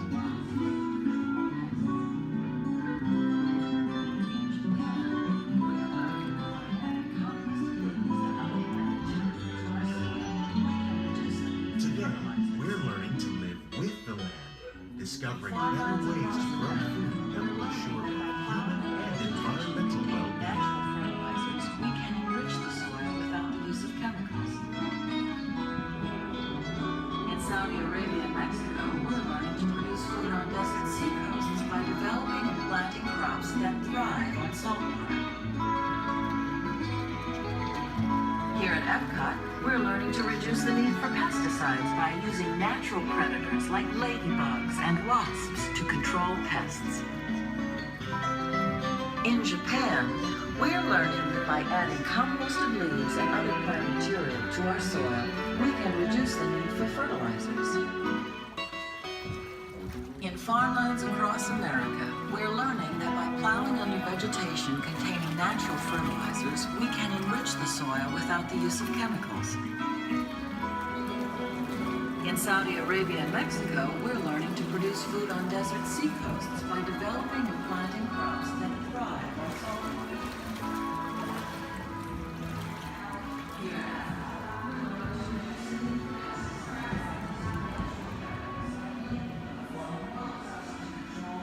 How will we meet tomorrow's growing needs for food production, yet still respect the needs of the land?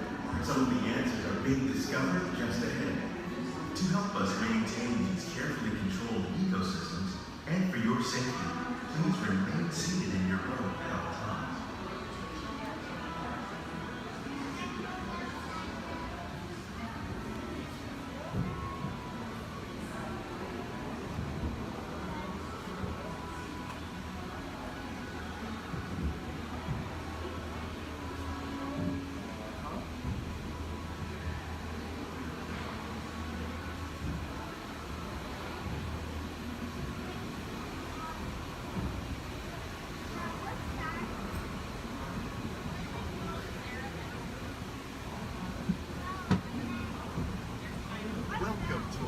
Laboratory, where scientists from Epcot and the U.S. Department of Agriculture are exploring innovative ways to produce bountiful harvests now and into the future.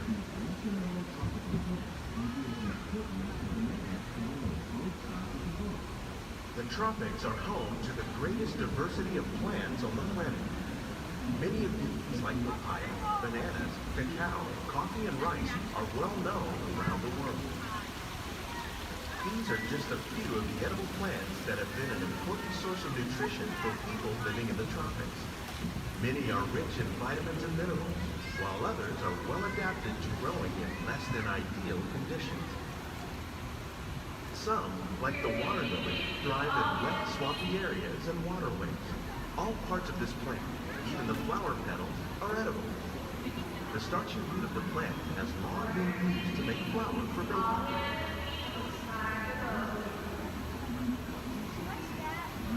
One day, many of these lesser-known tropical plants may be as important as the bananas growing on both sides of the boat. More than 28 million tons of bananas are eaten annually, making it the most popular fruit in the world.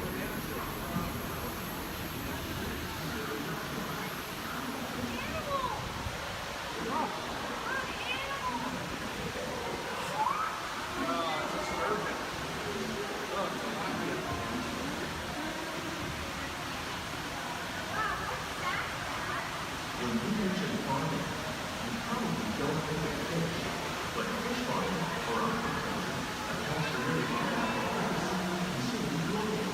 So actors and fans and captives like the ones you see here are three of the more popular crops raised by fish farming. The sustainable system we're using here recycles the water in the tanks. As a result, we're able to save millions of gallons each year. Our small fish farm produces nearly 5,000 pounds of fish each year to serve in restaurants around the nation. Innovations like this one can play an important role in our efforts to reduce chemical harvests and still protect natural resources. Shrimp. That's a big shrimp.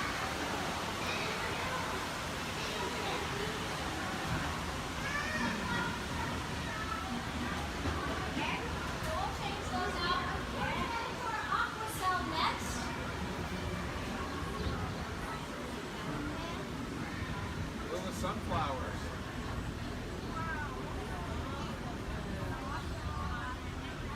While there are more than 50,000 edible plant species in the world, most of us are only familiar with the handful that make up our everyday diet. The common grains growing here, wheat, maize, sorghum, and millet, plus rice, account for nearly 2/3 of our global food consumption. Learning how to increase yields of these staples is an important goal of research around the world. Blue agave. A monkey puzzle tree.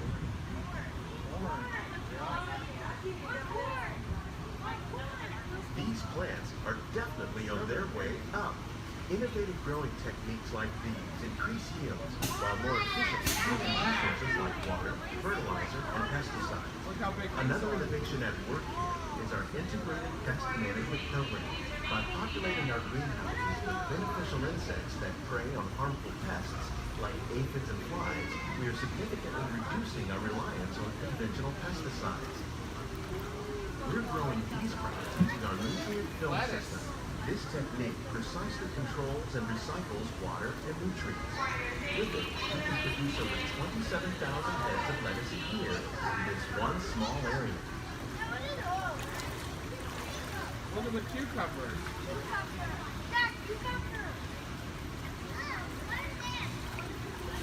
Look at the strawberries. Some of our best ideas have been inspired by nature, like these fruit and vegetable trees. By growing these ground plants vertically, we can increase yields and better control diseases. These crops taste as good as they look. In fact, we serve more than 15 tons of produce from our greenhouses in restaurants here at the land every year. Look at the jalapenos. That's a great idea.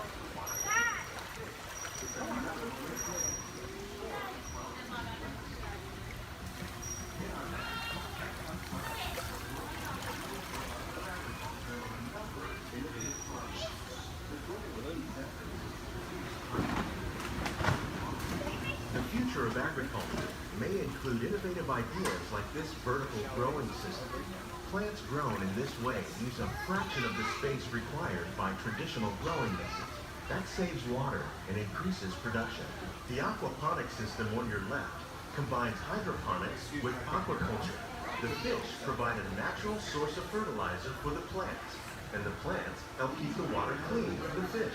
It's another great way to produce more while using less. In our labs, Epcot scientists are working with the U.S. Department of Agriculture on a number of innovative projects. The goal of these efforts is to produce higher yielding and better quality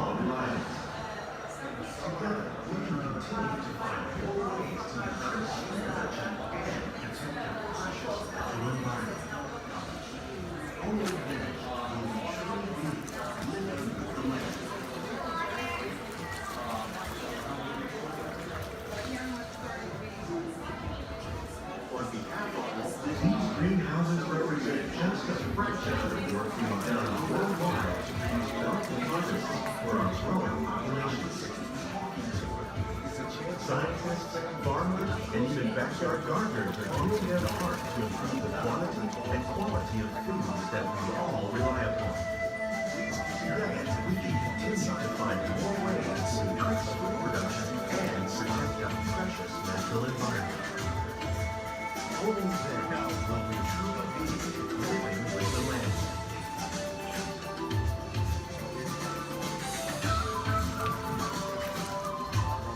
On behalf of Walt Disney World, we hope you've enjoyed this unique journey through our living laboratory. If you'd like a closer look, then check out the behind-the-scenes walking tour. It's a chance for the whole family to get up close and personal with the plants and growing animals in our laboratory. Please keep your hands and feet inside the boat and remain seated until the boat comes to a complete stop.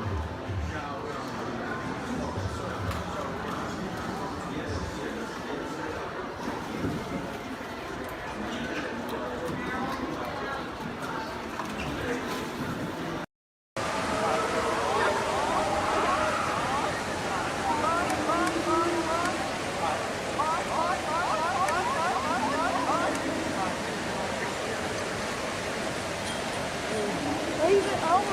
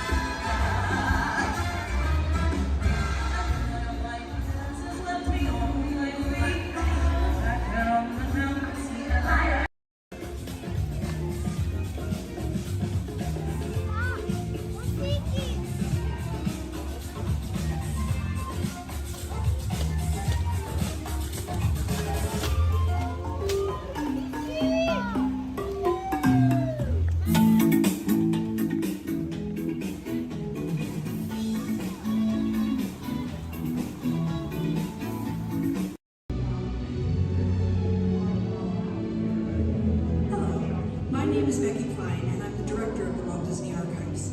Here at the Archives, it is our mission to protect, preserve, and make available the history of the Walt Disney Company. So in celebration of 100 years of Disney magic and entertainment, it's my honor to welcome you to Disney 100, the exhibition. This very special exhibition will travel the world for 5 years in 2 units, one in North America and one in international locations.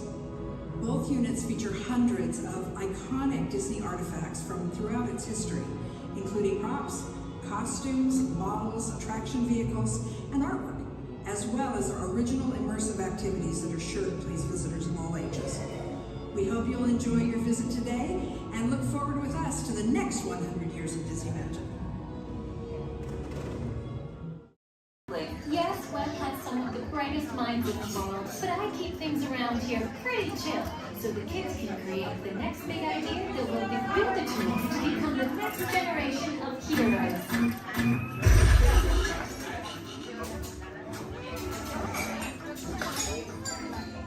We hope you have a great time on your visit to the Worldwide Engineering Brigade Open House.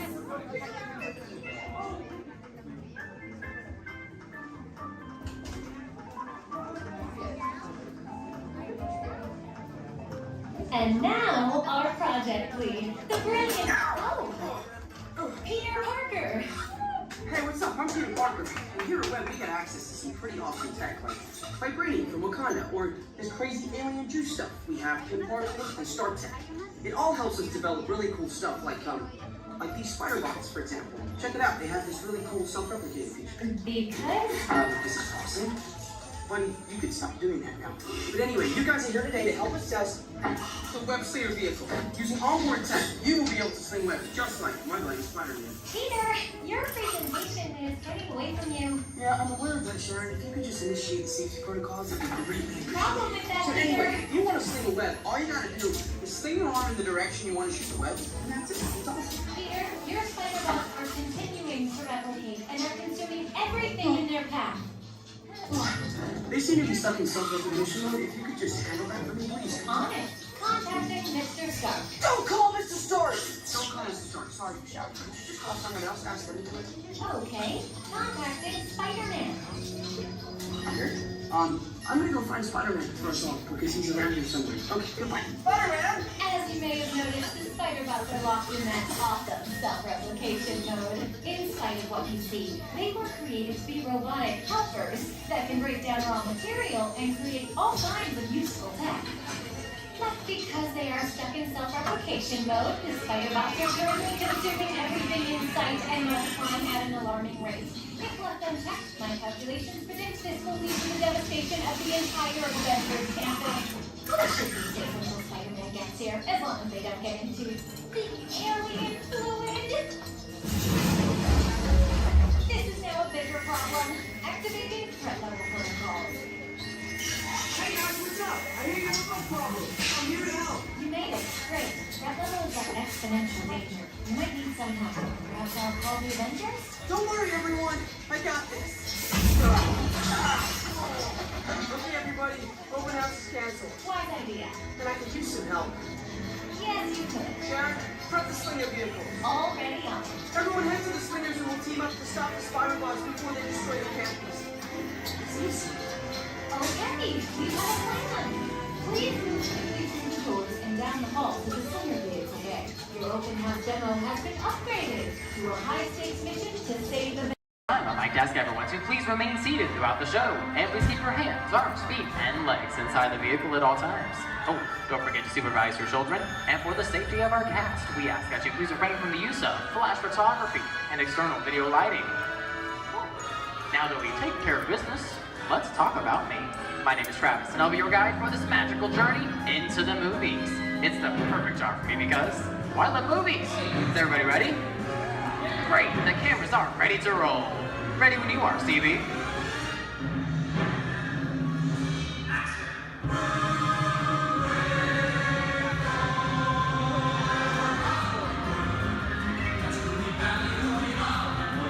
And we are rolling.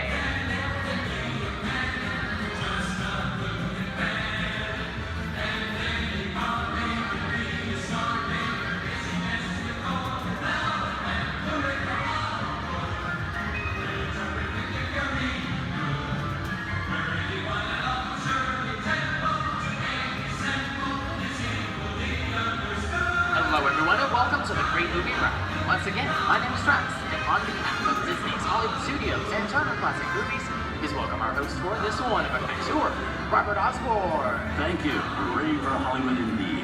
What better way to start our journey? From the Old West to the rooftops of London and along the yellow brick road, there really is no place like the movies. One of Hollywood's significant contributions to the world of film were great musicals. This scene is from one of my favorites, the 1933 Busby Berkeley spectacular, Footlight Parade.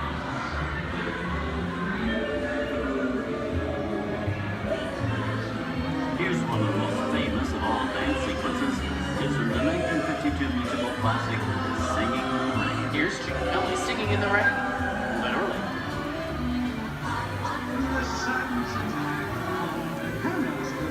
Here's one of the quintessential Disney musicals, Mary Poppins, starring Julie Andrews and Dick Van Dyke. This classic earned 13 Academy Award nominations. I love this song. Sing along.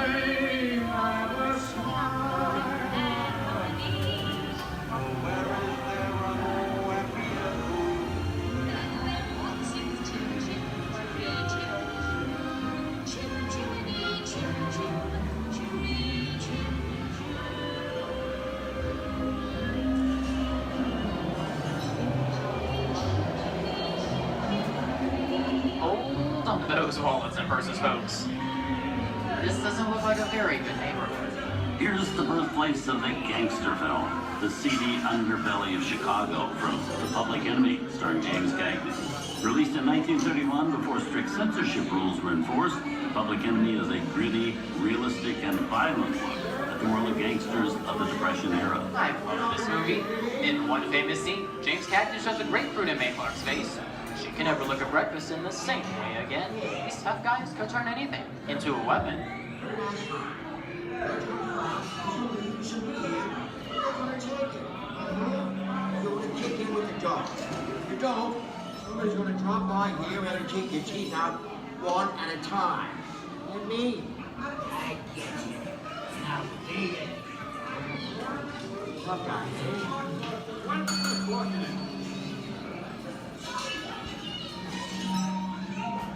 Sorry about the delay, folks. I don't want to run a red light, even in the movies. I don't let her leave my vehicle. I think it's time for a visit to a concession stand. Bye. So I was born waiting. Okay, Lexi, whatever you say. Hey, how'd you know my name anyways?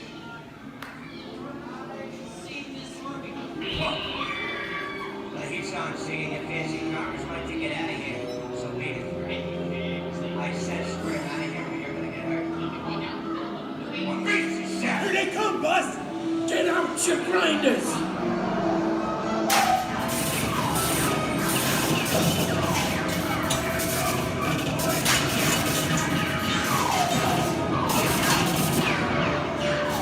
I'm hit! I'm hit! Bugsy! They got spin! Bugsy!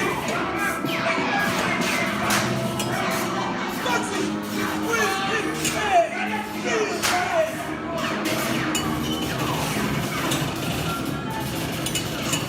Everybody just sit tight. I don't know my life's against the law.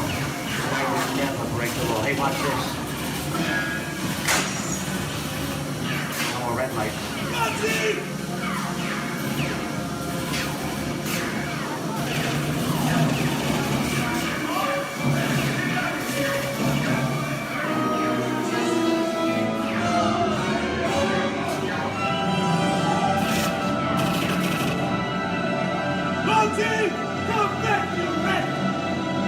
Sorry, boys, I'm making my getaway. Give my regards to the warden, suckers. What are you looking at? Everybody just mind your P's and Q's, and, maybe you won't get hurt. Oh. This must be the west side of town, huh? Western films depict the legendary American wild frontier, where cowboys and their loyal steeds maintain order in towns against the untamable wilderness. John Wayne and Clint Eastwood are two of the iconic stars who epitomize this ideal of the stoic gunslinger.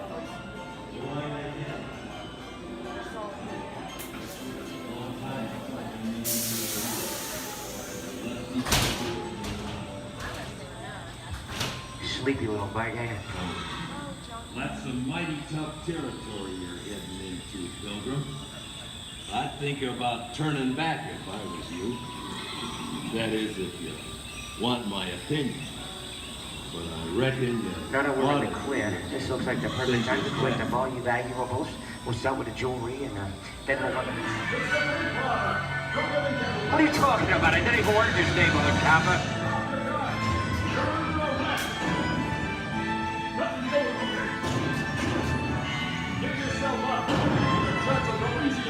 This is nuts. Nuts for this. Look at it this way. Big guy, what is it?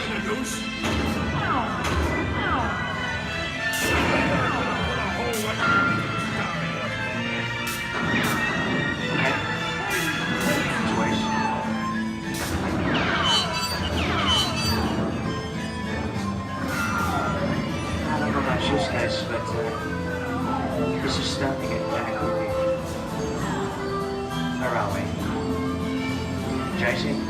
Science fiction has been a staple of classic movies, from George Méliès's Trip to the Moon to George Lucas's Star Wars. In 1979, director Ridley Scott and Sigourney Weaver made audiences believe that in space, no one can hear you scream. This is Alien. Hey, you get down, face. How do we get out of here? Warning. Remain in your vehicle. The area you are entering is extremely dangerous. Proceed with caution.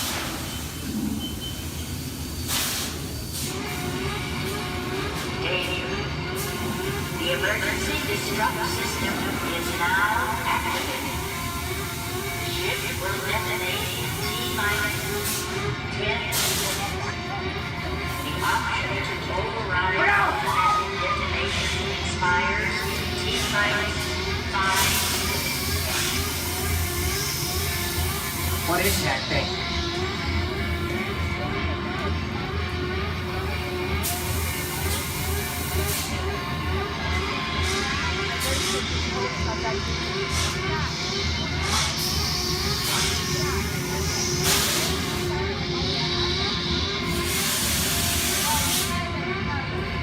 Get it together.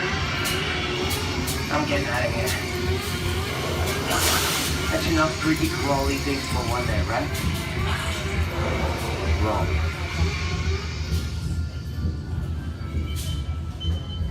Steven Spielberg and George Lucas cemented their status as the blockbuster boys with their first partnership. Here from that legendary collaboration is Harrison Ford as archaeologist Indiana Jones in Raiders of the Lost Ark. Snakes. Why did it have to be snakes? Some of the biggest horror stars of Hollywood appear in the ancient story of a cursed Egyptian temple, a priceless jewel that beckons to all, but be warned, the temptation always leads to destruction. Get a load of that show, guys. Time for me to get back to work. Good thing I don't believe in ghost stories. Don't nobody move while I go get the goods. I don't think they'd notice a few extra bodies around here, if you know what I mean.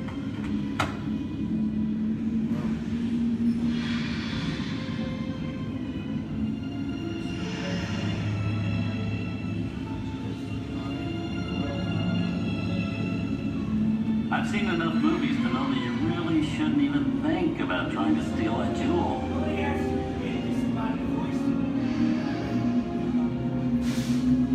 Halt, unbeliever. Disturb the treasure of the gods, and you shall all pay with your lives.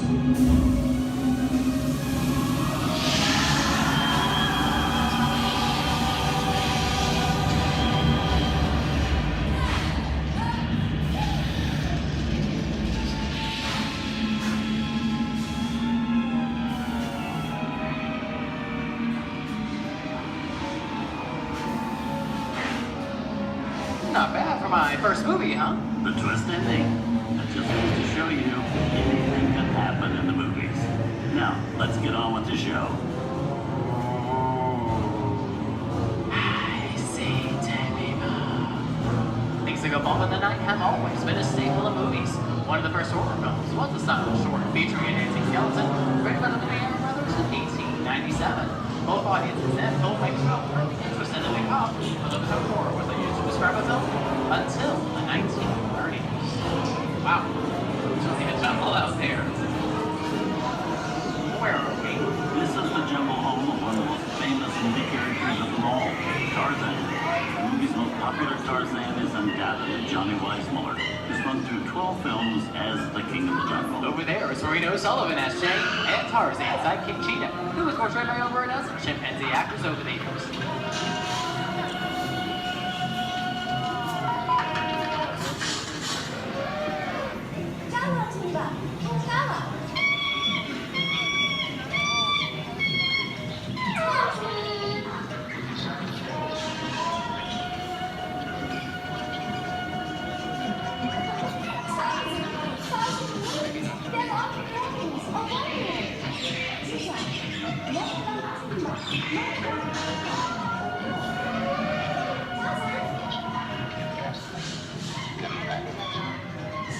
Here's Humphrey Bogart in his most famous film role. In 1942, Logie finally got to spread his wings and romance the beautiful Ingrid Bergman in Casablanca. Look, I know that it'd be noble. It doesn't take much to see that the power of three little people don't amount to a hill of beans in this crazy world. Someday you'll understand that.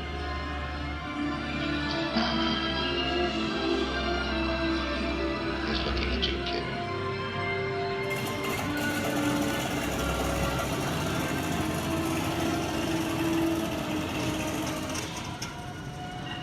Inside of us, we both know you belong to Victor.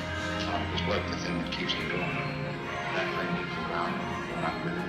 And now, one of the most famous movie stars in one of his greatest roles, Mickey Mouse, is the Sorcerer's Apprentice in Fantasia. When the film came out in 1940, Walt Disney promised to add new musical sequences in the future. His Henry Roy kept that promise 60 years later with the release of Fantasia 2000.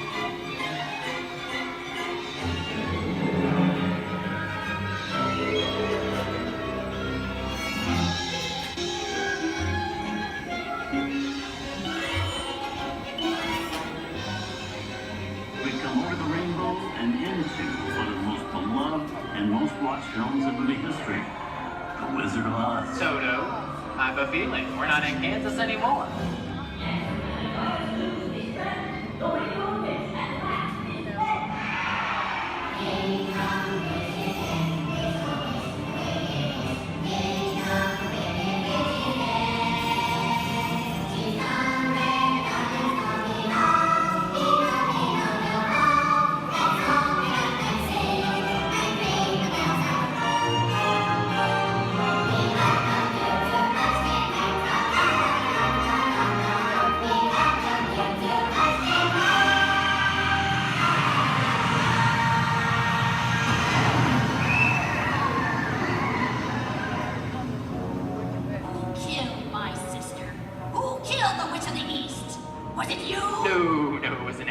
I didn't mean to kill anybody. Well, my little pretty, I can cause accidents too. Oh, rubbish. You have no power here. You'll be gone before somebody drops a house on you, too. Very well. I'll bide my time. But just try to stay out of my way. Just try. I'll get you, my pretty, and your little dog, too. I wonder how we get out of here. What do you folks think? Which way do we go? Follow the yellow brick road. Follow the yellow brick road. Follow the yellow brick road? Oh, why didn't I think of that? Sing along, folks. You know the words.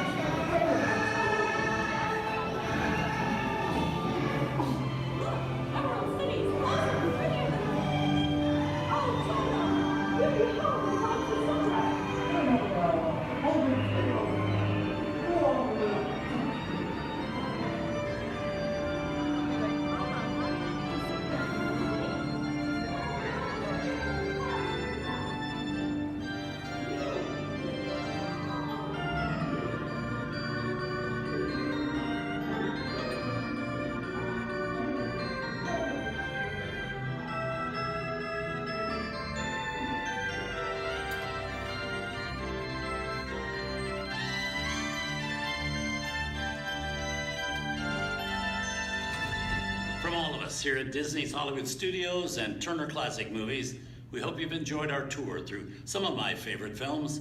But remember, there are many more adventures waiting for you every day on TCM.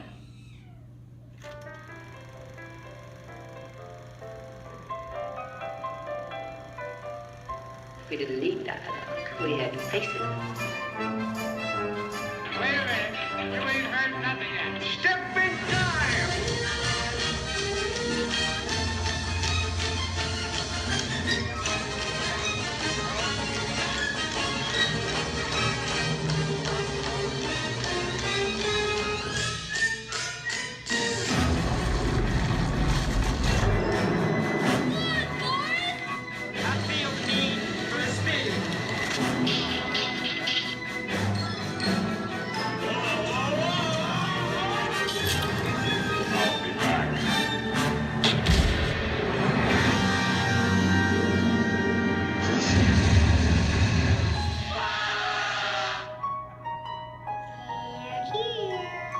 You best start believing in ghost stories, Miss Turner. Is it safe? No, you not! I have a feeling we're not in Kansas anymore. I'm a man. Well, nobody's perfect.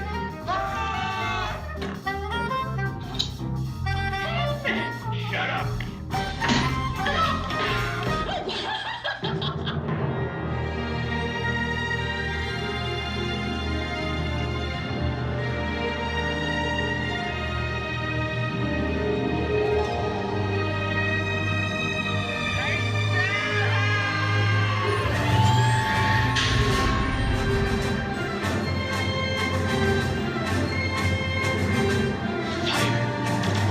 Force will be with you always.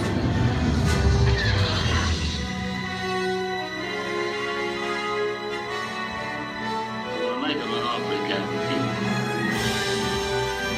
I want to be alone. We didn't land on Plymouth Rock. Plymouth Rock landed on us. Good morning, Vietnam! He's looking at you, kid.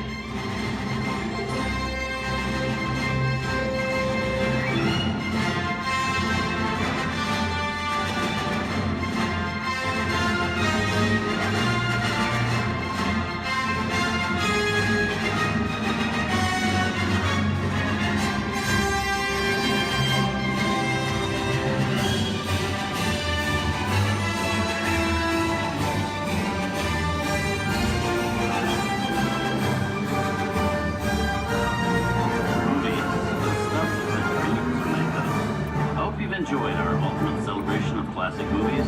And remember, you can find many more beloved stories and legendary stars on Turner Classic Movies. On behalf of Disney's Hollywood Studios and Turner Classic Movies, we'd like to thank you for joining us on The Great Movie Ride. Now please remain seated until the vehicle comes to a complete stop.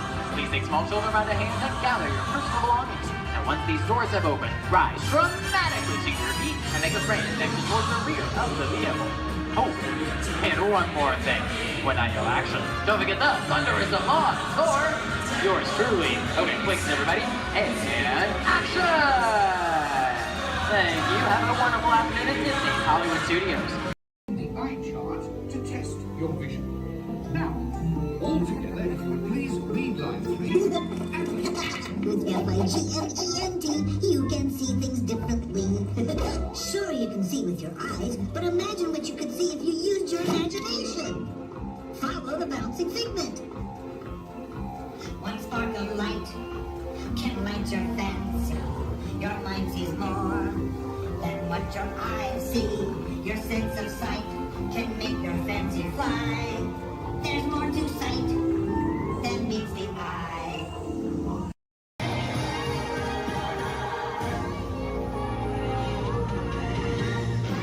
Come share fun, the best of celebration. Come play along and sing a song of cheer. If you need a magic transition, come and join the party of the year. He's having all the music you hear.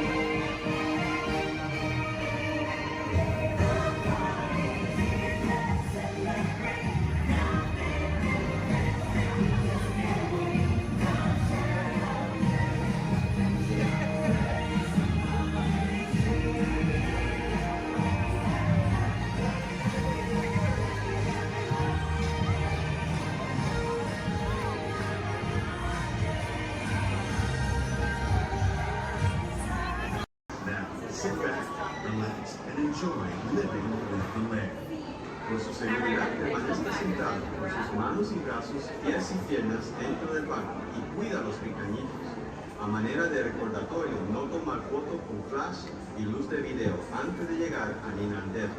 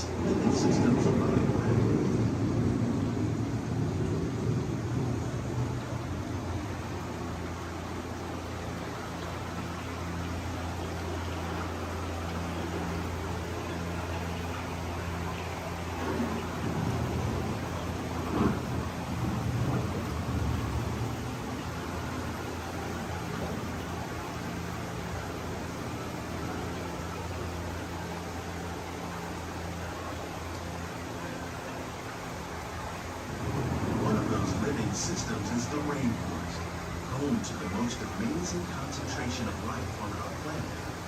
These dense and beautiful forests cover only a tiny portion of the Earth's surface, but they contain more than half of its plant and animal species. Rainforests are also extremely rich in productive living systems, providing us with oxygen, food, medicines, and other elements essential to our lives.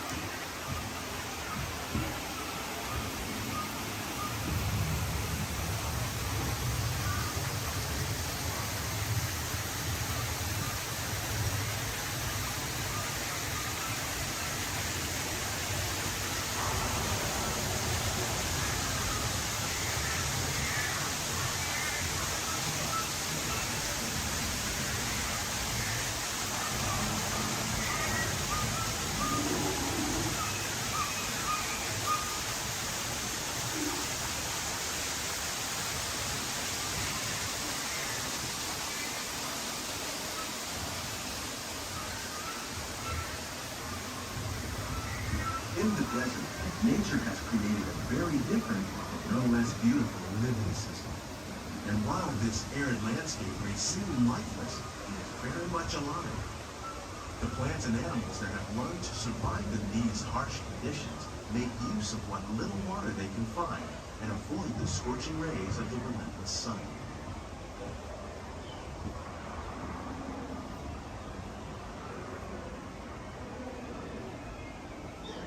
The American prairie once appeared as desolate as the desert, but over time, rainwater and nutrients gradually penetrated the hard surface of this land.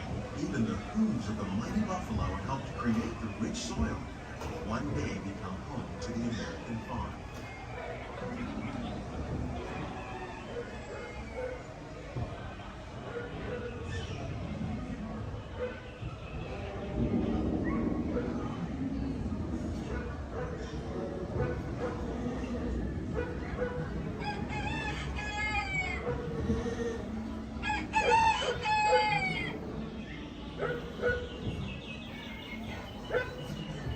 Of all the forces at work on the land, humans have had one of the most profound effects. The need to produce food for a growing world led to the enormous use and sometimes overuse of the land. In our search for more efficient ways to grow food, we often fail to realize the impact of our methods.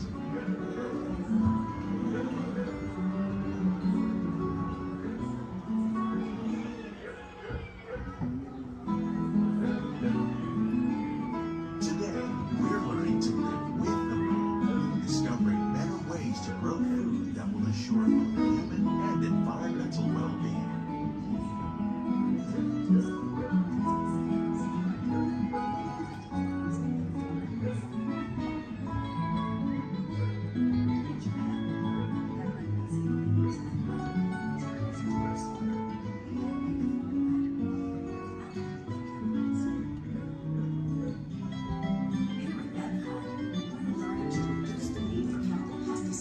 By breeding and using natural predators, like ladybugs and wasps, to control pests.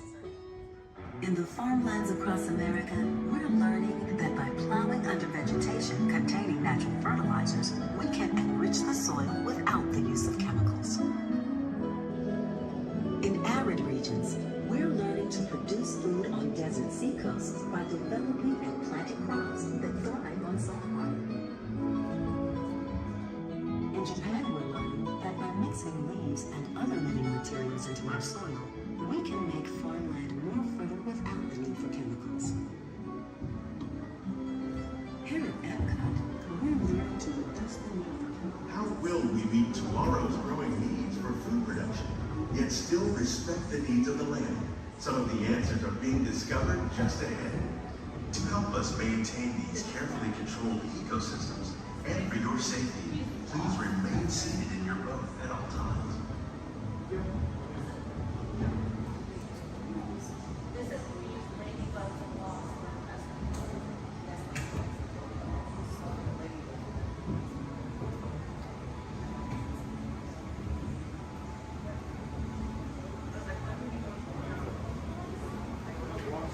Welcome to our living laboratory, where scientists from Epcot and the U.S. Department of Agriculture are exploring innovative ways to produce development harvests now and into the future.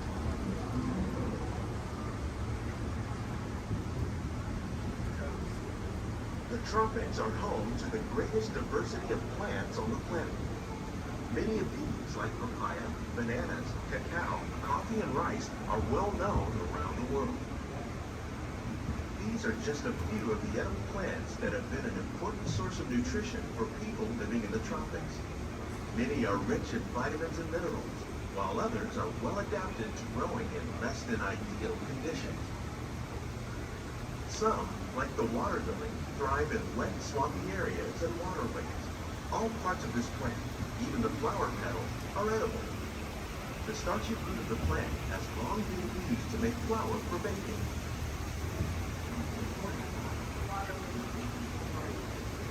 One day, many of these lesser-known tropical plants may be as important as the bananas growing on both sides of the boat. More than 28 million tons of bananas are eaten annually, making it the most popular fruit in the world.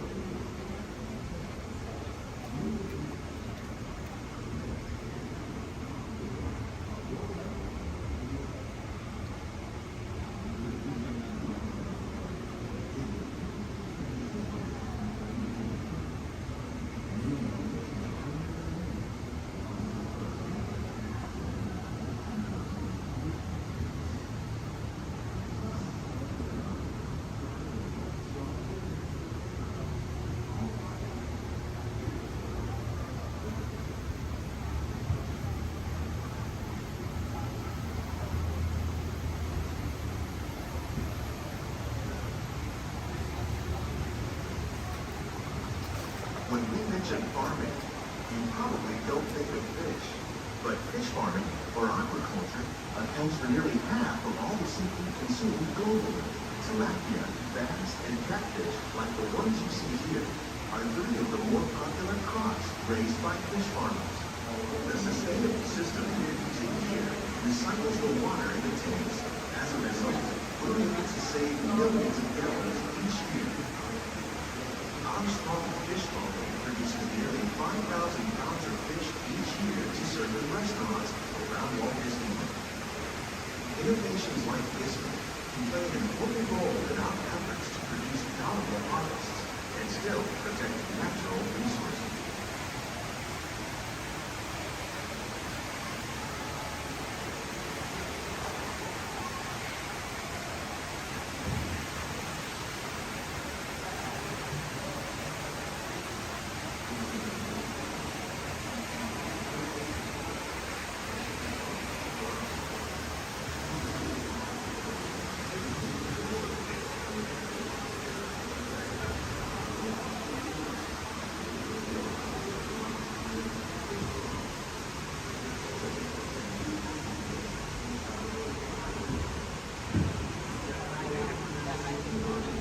While there are more than 50,000 edible plant species in the world, most of us are only familiar with a handful that make up our everyday diet.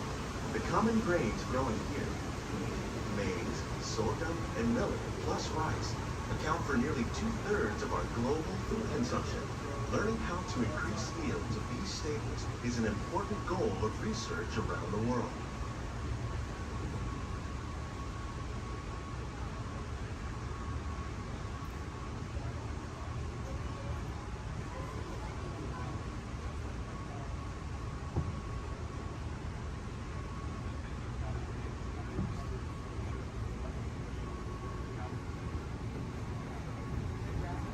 These plants are definitely on their way up. Innovative growing techniques like these increase yields while more efficiently using resources like water, fertilizer, and pesticides. Another innovation at work here is our integrated pest management program. By populating our greenhouses with beneficial insects that prey on harmful pests like aphids and flies, we are significantly reducing our reliance on conventional pesticides. We're growing these crops using our nutrient film system. This technique precisely controls and recycles water and nutrients. With it, we can produce over 27,000 heads of lettuce a year in this one small area.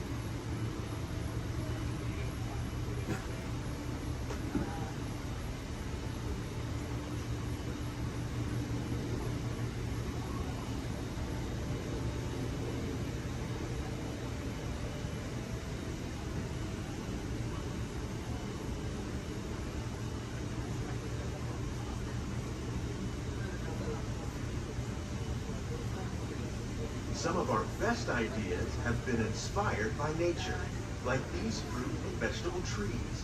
By growing these ground plants vertically, we can increase yields and better control diseases. These crops taste as good as they look. In fact, we serve more than 15 tons of produce from our greenhouses in restaurants here at the Land every year.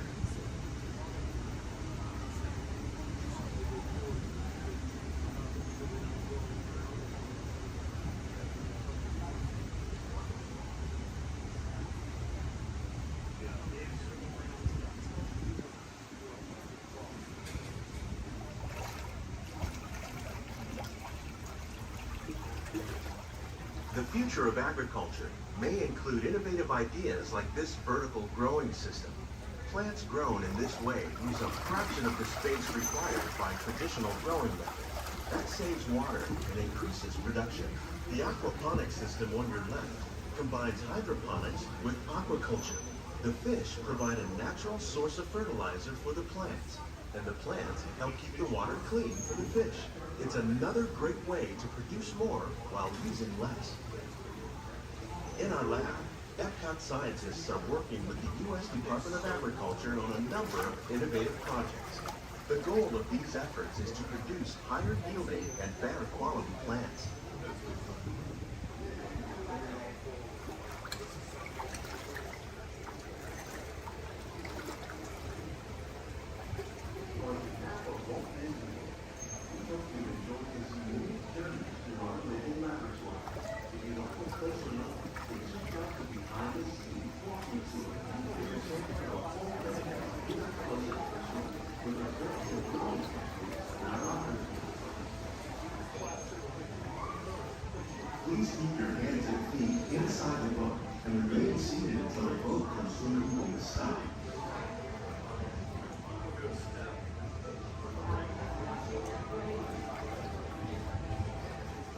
greenhouses represent just a fraction of the work being done worldwide to produce bountiful harvests for our growing population. Scientists, farmers, and even backyard gardeners are doing their part to improve the quantity and quality of foods that we all rely upon. Together, we can continue to find more ways to increase food production and protect our precious natural environment. Only then will we truly be living with the land.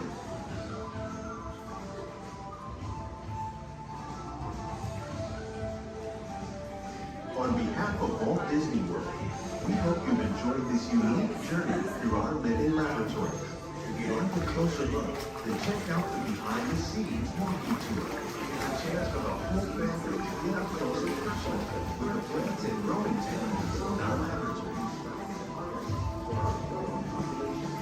Please keep your hands and feet inside the boat and remain seated until the boat comes to a complete stop.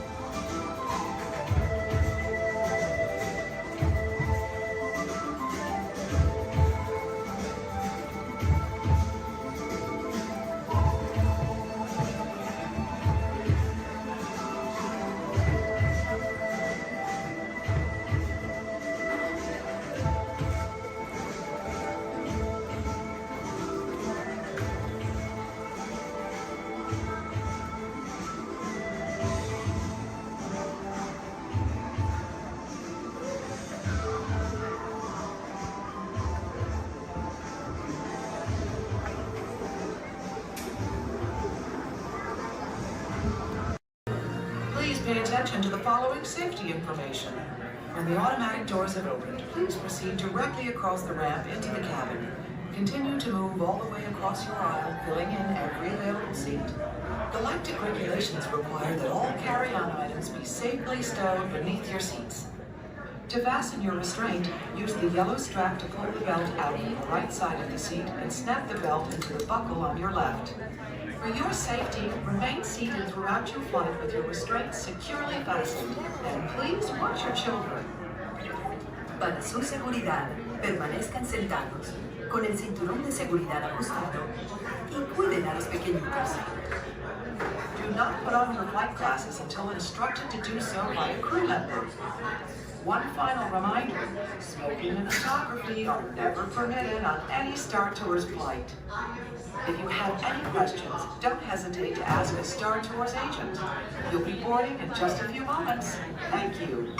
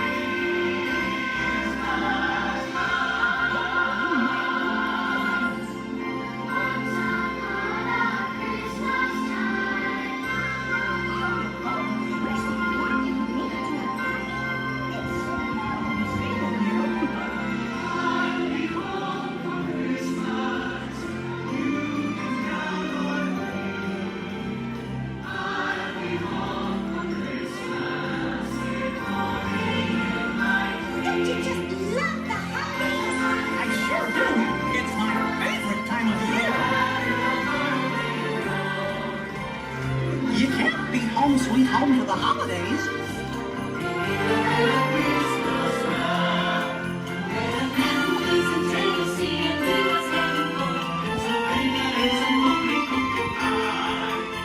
Get ready for the night. Santa takes us flight from Atlantic to the city. See the traffic is in the great place like home for the holidays.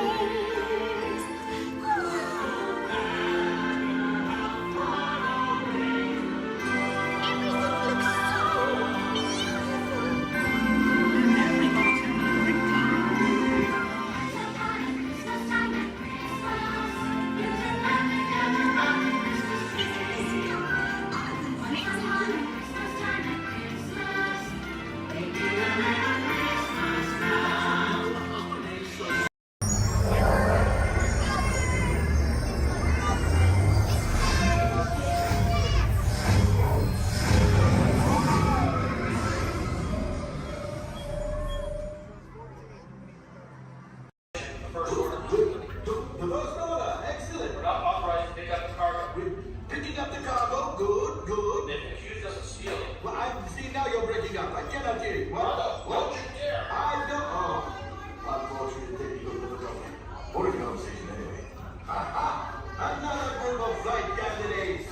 Welcome, my friend. Welcome, welcome. What a fine-looking group of flight professionals. You remind me of me. But without the bounty on your heads. Recognize a few of you. You've flown for me before. I can't believe you made it back. And it's good you made it back. Good for you. We'll talk later. I have to do everything around here.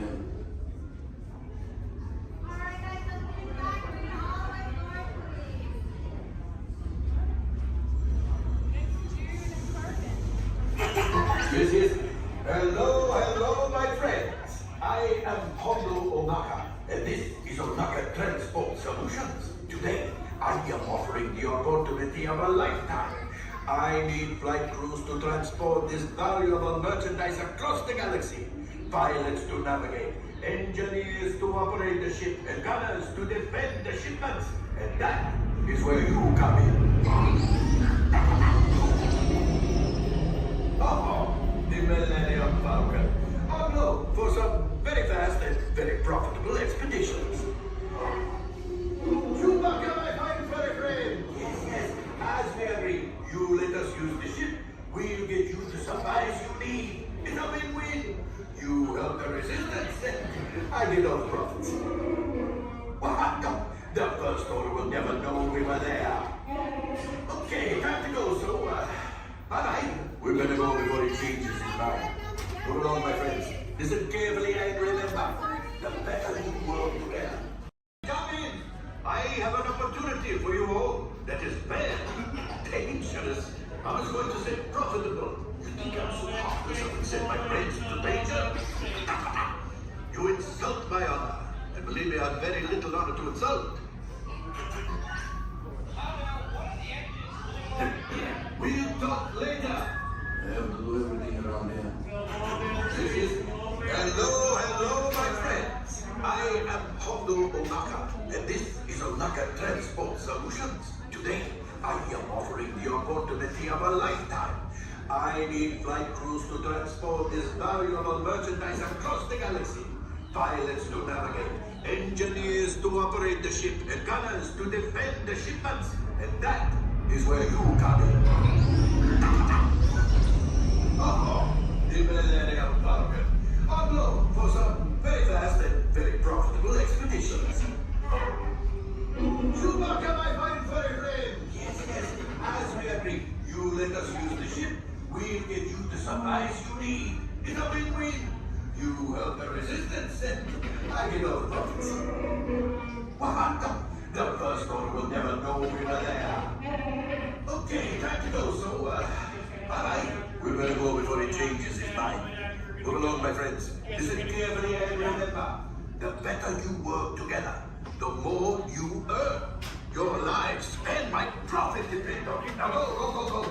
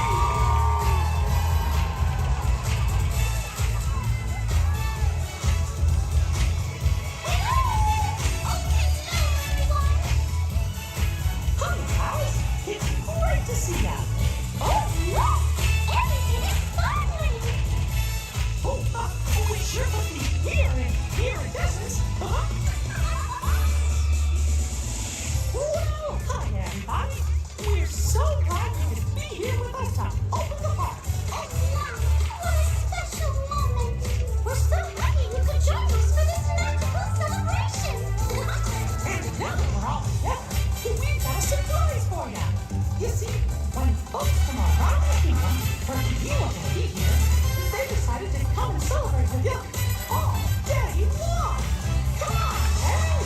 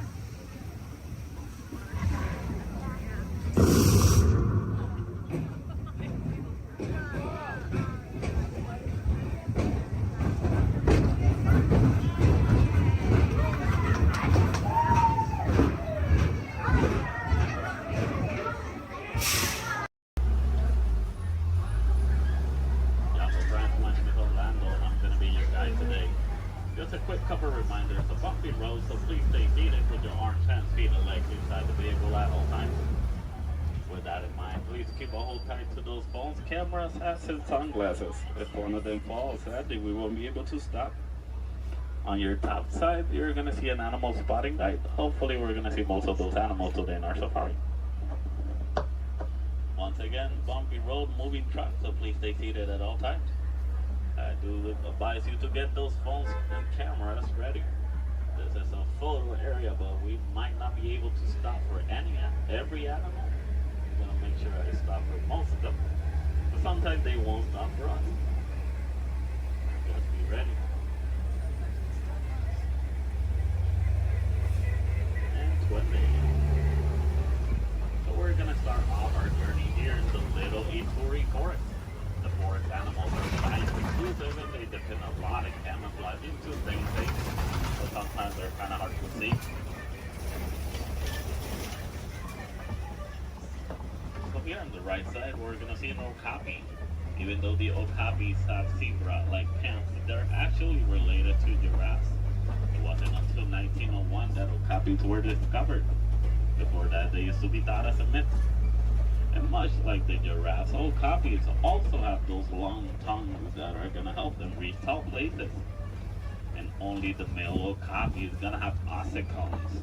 Ossicones are basically the same type of horns that giraffes have, but it's made out of their own skin, so it doesn't count as a horn.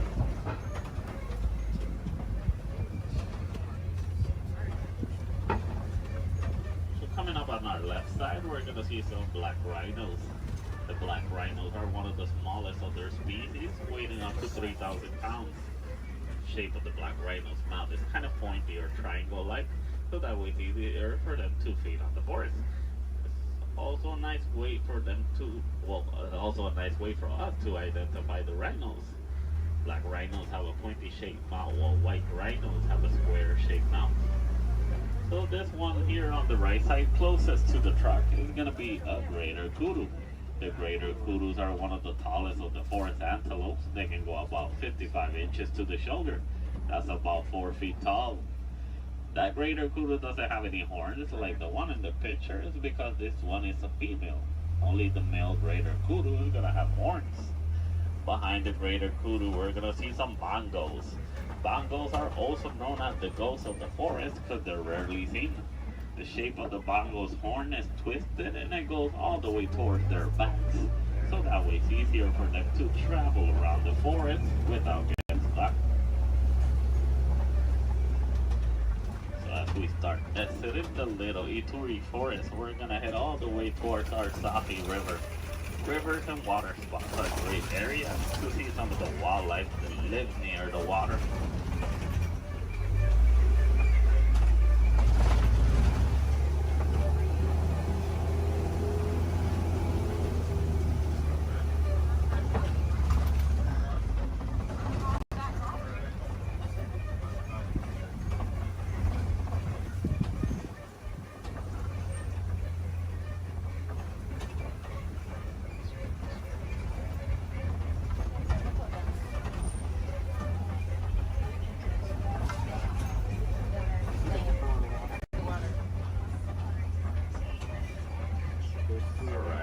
Here on the left side, we're going to see some Nile hippos. The male Nile hippo can weigh up to 5,500 pounds. They're nocturnal animals, so they're going to be more active during the nighttime. Most of their daytime they're going to spend underneath the water, but they do need to come back for air every 8 minutes. Also, baby Nile hippo right there.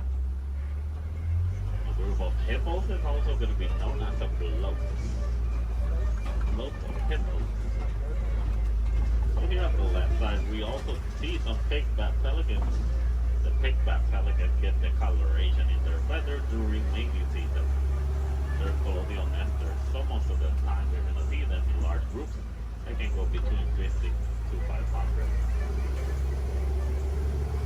As we head around this curve, we're going to approach a bridge. And once again, we're really jumpy, so we stay seated at all times. And to the left side, we're going to see some Nile crocodiles. Crocodiles are one of the largest crocodiles in Africa. They can go between 16 to 20 feet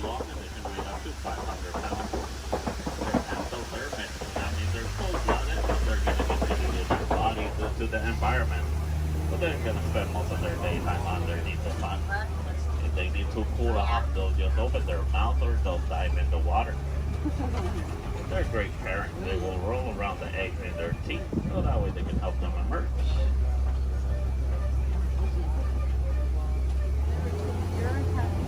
So as we exit the Safi River, we're going to head all the way towards our savannah. Savannah is going to be a large plain and a great area to see most of the animals in Africa.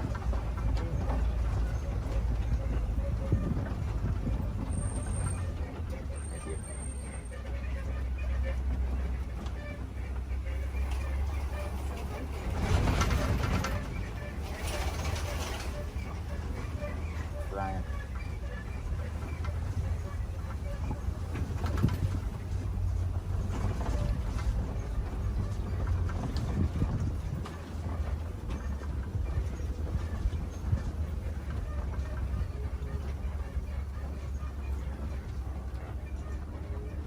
As you can see, the savanna ecosystem is going to be a large plain of grass with tall trees and a lot of termite mountains. Each ecosystem is going to be unique and shaped by the animals that live on them. Between savanna, deserts, rivers, mountains. Most of the animals will actually use the termite mountains as back scratchers. Some of the smaller species like springboks will stand on top of them so that way they can have a better view. Here on the left side, we do see a pack of African wild dogs. The African wild dogs are also known as painted dogs. They're part of the canine family. A difference they share with wolves and dogs is that they only have 4 toes. But they're a great pack and successful hunters, hunting up to 90% of the food they eat. But verbalizing, the African wild dog won't bark or howl. They'll actually make a squeaky sound that sounds similar to squeaky toys. Here on the left side, some Ankoli cattle. Ankoli cattle are also known as the Watusi cattle, named after the clan that domesticated them. They're a sign of wealth in Africa, where both male and female will have those huge, majestic horns that can go up to 6 feet long. Even though those horns are big and they look kind of heavy, they're actually honeycomb inside. They use the inside of those horns to move blood up and down, so that way they can keep themselves cooled off. Over here on the left side, we also see a sable antelope. Sable meaning brown, they're also the emblem of the Harambe Wildlife Reserve. They're the only type of antelope that in a fight or flight situation, they'll stand their ground and they will fight.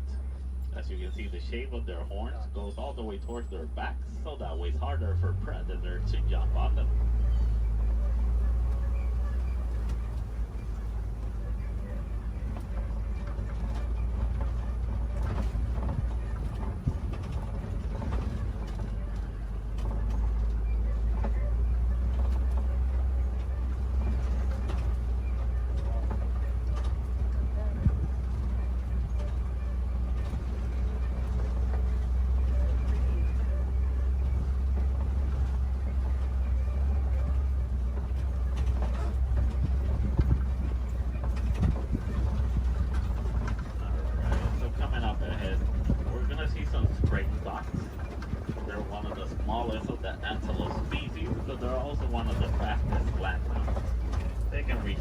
Between 50 to 60 miles per hour.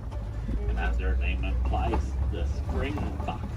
They're great jumpers. They can jump up to 6 feet tall and up to 13 feet long. Behind the springboks, we do see some wildebeest. The wildebeest are the second largest grouping of mammals, second only to us humans.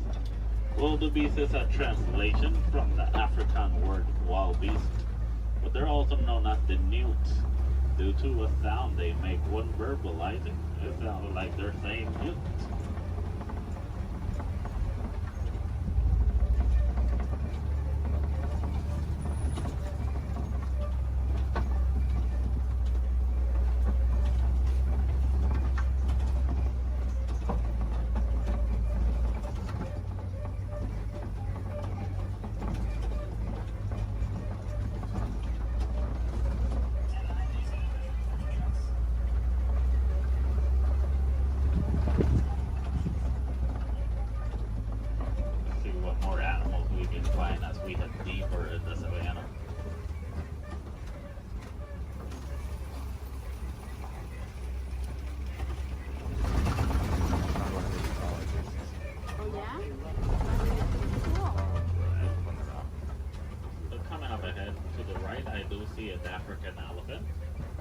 easy to spot due to their huge size.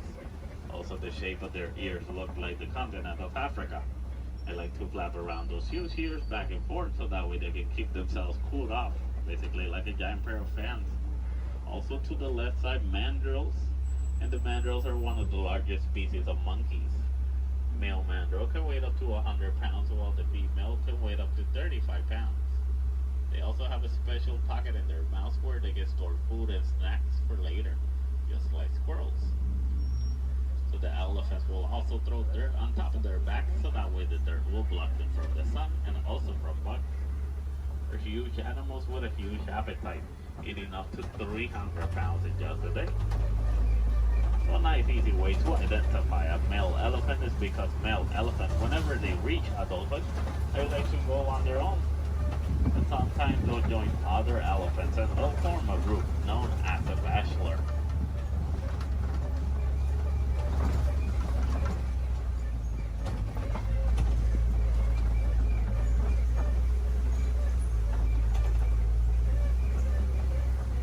Once again, another bridge.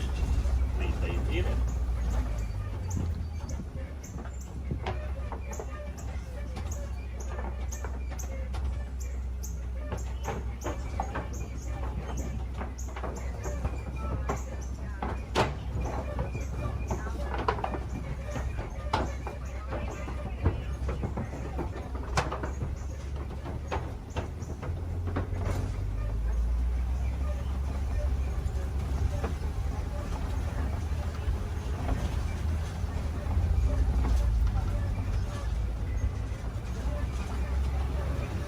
Here on the right side, we're going to see some markings on those red clay pits.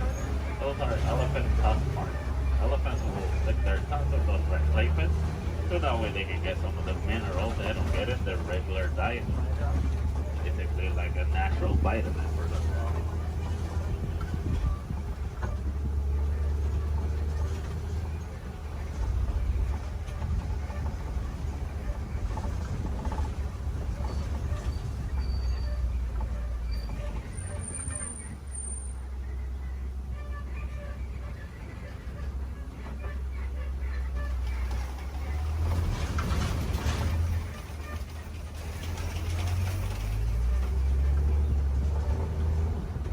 Here on the right side, we do see some trees that look like they're upside down.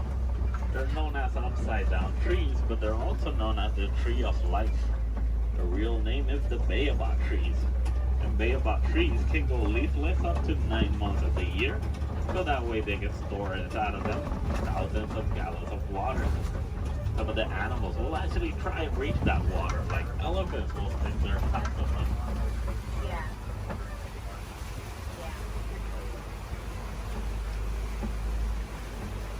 As we head around this curve, we're going to see a small island of greater flamingos. Greater flamingos are not greater because they're better than the other flamingos, it's just because they're bigger in size. As you know, flamingos have pink coloration in their feathers, actually get those due to their diets. They consume dried shrimp, and shrimp is high in keratin. If you guys ever get to see baby flamingos, you're going to know that they have great feathers instead. A group of flamingos like this one is also going to be known as a flamboyant.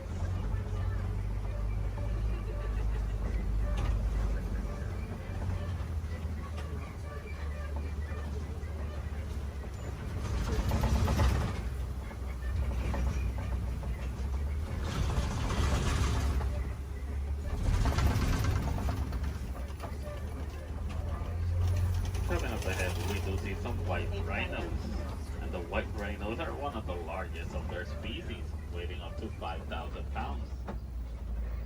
That doesn't make them slow because they can actually run up to 30 miles per hour. As you can see, the shape of their mouth is kind of squared, so that way it's easier for them to feed on the grass on the floor.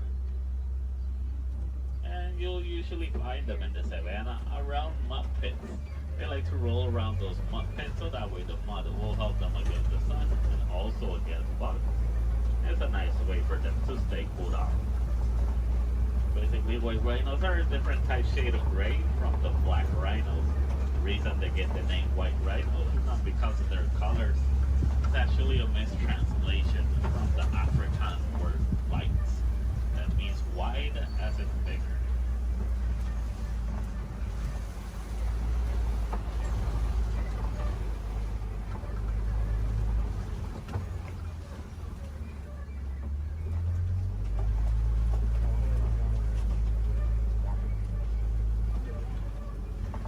way in the back on the left side, I do see a cheetah walking around. Cheetahs are one of the fastest land mammals. They can reach a speed from 0 to 60 in about 3 seconds. There's also another one laying on the grass all the way in the back. But with that in mind, the cheetahs are built for speed, not power. So after running so fast in such a short amount of time, they're gonna need a couple of hours to rest their energies. The cheetahs are also diurnal big cat predators, so that means they're more active during the daytime.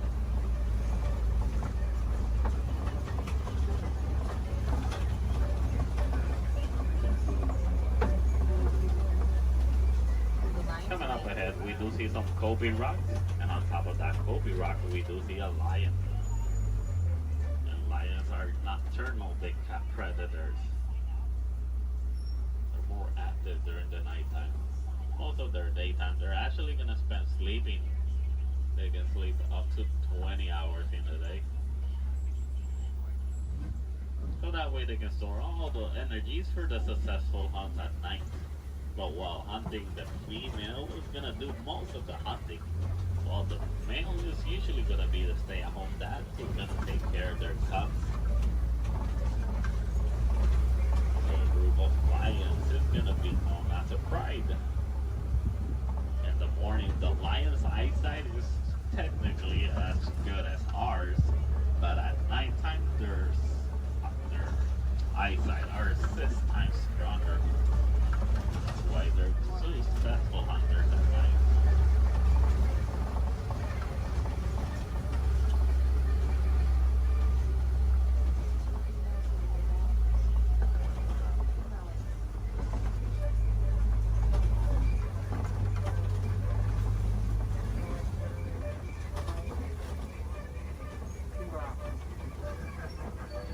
So coming up ahead, we're gonna see some warhogs.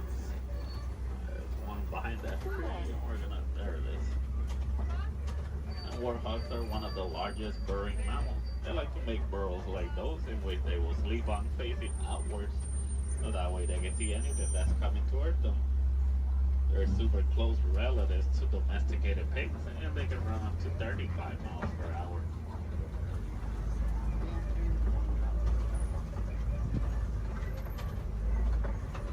Another white rhino on the right side.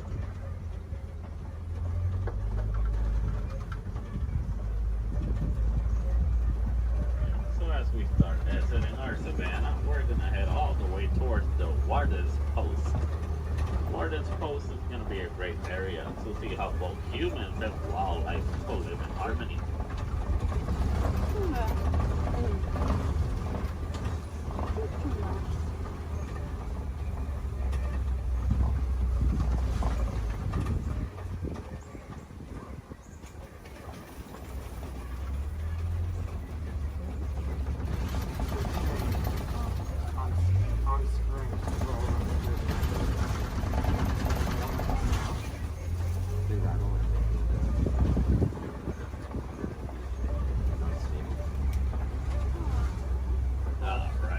Here in the Warden's Post, we're gonna see some Nigerian dwarf goats. These goats are super cute, but they're also really friendly. They're a great source of milk and cheese, and they're really agile with a great sense of balance. They're also one of the few domesticated wildlife that we have here in our reserve. So next to that yellow barrel, there is a yellow box. The farmers found out that elephants are afraid of bee sounds. Most farmers are gonna have a box like that filled with bees, so that way whenever the elephants get near the farms and they hear the bee sounds, they're gonna steer clear away from them, and that way they won't eat the farmer's harvest.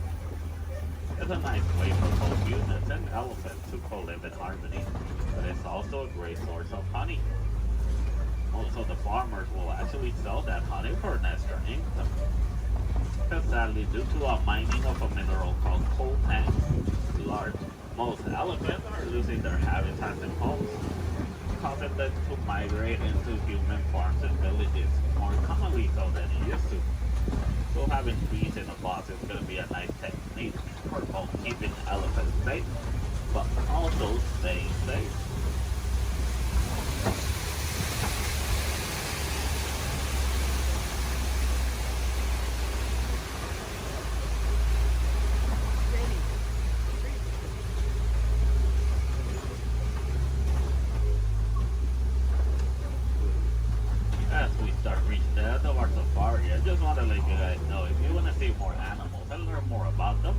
I do advise you to visit Gorilla Falls Trail.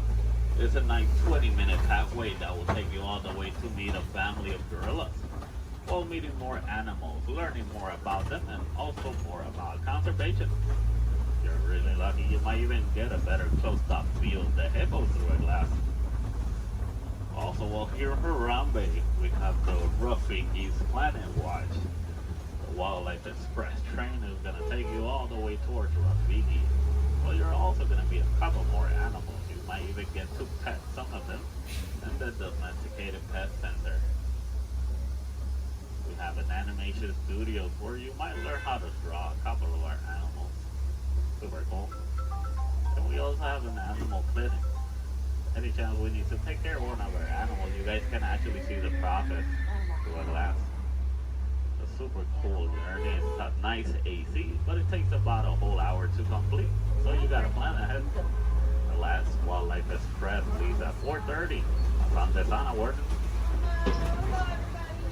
Right into the